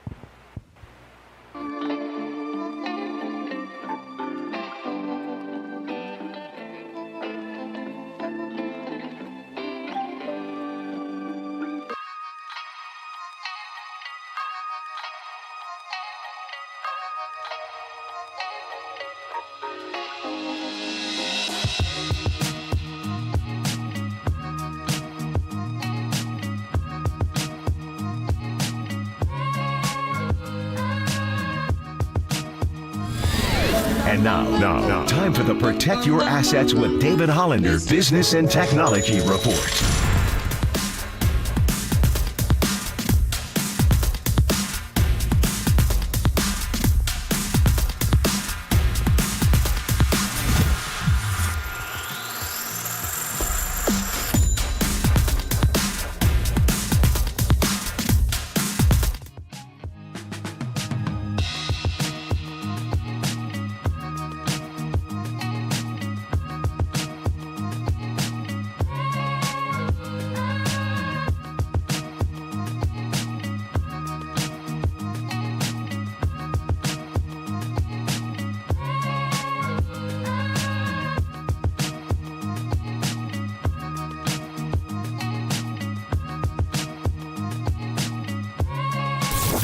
Follow KNBR on Facebook. Now back to Tom Tolbert and Adam Copeland. Tolbert and Copes on KNBR 104.5 and 680. The Sports Leader. Sports Leader. In 2017, the Giants were one of the teams that you met with.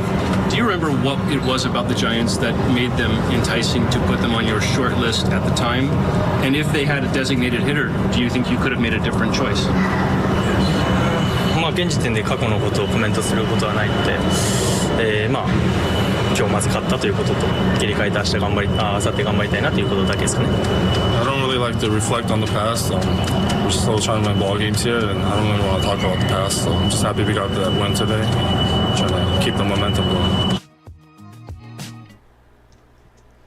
I was Shohei Ohtani back in 2017.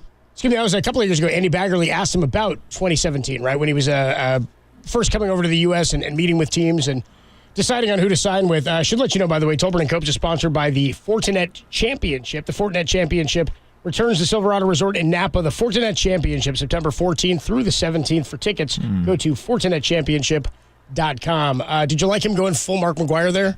I'm not here to talk about the past. I thought that was Mark McGuire. I was like, do we just get a McGuire cut on...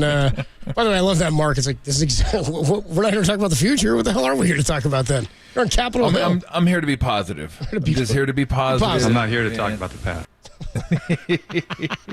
I misremembered. That was one of the best. I misremembered. That's a good one, too. Yeah. That was Pettit. That was Pettit. Right? And that was Pettit. That was Clemens, I misremembered. And then it was Sammy Sosa forgot how to speak English. Yes. I was like, you've been here, speak English. Rafael Palmeiro pointed. Yeah, we got that one, too. We know Palmeiro. I'm not going to forget who said that one. Yes. Speaking of Viagra, which will show up later. You point right into the camera? Yeah, I did not take steroids. I've never taken steroids. Today. In the last 2 minutes. Shohei Ohtani, hell of an outing for him last night. Wasn't the sharpest and was still pretty damn good. No, not. Giants were working a lot of pitches. Work counts against him, which is what they do. They got him out of the game after 6. I mean, I think against a lot of other teams, he would have pitched a little bit deeper into that game. 2 strikeouts and 2 walks for him at the plate. Really, the only guy we're paying attention to in the Giants offense, Wilmer Flores, who's reached base now 20 consecutive games after he drew a walk in the 6th inning.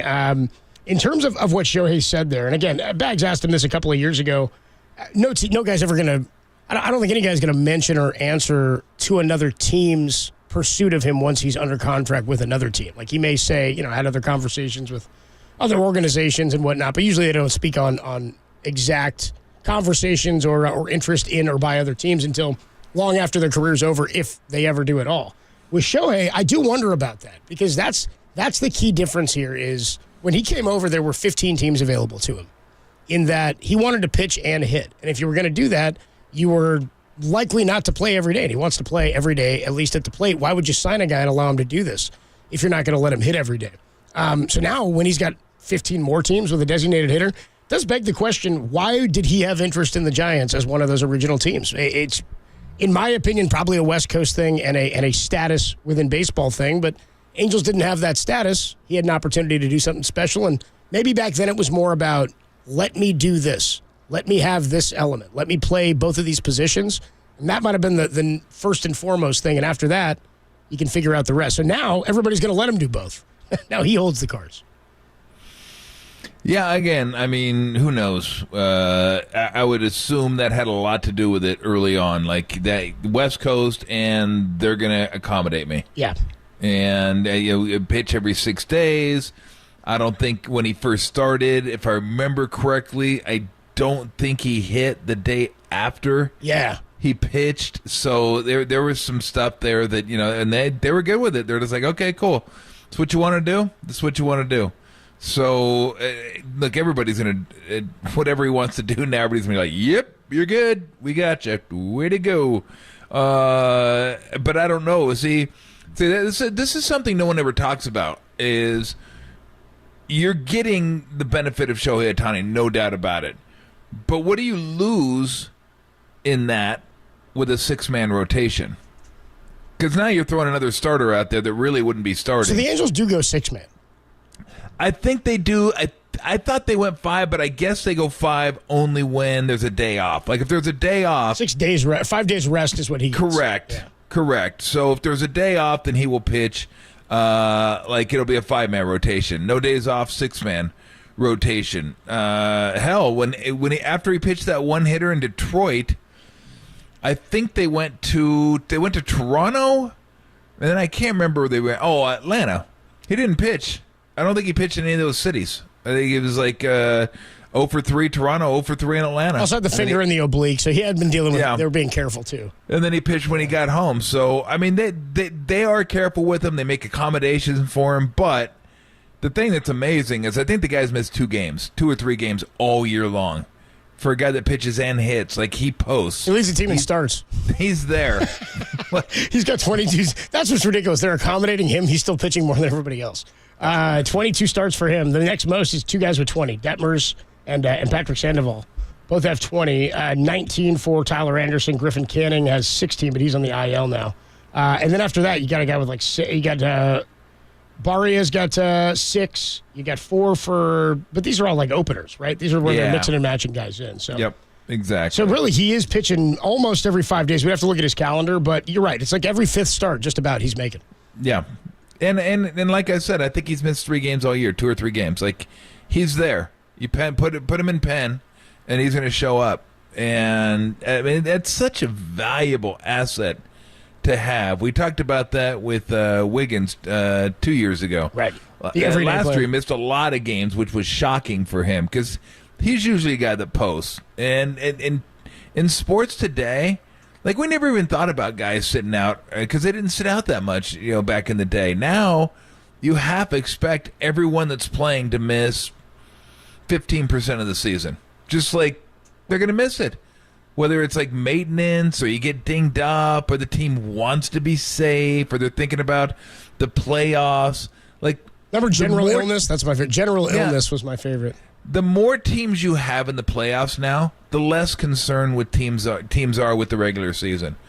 And it kind of sucks, to be honest with you. I've had this gripe with the NBA for quite some time now that they try to convince us that the regular season means something, but they're telling us it doesn't mean anything, and then they got to come up with the midseason tournament to make it mean something. It's like you're stop jerking us around, all right? We know the regular season doesn't mean anything. That's why players rest. That's why they play limited minutes. Like nobody cares.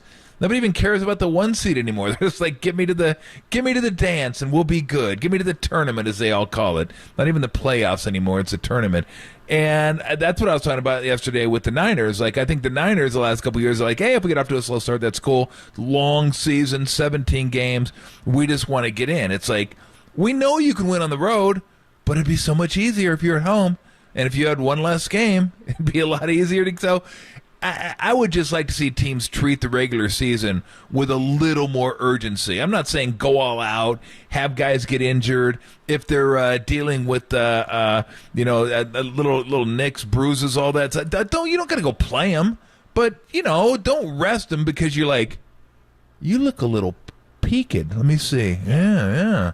Are you jaundiced? Like, let's take it easy. Let's give you a couple days off. Like, no, play. Like, that's what you're getting paid to do. You're getting paid a ton of money. Go play basketball. That's what the fans would love to see you play. But I love to show up. It's so awesome when you're a fan. You show up to the game. You're like, whoa, excuse me. I traveled from Korea to see the Spurs, and Kawhi's not playing.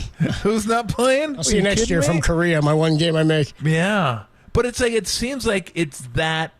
In all sports now, like more and more players are getting more and more rest during the regular season than they ever used to. Like, guys used to play, period. They just did.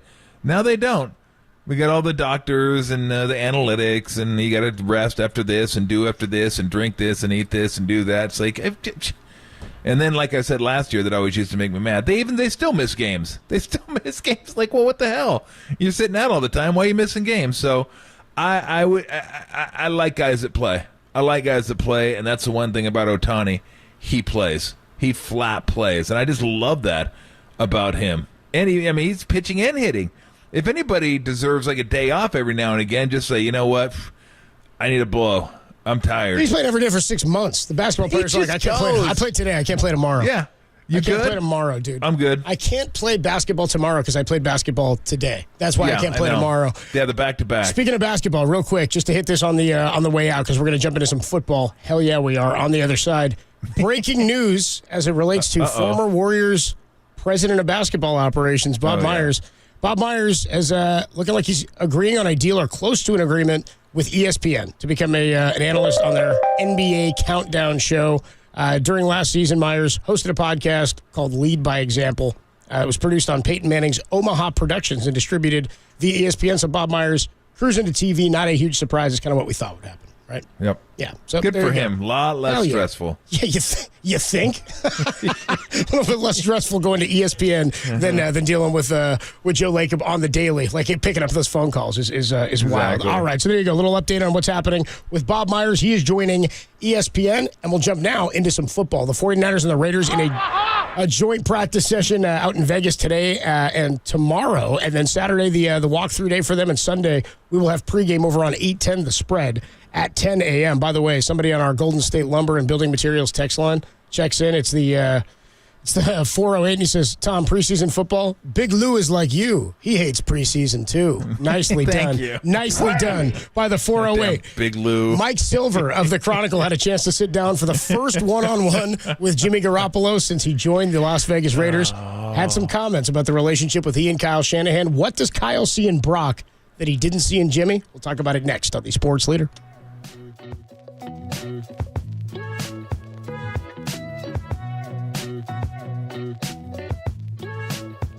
Be caller 10 to 415-896-KNBR for your chance to win a pair of tickets to see your Giants take on the Tampa Bay Rays Tuesday, August 15th. First pitch 6:45. Presented by Toyota, the MVP of MPG, with class-leading MPG and more hybrids than any other brand. Toyota, let's go places.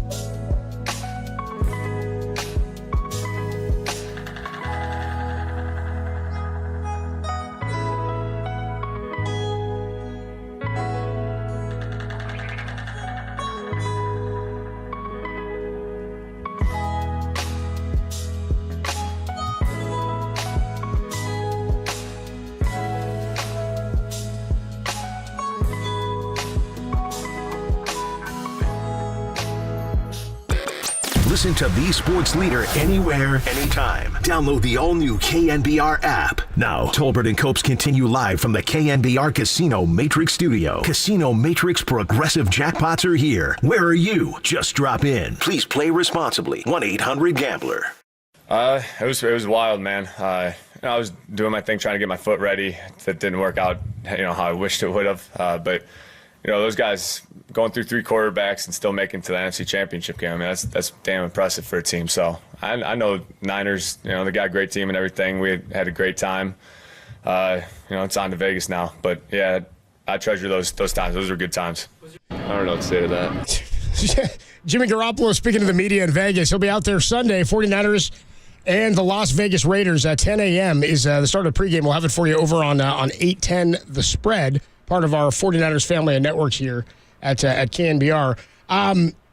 Jimmy had a sit-down with Mike Silver of the Chronicles. The first time he's had a one-on-one with anybody of the media since he signed with the Raiders. So Mike kind of goes over in the article. It's really good, too. He goes over, the process in which Jimmy left and signed with the Raiders for $70+ million, something like that. And don't forget, he had the surgery so late that, remember, he didn't pass his physical and they had to push his press conference back? They had to change his bonus to a non-guaranteed situation as part of his salary. Mm-hmm. It's a whole bunch of reconfiguring. So he kind of got into why that happened in this article, which I thought was interesting because we saw this happen with him last year where we thought the 49ers were going to trade him in the offseason. He didn't have that surgery. Then he did have the surgery, had it late. The Niners couldn't move him, and then pretty surprisingly, he ends up coming on back, right? So what happened with the Raiders is he breaks Pretty surprisingly. An understatement. Shockingly is the way Mike Silver put it. He said his shocking return last August. I was like, yeah. There was no way that was going to happen. No, dude. No way. We were sitting here doing the show, and I was like, dude, I got insane information for you, Tom. Breaking news. Jimmy Garoppolo said, no, we just laughed out loud. We're like, no way, man. We thought it was a great move. So he said he didn't expect that was going to happen either, but he thought he was going to get traded. So then he doesn't have surgery when he breaks his foot last season, because the thought was he could potentially make it back at some point in the postseason or late in the year if he didn't have the foot surgery. What happened was the foot wouldn't heal correctly, and he said he was standing on the sideline and says he intended to play in the Super Bowl 2 weeks later. He said he thought about the potential as if when Josh Johnson was in there, remember McCaffrey scored that touchdown on the ground? If the Niners had won that game, he said he was thinking, I was playing. I was going to play.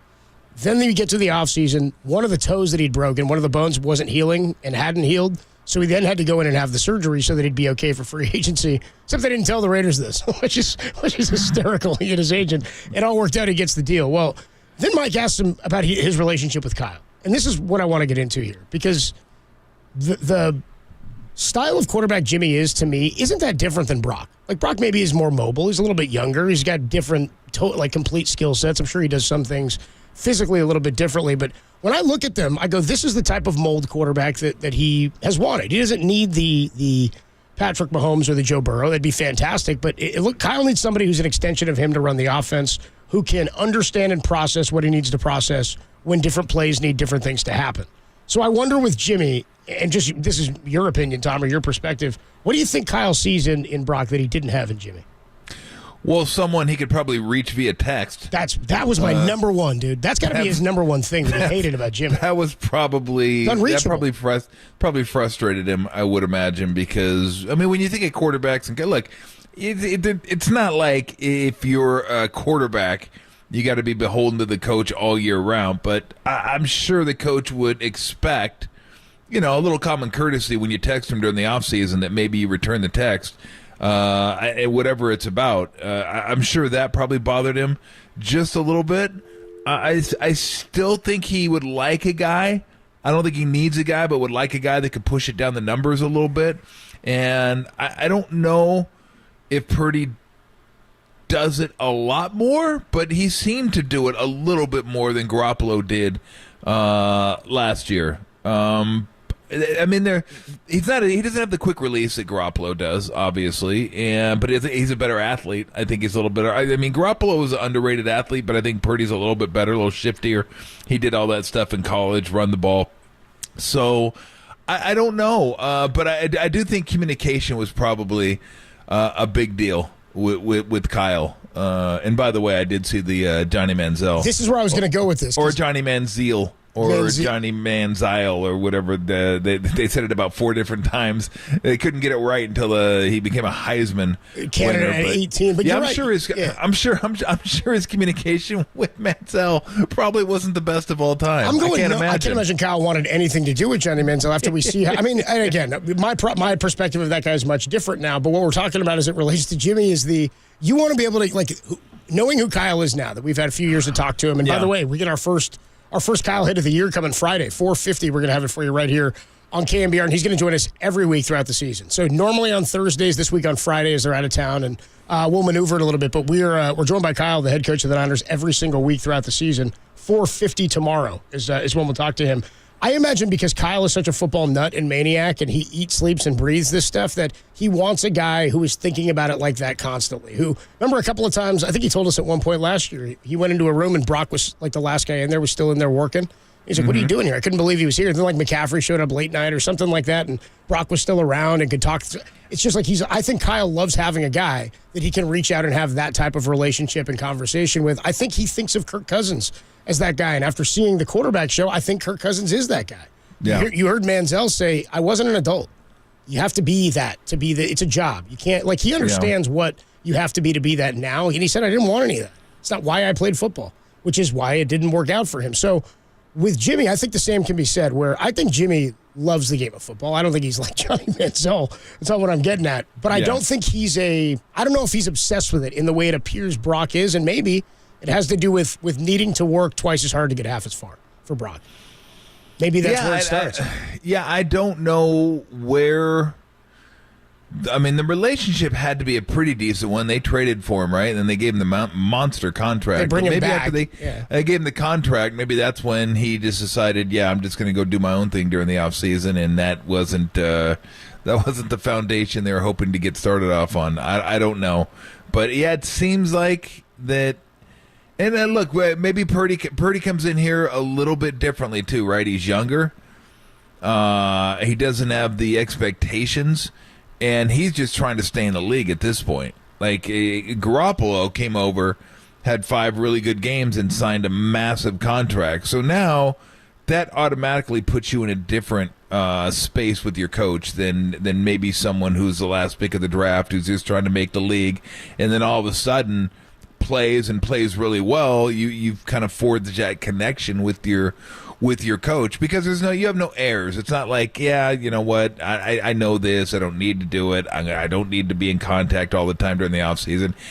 Brock Purdy probably eats it up. Like, he just wants to learn as much as he can, and I think that's a great place to be, especially for someone like Kyle, who probably likes to be in contact with his quarterback because he loves football so much. So I don't know. I mean, that's kind of the way I see it. It could be different, but look, I think Garoppolo did some really good things here and played some really good football here. I think so too. And he didn't get him to ultimately where they wanted to be, but he was good. I think he was good enough to. A couple throws here and there. I mean, I know we all get that, but when you're talking about the blown Super Bowl, if you want to call it a blown Super Bowl, I mean, Cincinnati, Kansas City did a lot to win that. There were some defensive issues in the second half too, where he wasn't on the field for those. So it was both sides of the football that helped with that Super Bowl. But look, I thought he was really good. Guys loved him. I mean, that's what I always looked at. The guys loved him. Like, the locker room loved him. Teammates loved him, and that means a lot to me as a former player. Like, when your teammates love you and they vouch for you and they stick up for you, that means something, especially in football. When you're a quarterback, because quarterbacks can obviously set themselves apart from the rest of the team. They're the ones that get the most notoriety. They get asked the most questions. They get the credit for the wins, all that kind of stuff.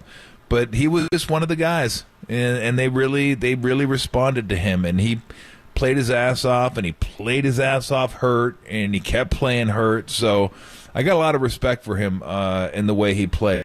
So I think he's probably in a better spot now that he can do what he wants to do. He's walking into an offense he knows, too. Yeah, right? A little bit differently. And Kyle's probably in a spot, too, because he has someone that maybe he feels like he can do a little bit more with and mold from the get-go. Jimmy actually riffed a little bit to to Mike Silver because he asked him about the situation with not responding to texts, and Kyle just saying, I don't see him coming back at the end of last year when he was doing his sort of end-of-the-season press conference. And Jimmy said, quote, yeah, definitely. I didn't see it. Someone probably texted me about it, but I don't know if I responded. It's what Jimmy said. So we'll get back into this a little bit later because I do want to hit on one of the comments Jimmy made about saying that he said, I was playing in that Super Bowl if we went to the bowl last year, but also then Kyle making comments to Mike Silver or Mike Silver reporting that Kyle was frustrated that Jimmy, while he was hurt, was not coming to meetings. And I'm like, well, you were coming to team meetings that weren't mandatory, but you were hurt. I can see why there was a bit of a rift between maybe what Kyle was looking for in his quarterback as a leader and what Jimmy was putting forward. So we'll get back into this in just a bit. But the Golden State Warriors have announced their first game of the season. They've started to put some scheduling stuff out, and we told you about Bob Myers. We'll get into that at about 3:15. Before we do that, Jason Cole is going to join us from Outkick.com, do a little wide-ranging chat on what's going on around the NFL. Lots of free agents are unsigned still. Dalvin Cook's out there. Kareem Hunt showed up on the field at Indianapolis and was like, actually, no, we got a better offer. We're heading out. So we'll tell you about all that as we talk to Jason Cole, Outkick.com. That's next on the Sports Leader.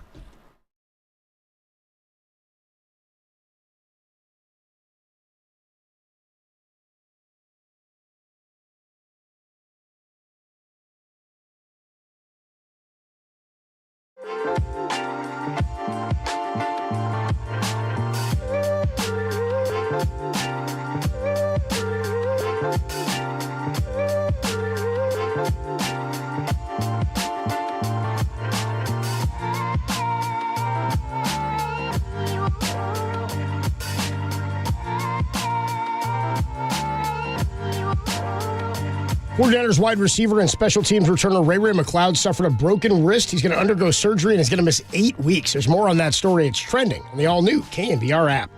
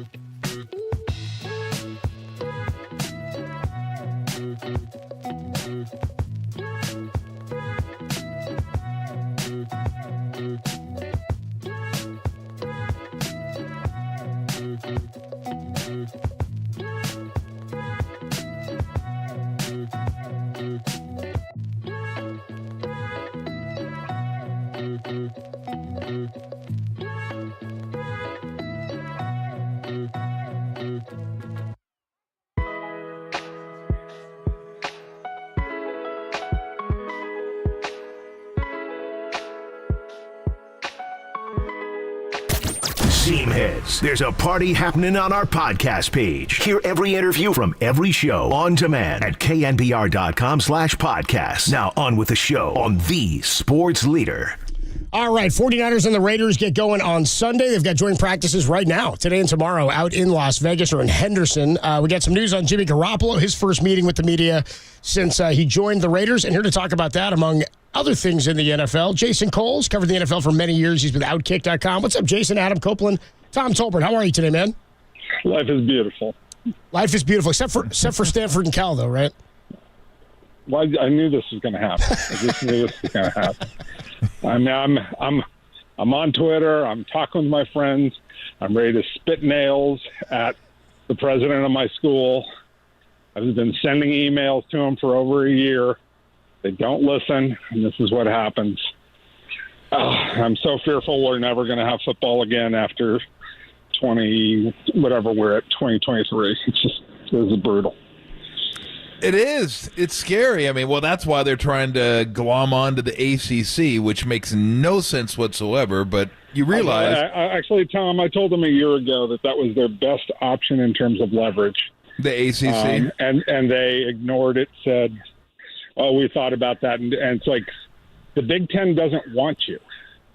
And the Big Ten is a terrible conference for you outside of football. Football, it's fine. The money's great. But for basketball, for baseball, for all your other sports, it's a horrible conference for you. I mean, not just the travel, but it's just a mismatch. And, I mean, look, at the end of the day, Chip Kelly was right the other day where you should just take the 64 teams, and then all the other sports should just break off. Yep. There should be like a Division II in football with the remaining 50 to 60 teams. Mm-hmm. Which I think Stanford and Cal is probably going to be part of. And then the other sports, like basketball, track, all those other classic college sports, those are the ones that should be broken into regional conferences this whole idea of make-believe idea of conferences that we have remaining is just about money. Because at the end of the day, everybody knows ESPN and Fox and CBS and all those all the TV rights people who carry college football, all they want, the only thing that they care about is give us 64 teams that we can break down that are going to get consistent ratings. We don't care about Appalachian State. We don't care about Washington State. We don't care about Oregon State. We don't care about Bowling Green. We don't care about any of those schools. Just give us the main 64 and give us a playoff. And that's all they really want. They don't care about anything else. They care a little bit about basketball because there's money to be made in March. But the rest of it is just football supports the rest of it. And that's it. Yeah, there's no doubt. I mean, I think look, based on what's happening right now, the Pac-12 should have tried to include the Big 12 a couple years ago, but because of their elitist academic bent, they couldn't get out of their own way and thought, well, we don't want to allow them in the conference. They're not up to snuff when it comes to academics, and they're not really what we're looking for, when really no one's looking for any of those things anymore other than football. It's sad, but it's true. It's just about football. And if you want to be an academic institution and do that, just be the Ivy League. Don't try to parade yourself as an. All right. Well, Tom, I'm going to viciously, as a Stanford graduate, disagree with you, and viciously disagree to the point where the FCC may get involved. Okay, all right. I like it. Things were so good a minute ago. Yeah. Go ahead, take a swing. I never ever want to back down. Like, we may not win in Division I football, But I don't want to go the way of the University of Chicago. I do not want to go the way of Harvard and Yale and all those schools. You're going like Petty. No backing down. You're going the route of Tom Petty. No, we will not back down. Now, we may not win, but we'll fight, okay? And Cal should be the same way. That's what we believe in, okay? And all those other schools, we're not those other schools. There's a reason we're different, and we try to be different. Now, we're elitist and all those things. All agree, are we pompous? Absolutely, 100%. But I don't want to be Harvard. I don't want to be Chicago. I don't want to be like those schools. I want to be Stanford, and I want to be unique. And I want to go play against the big boys and take our chances. Well, you can. Now you're unique because you're part of a 4-team conference. That's pretty unique. Yeah, that's great.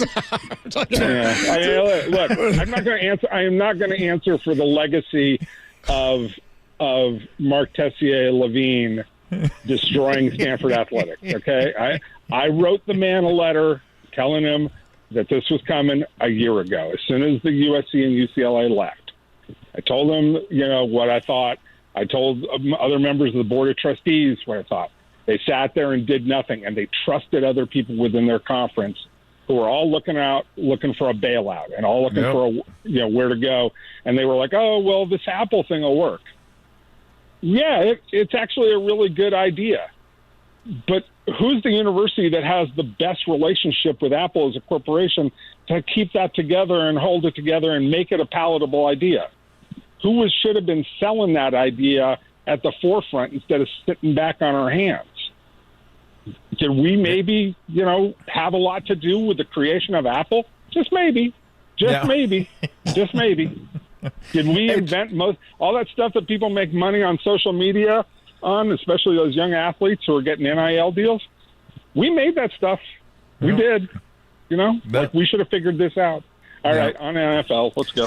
Yeah, let's do it. Hey, look, I'm with you because, I grew up a Pac-12 fan. I played for the Pac-10. I went to the Final Four for the Pac-10. I've always been a West Coast guy, so it hurts me. It hurts me. I was stunned last Friday when it just dissolved before my eyes. Like, what just happened? And you start thinking about all the great athletes in the conference, and it's toast. It's over. It's like it's just absolutely stunning. So, I'm not real thrilled with the Arizona Central Florida matchup in a couple of years. That one's going to be a doozy. Or Arizona. Can't wait. It's all not good. All right, let's move. Nothing spells tradition like Arizona Central Florida. Nothing. Playing down the road from Disney World. Okay. That's a road trip in the making for yours truly. So let's get to the NFL. Are the Niners, top to bottom, the most talented team in the NFL? No, I think Philadelphia probably still is. Okay. It's close. And you have to say Philly's better at quarterback. Yep. Because you still don't know what Brock Purdy is, and that's such an important position that gap's hard to make up. Now, I think Brock Purdy could get there and close that gap a lot.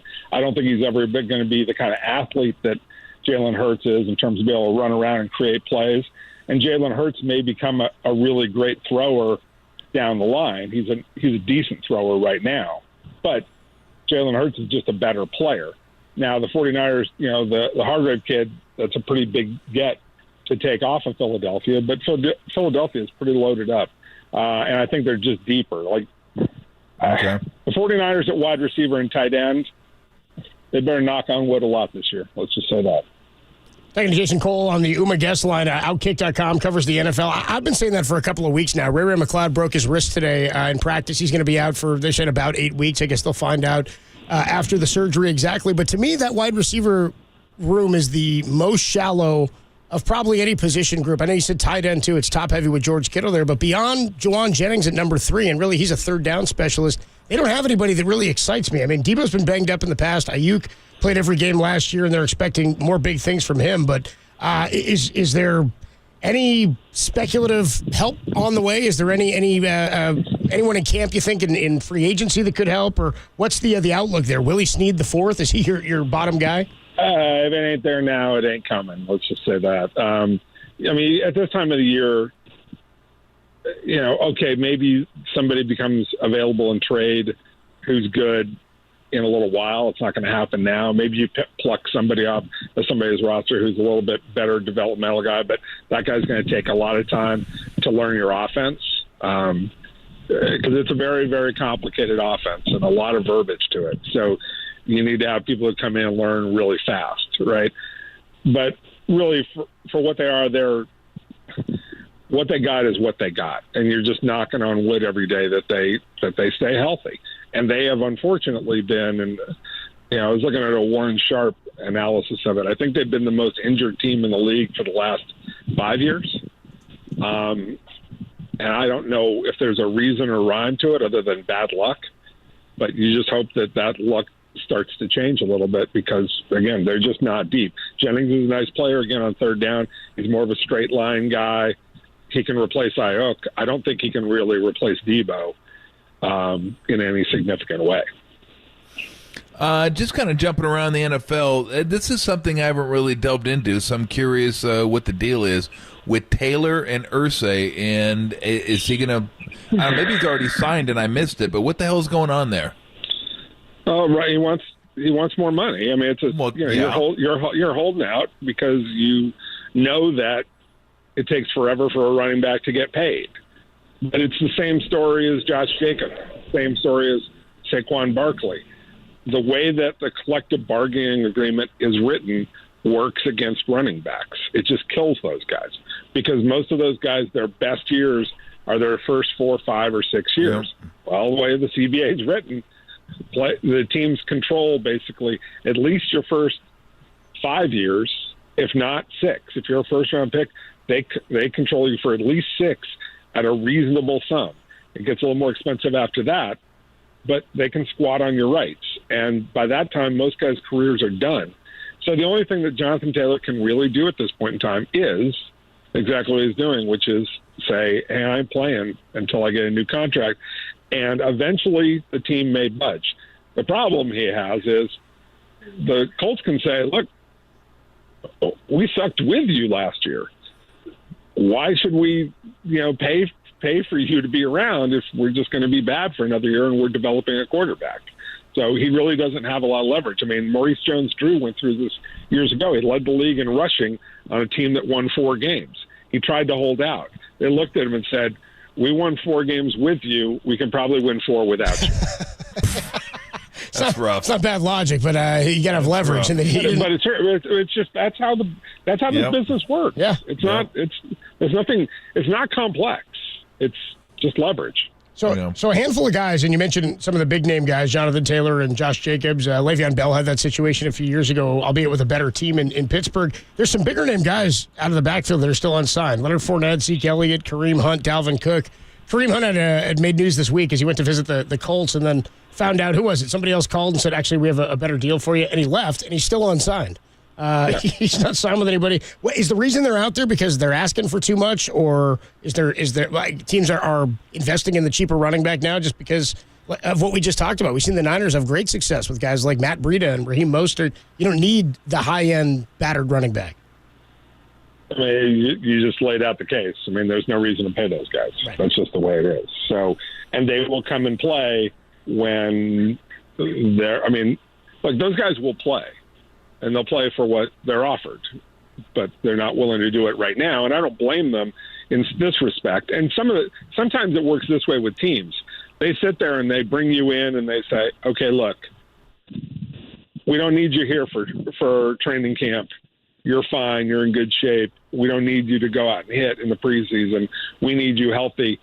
We'll get back to you in 3 weeks, but this is going to be what our offer is." I mean, that's an old trick around the NFL, especially with veteran players or guys like running backs who've already had a lot of carries. We know you know how to play. Just here's what we need you to do. We need you to be in shape. As long as all those boxes check, we'll be back to you with our final week of preseason. What about Jadeveon Clowney? Nice player, but he's a run stopper. He doesn't have a pass rush, consistent pass rush ability. So that's the kind of guy who would. It's a great name because he was a number 1 overall pick, but there's no flash to his game. Like Ngakoue got signed before Clowney. Right. Why? Because Ngakoue can get to the quarterback. Clowney doesn't. Clowney is a run-stopping defensive end who can occasionally slide in and play tackle when you need him to. And he's never really produced the way that people thought Clowney was going to produce when he was coming out of South Carolina. He just, he had that one electric play, and nobody realized, he can't change direction. It's so interesting, Jason, that the running backs to me are kind of like centers in basketball. Analytics has just kind of wiped them off the map. They're just not as useful as they once were. I don't know that we'll get back to the day of the center the way it used to be. I mean, we do have Embiid and we do have Jokic, but those guys they're their own guys. Is the running back now just the way it was? It's never get back there. Like, you got to be able to do like what McCaffrey does. You got to be able to catch the ball out of the backfield. You got to be able to do multiple things to really be a valuable running back. Because unless you're Derrick Henry, there's just not a lot of those guys out there anymore that just are running backs that get paid. Well, there are always swings in the game in football where everybody and Tennessee took advantage of it for a couple of years to become a contender, right? And they've fallen off a little bit here last couple of years, but they still lean on Derrick Henry a lot, which is, okay, we know that there are all these sort of lightweight defenses that want to just play coverage all the time, and they're really playing their weak side linebacker as a de facto safety, or they're playing an extra, corner most of the time. And we're going to line up in three wide so that they bring in that lightweight personnel. But we have this heavyweight running back. Brandon Jacobs did it for a little while in New York when they went to Super Bowls. Now you get Derrick Henry. Problem is there just aren't that many guys like Derrick Henry, right? Leonard Fournette was supposed to be that guy, and he's sometimes been that guy for a little while, but never year over year over year. So how many 250-pound men are there who can run a 4.5 at running back and not fumble the ball? It's a specialty thing. McCaffrey is closer to what everybody wants. Yeah. Because you can flex him out and play him in basically four spots, right? And he's going to get you, he's going to get you good yards as a running back, but then he's a nightmare for you to cover if you put an extra linebacker out there and you either put him wide or you put him in the slot. So that's what everybody wants. That's what everybody feels like. And occasionally when they find this big running back, and I assume Atlanta's going to try and do that with Bijan Robinson, right? Because they're going kind of lightweight on the quarterback. And so you can see that they're kind of going to try and do the Derrick Henry thing. Obviously, Arthur Smith was in Tennessee before, and they'll try and shorten games and do that. But it's just not the way the game is played by most of the league most of the time anymore. Yeah. A few more minutes here with Jason Cole on the UMA Guest Line. Go ahead, Tom. No, I was just going to ask him because what's the biggest – we've talked about analytics in baseball goes back a ways. Basketball's been a little bit – football's been slow in kind of everybody embracing it, but more and more teams are embracing it now. And what I see – is teams that are more willing to go for it on fourth down now than ever before. I mean, year in and year out, we're getting more of those teams. Is there any other thing that you look at where if we're watching a game, you can tell, or maybe we could tell if we knew, like what analytics has changed in football that maybe we haven't noticed? Well, look, analytics has always been a part of football, but it mostly was regarding contracts and like how long a guy's body was going to hold up and how long you pay him. So that really actually has been there for a long, long time. Okay. But in terms of how they play, you're right. The fourth down analytics helps a lot. I think the problem you have with football is that unlike baseball and unlike basketball, in baseball and basketball, you have literally thousands upon thousands upon thousands of plays over the course of a season, right? Where you get to analyze a lot of really deep data. The problem in football is, you have 1,000 plays that you run in a season, but how many 3rd and 6s against this particular kind of defense do you run so that you can analyze how does it work? Okay. Yeah. And what do they do? I still remember, John Elway telling me the story about, they're getting ready for the Super Bowl against Green Bay. and they had done some analytics on Green Bay's defense and said, and Mike Shanahan said, they've run this 3rd and 6 situation or 3rd and long situation. They've run this defense in this particular situation 22 times all season, and they've run it the exact same way 22 times. You get 22 situations of the same thing in basketball in one game. Yeah. Right? Like that. Yeah. So there's a lot more data. And not surprisingly, Elway said, okay, they've done 22. They probably know they've done that. And we just ran this play. It was the the Shannon Sharp first down play against Pittsburgh. You know, that was the one that they had run in the playoffs to get to the Super Bowl against Green Bay. He said, well, we just ran this. They just saw it. I think they're going to come out with a different defense. And Shanahan kept saying, no. This is how they always play it. This is always how you do it. This is what you do every single time. And lo and behold, Green Bay comes out, and they come out in a completely different defense. Elway can't throw it, and what does he do? He takes off, and that becomes the helicopter play in the Super Bowl against Green Bay. Because he was like, Mike, I think they might do something different right now. And they did, and he was prepared for it. Shanahan was not, but Shanahan at least laughed about it now. So that's good. Historic play now, you know. Yeah, it's just a little easier today. John, that's exactly how we drew it up. That's how we drew it up, John. Way to execute, my man. Yeah, perfect. Good deal.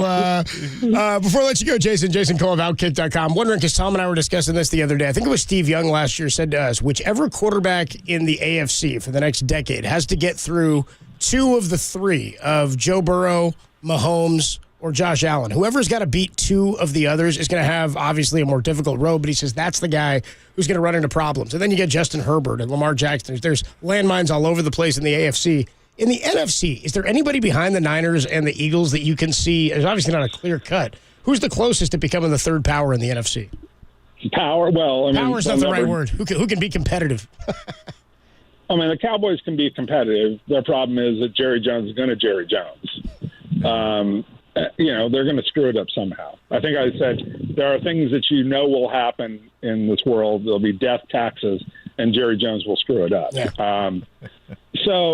But Dak Prescott is a good quarterback. Is he a great one? No, he's not a great quarterback, but he's really good. And look, Jalen Hurts, and I like Brock Purdy a lot.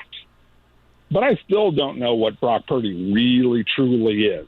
Because, people haven't, he hasn't had to play from behind a lot. He's not the biggest guy in the world. We've already seen him get hurt once. You got questions about Brock Purdy. But everything up to this point has been sensational. Like there's a time where you could say, okay, things come together. Dak Prescott can do it, and they'll develop. Detroit has the right idea. Like, Tom, you were talking about teams that go heavy on the run. Detroit has gone that path right now, and they're going to go run heavy and use a 2-headed monster kind of thing, and do a lot of play action to cover up what Jared Goff doesn't do very well. But I don't think that Jared Goff is that guy who's going to elevate. He's always going to be a good quarterback to maybe a very good quarterback on certain days, but he's never going to elevate to being a truly great quarterback, and that's where this comes up short. Jason, always fun when we can whip around the NFL with you, man. I know we're all getting excited. We'll get amped up, and then we'll watch 10 minutes of tonight's games and be like, all right, we'll you'll remember why it's preseason. Exactly. Exactly. Yeah. It's like opening day in baseball. We get all excited, and then we're like, let's pop our heads back up in June or July and see where everything is, dude. So, hey, have a great start to the season, man. We'll talk to you soon. Thanks, Jason. Anytime. Be good, guys. Thanks, guys. Appreciate it, man. Great stuff from Jason Cole. Love talking to Jason. Whipping around the NFL. Somebody checked in earlier on the Golden State Lumber and Building Materials text line and said, is this Ray Ratto's cousin or brother here? Because he was all immediately, he's like, life is good. And I was like, what about Stanford? And it wasn't so good after that. Oh, that's hilarious. We're gonna pull an audible, or call an audible here, because we mentioned that we had the Warriors opening night schedule has just come out. We've got more information on the first game the Warriors are going to play this year. It is far more juicy than I thought it was when Derek whispered it in my ear. We found out Bob Myers is headed to ESPN. We'll talk a little bit more about that and give you the news on who the Warriors will play opening night. It is going to be a fun one. More to come. Tolbert and Copes only here on the Sports Leader. Fairfax, shout out to you for supporting KNBR, Fairfax's Sports Leader.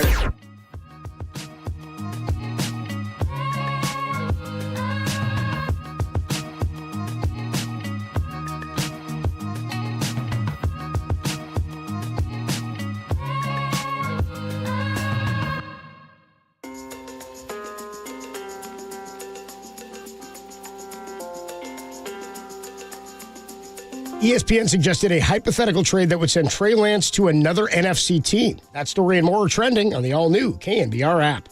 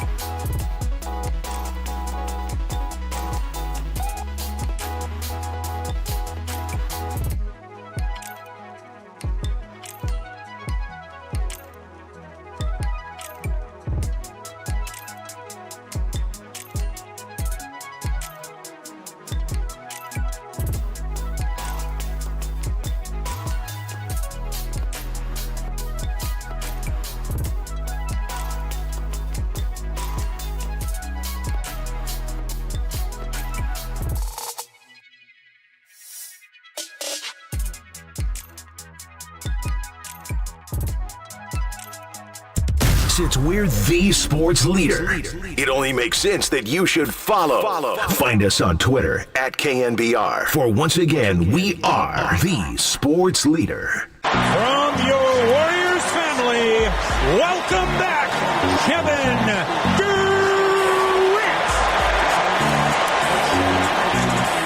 Durant. Don't you regret not coming to the Knicks? Can't get away from him. Once Kevin Durant has his hooks in you, that's for life.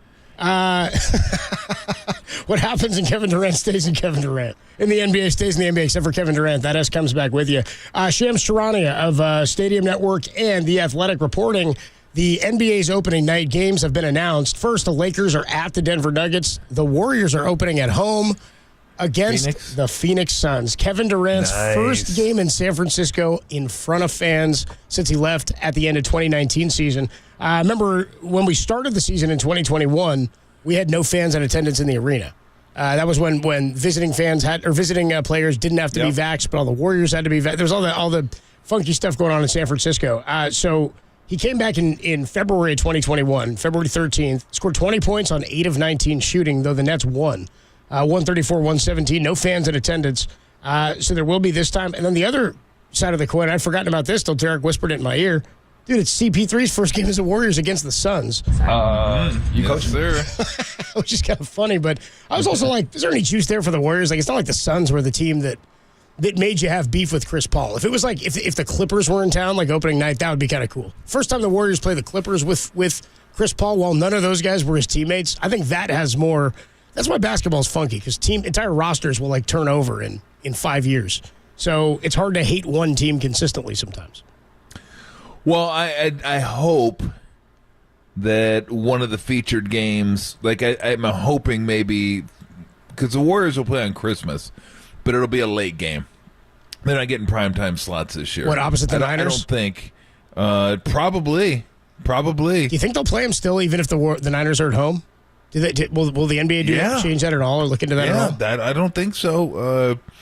It's a tough deal for Lacob and company, man. I'm like, well, I mean, maybe they have them on the road. They might look, when you bow out in the second round, you're not getting any special favors. No. I mean, you may get a home game, but it'll be a 7:30 game, possibly. You can expect Lakers. Where's the Lakers on Christmas? Good to get that. Yeah, but late. I was thinking Lakers, Denver again, or maybe Denver, Miami, and Lakers, Boston, something like that. So, I mean, the Warriors are still a pretty public team, so they might put them right after the primetime slot, but I can't imagine. Well, maybe I could imagine they'd be in the primetime slot. I don't think so. But, so here's what I'm hoping. That's a long way of saying I'd really like to see it be Kings-Warriors. Kings deserve like a nice spot on Christmas. That would be a blast. You might have nailed it, dude. That might be. They're up and coming, and they're fun to watch, and it's a nice rivalry. And the bonus is whoever is the road team on Christmas gets to travel 90 minutes and go back home after the game. So I'm hoping that's a game they put on Christmas. I'm hoping they get one of the primetime games because, again, I mean the Kings got beat in the first round, so they didn't even make it. But they were the 3rd seed, and it was a hell of a series. It was the best series of the postseason. Yeah, may have been the best series of the postseason. So I'm hoping that gets a little front and center treatment because the Kings deserve it. If they play there, the fans will be going crazy. If they play here, they'll be going crazy. And it's just I'm hoping this turns into like a fun little rivalry for a few years. But De'Aaron Fox is a guy, so he's a guy people know. I don't know if he draws eyeballs per se, but fingers crossed. I'm hoping that gets some star treatment for Christmas. Kings, Warriors, make it happen. We're definitely going to get some combo of like 76ers Knicks at like 9 a.m. Yeah, absolutely. That's Bucks a Celtics given. we're getting for sure. Yes. That's definitely going to be. You're getting somebody Knicks early. Sixers. From your Warriors family, welcome back, Kevin Durant. What is that? Can I say something? That just sounds dumb when you say from your Warriors family. Come on. He's not a part of the family anymore, okay? He plays for somebody else. I mean, was he a part of everybody's family that he played for? Like, Tom, no, from he's your part Tolbert and Copes family, I appreciate you, man. Just from the whole family here at Tolbert and Copes, Tom. Amen. Welcome back. I remember when I heard that, I go, "Oh, what are we doing? Come on, man." I go, "Just come on, what are we doing?" And I think the NBA. I don't know if other sports do that, but the NBA goes out of its way to embrace former players. It's like, bro, you paid them. I mean, you don't owe him anything else, so we need a tribute video. We played a week. He played like 4 games here. What do you mean you need a tribute video? Like, the tribute videos used to be for guys that played 8 years, won a championship possibly, made an all-star team. Have some memories there, you know what I mean? Like not like a month is a month. Oh, welcome back to our Hawks family. Who? Like, what? I don't even remember that dude. But the NBA does that all the time. Yeah, they love that. They love the that. time. For the league that has 10-day contracts, they do that an awful lot. God, they love their tribute videos. Did we get one from Myers when he comes back with ESPN? Well, he would deserve one. It's like him just sitting on the sidelines clapping. It's like a bunch of different, he's waving to fans. Exactly. Get up walking. Sitting in front of the cranes when they were building Chase. Putting his arm around Draymond going, you can't do that. See, he's like sort of sad, talking KD. You gotta be better than that. Dude. Bob Myers' tribute video, just in a suit the whole time, dude, like standing around in practice, like nodding, nods in slow motion, the nod, right?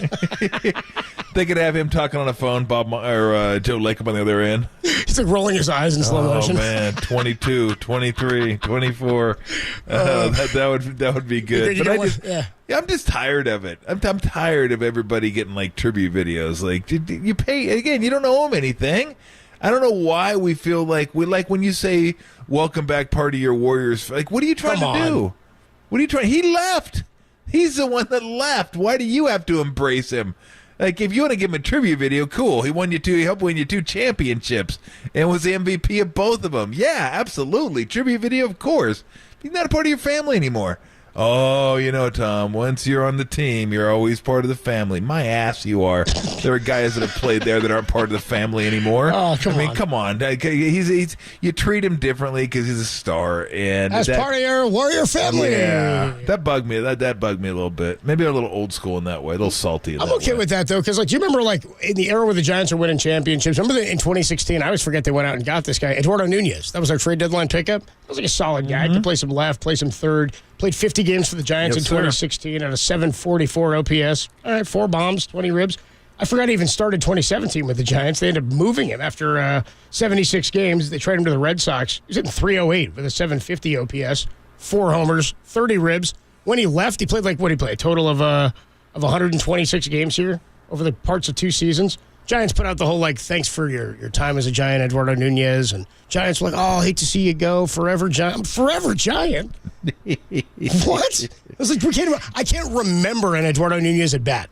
I can't tell you a single, I don't even know, this is rare for me, I don't even know what number he wore. Your Warriors family. No idea. No idea. Your Warriors family. No idea. Eduardo Nunez. Forever Giant is used sarcastically now, right? More than anything. Wait, they gave him number 10. He showed up and they just gave him Ishikawa's number. Like a year after he hit that bomb, they were like, go ahead. You want 10? It's yours. Let's get us one. The Forever Giant is now, I kind of like that we have it.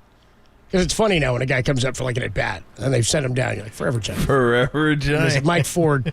Who's the guy who had 1 at-bat a couple of years ago, and then they just dumped him? Aaron Altair, somebody like that. I don't know. Somebody. Wow, that's a pull. Somebody like that. We'd have to look. He had 1 at-bat, struck out, and then they cut him.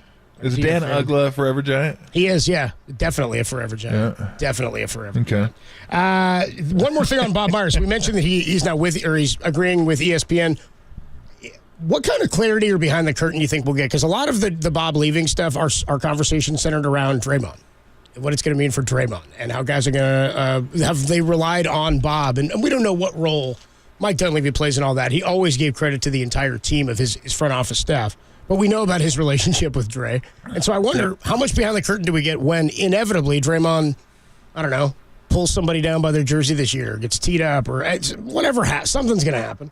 It's basketball and it's Draymond. So, I mean, that's going to be fun and intriguing to sort of parse through what Bob has to say about that from an analytical standpoint, where he's not in the building. He's like, I'm not touching that, dude. Glad I don't have to deal with that again. I do. That's what I mean. That would be a great bite to get. Oh, man. I'm happy to be sitting on this side of things. I don't know that he would drag him or anything, but he might be witty. He might be funny about it. Yeah, I don't think he'll drag him at all. But he has a great sense of humor, so I'm sure that will come in handy in his new job.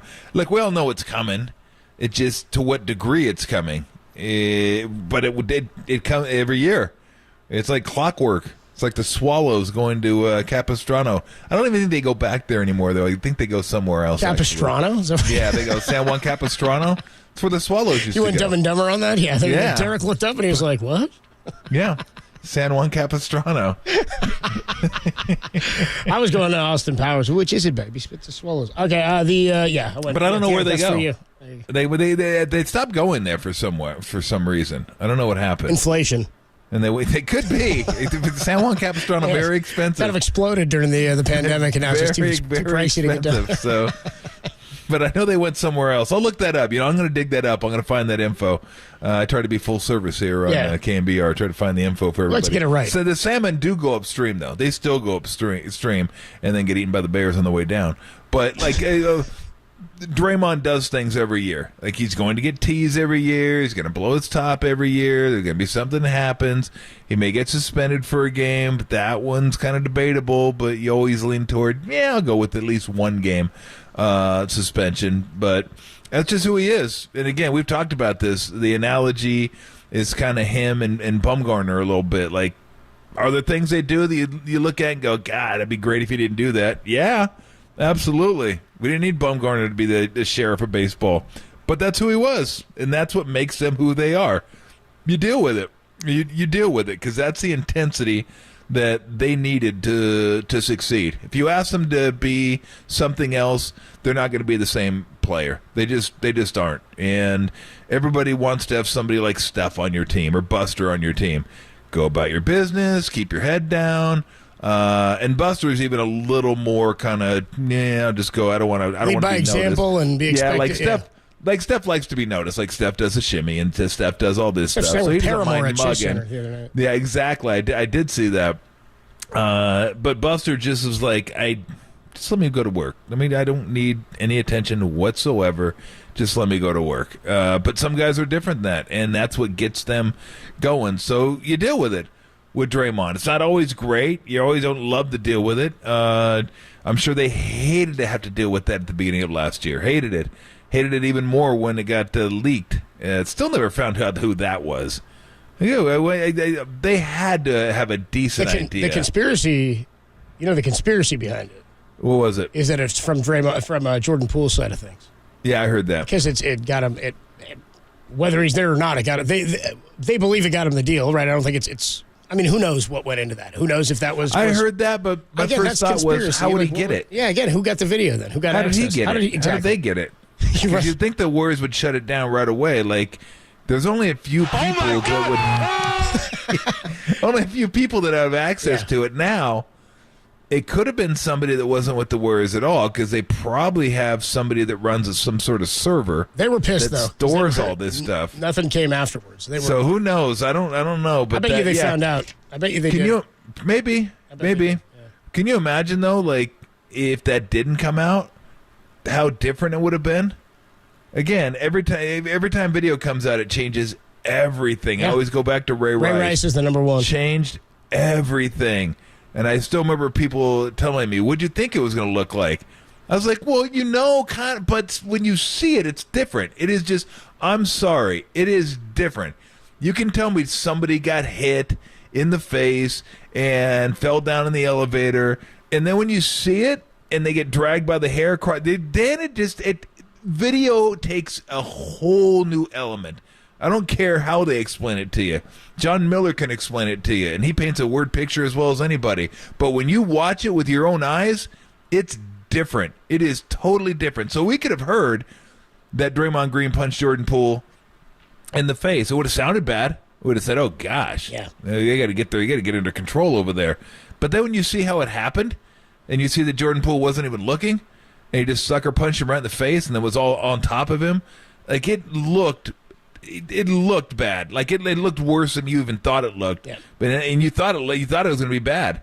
So it could have been different, but it wasn't. And that was kind of that was kind of the end of that. But Jordan Poole got his money, and he probably got a couple extra million for getting punched. But it is what it is. But I mean, that was over the line. We've talked about it before. But I mean, that's Draymond, not that.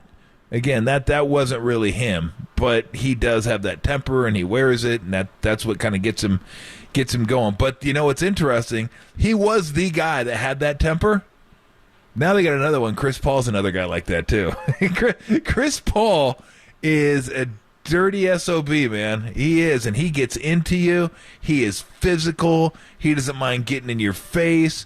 Like, they didn't really have those guys. They get Clay, quiet. Wiggins, quiet. Looney, quiet. Steph will get in your face a little bit, but not that way. So Draymond was always like the fire.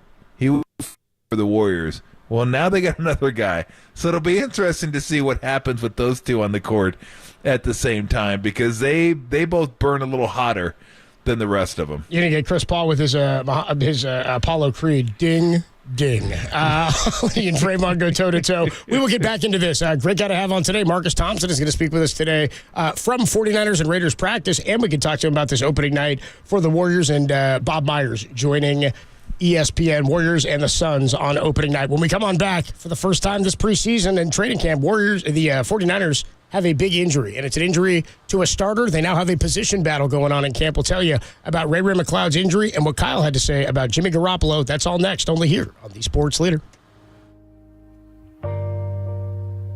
Hey, what's going on, everybody? Adam Copeland here for Furlong Vision Correction down in San Jose. It's where I had my LASIK vision procedure done just a couple of years ago. Life and lifestyle changing for me. Not wearing glasses anymore, not wearing contacts. It's easier to go out, especially in the daytime, summertime. When I get allergies, it is awful. You don't have to be putting your contacts in, taking them out. Fingers get dirty. Hands are a mess. Pollen is awful. That's why you book a free LASIK consultation online at furlongvision.com. Dr. Furlong and Dr. Sane have been both voted the best LASIK surgeons in the Silicon Valley yet again. Hanging banners down at Furlong Vision Correction. And they offer the most advanced FDA-approved brand new breakthrough procedure, highly effective and approved by the FDA. It's an alternative to LASIK. It's called EVO implantable contact lenses. Many celebrities, athletes are using them, and you can too. Schedule that vision correction appointment at furlongvision.com or by calling 408-453-5600. You want to start seeing better, go see the absolute best. It's my guy, Dr. Michael Furlong at furlongvision.com.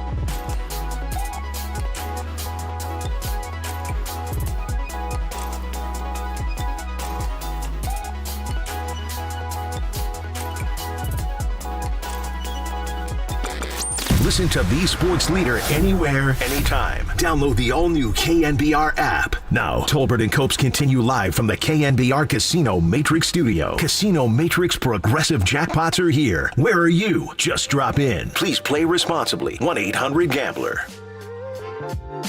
Ray broke his wrist last practice, so it'll be some time. We won't know for sure till they go to surgery. They always say around 8 weeks at that time. Could be a little less.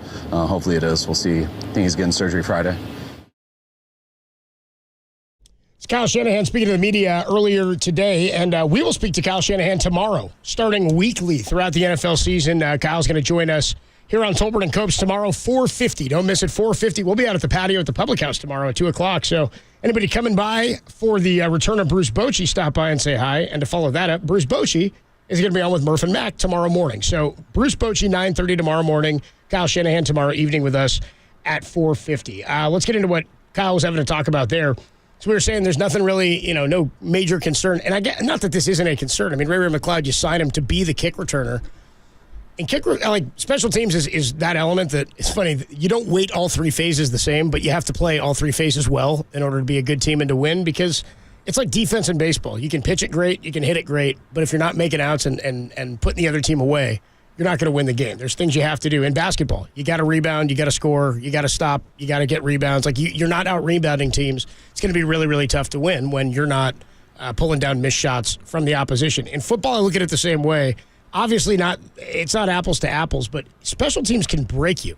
I mean, you can let games get away. If you're a team that's a fringe team and you're putting up some points and your defense is all right, but your special team is atrocious, it can set you back and keep you out of the playoffs. They had no kick returning for a couple of years there. And McLeod was fairly reliable last season, one of the best in football over the last few years. So 8 weeks is a big one, 6 to 8 they're saying. Wide receivers, guys who have been brought in who could do it potentially, Danny Gray. Somebody they signed from last year. This also means maybe Willie Snead makes the team. Willie the fourth. He was on the practice squad and got elevated a couple of times as a veteran last year. And then there's another guy that was mentioned, a rookie out of Texas, Deshaun Jameson. Deshaun Jameson and Ronnie Bell are the other two guys. Ronnie Bell was asked about in the session today, and Kyle said, yeah, he's going to have an opportunity. It is a wide open competition, is what Kyle said. So from Michigan? Yes. Yep. Yeah. And then Niners picked him up. He's a rookie too, isn't he? Ronnie Bell? Yep. I believe so. Mm-hmm. So, so you get some speed guys there. This is just one now. It gives you something to watch, right, on Sunday. Like I was interested in watching Trey. I'm intrigued by Sam Darnold, and we'll get to that in just a minute. But the other things were I wanted to see guys that were rookies. Jair Brown, somebody we're going to pay attention to. Fatu, the tight end. We just talked to Jason Cole. He says that's a pretty. Is it Latu? Is it Latu? There you go. I said Fatu. Latu. Latu. There you go. And then some of the guys that were taken last year, Danny Gray, Drake Jackson. These are guys I'm paying attention to. Javon Kinlaw is always sort of intriguing just to see, is he going to be anything? But this is now one I'm paying attention to. Who's going to get an opportunity? Can somebody break one? I mean, you're not seeing many kick returns at all anyway. It's fewer and farther between. It's more about protecting the ball now than anything. Yeah, by the way, I hate the new rule. Like college. Oh, you're over it now? Because we talked about it. We didn't really I didn't have a strong opinion on it. Yeah, I don't like it. What is it again? Run us through. Well, you fair catch it inside the 25, you get it at the 25. You can fair catch it at the 1, you get it at the 25. Exactly. Okay. And so you don't have to return it. It takes away some of the strategy from kicking it high, like New England used to do that last year. Kick it high and try to land it inside the 5, but not get to the goal line. So they'd make a team return it, because what you're trying to do is stop them before they get to the 25-yard line. That's the goal. Stop before they get to the 25. If it's a touchback, you get it at the 25. Because they have all these analytics. Like, if you get the ball at the 19, what does it project points? Like, every drive at the 19 starts at the 19, projects to so many points. Right. But then every drive at the 25 projects to more points. Probably a few more points throughout the course of a year. It's probably not a lot, but it's something. And you're trying to take advantage of every little edge you can take advantage of. So, that's just one thing where if you don't want to return it, you don't have to. Just get it at the 5 and take it at the 25. And maybe that's why Kyle's like, it's wide open. I mean, they're taking value out of that position for sure. I would fair catch it every time. You may as well. I just would. I don't know. You'd have to go historically, and it's different now because the rules are different. But historically, how many times if you catch the ball in the end zone do you return it past the 25? And is it worth trying to break one versus getting it to 15? Or even worse, holding. It's like, oh, you're killing me. They're killing me, Whitey. They're killing me. Holding, and now we're back at the 8. That's like the worst. You get the block in the back. That's my biggest pet That one's peeve. The worst. That one's terrible. It's like, bro, you do see his name, right? His name is right there. It's above the numbers. If it has a little helmet right in the middle of his sternum, that's the front. The back is where it says Johnson, right above 32. You can't push him there. You cannot do that.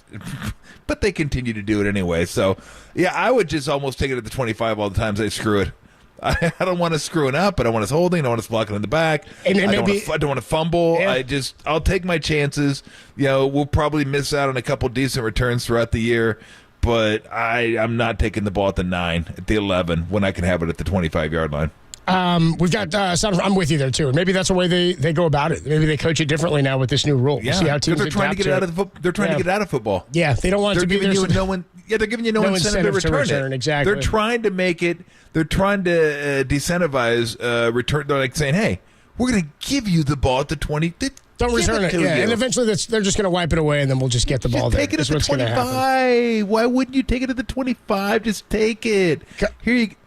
Okay, I'll take it at the 25. And then after a while, people will be like, "Do you miss the kickoff?" No. Then let's just get rid of it. Yeah, you're right. I mean, I think eventually they'll just go, let's just get rid of it. Naheem Hines' kickoff was one of the highlights of the season last year, that return. After the back-to-back, right? That was incredible. Yeah, against those Patriots. So Kyle today was talking to the media because they asked him about the Jimmy Garoppolo comments. He sat with Mike Silver. We talked about this earlier, and that there was maybe some tension between he and Jimmy at the end where he was asked at the end of the year if they expected him back. He's like, no, I don't. I don't see that there's a scenario for that. Jimmy said that kind of caught him off guard. I was like, why, Jimmy? Why would that have caught you off guard? They would have traded you last year if you didn't have that surgery so late. So he checked in here on a couple of different guys. We'll play both of these back-to-back here. We'll go first with Kyle Shanahan talking about the Jimmy era here, about what he did for the 49ers, and then more on the quarterbacks he's got now. He talks a little bit about Sam Darnold and the quality of quarterback he's seen from him. So first, here's Kyle Shanahan talking about Jimmy Garoppolo and the comments he had to Mike Silver. I think I've talked about his legacy. I mean, I think Jimmy was unbelievable for us. We won lots of games. I think that was a simple question. Is there a scenario where he'll be back here next year? And I give a common sense answer, and no. I think that was a little overblown on trying to be a shot at him or anything. I mean, we knew Jimmy wasn't coming back on his standpoint and our standpoint, financially and everything. So that was just the common sense answer. But anytime I've been asked about Jimmy and what he meant to us and how he was, I've never said it differently. So Jimmy was unbelievable here. I think he was the best quarterback here in about 20 years since Steve Young. Has an unbelievable record, and every time he played and stayed healthy, we were either in the Super Bowl or an NFC Championship game. So I hope no one insinuates I've ever said differently. I got to tell you, he loves Steve Young. Because he did this like 2 weeks ago. Remember, he was talking, somebody asked him about Sam Darnold and what he's seen from him, and he gave Sam Darnold comp to Steve Young. Here it is from like 2 weeks ago. I think Sam's gotten better each practice. It's his first time in this offense, and I've been really encouraged with just how he spits the plays out, how he can call them, where he is now compared to the first couple days. He doesn't seem like it's his first time going through it, so he's getting better each week, getting more comfortable, and I'm excited to see him in some of these games. Sorry, that's actually from today. We played the sound a couple of weeks ago. I was like, how is he going to weave this in? I was waiting for him. How is he going to weave this into Steve Young? I was confused by the sound because Derek and I before the show were talking about this because Derek goes that crazy. He's always using Steve Young as the comp. But do you remember he was talking about more with Sam Darnold's career path in that being in an offense and with coordinators and systems that aren't beneficial to you can change when you get to a spot where maybe you are a quarterback that needs to have a system like this. Would Brock Purdy be as good as he is now if he were in New England last year? No chance. There's just no chance. It doesn't work the same way. So yeah, and I would say too, I never thought he was taking a shot at Garoppolo. I thought, like he said, it was common sense. We all thought it was common sense. We all thought. I was on the air whenever I was asked about it. We talked about it. He goes, "No way he's coming. Come on, no, this is over. There's just no chance he's coming back. He doesn't want to be back. They can't afford him to come back. They already gave up 3 firsts for a quarterback that they're going to start this year. He's not going to be a backup. They're not going to pay him that much to be a backup. They're just, I mean, even Kyle said, I put him 4th on the depth chart because I have to. Or if I didn't have to, I wouldn't. I mean, it was common. I think everybody knew. Both parties. He's not coming back. He's going to get a better deal. He's going to go somewhere else. He wants to start. We can't afford him. We gave up a lot of capital to get a guy that's going to start this year. We already got a backup. He's not going to come here and be a backup. It just, that's the way it is. Everybody knew that. So it wasn't like, no. It wasn't like he said no. Like no, I don't want him back. Yeah. It was like, no. You expect Jimmy back. Shooter.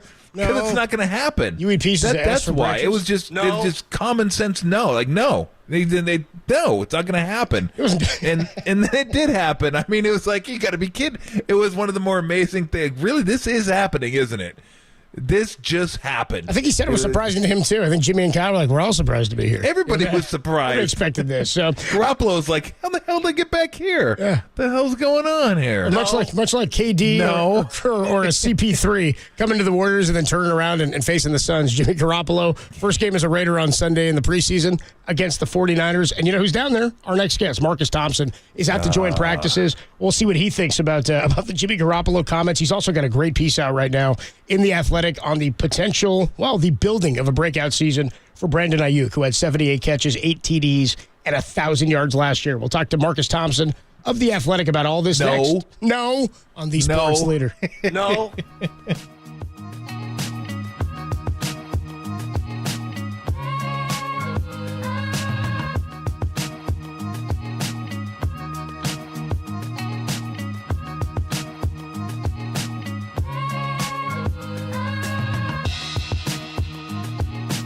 No.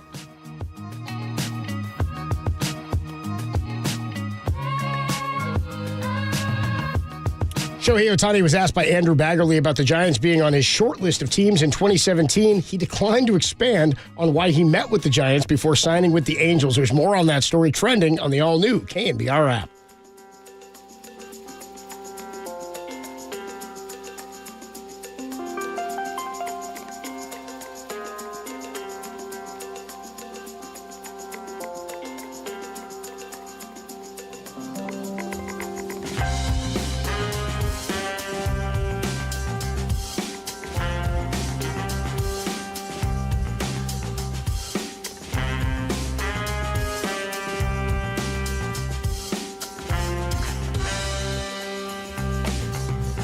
No.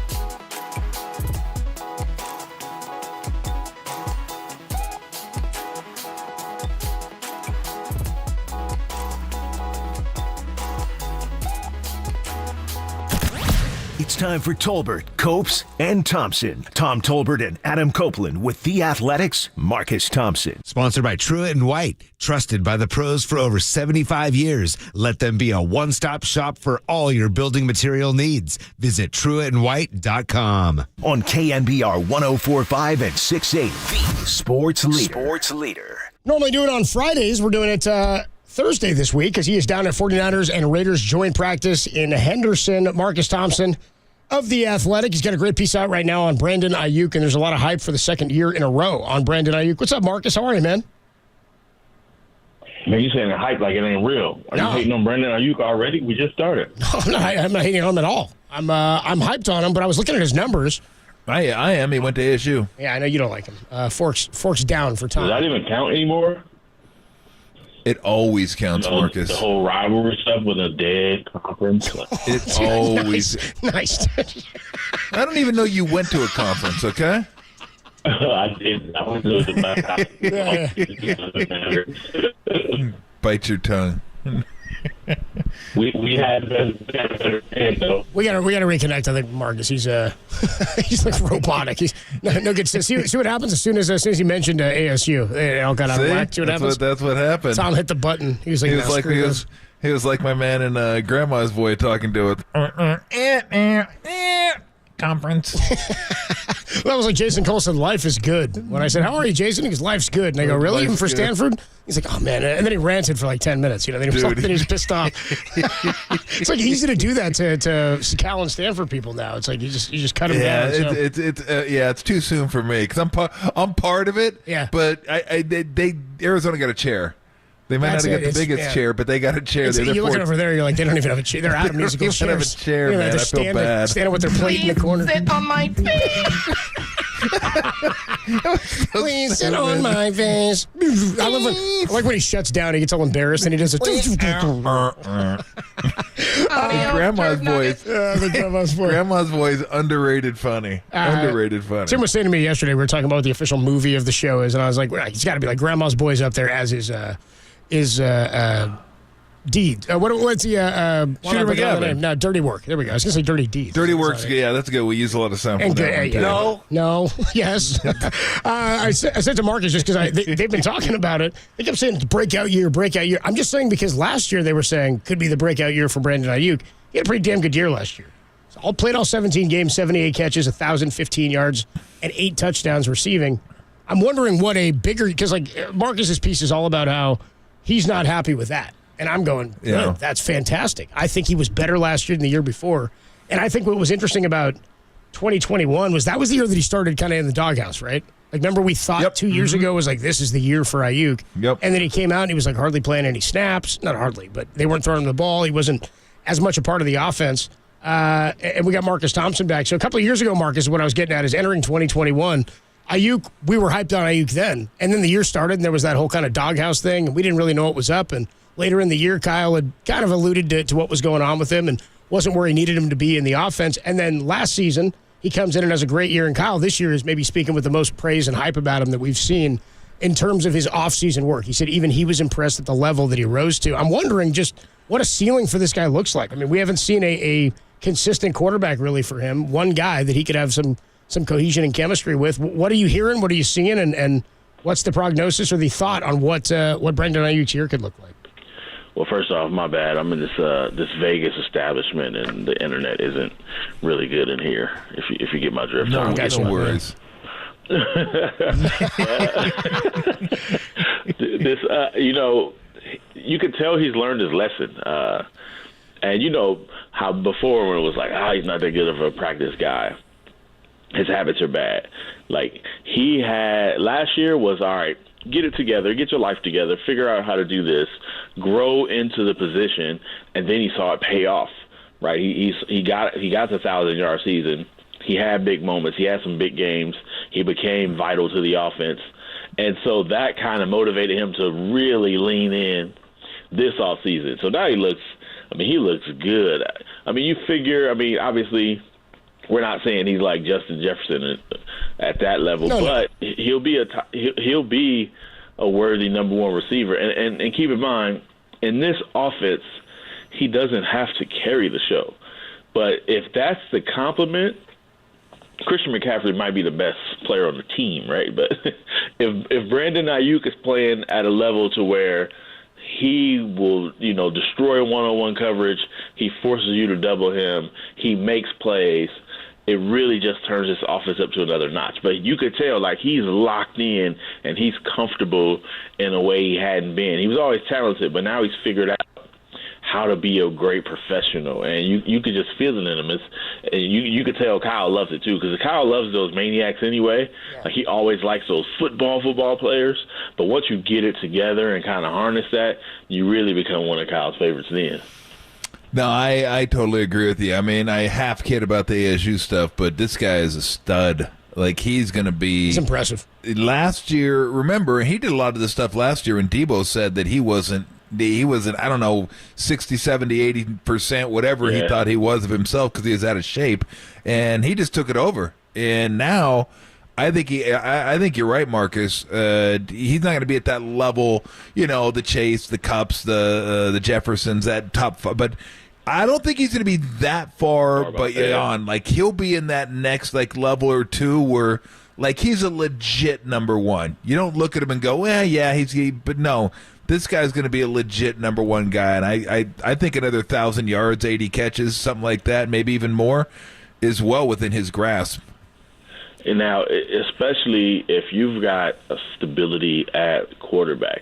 And, one of the reasons why he's playing for the Raiders now is that part of the 49ers game, getting vertical, taking shots down the field, like, that wasn't part of his arsenal so much. So you figure now, if you got Brock Purdy, you got the scramble ability, you got the innovation, all that stuff kind of favors Ayuk. So I'm just curious how it looks. He's found his kind of sweet spot in his career. Now he's got a quarterback that's settled, and maybe the game is a little bit more vertical, and you have to deal with Christian McCaffrey, so it's hard to load up on the dude. Like, it could be a really good year for him. It also could be a really big year for Debo, right? Or Jawan Jennings, right? Like, or all of them. So. Talking to Marcus Thompson on the Uma guest line, I was going to ask you that. Who do you think? I'm assuming, or I'm guessing, because you called Ayuk a number one. And I'm wondering if the depth chart will indicate that. Like, I think he is the best pass catcher on the team. I think we all think he's the most true receiver because Debo does so many other things in different ways for you. I'm wondering who you think might be the number two in receiving yards. Like, is there a good chance McCaffrey is the second leading receiver on the team? Yeah, very, very much so, especially with his ability to catch the ball out of backfield. And then, he's got to represent for the running backs, right? They're like, they own their whole mission of proving their value and their worth and how they should get the big money.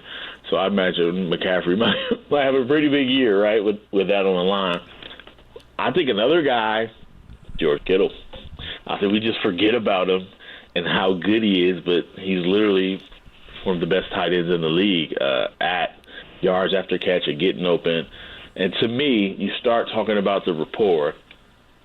Like, if Brock gets that, or whoever the starting quarterback is, and George Kittle is your safety blanket, Christian McCaffrey is your safety blanket, like, we haven't seen all of those things play out post Jimmy because of the instability. But when we saw with Jimmy, he had his reliable targets that he went to. So that's the beauty of the 49ers is you don't know who it could be.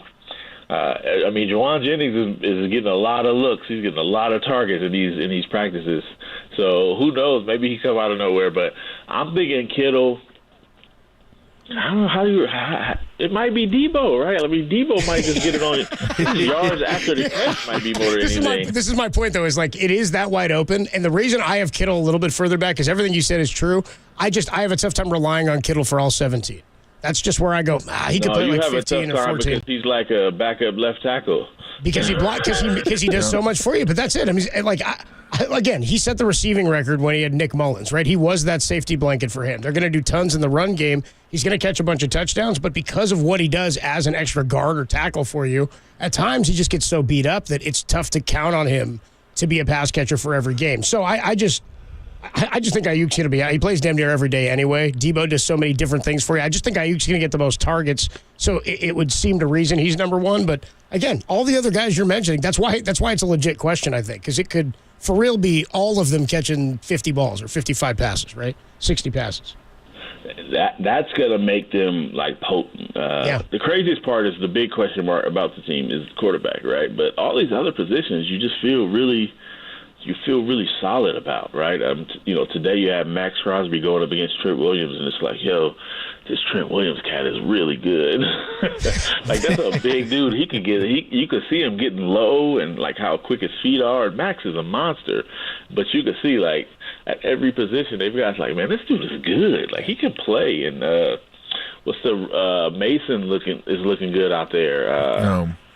They just got a lot of dudes. They got a lot of ballers. Like John Lynch, he loves those footballers, the Sandlot types. They got a lot of them dudes. Yeah, and they got seemingly one at every position group, which is really, really impressive. Let me ask you about one of them. And I think we asked Matt Mayoko this, and it's interesting that Bosa's missed camp and contract holdout. But like, nobody cares and nobody's worried. It's like it's kind of a wild thing and he's not a super vet either. He's still kind of a young player, but everybody's like, he'll take care of his stuff. He'll be fine. Whenever we get him, we'll put him in, and he'll be fine. No one's concerned about him signing. That's almost a foregone conclusion. Do you get that feeling that like this guy's missing? Where some teams would be like, God, our star's missing. We really need him here. The Niners are like, nah, we're good. He's good. We're all good. Let's go. It's so wild, right, that this is not the big story it is. And, maybe it changes once they start actually playing preseason games beginning on Sunday. But it feels like he's, like, out of way on personal business, right? It doesn't feel like a contract dispute. It's like, oh, yeah, when Bosa gets back, right, that's what it feels like. But isn't that what it is, right? There's no way Bosa leaves doesn't come back with a huge contract. Yeah. It just feels like, how do you let that happen? You can't. I mean, every time he's healthy, they make it somewhere far, right? So it does feel like a foregone conclusion, which makes you wonder, why isn't it foregone? Yeah. Like, what are they doing, right? Yeah, why isn't it then? So funny. Marcus Thompson with us from The Athletic down in Vegas, getting ready for the Niners and the Raiders on Sunday. This is a scam, by the way, y'all. We've been hoodwinked. You're in Henderson? We've been bamboozled. Yeah. You're not in Vegas. No, I'm in Vegas. I'm in Vegas, but like the practice setup. Yeah. So it's like 3 fields, and we're stuck to one side, and I'm complaining because I'm a media member. We complain. We're on one side of the field, and they're holding a scrimmage on the third field on the other side, so we can't even see. So we're like, oh, something happened. Everybody's jumping around. I feel like I've been hoodwinked. Were you closer than bamboozled? Were you closer than Greg Papa could get today? No, like I was with Greg Papa, but Greg is such you were a pro. 4. Yeah, you were 4. He's such a pro, man. He had his binoculars out. He had all kind of stuff. Me, I'm over here chilling. I got to go get some binoculars. Like, I need a visor cap. Like, I thought we'd walk in. I thought this was the NBA where you walk in and you just get to see whatever you want. It's like, nah. It's air conditioners, right? They're like on the other side of the freeway. And you got to like walk down 4 blocks to cross a freeway. It's like the Strip, right? You want to get to the other side. You can't just cross. But you can't. And then they're like, hey, stay off the grass. I'm like secretly like touching the grass just to be rebellious. So he's down there, but he hasn't seen anything, Marcus. He's just sort of peeking on what's going on. We were talking earlier about Jimmy's comments regarding Kyle Shanahan, and I know he met with the media, and Mike Silver had the piece on him. And you just mentioned the thing about Jimmy, maybe, or the types of guys that Kyle likes being, sort of maniacal about football. And Brock seems to be that kind of guy. Jimmy wouldn't even respond to a text in the offseason, right? Like, I can't imagine that's something Kyle really loved about him. What do you think he sees in Brock, or what do you think he likes about Brock that he didn't have in Jimmy? Yeah, I think it's that kind of gamer, like the playmaker ability, right? Hey man, I'm 5 foot nothing, like 100 and nothing, and I'm gonna scramble outside against Crosby, right? And I'm gonna make a play. I'm gonna make a play happen. I'm not gonna panic throw stuff, right? I'm not gonna just throw it up there because like I can't move or this is kind of bleak. I think that's the part that makes him kind of with Brock. Not that any of them are afraid, but he's a gamer and he's thinking while he's making plays, right? It's nothing feels like out of panic or I don't think I could pull this off or this is an adverse situation. It feels like Brock is like, yeah, nobody's ever believed in me anyway, so I got nothing to lose, and I'm gonna go swashbuckle this thing together. It feels like that's what Shanahan vibes with. I think Garoppolo has it, but just in a different form. Like Garoppolo had that. Yeah, there's a 300-pound man coming up the middle. He's about to sack me, but I'm just gonna hang in there anyway and throw the ball. Like I feel like that part of it is where Shanahan, like, yo, I like this dude. He's going to stay in and take the hit. Where Purdy's, like, not staying in there and taking the hit, but he's like, yo, I'm about to roll out to the right, and I'm going to make something happen. You could feel that Shanahan loves those type of guys. I mean, he said Jimmy Ward was his, favorite player, and like that kind of vibe. I'm just going to run around, make a play. I'm going to do something. That's what Brock Purdy has, and it feels like that's what's going to make him a really good 49er for a while. From someone who grew up in Oakland, you're there covering the 49ers, but the Raiders there too.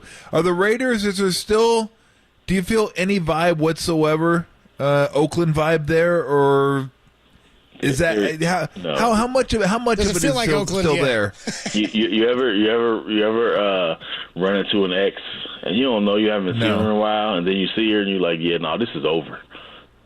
Like there's nothing here anymore. Yeah. Like that's what this is. These are the Las Vegas Raiders, and this is all my Oakland bias talking, right? This is heartache and hurt talking. I'm sure some other people feel different, but I'm like, yeah, y'all, no, this is the Las Vegas Raiders. Even though they're playing in the middle of a desert with like mountains in the background. Like I don't hear no sideshows. I don't hear like Too Short playing. Like they've got a big fancy setup. What was fancy about the Raiders? And they got that new money now. They bougie. They in the burbs. Darth Raider? No, none of that. Didn't see him. No Violator. None of that. No. Nah. Yeah, I know. The fans weren't allowed today, but you don't see people lined up trying to get in costumes. I'm sure that happens. That's just like Oakland, but I'm hating Marcus. right now. That's just like Raiders. Nobody lining up. That sounds exactly the same to me. That's why they're there, bro. We'll move off football just for a second. Right before we had you on, we got the news of. Did you see Sham's news about opening night for the NBA? No, I'm in Vegas. What happened? You ready for this? So we get Lakers at Nuggets, and then you're going to get Warriors at home opening night, October 24th, against the Phoenix Suns. Oh, KD's coming to the Bay. Finally. Yeah, KD's coming to the Bay, and Chris Paul gets to take on Phoenix in opening night. Ooh, I keep forgetting about that. That's what I forgot about too. I went to the third storyline. What am I talking about? I went to KD too, and then Chris Paul was reminded. I was reminded he was a Warrior.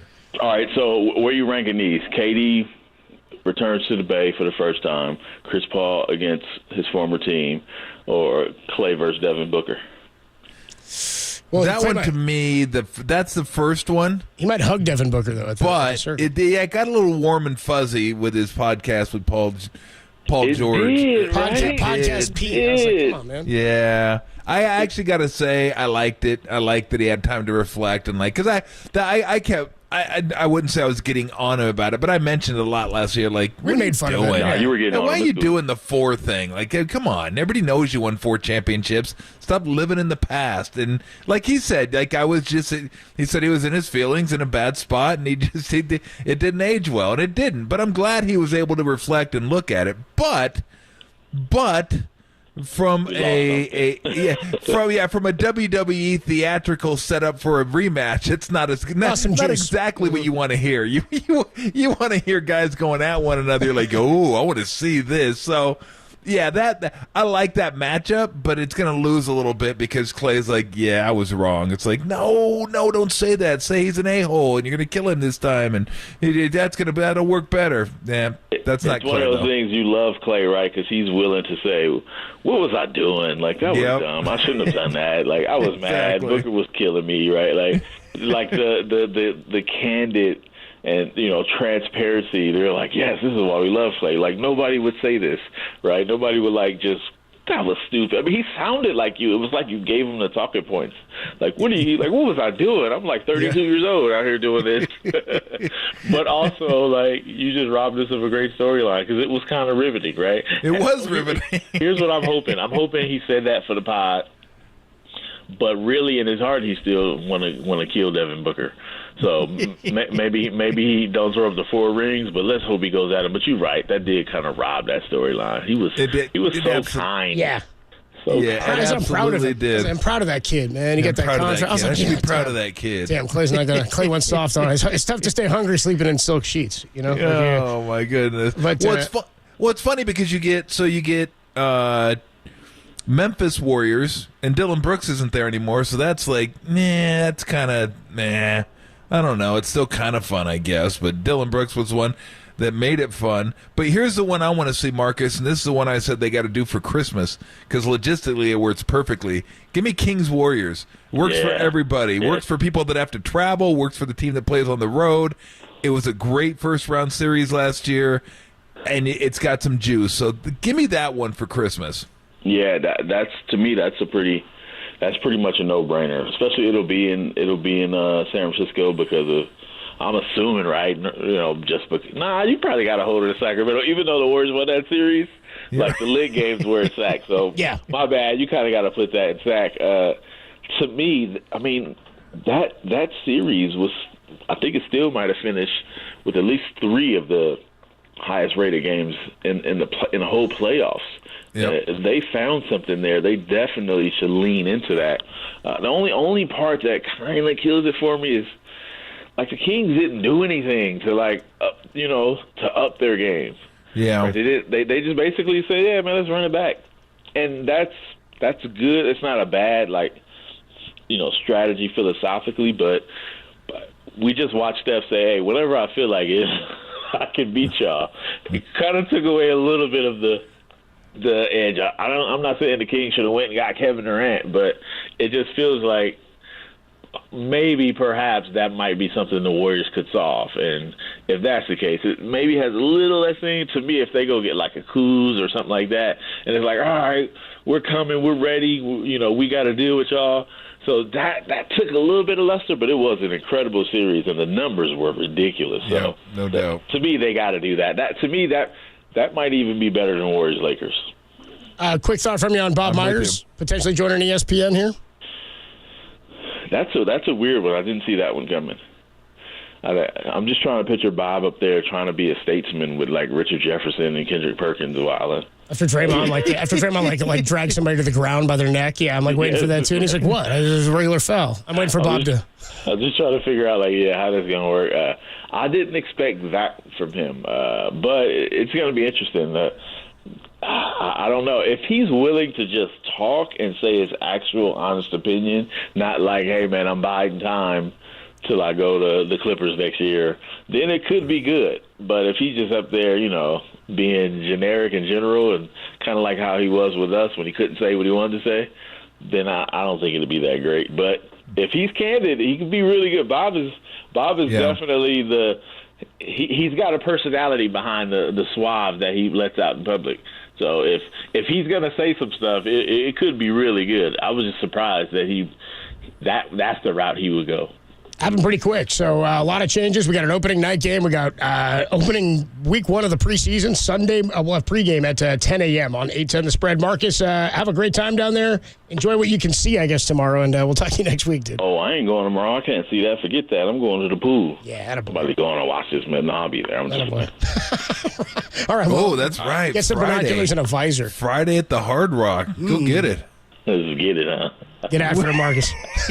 All right, see you later, bro. See you, Marcus. Marcus and Ryan, dude. Great stuff from Marcus Thompson. He's got a great piece in The Athletic on Brandon Ayuk and his rise in the 49er offense. When we come on back, we are going to catch up in just a little bit here with Larry Barrett 450. But before that, we got the Sound Soiree coming your way. Tolbert and Copes Thursday afternoon on the Sports Leader.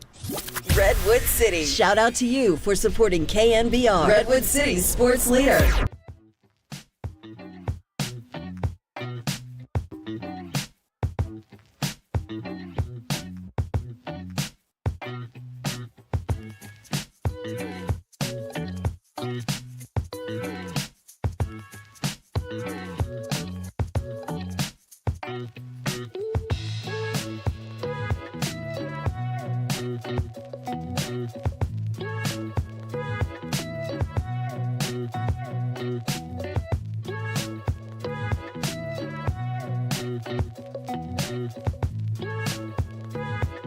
The Giants dropped 2 of 3 to the Angels, including last night's 4-1 loss to Shohei Ohtani. That story and more is trending on the all-new KNBR app.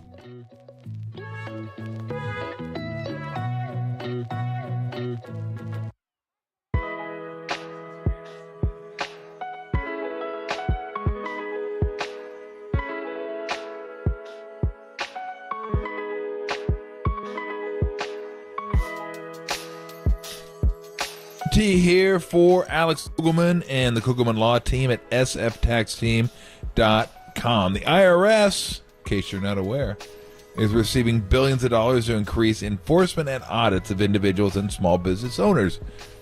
I'll be aware of that. But what that means is if you have any outstanding debts, they are coming to get them. They're not spending millions not to make those millions back and then some. So they will find you. They have a particular set of skills. They will find you. Now, they won't do that to you, but they're going to get their money, whether they have to hound you through the mail, call you over and over again, show up at the door. That's why you're like stressed. You don't want to answer the door. You don't want to go to the mailbox. You don't want to answer the phone. Look, visit Alex Kugelman. Get a consultation. Let him show you the roadmap. How to get out of this mess. How do you get rid of that bag of stress? Because that's really what this is all about. You want to get it done. They're not going to forget. Trust me. You can't just say, well, I'll get to it later. No, that's what got you into this trouble. So now get out of it. Alexander Kugelman handles all kinds of tax issues. So just set up the consultation. Again, he'll show you the way out. He'll give you the light at the end of the tunnel. And when you get done with the consultation, you'll have a better understanding of what you need to do to get back on track. So visit sftaxteam.com to schedule a consultation today. Get a fair and honest assessment of your tax or crypto issues. sftaxteam.com, that's who you visit. Or just Google Kugelman, Kugelman Law, your tax and crypto attorneys. Alexander Kugelman, managing attorney, 21 Tamil Vista Boulevard, Suite 202, Corte Madera, California, 94925. This paid endorsement does not constitute a guarantee or prediction of results.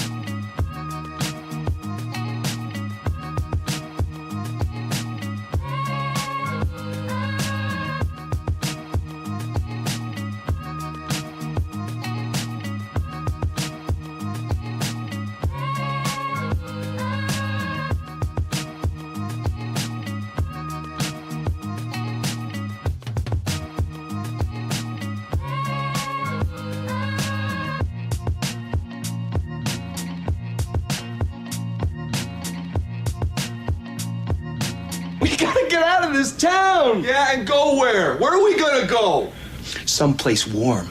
A place where the beer flows like wine. Where beautiful women instinctively flock like the salmon of Capistrano.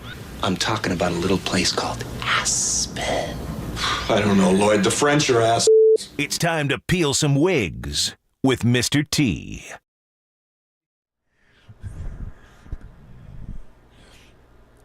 Can we all acknowledge how genius that was? Just like the whole thing.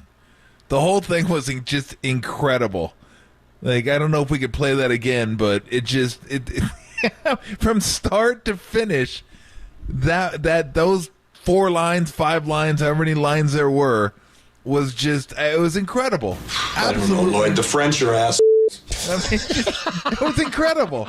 Like I said, from start to finish, it was just where beer flows like wine. I mean, that's an amazing line. It's just so dumb, and that's the movie. It's dumb, Dumb and Dumber. and it's dumber. Dumb. Right? It's dumb like that, but it gets even dumber. It's where even the beer flows like wine. A place where the beer flows like wine. Kick his ass, you Thanks for that. So amazing. Well, that piece of sound is great. We have actually, I'm looking at the list here. We have some of the best sound in the Sound Soiree that we've had in some time. Really? We do. Like the combination of these 5 pieces of sound are going to be pretty fun, I think. We get some funny stuff. We have some stuff that relates to people here at KNBR. We're going to get to that in just a minute, but I got to let you know, we have a huge day tomorrow on KNBR, right? Bruce Bochy back at Oracle Park. We're going to be at the patio of the public house when Bochy returns. He's also coming on KNBR tomorrow morning, 9:30 with Murph and Mag. So Bruce Bochy kicks it off at 10:30 with Papa and Lund. You're going to get Tim Flannery, his return to the airwaves on KNBR. 2:30 with us out at the patio, we get Matt Cain. 2:50 we get Javi Lopez. 3:50 Jeremy Affeld. 4:50 our first Kyle Shanahan hit of the season. 5:30 George Contos. What? That's Derek. I was pissed. I was like, you couldn't give me Vinny Cholk. And then 6:15 we get Giants pregame. So tomorrow, Bochy 9:30, Flan 10:30, Matt Cain 2:30, Javi Lopez 2:50, Affelt 3:50, Shanny 4:50, Contos at 5:30. A nice Bochy and Niner Friday leading into Giants and the Rangers, the number 1 offense in baseball, and then the Niners and the Raiders' first preseason game of the season. And that will take us into our Sound Soiree. And then Larry Bear joins us at 4:50. Sound Soiree. You do not want to miss it next on the Sports Leader.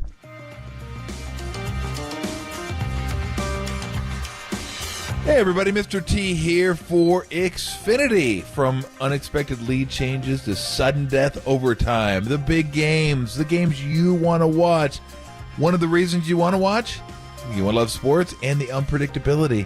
You love the unpredictability. Sports are the best reality television going, but what you don't want, what you can't have, is unpredictability with your Wi-Fi connection. That is loser. And you won't have that with the Xfinity 10G network. You get a reliable connection that you need to stream all your favorite sports, from football to hockey to baseball to basketball to basketball to whatever you're watching, you can watch it, and it streams nice and smooth. You don't want any of that. You don't want any of that stuff, okay? You want it nice and smooth when it's sports, because you don't want to see, the ball's in the air, and then it freezes on you, and then comes back, and there's a flag on the ground. Yeah, who needs that stress?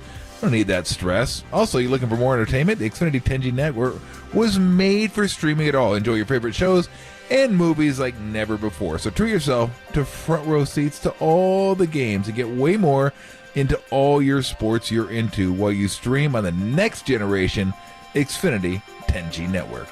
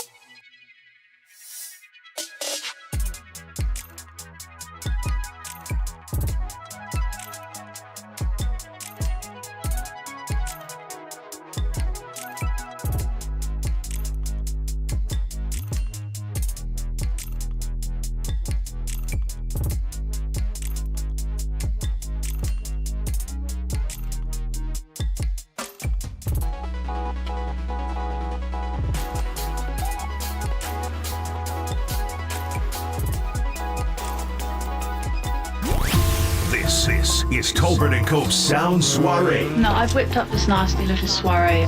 The best sounds you might have missed. Soiree, what? Soiree, honey. I think that means party. On the sports leader.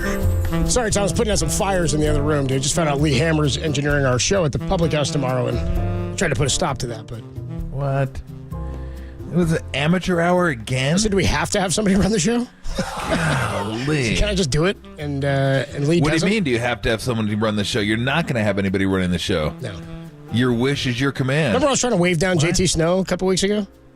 Yes. I was like, Hammer, can you? I was like, that's JT Snow. And I look over and he's like staring at the wall. I was like, you know, on that one, dipshit. like he's like this. Like you see me on the video shoot. You know, number 6, former first baseman. Former, Giants. yeah. You know, might have heard of him. Went to Arizona of the Big Ten. You might have heard of them. Bear down. Is that where they are? Big 10? No, Big 12. I don't even know, dude. It's Big so 12. stupid. I don't know where they went. No, we got second chair. We didn't get the main table. You didn't get first kids table in the kiddie garage, table. yeah. Well, actually, Oregon State, Washington State, Cal Stanford got the kiddie table. And they got no table. They got the soup to be kitchen. honest. That's what they got. Well, where are you going to go? They're We're eating, going to go nowhere. Yeah, they're not nowhere.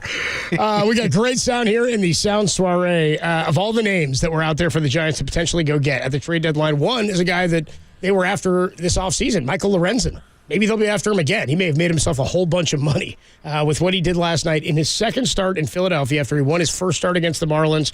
Michael Lorenzen throws a no-hitter against the Nationals, and here's the call. Outfield shaded to the opposite field against the lefty Smith. The 3-2 pitch. Swing and a high fly ball. Center field coming in is Rojas. He's calling. He has got it. Yeah. Lorenzen leaps into the arms of Real Muto. And the Phillies pile out of the dugout.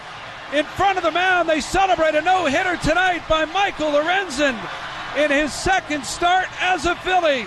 They're pouring in from the bullpen. The fans are going crazy. Everybody's filming it. What a night. I was thinking about it after it happened. It's pretty cool. It was a cool moment. His family was in the stands. His family just lost their minds. It was it's funny, since we talked to Blake Sable and since I found out about his relationship with Lorenzen, I don't know, it's maybe more, I never really had any feeling about Lorenzen one way or the other. I love that he kind of had some attitude early in his career when he was trying to do the two-way thing. He's like, I can do that. I'd love to do that. I want to pitch out of the bullpen, and for a while was playing some outfield and like in the lineup normally for the Reds, and was trying to make the two-way thing happen at the big league level, but then has become a quality, good big league starter, like a guy who projects as like a number 2 or a number 3, like a legit dude that is going to get some money this offseason. But what's funny about this is I was thinking about Franny, our guy Kevin Franzen. He used to do Phillies games until last year, I guess it was. And I was like, oh, man, Franny just missed out on calling a no-hitter. And I was like, oh, wait. He was on the call for the Nats, right? Swing and a high fly ball. It would be great if we got Franny's call. He's like, oh, great. No. Anyway, so Lorenzen throws the no-hitter. The cool note on this, I heard it earlier on a CBS Sports update, but I saw it on Twitter. There are 4 guys in the history of Major League Baseball who have gone to Fullerton Union High School. Yeah. 4 guys. All of them who played Major League Baseball pitched in the big leagues, right? Steve Busby, Walter Johnson, Mike Warren, and Michael Lorenzen. As of yesterday, all 4 have a no-hitter at the big league level. Wow. Isn't that wild? That's an amazing stat. Think about the Harvard Westlake team of the 3 guys. Isn't it like Giolito and was it Giolito and Jack Flaherty and Freed? That's who it was, right? 3 guys in the majors all pitched on the same high school baseball team. This is even more insane. I mean, Walter Johnson's one of the all-time greats. My God. He pitched from 1907 to 27. Then you get Steve Busby from 72 to 80, and you get Mike Warren from 83 to 85. He pitched 3 years in the bigs through a no-hitter, and then Michael Lorenzen. That's wild. That's just wild. Pretty cool. Oh, now his parents were there, weren't they? Yeah. I just wonder they went because the second game in Philly, they wanted to go see him on a new team. Did they go to all his games? I mean, I'm pretty sure he grew up in SoCal. He did. That's why he knows Viejo, if I'm not mistaken. That's how he knows the Sables, right? Yeah, exactly. He knows Blake and Stephen Sable. So, and that's how my buddy Steve knows him too, because he was in the kind of the little league system there. So, yeah, I mean, that's crazy. Unless they go see all the games, I don't know. That's pretty fortunate. Like if you just show up, like. Maybe he got traded and they're like, hey, we want to go watch you pitch there, but we can't make the first game you pitch. We're going to get back there for the second game. I mean, that'd be pretty awesome timing if you just happen. Oh, first game was a roadie. Okay, Was a roadie? That was, yeah. That'd be pretty awesome. Then show up like, hey, we want to come watch you pitch for the Phillies. You show up, no hitter. Well, I think he's got a family too. amazing. Maybe he's got maybe they got a grandkid and his wife is. I don't know. You know what I mean? Like he's moving out of the like he's moving away from where he just was. He signs to stay in Detroit, then he gets traded away. Maybe they're coming to hang out and check on their kid. And maybe throws a no hitter. Anyway, the whole thing was fantastic, cool. super cool. It's like when Jonathan Sanchez's dad happened to be in the building for his dad. It's just wild. Same with Kane's perfecto. His wife was there. Max Crosby of the Raiders. He gets into a fight today with Trent Williams. We just heard about that from why? From why would you do that? Last seen punching Patrick Mahomes in the back of the head in the quarterback show. That was pretty funny on Netflix. Anyway, he's pissed. He wants to make the playoffs. He's like, dude, I didn't come here to not make the playoffs. Here's Max Crosby on why he does this. Why is he playing football? You know, for me, I worry about the day. You know, I'm worried about getting better today, and then tomorrow when it gets here, I'm worried about that. You know, every single day I come in here, I think about winning. You know, I don't do this year round to come in and not make the playoffs. I'm sick of that and I want to keep winning. He's sick of that ass. You want to keep winning or you want to start winning? Should probably get going, yeah. Yeah. I'd say start more likely than keep. It wasn't like they've been doing a lot of winning. I'm sick of that since he's been there. You got a feeling on them this year? He's a bad I don't think they're going to be very good. I don't either. Jimmy said there's going to be buzz, but he said he's feeling the buzz. And I was like, Jimmy, I don't. You're feeling the That's buzz? just Vegas, dude. I was like, I feel it too. But that was the beers you had last night. That's the beers. I think they are. I think they're the worst team in the division. And again, I think the division. We were wrong about the division last year. We thought the division would be really good, and it really wasn't. It was Kansas City. Denver was a disappointment. San Diego was a little bit of a disappointment. The Raiders were just kind of okay. They were kind of a distance. So I thought it'd be a much better division than it was. This year, I do think San Diego. The Chargers. Derek called it out. I'm like, the balls of Derek in there, dude, the Raider fan. I'm just going to say the How many teams has your city played in? Derek? Yeah, exactly. How many cities the Chargers. The Chargers. I think the Chargers would be better. I think the Broncos would be better. And I'm not sure. It'd be hard for the Broncos to be any worse.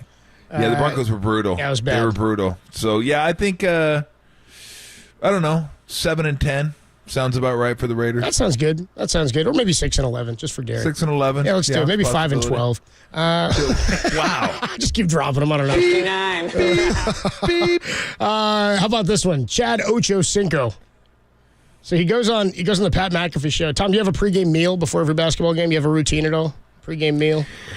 I did. Well, cereal, right? It wasn't a great one. Yeah. I mean, my pregame meal sucked. Cereal. Well, Ochocinco eats. It's like kind of like how Lamar Odom used to eat candy, just like buckets of candy before every game. Okay. Chad Ochocinco would eat McDonald's before every game. He also did this that he said on the Pat McAfee show. This is a part of his pregame routine. Take Viagra before games? Yeah, of course. You don't take the whole one. You just take half a pill. You take half a pill and a Red Bull before games, and it's a performance enhancer. Normally, think about this. When people take Viagra, it's a performance enhancer when you horizontally, right? Mm-hmm. So I take it to help my performance vertically. Mm-hmm. Understand me? But you only take half a pill. It increases the blood flow. With the increase in blood flow, the explosion and everything else I do on the field makes me that much more difficult to cover. Yeah, you're doing it. So think about it. How can you stop me running on 3 legs? Right? Are you picking up what I'm putting down? Pull it out. No, we're not catching Put it in. I just no, we're not catch. We didn't catch that. We didn't catch the 3-leg crack. Who are you, Gronk? Of course, everybody got that. Third leg. Did Greg, you get it? My third leg. Yeah. I was like, all right. No. What are you talking? What do you mean third leg? It's like my explosion. Everything I can do. I was like, I got it, bro. That. Thank you. Yeah, we didn't get that. We didn't get the joke. I mean, this guy must think everybody's dense. Like a McFlurry and a hard on. Wink, wink. Yeah. Yeah, that's no. I like to supersize it. Yeah, I don't need that. I don't need that before the game. That's the last thing I need before the game. I don't know, Tom. No. You might have had a different career had you. Well, maybe. Maybe, dude. If you had that third leg, you might have kept up. Well, I could have. It would have been easier for me to move people off the block. Let me tell you that. Well. Hey, what the? He's hand checking me. No, I'm not. No, I'm not, ref. No, I'm not. No, I'm not. Look dude. at me. He's hand checking me, ref. I'm not touching him. What are you talking about? He's not touching you. I don't know. He's good. Dr. Junk. Okay, we'll stay on the gridiron with another man. Well, I'm not going to make this leap from Ocho Cinco and the Viagra to Greg Papa of KNBR. Oh, brother, that's right. I take one before every show. Just a half, Copes. I got to get my blood flowing. The Raiders and the Niners were having a joint practice down in Henderson in Vegas, and Papa was down there. I guess he was doing his show today with Lund. Dude, I was joking with Marcus Thompson. I said, "Were you closer than Greg Papa was?" Because Greg, I guess, got too close to the action. He got kicked off the field while he was doing his show. Here's Greg because the Raiders weren't happy. They think he's spying. I mean, the Raiders got beef with Greg now, so they booted him. Here's what it sounded like. The maid made the bed. I made it quickly, but I like to make the bed when I'm home. But when you're in the hotel room, why make the bed? But I thought when I get back, we may have to live stream a little bit here. I'm getting older. The Raiders don't remember sir, me here come at all. off the grass, sir. This is I was your play-by-play voice for 24 years, Yeah. but okay, sir. 21 years, but who's counting? Wow, Raiders how quickly they forget, man. That's the nicest thing they've called me all day, by the way. But Dude, they don't remember me. It's a pretty good line by Greg. They don't remember me. They don't remember me at all. Why were they talking about who? Like, does anybody make a bed Why in a was he hotel talking room? about? Dude, he's on the training. He's on the gridiron. He's like on the field. He's like, I haven't made my bed in years. Why would I? I don't know. Does he live in a hotel room? Pretty funny to get him kicked off. That he's getting kicked off though, like while he's doing the hit. That's I guess they don't remember me. No, they don't. I hope. Do we have video of that? There's no. Maybe they was do that just remember audio? you. Oh, it's too bad we don't have video of that. Maybe they do remember you. We gotta. Hopefully somebody's rolling tape. That'd be great to watch video. It's gonna be lit. No, doesn't delete that. God, don't do that. Delete that Don't from the do system. that. Don't play that again. Never play that again. One more here. That's so bad. Dude, how about this? OJ Cinco and you've done a great job here, Derek. OJ Cinco and the Viagra. Arrow Greg Papa. we'll jump off of Greg Papa. Arrow OJ Simpson in Buffalo. Yeah. What? OJ. So, dude, you know who's doing the Hey Twitter world? You know, Twitter changed its name. I've not seen it. What? You know, Twitter changed its name to X. Have you heard that? No. Oh no. Yeah, I did see that. Yeah, nobody's calling it that except for Juice. Hey, Juice is. Hey, X World. Well, here this is dark here. OJ Simpson is not happy that Henry Ruggs only got 3 to 10 years in prison. Yeah, Tom, that's my reaction to you. Here's the Juice. Come on. Hey, X-World, it's me, yours truly. Now, I know I went to college on a football scholarship, but somehow this math is not adding up to me. You're driving a car at roughly 160 miles an hour on a public street and end up killing a girl and her dog, and you get 3 to 10 years. You go to a hotel room that you're invited to retrieve your own personal stolen property I now have because it was ruled to be mine by the state of California. And you get 9 to 33 years. Same courthouse, same city, same state. I don't know. Somehow it just does not add up to me. I'm just saying. Let me give you a little more math. Juice, you cut your ex-wife's head off and her boyfriend, and you get 0. How does that math sit for you? That work a little better for you? It probably works a little better for you, doesn't it? You shut up. You're talking about other people's jail sentences. I'm just saying. I'm just saying. You're just saying. Just go away. You kidding me? You're lucky to be good. Go look for the killers. Don't you have another golf course? You got to be hiding in a sand trap somewhere. I'm going to look for them forever. I'm going to get out. I'm going to look for you. Look for crap. Go away. Get out of here. That must be the most unbelievable piece of sound. I can't believe is this guy the least self-aware person on the planet? Dude? Hey, X-World. I mean, he's what like is just the matter? What is the matter with this guy, dude? This is unbelievable, dude. This is like this is like a Family Guy bit. This is like something they would write as a joke somewhere for him to, that's not adding up to me. Dude, Hey, X-World. like, dude, as if he. Hey, X-World. It's going to be lit. No, I told you, cut that ass out, dude. This is unreal. Unreal. The juice, man. Oh, I give. Not with juice. Good Lord. Hell Hey, of a X-World. Hey, like, what are you bro. talking about? Yeah. Like the fact that after he got away, after killing 2 people, allegedly, the fact that he still shows his face is just unbelievable. Don't forget his first ever. He said when he came on, he had to set the record straight about what people were saying, and he ended the video going, "I got a little getting even to do." Yeah. Everybody's like, "Whoa, what?" This does not add up to me. Dude, none of this adds up, Juice. There's one where he's sitting in a restaurant. He was doing a video on like politics. Dude, he's like, "I don't know about this debate tonight." And somebody's like, "Could you imagine being a waiter?" He's like, "Could you bring a fork and a knife?" You'd be like, "No, sir. You can have butter knife. You can have a couple of spoons." I'm just saying. Yeah, no, I'm just saying. Don't worry, Tom. We'll get his fantasy balls advice to show your face. Yeah. Yeah, he always gives fantasy advice too. Yeah. Like, I would be hiding. I could be hiding. I'd just be like, God. I mean, I can't show my face. This guy can't help but show his face. And then he brings up the Henry Ruggs thing. It's like, what? Come on, just doesn't add up. Seriously? Like, read the room a little bit. All right, we need it doesn't add up. We need a piece of ginger here, clean the palate. After I go take a shower before during the break. When we come on back, Larry Bear is going to join us. We got Bruce Bochy coming to town tomorrow. He'll be on with Murph and Mac at 9:30 tomorrow morning, and then a slew of former Giants stopping by to talk about their Bochy memories. Bochy, though, is coming to town to kick some ass with the Texas Rangers. We'll talk to Larry Bear next, only here on the Sports Leader. It's going to be lit.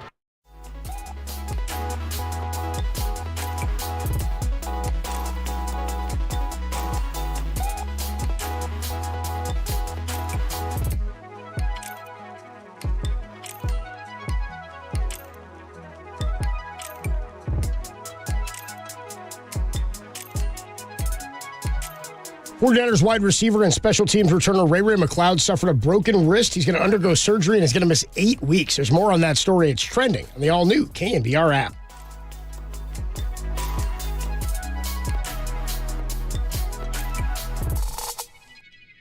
Hey, what's going on, everybody? Adam Copeland back here. My good friend Steve Moskowitz hanging out on the line. Steve, tell everybody about the ERC. ERC, Employee Retention Credit.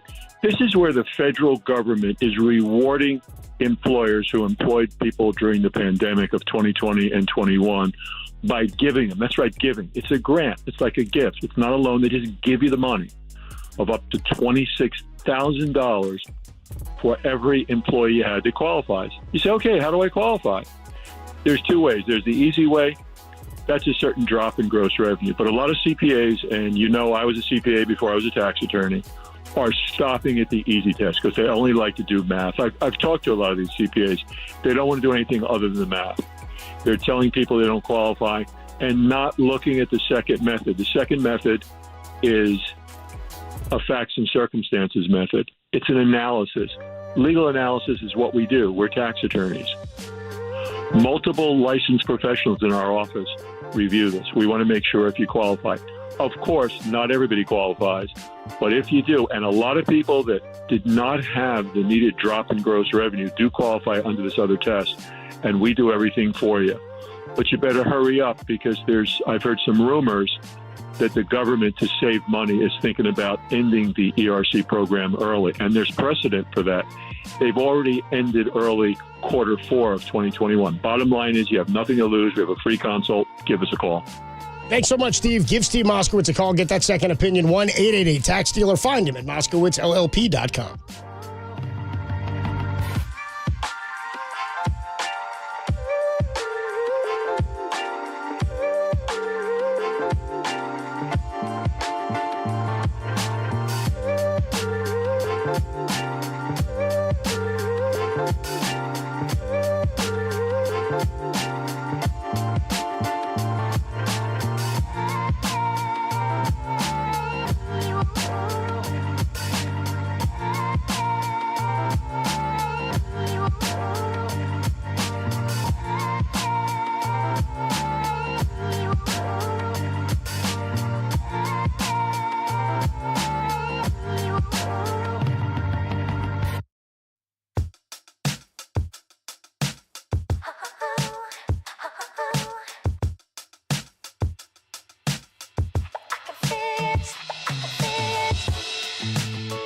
Giants. It's going to be lit.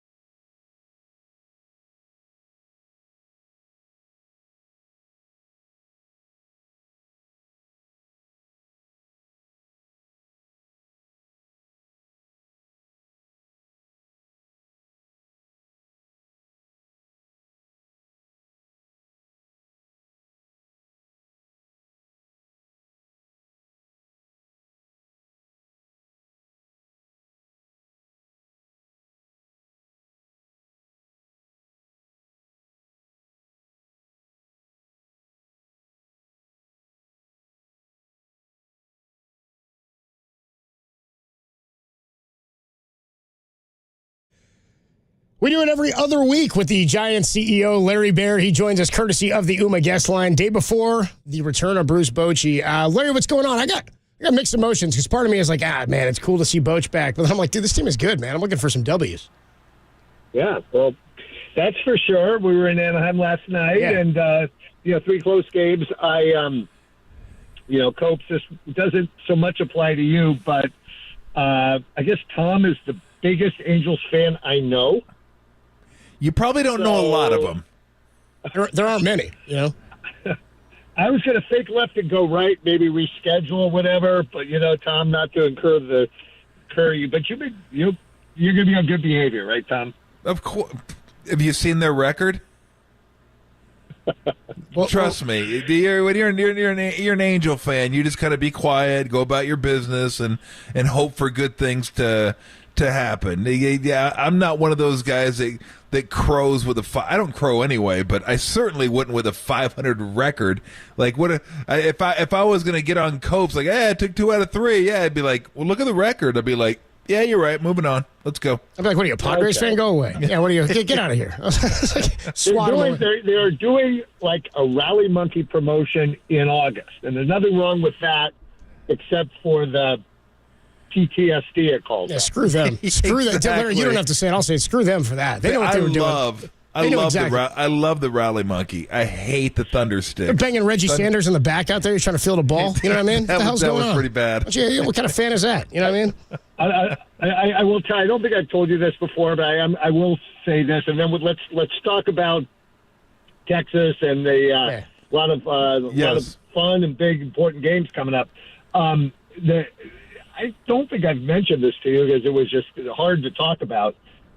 I had not been in that ball. The last time I was in that ballpark actually was Game 7 in 2002. Oh, 6. Okay. And an MLB security person came up and said, I was sitting with Peter McGowan and our families, and said, Mr. McGowan, Mr. Baer, this is top 6, Game 6. Okay. I know where we're going. I don't want to do this. This is we want to show you the path, the security, route to the clubhouse for the trophy celebration. Ouch. I'm telling you the truth. Can you believe that? So I haven't been in that ballpark since. That was 20 years ago. Well, and the final score. I can imagine why. Final score of that series, 4-1 was Game 7, I believe, and yesterday rubbed it back in there. So I was like, by the way, Larry, I made a bet with Tom before the series started. Yeah. I got high and mighty. I was like, dude, Angels haven't won a game since the trade deadline. Like, come on, this would be a good opportunity for Giants to get right, get the bats going. I said, Tom, if the Giants win 2 or 3 or better against the Angels, or if the Angels win, I'll watch Game 6 again with you. Like, we'll do it for content. I'm like, Larry, yeah. It was funnier 3 days ago, Larry. Wait, the bet is season series or the last 3 games? No, it was just the bet is the outcome of the season. It was just these 3. Well, it was just these 3 games. It was just the best of 3 for these 3. What are you doing, Coach? Larry, that's easy with hindsight. What did you? Optimistic, but I mean, come on. Let's can you adjust the bet to end of season record or something? Yeah. No, I don't think Tom's going to take that now. No. I've already won the bet, Larry. What do you think? I'm not giving it back now. But if I had won, if I would have lost, this is a good one. Yeah, I would have had to watch the Final Four loss against Oklahoma with Copes in '88. We got Kenny Lofton, and that would have been. That would have been, well, at least from my standpoint, more devastating because I'd have had to watch me out there throwing the ball away and not playing great. So I was as I won, but I'm very happy I won because I want to watch that game. I haven't watched it since. I don't want to watch it ever again. So I'm glad. Okay, I guess I don't know. I guess maybe that would be more painful than Scott Spezio, right? I don't think so. I think it would hurt me more, Spezio, really. I mean, I was a child, Larry. This was all I had, scarred. This was my life here. I was there the next day, Larry. My mom pulled me out of school. It's one of my favorite memories. We went to you guys drove the bus onto the field at what was Pac-Bell Park at the time, and Russ spoke. I think Dusty spoke to the fans. It was a free event, and my mom pulled me out of school and didn't know where we were going. It was one of the coolest, most memorable days of my life because that was crushing to me in Anaheim on the Sunday night, but. We got better memories now. It's nice that we got 3 championships. Such great memories, including some really good play this year. So so we're excited about that. No doubt. So go ahead, Tom. Yeah. I'm sorry. Because I know we're going to get into the Rangers and all that, but I'm going to forget about this if I don't ask you. And I thought about it last night, Larry. Being that the schedule is now playing all the American League teams each year, play them at home or on the road. Much like the NBA does. They go home and road. Hockey goes home and road. Would it make sense at some point to get rid of the American League, National League MVPs and the Cy Youngs and just do a league MVP and a league Cy Young? Because there is no American League, National League anymore. There's no DH. There's nothing that differentiates them from the National League to the American League. So I'm wondering if that would ever make sense to do one award for the league because of the way the schedule is now. That's a good question. I thought where you were going with this was, should we just get rid of the leagues? Which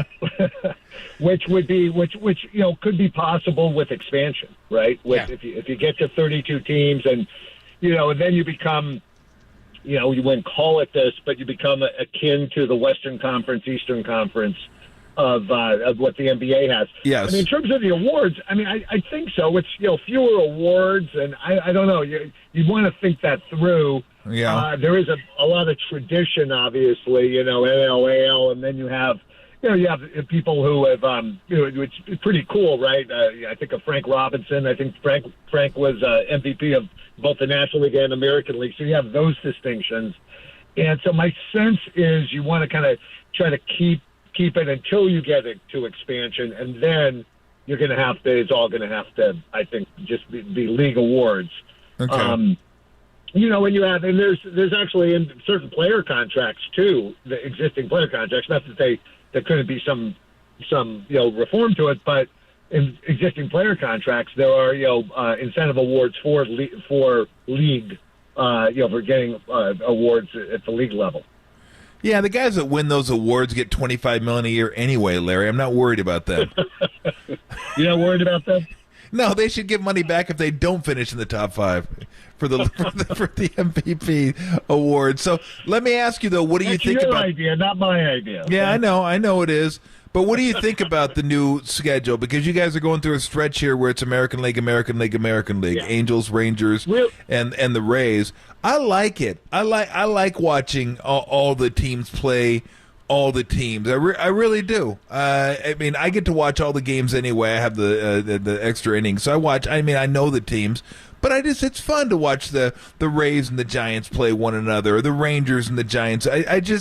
I like this schedule better than the old schedule, is what I'm saying. I do too. I like it a lot. I mean, I think no question. I think it's pretty much a universal sentiment that it like it. I mean, it's interesting, when you have the front. It's some interesting requirements of the front office. I noticed, we play the Cleveland Guardians, in the middle of September at home, and so there's a team. Not only have you not played through the year, I mean, you did have them in spring training. But, you could get a team on the last week of the season, and if that team trained in Florida, I mean, you're really dusting off the scouting reports, right? And you're doing a whole workup on a team that you literally have not seen all year. I mean, that's possible. And it's kind of true with Cleveland when they come in mid-September for us. So yeah. I think it adds a lot, actually. And it's and the big thing is for our fans, I think, that we know we're going to play the Yankees every year. We know we're going to play the Red Sox, the teams, in the American League that are big draws. Talking to Larry Baer on the UMA guest line. Yeah, the only teams outside of the division Giants play in September go to Chicago for 3 in that first week, and then come on home for the Rockies, and then Cleveland comes, and then it's all Rockies, D-backs, Dodgers, and Padres to wrap up the season. Bruce Bochy and the Rangers come to town tomorrow. We got a bunch of stuff on KNBR for Boch all day long. 9:30, Bochy's going to join Murph and Mac. Flannery's coming on at 10:30. Matt Cain, Javi, Affelt, George Contos all going to join us in the afternoon from the patio of the Public House, as well as Kyle Shanahan. What should we expect tomorrow? I mean, it's a little bit different when the 3-time World Series champion manager of the team is now the manager of a different team. Like, we did the whole big celebration when he left. Are we doing anything special for Boch? Well, I'd say it's very different. I mean, he's in the opposing dugout, sure. and you want him to lose tomorrow night. Yeah. So I actually texted him when he arrived in Oakland, in the Bay Area was it Monday, right? They played the A's. Right, yeah. So to keep a little distance, from it. But I think, look, you have to do, you obviously have to acknowledge and honor somebody who's a big part of our history, and we will do that, in a way tomorrow night. And look, the fans love Boch. Go back to his ceremony, etc. And big part of our history, but now we got a new history we're creating, and so we're excited about that. We're excited about doing well against the Rangers. We want to do well against the Rangers these 3 games, and we don't want to no gifts.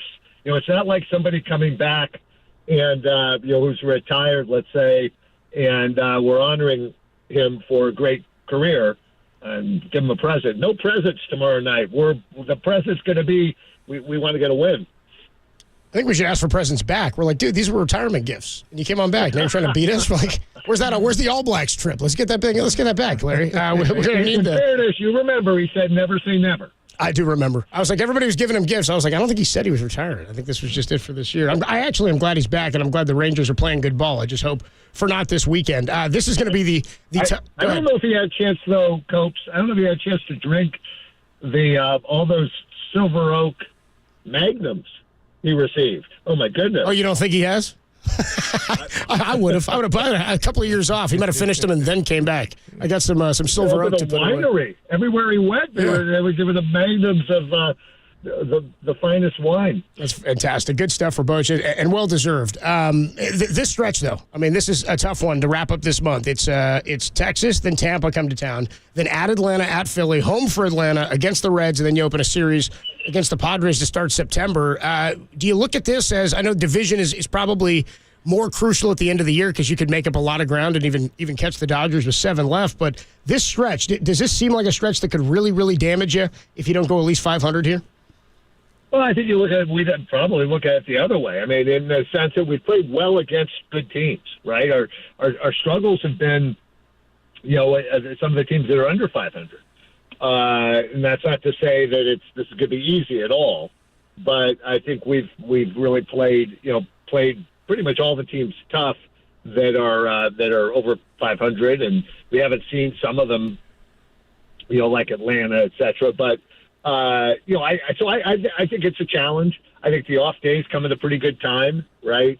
I actually came back last night with the team, and everybody's in really, really good spirits, and and kind of hunkering down for, as you say, a very important stretch. And we had Tampa next week. We haven't seen them, and they're an example of a team. Here we are, 2/3 through the season, a little more. And that's a team we did not see in either spring training or any part of the season prior. And they're in San Francisco next week. So, it's a big stretch, but I think the off day comes a good time to get everybody ready to go for it.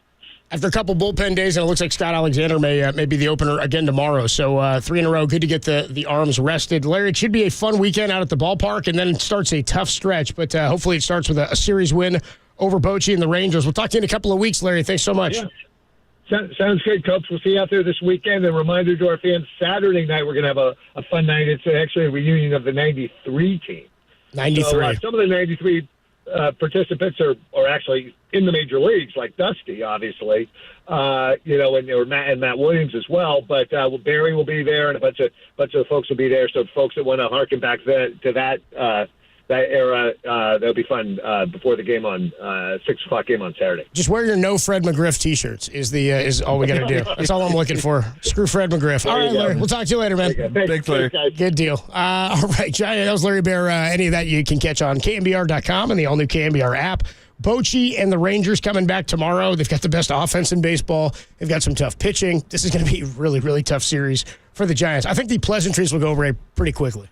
For the Giants offense. They're going bullpen game yet again. They lost back-to-back bullpen games. They're now 15-7 on days where they go with an opener. We will talk a little bit about the series coming up starting tomorrow and what we have to look forward to with the Texas Rangers. Nate Eovaldi leads all of baseball in ERA. Talk Rangers next on the Sports Leader.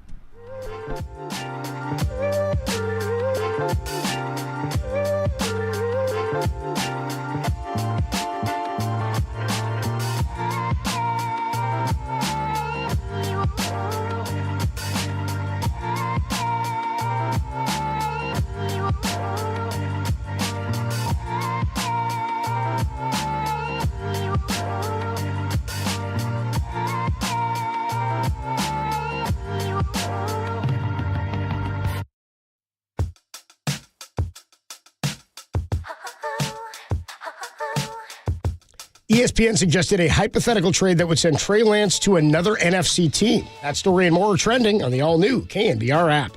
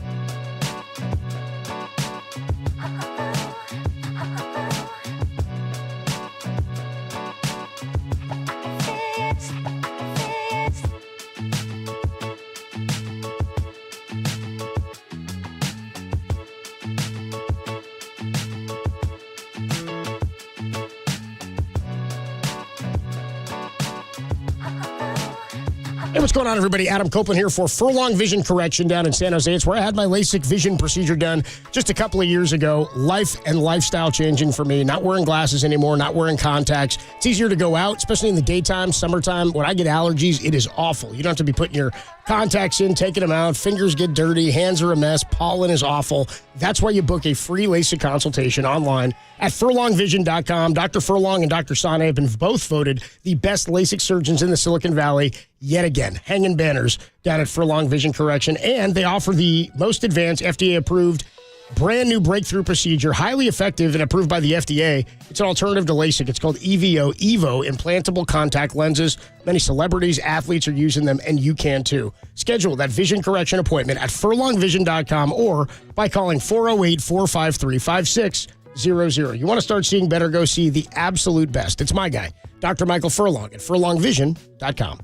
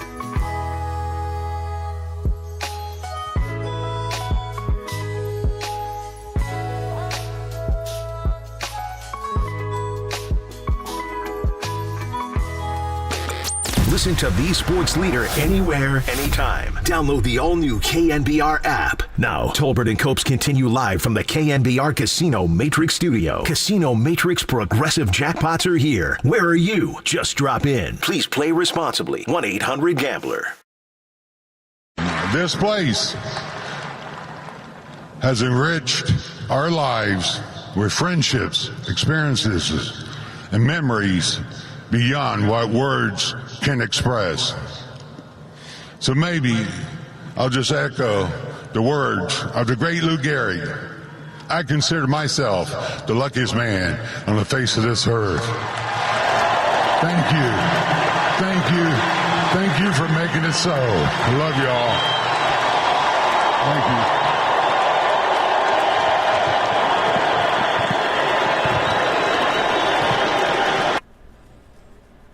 And then, like Tim Lincecum, he went to the Rangers. Bruce I thought you were going to say, like Tim Lincecum, he was gone. He was gone.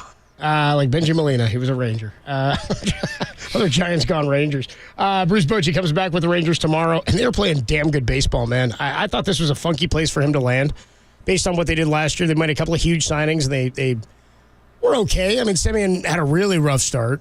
Seager ended up being all right, and they went out and they signed DeGrom this offseason. They spent a ton of money on that team, and they've brought up some good talent. Adolis Garcia they traded for with was the Cardinals they got him from, and he was in the home run derby. He's one of their best players. They get Nate Eovaldi, leading the American League in ERA. They make a trade for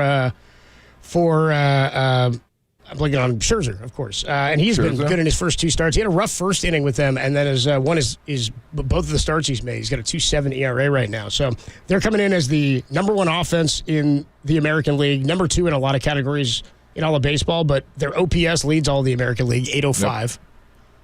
Second best in baseball. 342 OBP, number 1 in the American League. 271 batting average, number 1 in the American League. 463 slugging, number 1 in the American League. 163 homers is 4th in the American League.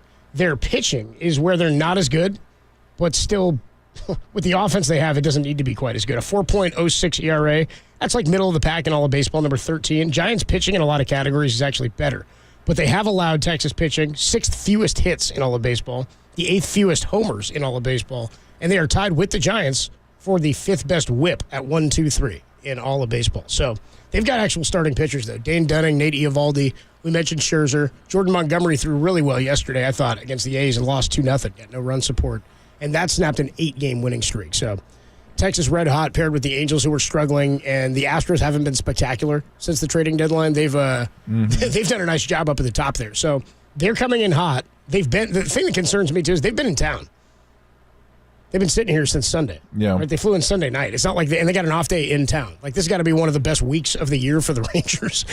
Fly to the Bay Area, get some weather at the end of the summertime, and get to play in Oakland and San Francisco. Never have to leave your hotel room, just unpack. So that's a plus for them. Absolutely. I was just checking really quickly if Josh Young was still injured. I know he was. He was an all-star for them. He had started the all-star game. Yeah, really good. Yeah, rookie third baseman. He's been fantastic for me. Yeah, injured thumb, so he will not be playing. But he was really good. Where'd they get Heim from? Jonah Heim. Was that a trade? Or was that something that he came up through the system? I thought he came up with them, but I don't know if they acquired him via trade. He's been hurt as well, and that was I think he and Eovaldi have both been injured. So he and Eovaldi have both been out. He's on the 10-day IL right now. But he was with Oakland. He was there. That's right. He did. He was with the A's in 2020. He came up with them. Yeah. Yeah. God dang. I forgot he came up with them, but that came up in 2020. See, guys, then it's tough to remember because you only saw a handful of teams. We did see the A's, but that was a 60-game season. You see one team like 6 times or 8 times. It was tough to figure out. Who was where? Giving away everybody. But he's a switch hitting catcher. He's got some good power too. Yeah, he's 27 or 28. Those all-star team. Yeah, those 2 guys are good. Duran, 24-year-old Ezekiel Duran, he's good. They just got a good team. They got a really, really solid team. The only thing that's been bugging them is relief corps. They're not, and I can't even name. I don't even know who their closer is. Is it Will Smith now? It was. It wasn't Will Smith. At one point, they were splitting time between Will Smith. They had another guy who started the year as the closer. They have... Will Smith, 21. There you go. So he's there. And Chapman's there now. That's right. They acquired Aroldis Chapman's there. And John Gray is one of their other starters. He's scheduled to pitch tomorrow. Yeah, Gray's good. Gray's had a good year for them. And we've seen a lot of him. He was a Rocky, so he came up in Colorado. As far as the other guys... You could see Mitch Garver. He's a power-hitting catcher. Has some good pop. He's been in there for Heim. Right-handed bat. Used to be a twin. And he's had 20 homer power. Robbie Grossman's there for them. Lefty Andrew Haney. These are just some names you might know. Guys who were vets. Like, they're a team that you look at, you go, that's a team. Maybe that's why Bochy goes there. It's a team full of young talent, but he's not having to develop stuff. This is a team that's more of like, it's sort of constructed in the way that like Dusty Baker would have a team constructed, right? A bunch of vets, a couple of cornerstone youngsters who are all-star caliber players, and then he's got to manage a veteran pitching staff, but it's guys who may buy into him. They had to get a guy in Texas like Boch who is going to fit what they want to do in terms of bringing in high-priced talent. You got to invest in that, right? You got to spend money on a quarterback. You got to go get a left tackle. Why buy a bunch of big $300 million players just to let them sit there in mediocrity on your roster? If you want to win, you got to get guys who know how to lead winning teams. And they gave Bochy the keys. I mean, Chris Woodward was there. He was doing the analytics thing, and they, I imagine, still are, because you can't be a manager or a coach in baseball today and sort of avoid that stuff. But I talked to Kevin Franzen about it a lot. Like, remember, the Phillies went complete all in on that with Gabe Kapler. And the Philly fans hated it because they were like one of the first teams to say, we're going all analytics, the computer's printing the thing, and forgets to warm remember guys it was the up. first game of the season. Forgot to warm that dude up in the pen. He brought him in. Remember they took out Nola without having 66 pitches yeah, or something? Yeah, Like, because it was like third time through. What are we doing? Nola's here? like, all right, yeah, okay. Seriously? And then he didn't warm anybody up, and he goes, he threw. Yeah, that was another one, He threw too. prior. Yeah, that was the flub on Cap. Yeah. So then they swing completely the other way, and they go Joe Girardi. Yep. And Joe Girardi's like anti-analytics, and they're like, okay, now we're behind the 8 ball. Like now we spent $300-something million on Bryce, and we don't have somebody to run this team correctly. Yep. The thing that Franny tells me is that people don't realize Rob Thompson, the current manager of the Phillies, is an analytics guy. He's into that stuff. Like he's a baseball dude, but he says he runs the team more like Kapler than like Girardi, but he doesn't preach it publicly, which changes a lot of the perception about how you do things, which is interesting. So I would imagine Bochy has probably had to embrace or embraced things now that he didn't embrace or didn't understand or wasn't into and wasn't the way he did things for a decade here when Farhan got here. But we had to move this way. There's not a team in baseball that hasn't moved this direction, even with old school managers who've had to adapt. Yeah. Right? Like Francona's a good example of that. Yeah. I imagine who's your guy? Joe Madden. I imagine he's going to get another gig at some point.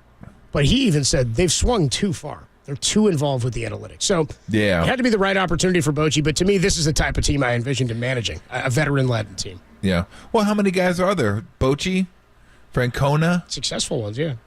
Who else is there? Like an Mets, old school Showalter. manager? Okay, Showalter, that's 3. Bob Melvin. 4. Again, we talked about this once before, and I think we both agreed they'd be on the low end of it, but definitely old school mentality guys, David Bell and Aaron Boone, are certainly a cut from a different cloth because of how they grew up. I would agree. Yeah. But you could name, would it take one hand to name really the old school guys and 2 hands to name Dusty. Maybe guys you would say, yeah, definitely Dusty at 5. Absolutely. But you're right.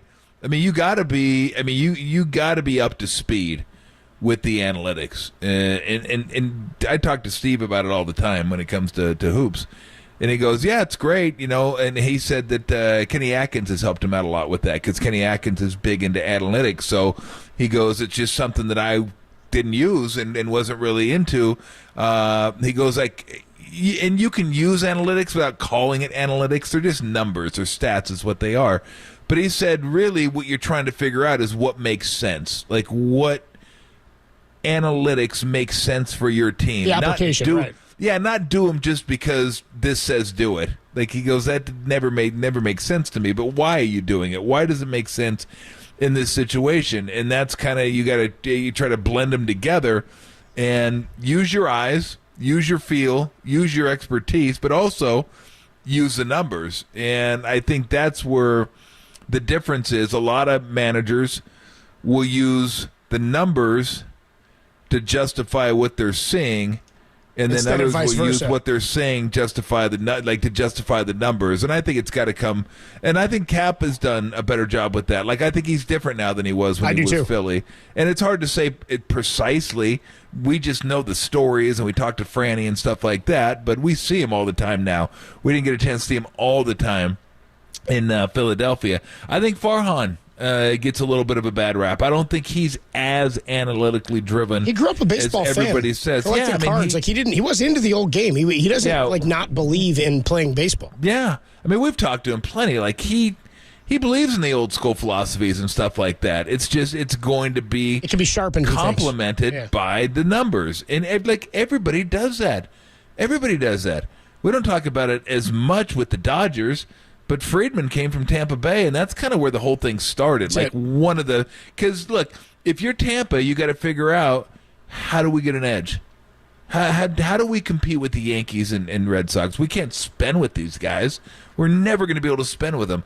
How do we figure out a way to get an edge, to get us competitive? How do we do that? And it makes sense that the teams that weren't spending all the money were the ones that had to improvise. You had to.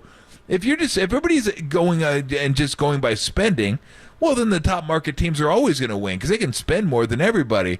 But if you have somebody that can get you value, even the A's, and I always hesitate to mention the A's because, I think Billy Breen, Forrest, and all those guys have done a great job, but they haven't won anything. And neither has Tampa. So let's get that out there. Like these low market teams who just go really heavy analytics and don't spend a ton of money still haven't won. So you can give all the credit you want to for winning, but you haven't won. But they use the same philosophy. Like the Red Sox, after Moneyball, they say in the movie and in the book, they say the Red Sox then win it in 04 using some of the same Bill James philosophies. They hired Bill James, who wrote the baseball abstract, right? And he was the first one who kind of made that a mainstream thing. So you're absolutely right in that this stuff's been going on forever. Terminology changes. You and I keep getting annoyed with the term sweeper. I read it in Susan Slusser's piece today. They go, I hate that. She said Tristan Beck had his sweeper hit for a home run. I was like, it's a slur of. It was a slur of. When this guy started throwing it, it wasn't called why do we need that. a new term? That's what I mean. So, like, that's what gets me. Like, why did somebody need to make up a new term? Why wasn't slurve good enough? Why wasn't it good enough? Launch angle was a made-up term. Yeah, because you're now defining what the actual angle was. Ted Williams and Babe Ruth and Ty Cobb all talked about hitting with uppercut. Ty Cobb said that when he was criticizing Babe Ruth, and his funny sort of an analytics argument. There's a quote about him, like he hated Babe Ruth because he didn't play the game the way it was intended to be played, which is with speed and getting hits and out-strategizing your opponent, is what Cobb said. And I would say, well, Cobb, you didn't treat like people the right way based on the color of their skin, but that's neither here nor there. Yeah, but he had the best racist launch angle in the game. Best racist baseball player of all time. He could hit. Yeah, nobody had a better racist launch angle. But what he says is he's like Babe Ruth. The only reason he could hit all those home runs is he was a pitcher. Nobody expected him to hit. So when he could try different things that nobody else had the ability to try. He could try for a month to hit with an uppercut and strike out every time, and he said people would expect it. But he didn't strike out every time. He hit like 29 and was still pitching in ball games, and that was it. Ted Williams talks about hitting with uppercut. It's launch angle. It's about, of course, it's about getting the ball in the air, but it's not straight golfing. It's not hitting a 1-iron straight up into the air, right? You're trying to, or a 9-iron. You're trying to get the angle at which the velocity is going to leave the bat, and you hit it square. So I just, the analytics have always been there. The terminology has changed. The application has changed. But because it came on so fast and overpowering, and the league felt like the teams that were struggling, like it felt to me when Bochy was gone, it was almost like we were in a bubble. Like I didn't know the analytic stuff was happening, and being even in the industry, that it was happening as rapidly around baseball as it was, because the Giants were winning. We were like, I don't care. Who cares what's happening? Our team's winning. We're competing every year. And then Bochy leaves, or 17, the wheels fall off, right? And we all kind of come up for air, and we're like, dude, everybody in baseball is doing something different. We're criticizing the opener. We're laughing at these teams doing this, but Giants are losing 98 and 89 respectively. So you had to move into this age. But again, I think when they get the right players in position, and I think we're starting to see it, they're going to be all right. I think Farhan's smart enough we've seen him evaluate the talent. I mean, there's teams all over baseball that have not gotten as many starting pitchers that the Giants have in the Farhan time to be as successful as they have. No doubt. And I think one of the things that Farhan does best is work the margins where, if you can get an extra third of a win share, then get it. Like, there's no reason why you shouldn't. Like, he worries as much, well, maybe not as much, but he is very concerned with the outer edges of the 40-man and the 26-man. Like, everyone can, if I can get an extra, like, half a win here, or a third of a win here, or a quarter of a win here, maybe it all equals up to 2 wins, and maybe that gets us in the playoffs. Now, we've talked about it. Like, it's great that you do that, but there's also got to be a core you take care of, too. It can't just be, hey, we're getting better around the edges, while everybody else, like, hey, we're a third of a win better than this team on 25th man. We're a third of a win better at 24th man. We're half a win better at the 22nd man. But then when it comes to the 1, 2, 3, you're like -6 wins. Like, they're dominant. What are we making at up? 1, 2, 3. So that's where the 49, that's where the Giants have kind of lost a little bit, is they have a lot of those guys that can pick up like some wins here, some wins there. Like, we're a little bit better than you here, we're a little bit better than you here. But the absolute meat of your roster, that's where they get killed. That's where the other teams have, like, okay, what's your WAR, if you want to take that? What's your WAR in the top 3? I don't know, 24. What's yours? 13. Like, you just get win. You get beat up because you can't compete at the top. You can win at the bottom, and that's what it is. Like, I think that's where the step is for them, is whether it's Matos, Bailey, Lucy, whoever, or a free agent, Ohtani, whoever, that you get some, like, you get some meat in there. Like, okay, we're not only good around the edges, we're good in the middle too. Like we're solid there. They're just light. They're really light, like at the core. Like, you look at this team, you're like, what is it? Like, I mean, I love Wilmer, but when Wilmer's like your best hitter, I'm waiting for Wilmer. I'm not looking for Wilmer Flores. The big fellas are coming up. You know what I mean? It's Wilmer, Jock, and basically, and he has been the last 2 months. Yeah, I mean, he's been incredible. Right, come on. But yeah, I mean, as good as Wilmer is for like a top, Dodgers, he'd be batting 6th, 5th, something like maybe even 7th. Who knows? But I mean, and I don't want to disparage him. Where would Pollock hit? But what's that? Where would Pollock hit? Because he was hitting he's on the IL now. Let's move on. Okay. God, I can't even believe that. The batting third. I can. Batting third. We didn't even get into that. Like, I kind of like dismissed it because I was like, what? Yeah. Do I want to get into this? This is like a joke. I said it's sort of funny, but it was like it happened, and then he went over third, and then he tripped. Then he tripped, and then they batted him 9th. Head over ass in the outfield. and then he's gone. It's like, he's definitely a forever Giant, though. Yeah, no doubt about it. But do you have those guys? And that's I think, again, that's the next step. Getting like a solid, because like these guys, can you imagine if J.D. Davis was your like 6th place hitter? That'd be sweet. Or Wilmer was your 6th place hitter. Like Yaz could bat 2nd, and then you had a 3, 4, 5. Like, yeah, okay, now we're talking. Now we're on to something. But it's not quite. It's not there yet. But I do believe that that Farhan sees that because he's talked about it before, and it's not just let's moneyball this thing up. I think they believe in baseball as well. So we'll see. But again, it's hard to get an edge anymore. Everybody does the same stuff. You can't be unique. Yeah, A's gained that edge, and the Rays gained that edge because they were the first to market. They were beating teams too. It's like, oh damn! Now you snag everybody from every other. Everybody knows. It's like the Warriors' 3-point shooting. It's like Bill Walsh's West Coast offense. I remember seeing Ronnie Lott say it was crazy. You watch the offense in like 83 or 84. He's like, they were doing things. Bill Walsh would just tell you, just throw to that guy, he'll be open. And teams didn't know how to stop it. He's like, it's like he knew something nobody else knew because he was playing a different system. He just figured it out. And the A's were like that for a minute until everybody else filled in the margins, and now everybody's in on that. So until somebody makes the jump or changes the game, figures some other way to do it, then it's not going to happen. And that's why teams don't talk about it. Teams are very secretive when they're talking about their analytics department because there's just not as many edges out there. Like you can't. You talk about it, somebody might go, "Oh, damn, we had to think about doing that." Sign that guy from that organization. Yeah, we're not doing that. Yeah, like it just because everybody's doing so much of the same stuff that if you can find that's all they're looking for, like little edges. Like we just find a little edge. They do that differently than we do. So we can hear. Yeah, exactly. Like, oh, it's working for them. Wonder what they're doing. How are they doing this? But yeah, I don't know. It's interesting because there was such a big seismic shift with analytics because it was so new to all the sports, and now everyone's kind of getting caught up and acclimated. Like, what's next? Like, you always wonder, like, what's next? Because sports was really able to survive.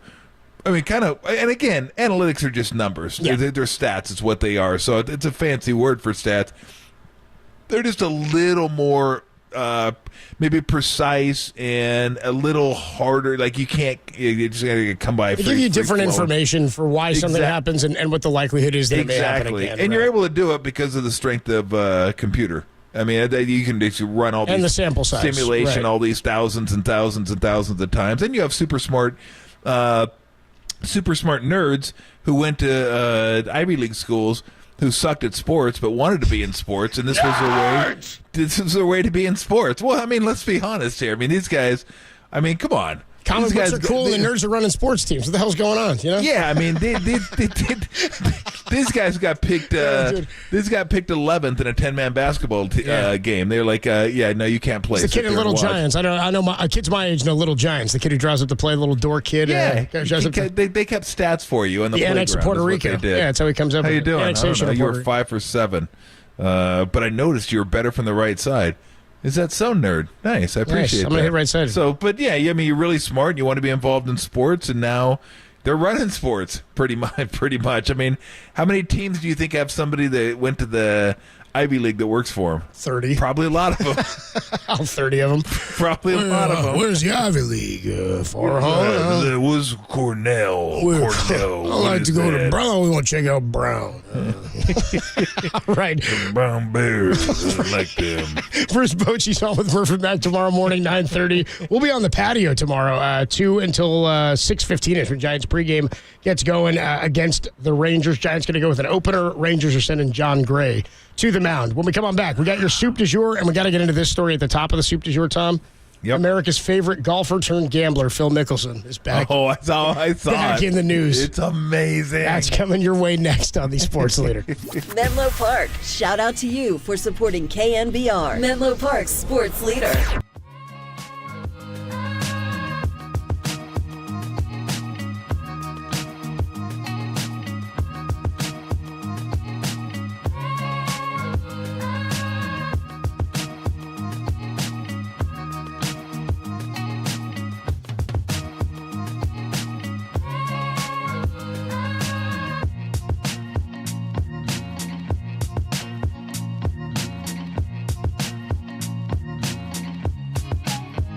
Hey everybody, Mr. T here for Xfinity. From unexpected lead changes to sudden death overtime, the big games, the games you want to watch. One of the reasons you want to watch? You want to love sports and the unpredictability.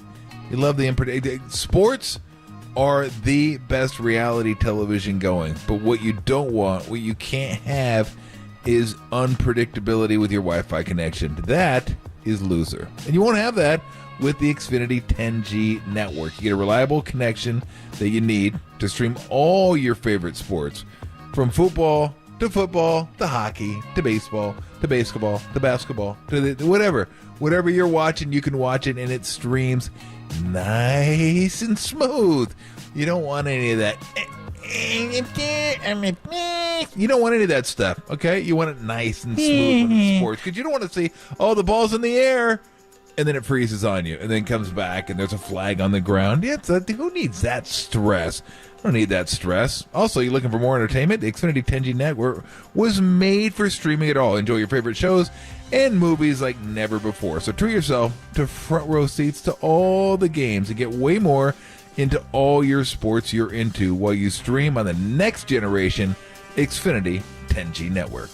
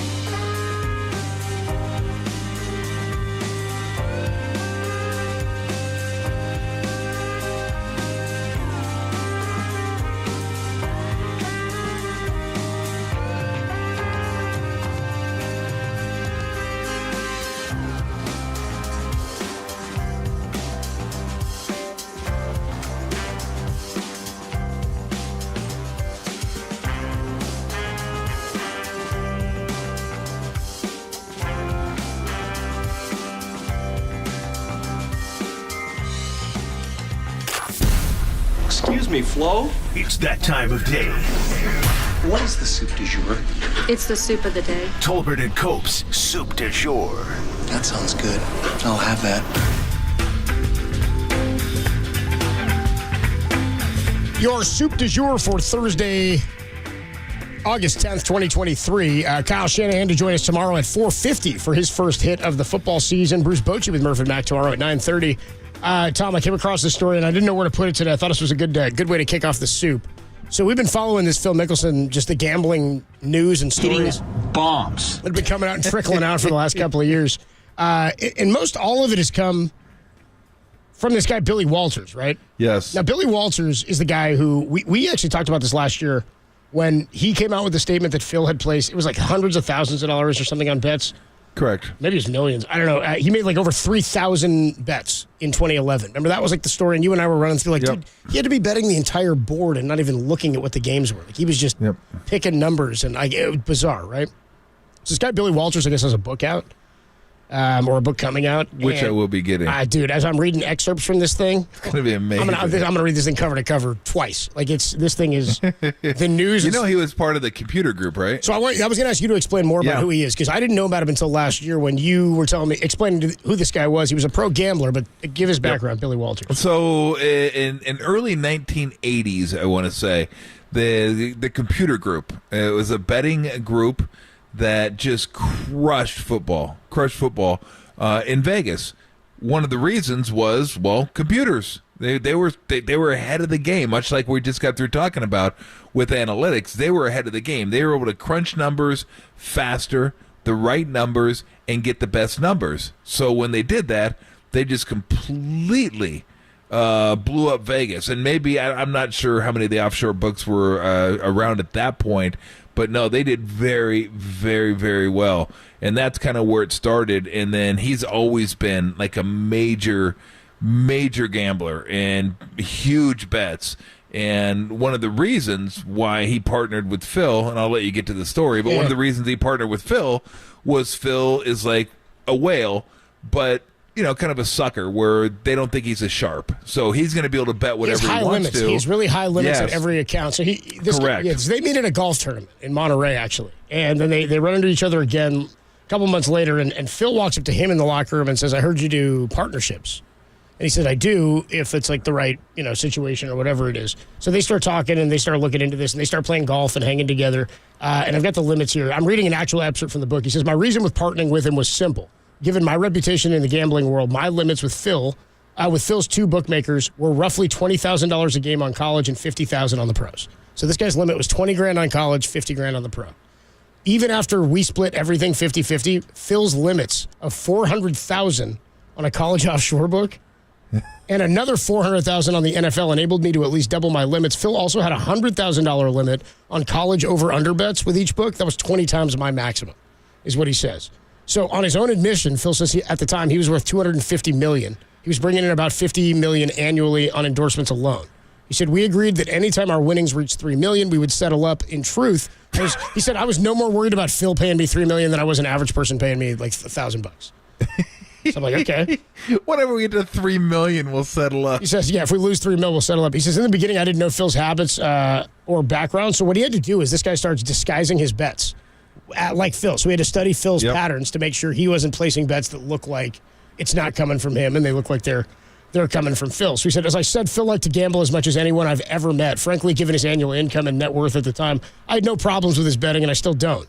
He does go on to say, like, I'm the last person who should be ever judging an addiction. Like this guy, Billy, says it. He says he's a big-time gambler, and big-time gamblers make big-time bets. It's his money to blow however he wants, right? So then he goes on to talk about how Phil asked him to place a bet for him. Dude, this is amazing. This is wild. Late September 2012, Phil Mickelson calls him. He says he called me from Medina Country Club just outside of Chicago, site of the 39th Ryder Cup, right? Between the U.S. and Europe. He was feeling supremely confident that the American squad, led by Tiger, Bubba, and Phil himself, was about to reach the cup from the Euros. He was so confident, he asked me to place a $400,000 bet for him on the U.S. team to win. Oh, my. I could not believe what I was hearing. Quote, "Have you lost your blanking mind?" I told him. Quote, "Don't you remember what happened to Pete Rose?" My God. He says, "You're seen as a modern-day Arnold Palmer. You'd risk all of this for that? I want no part of it," says Billy. Now I'm calling a little bit of BS on Billy. I don't know if he was all high and mighty about this. He says Phil said, all right. So he backed off, right?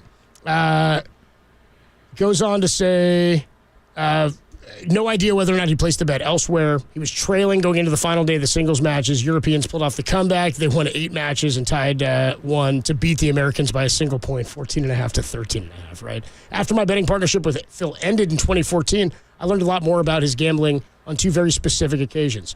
He bet $110,000 to win $100,000, a total of 1,115 times. Let me say that one more time. He bet $110,000 to win $100,000, a total of 1,115 times. Okay? On 858 occasions, he bet $220,000 to win $200,000. The sum of those 1,973 gross wagers came out to $386,000. $211 million. Okay? I'm not done. In 2011 alone, he made 3,154 bets, an average of nearly 9 bets per day. Hitting bombs. Wow. This is wild. Here it is. This is the day we talked about last year. On one day in 2011, it was June 22nd, he made 43 bets on Major League Baseball games, resulting in $143,000 in losses.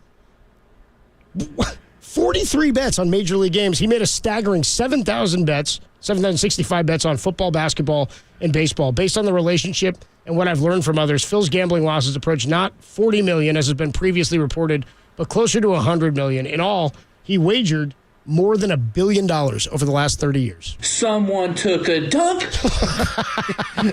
I mean, that doesn't surprise me over $1 billion. That doesn't surprise me at all. But $100 million is like, yeah. But so think about this.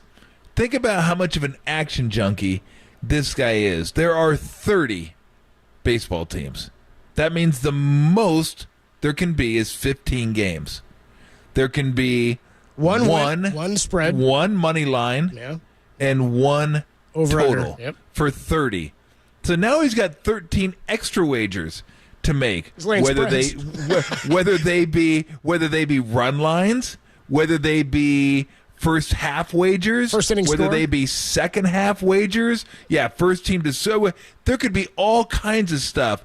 But I mean, it is amazing to think he could bet every game, every total, and still come up 13 bets short to get to the 43 bets he made.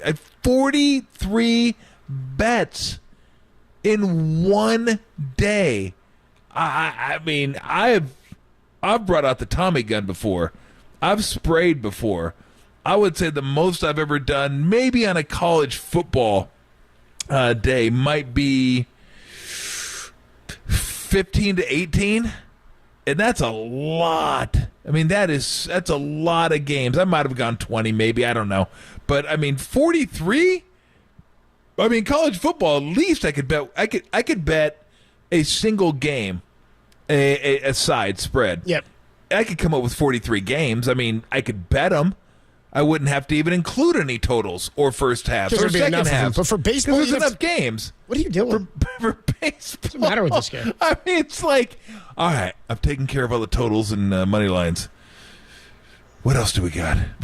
What else do we got? We talking about what else do we got? And, of course, $143,000 later, time to put your head on a pillow and go to bed. Yeah. I mean, look, don't think for a second, don't think for 1 second that $100 million he lost wasn't part of the reason he went to live. Don't be fooled by the shorts are going to be great and the music is going to be great and the shotgun starts are going to be great. The 3-day tournaments are going to be great. No. I mean, Billy Walters is right about one thing. He was like Arnold Palmer. Like Tiger was Jack, and he was kind of Arnold Palmer because everybody loved Phil. Remember him walking around, the stupid grin and the wave, and everybody like be cheering him on because they love Tiger, but it's like, the fall from grace. Tiger's so dominant. I mean, so dominant. He's a I'd like to robot. see somebody else win. He's like a man of the people, where he really wasn't, but he seemed that way. I don't think after this That's gone. I don't think he's a man of the people, really. Well, no, I think he was. $300 million. I think he was like 15 years ago. Yeah, fair enough. Before anybody knew about all this. And, like, again, because it was Tiger was killing everybody, you want to kind of root for the underdog. And, like, Phil was, like, the next best guy. And it's like, God, I would like to see maybe somebody take Tiger down. And he's, he'd walk by the fans and give him fives. He'd acknowledge him. He'd look him in the face, where Tiger was just stoic, killer, just don't want to pay attention to anybody. Phil seemed more accessible. Kind of like Arnie. So he's like, oh, you got that. I mean, all that's gone. I mean, it's all he could still have all that. He could have. If he would have stayed with the PGA Tour and not gone to live, absolutely, he could have still been that guy. But once he went to live, said the stupid stuff that he said, took the money, that was it. Now that was turn my over. back His on. legacy, legacy, whatever his legacy he thought he had, he didn't have that anymore. Not even close. And don't tell me that part of the reason he left was because of the gambling losses. Like, you make up for all your gambling losses. Like, I'll go to live. All that money I lost, boom. I'm going to get it back. And that ain't it. If I want to bet some more, I still have some more money to bet. Like, I don't think if he'd have lost that much money, he would have went to live. He would have been fine. He would have had more than enough money here. More than enough. And he would have had his legacy. He would have been the modern day Arnie Palmer. Now this is the legacy. No longer. We have some betting advice. This is the legacy, yeah. I think we have betting advice for Phil. Here's an idea. Why don't you give me half the money you were going to bet?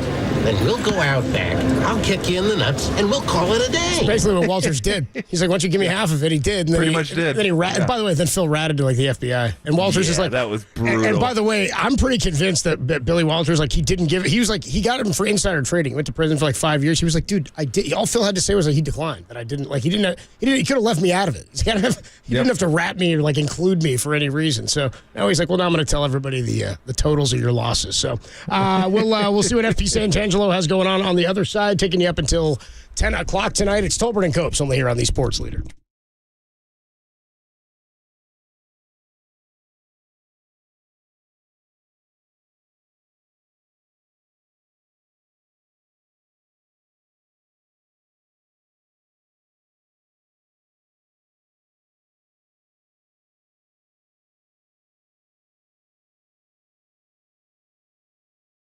Shohei Ohtani was asked by Andrew Baggerly about the Giants being on his short list of teams in 2017. He declined to expand on why he met with the Giants before signing with the Angels. There's more on that story trending on the all-new KNBR app.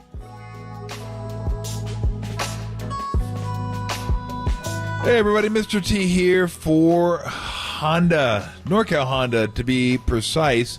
Look, I love driving by Honda. I've told you about the room and the gadgets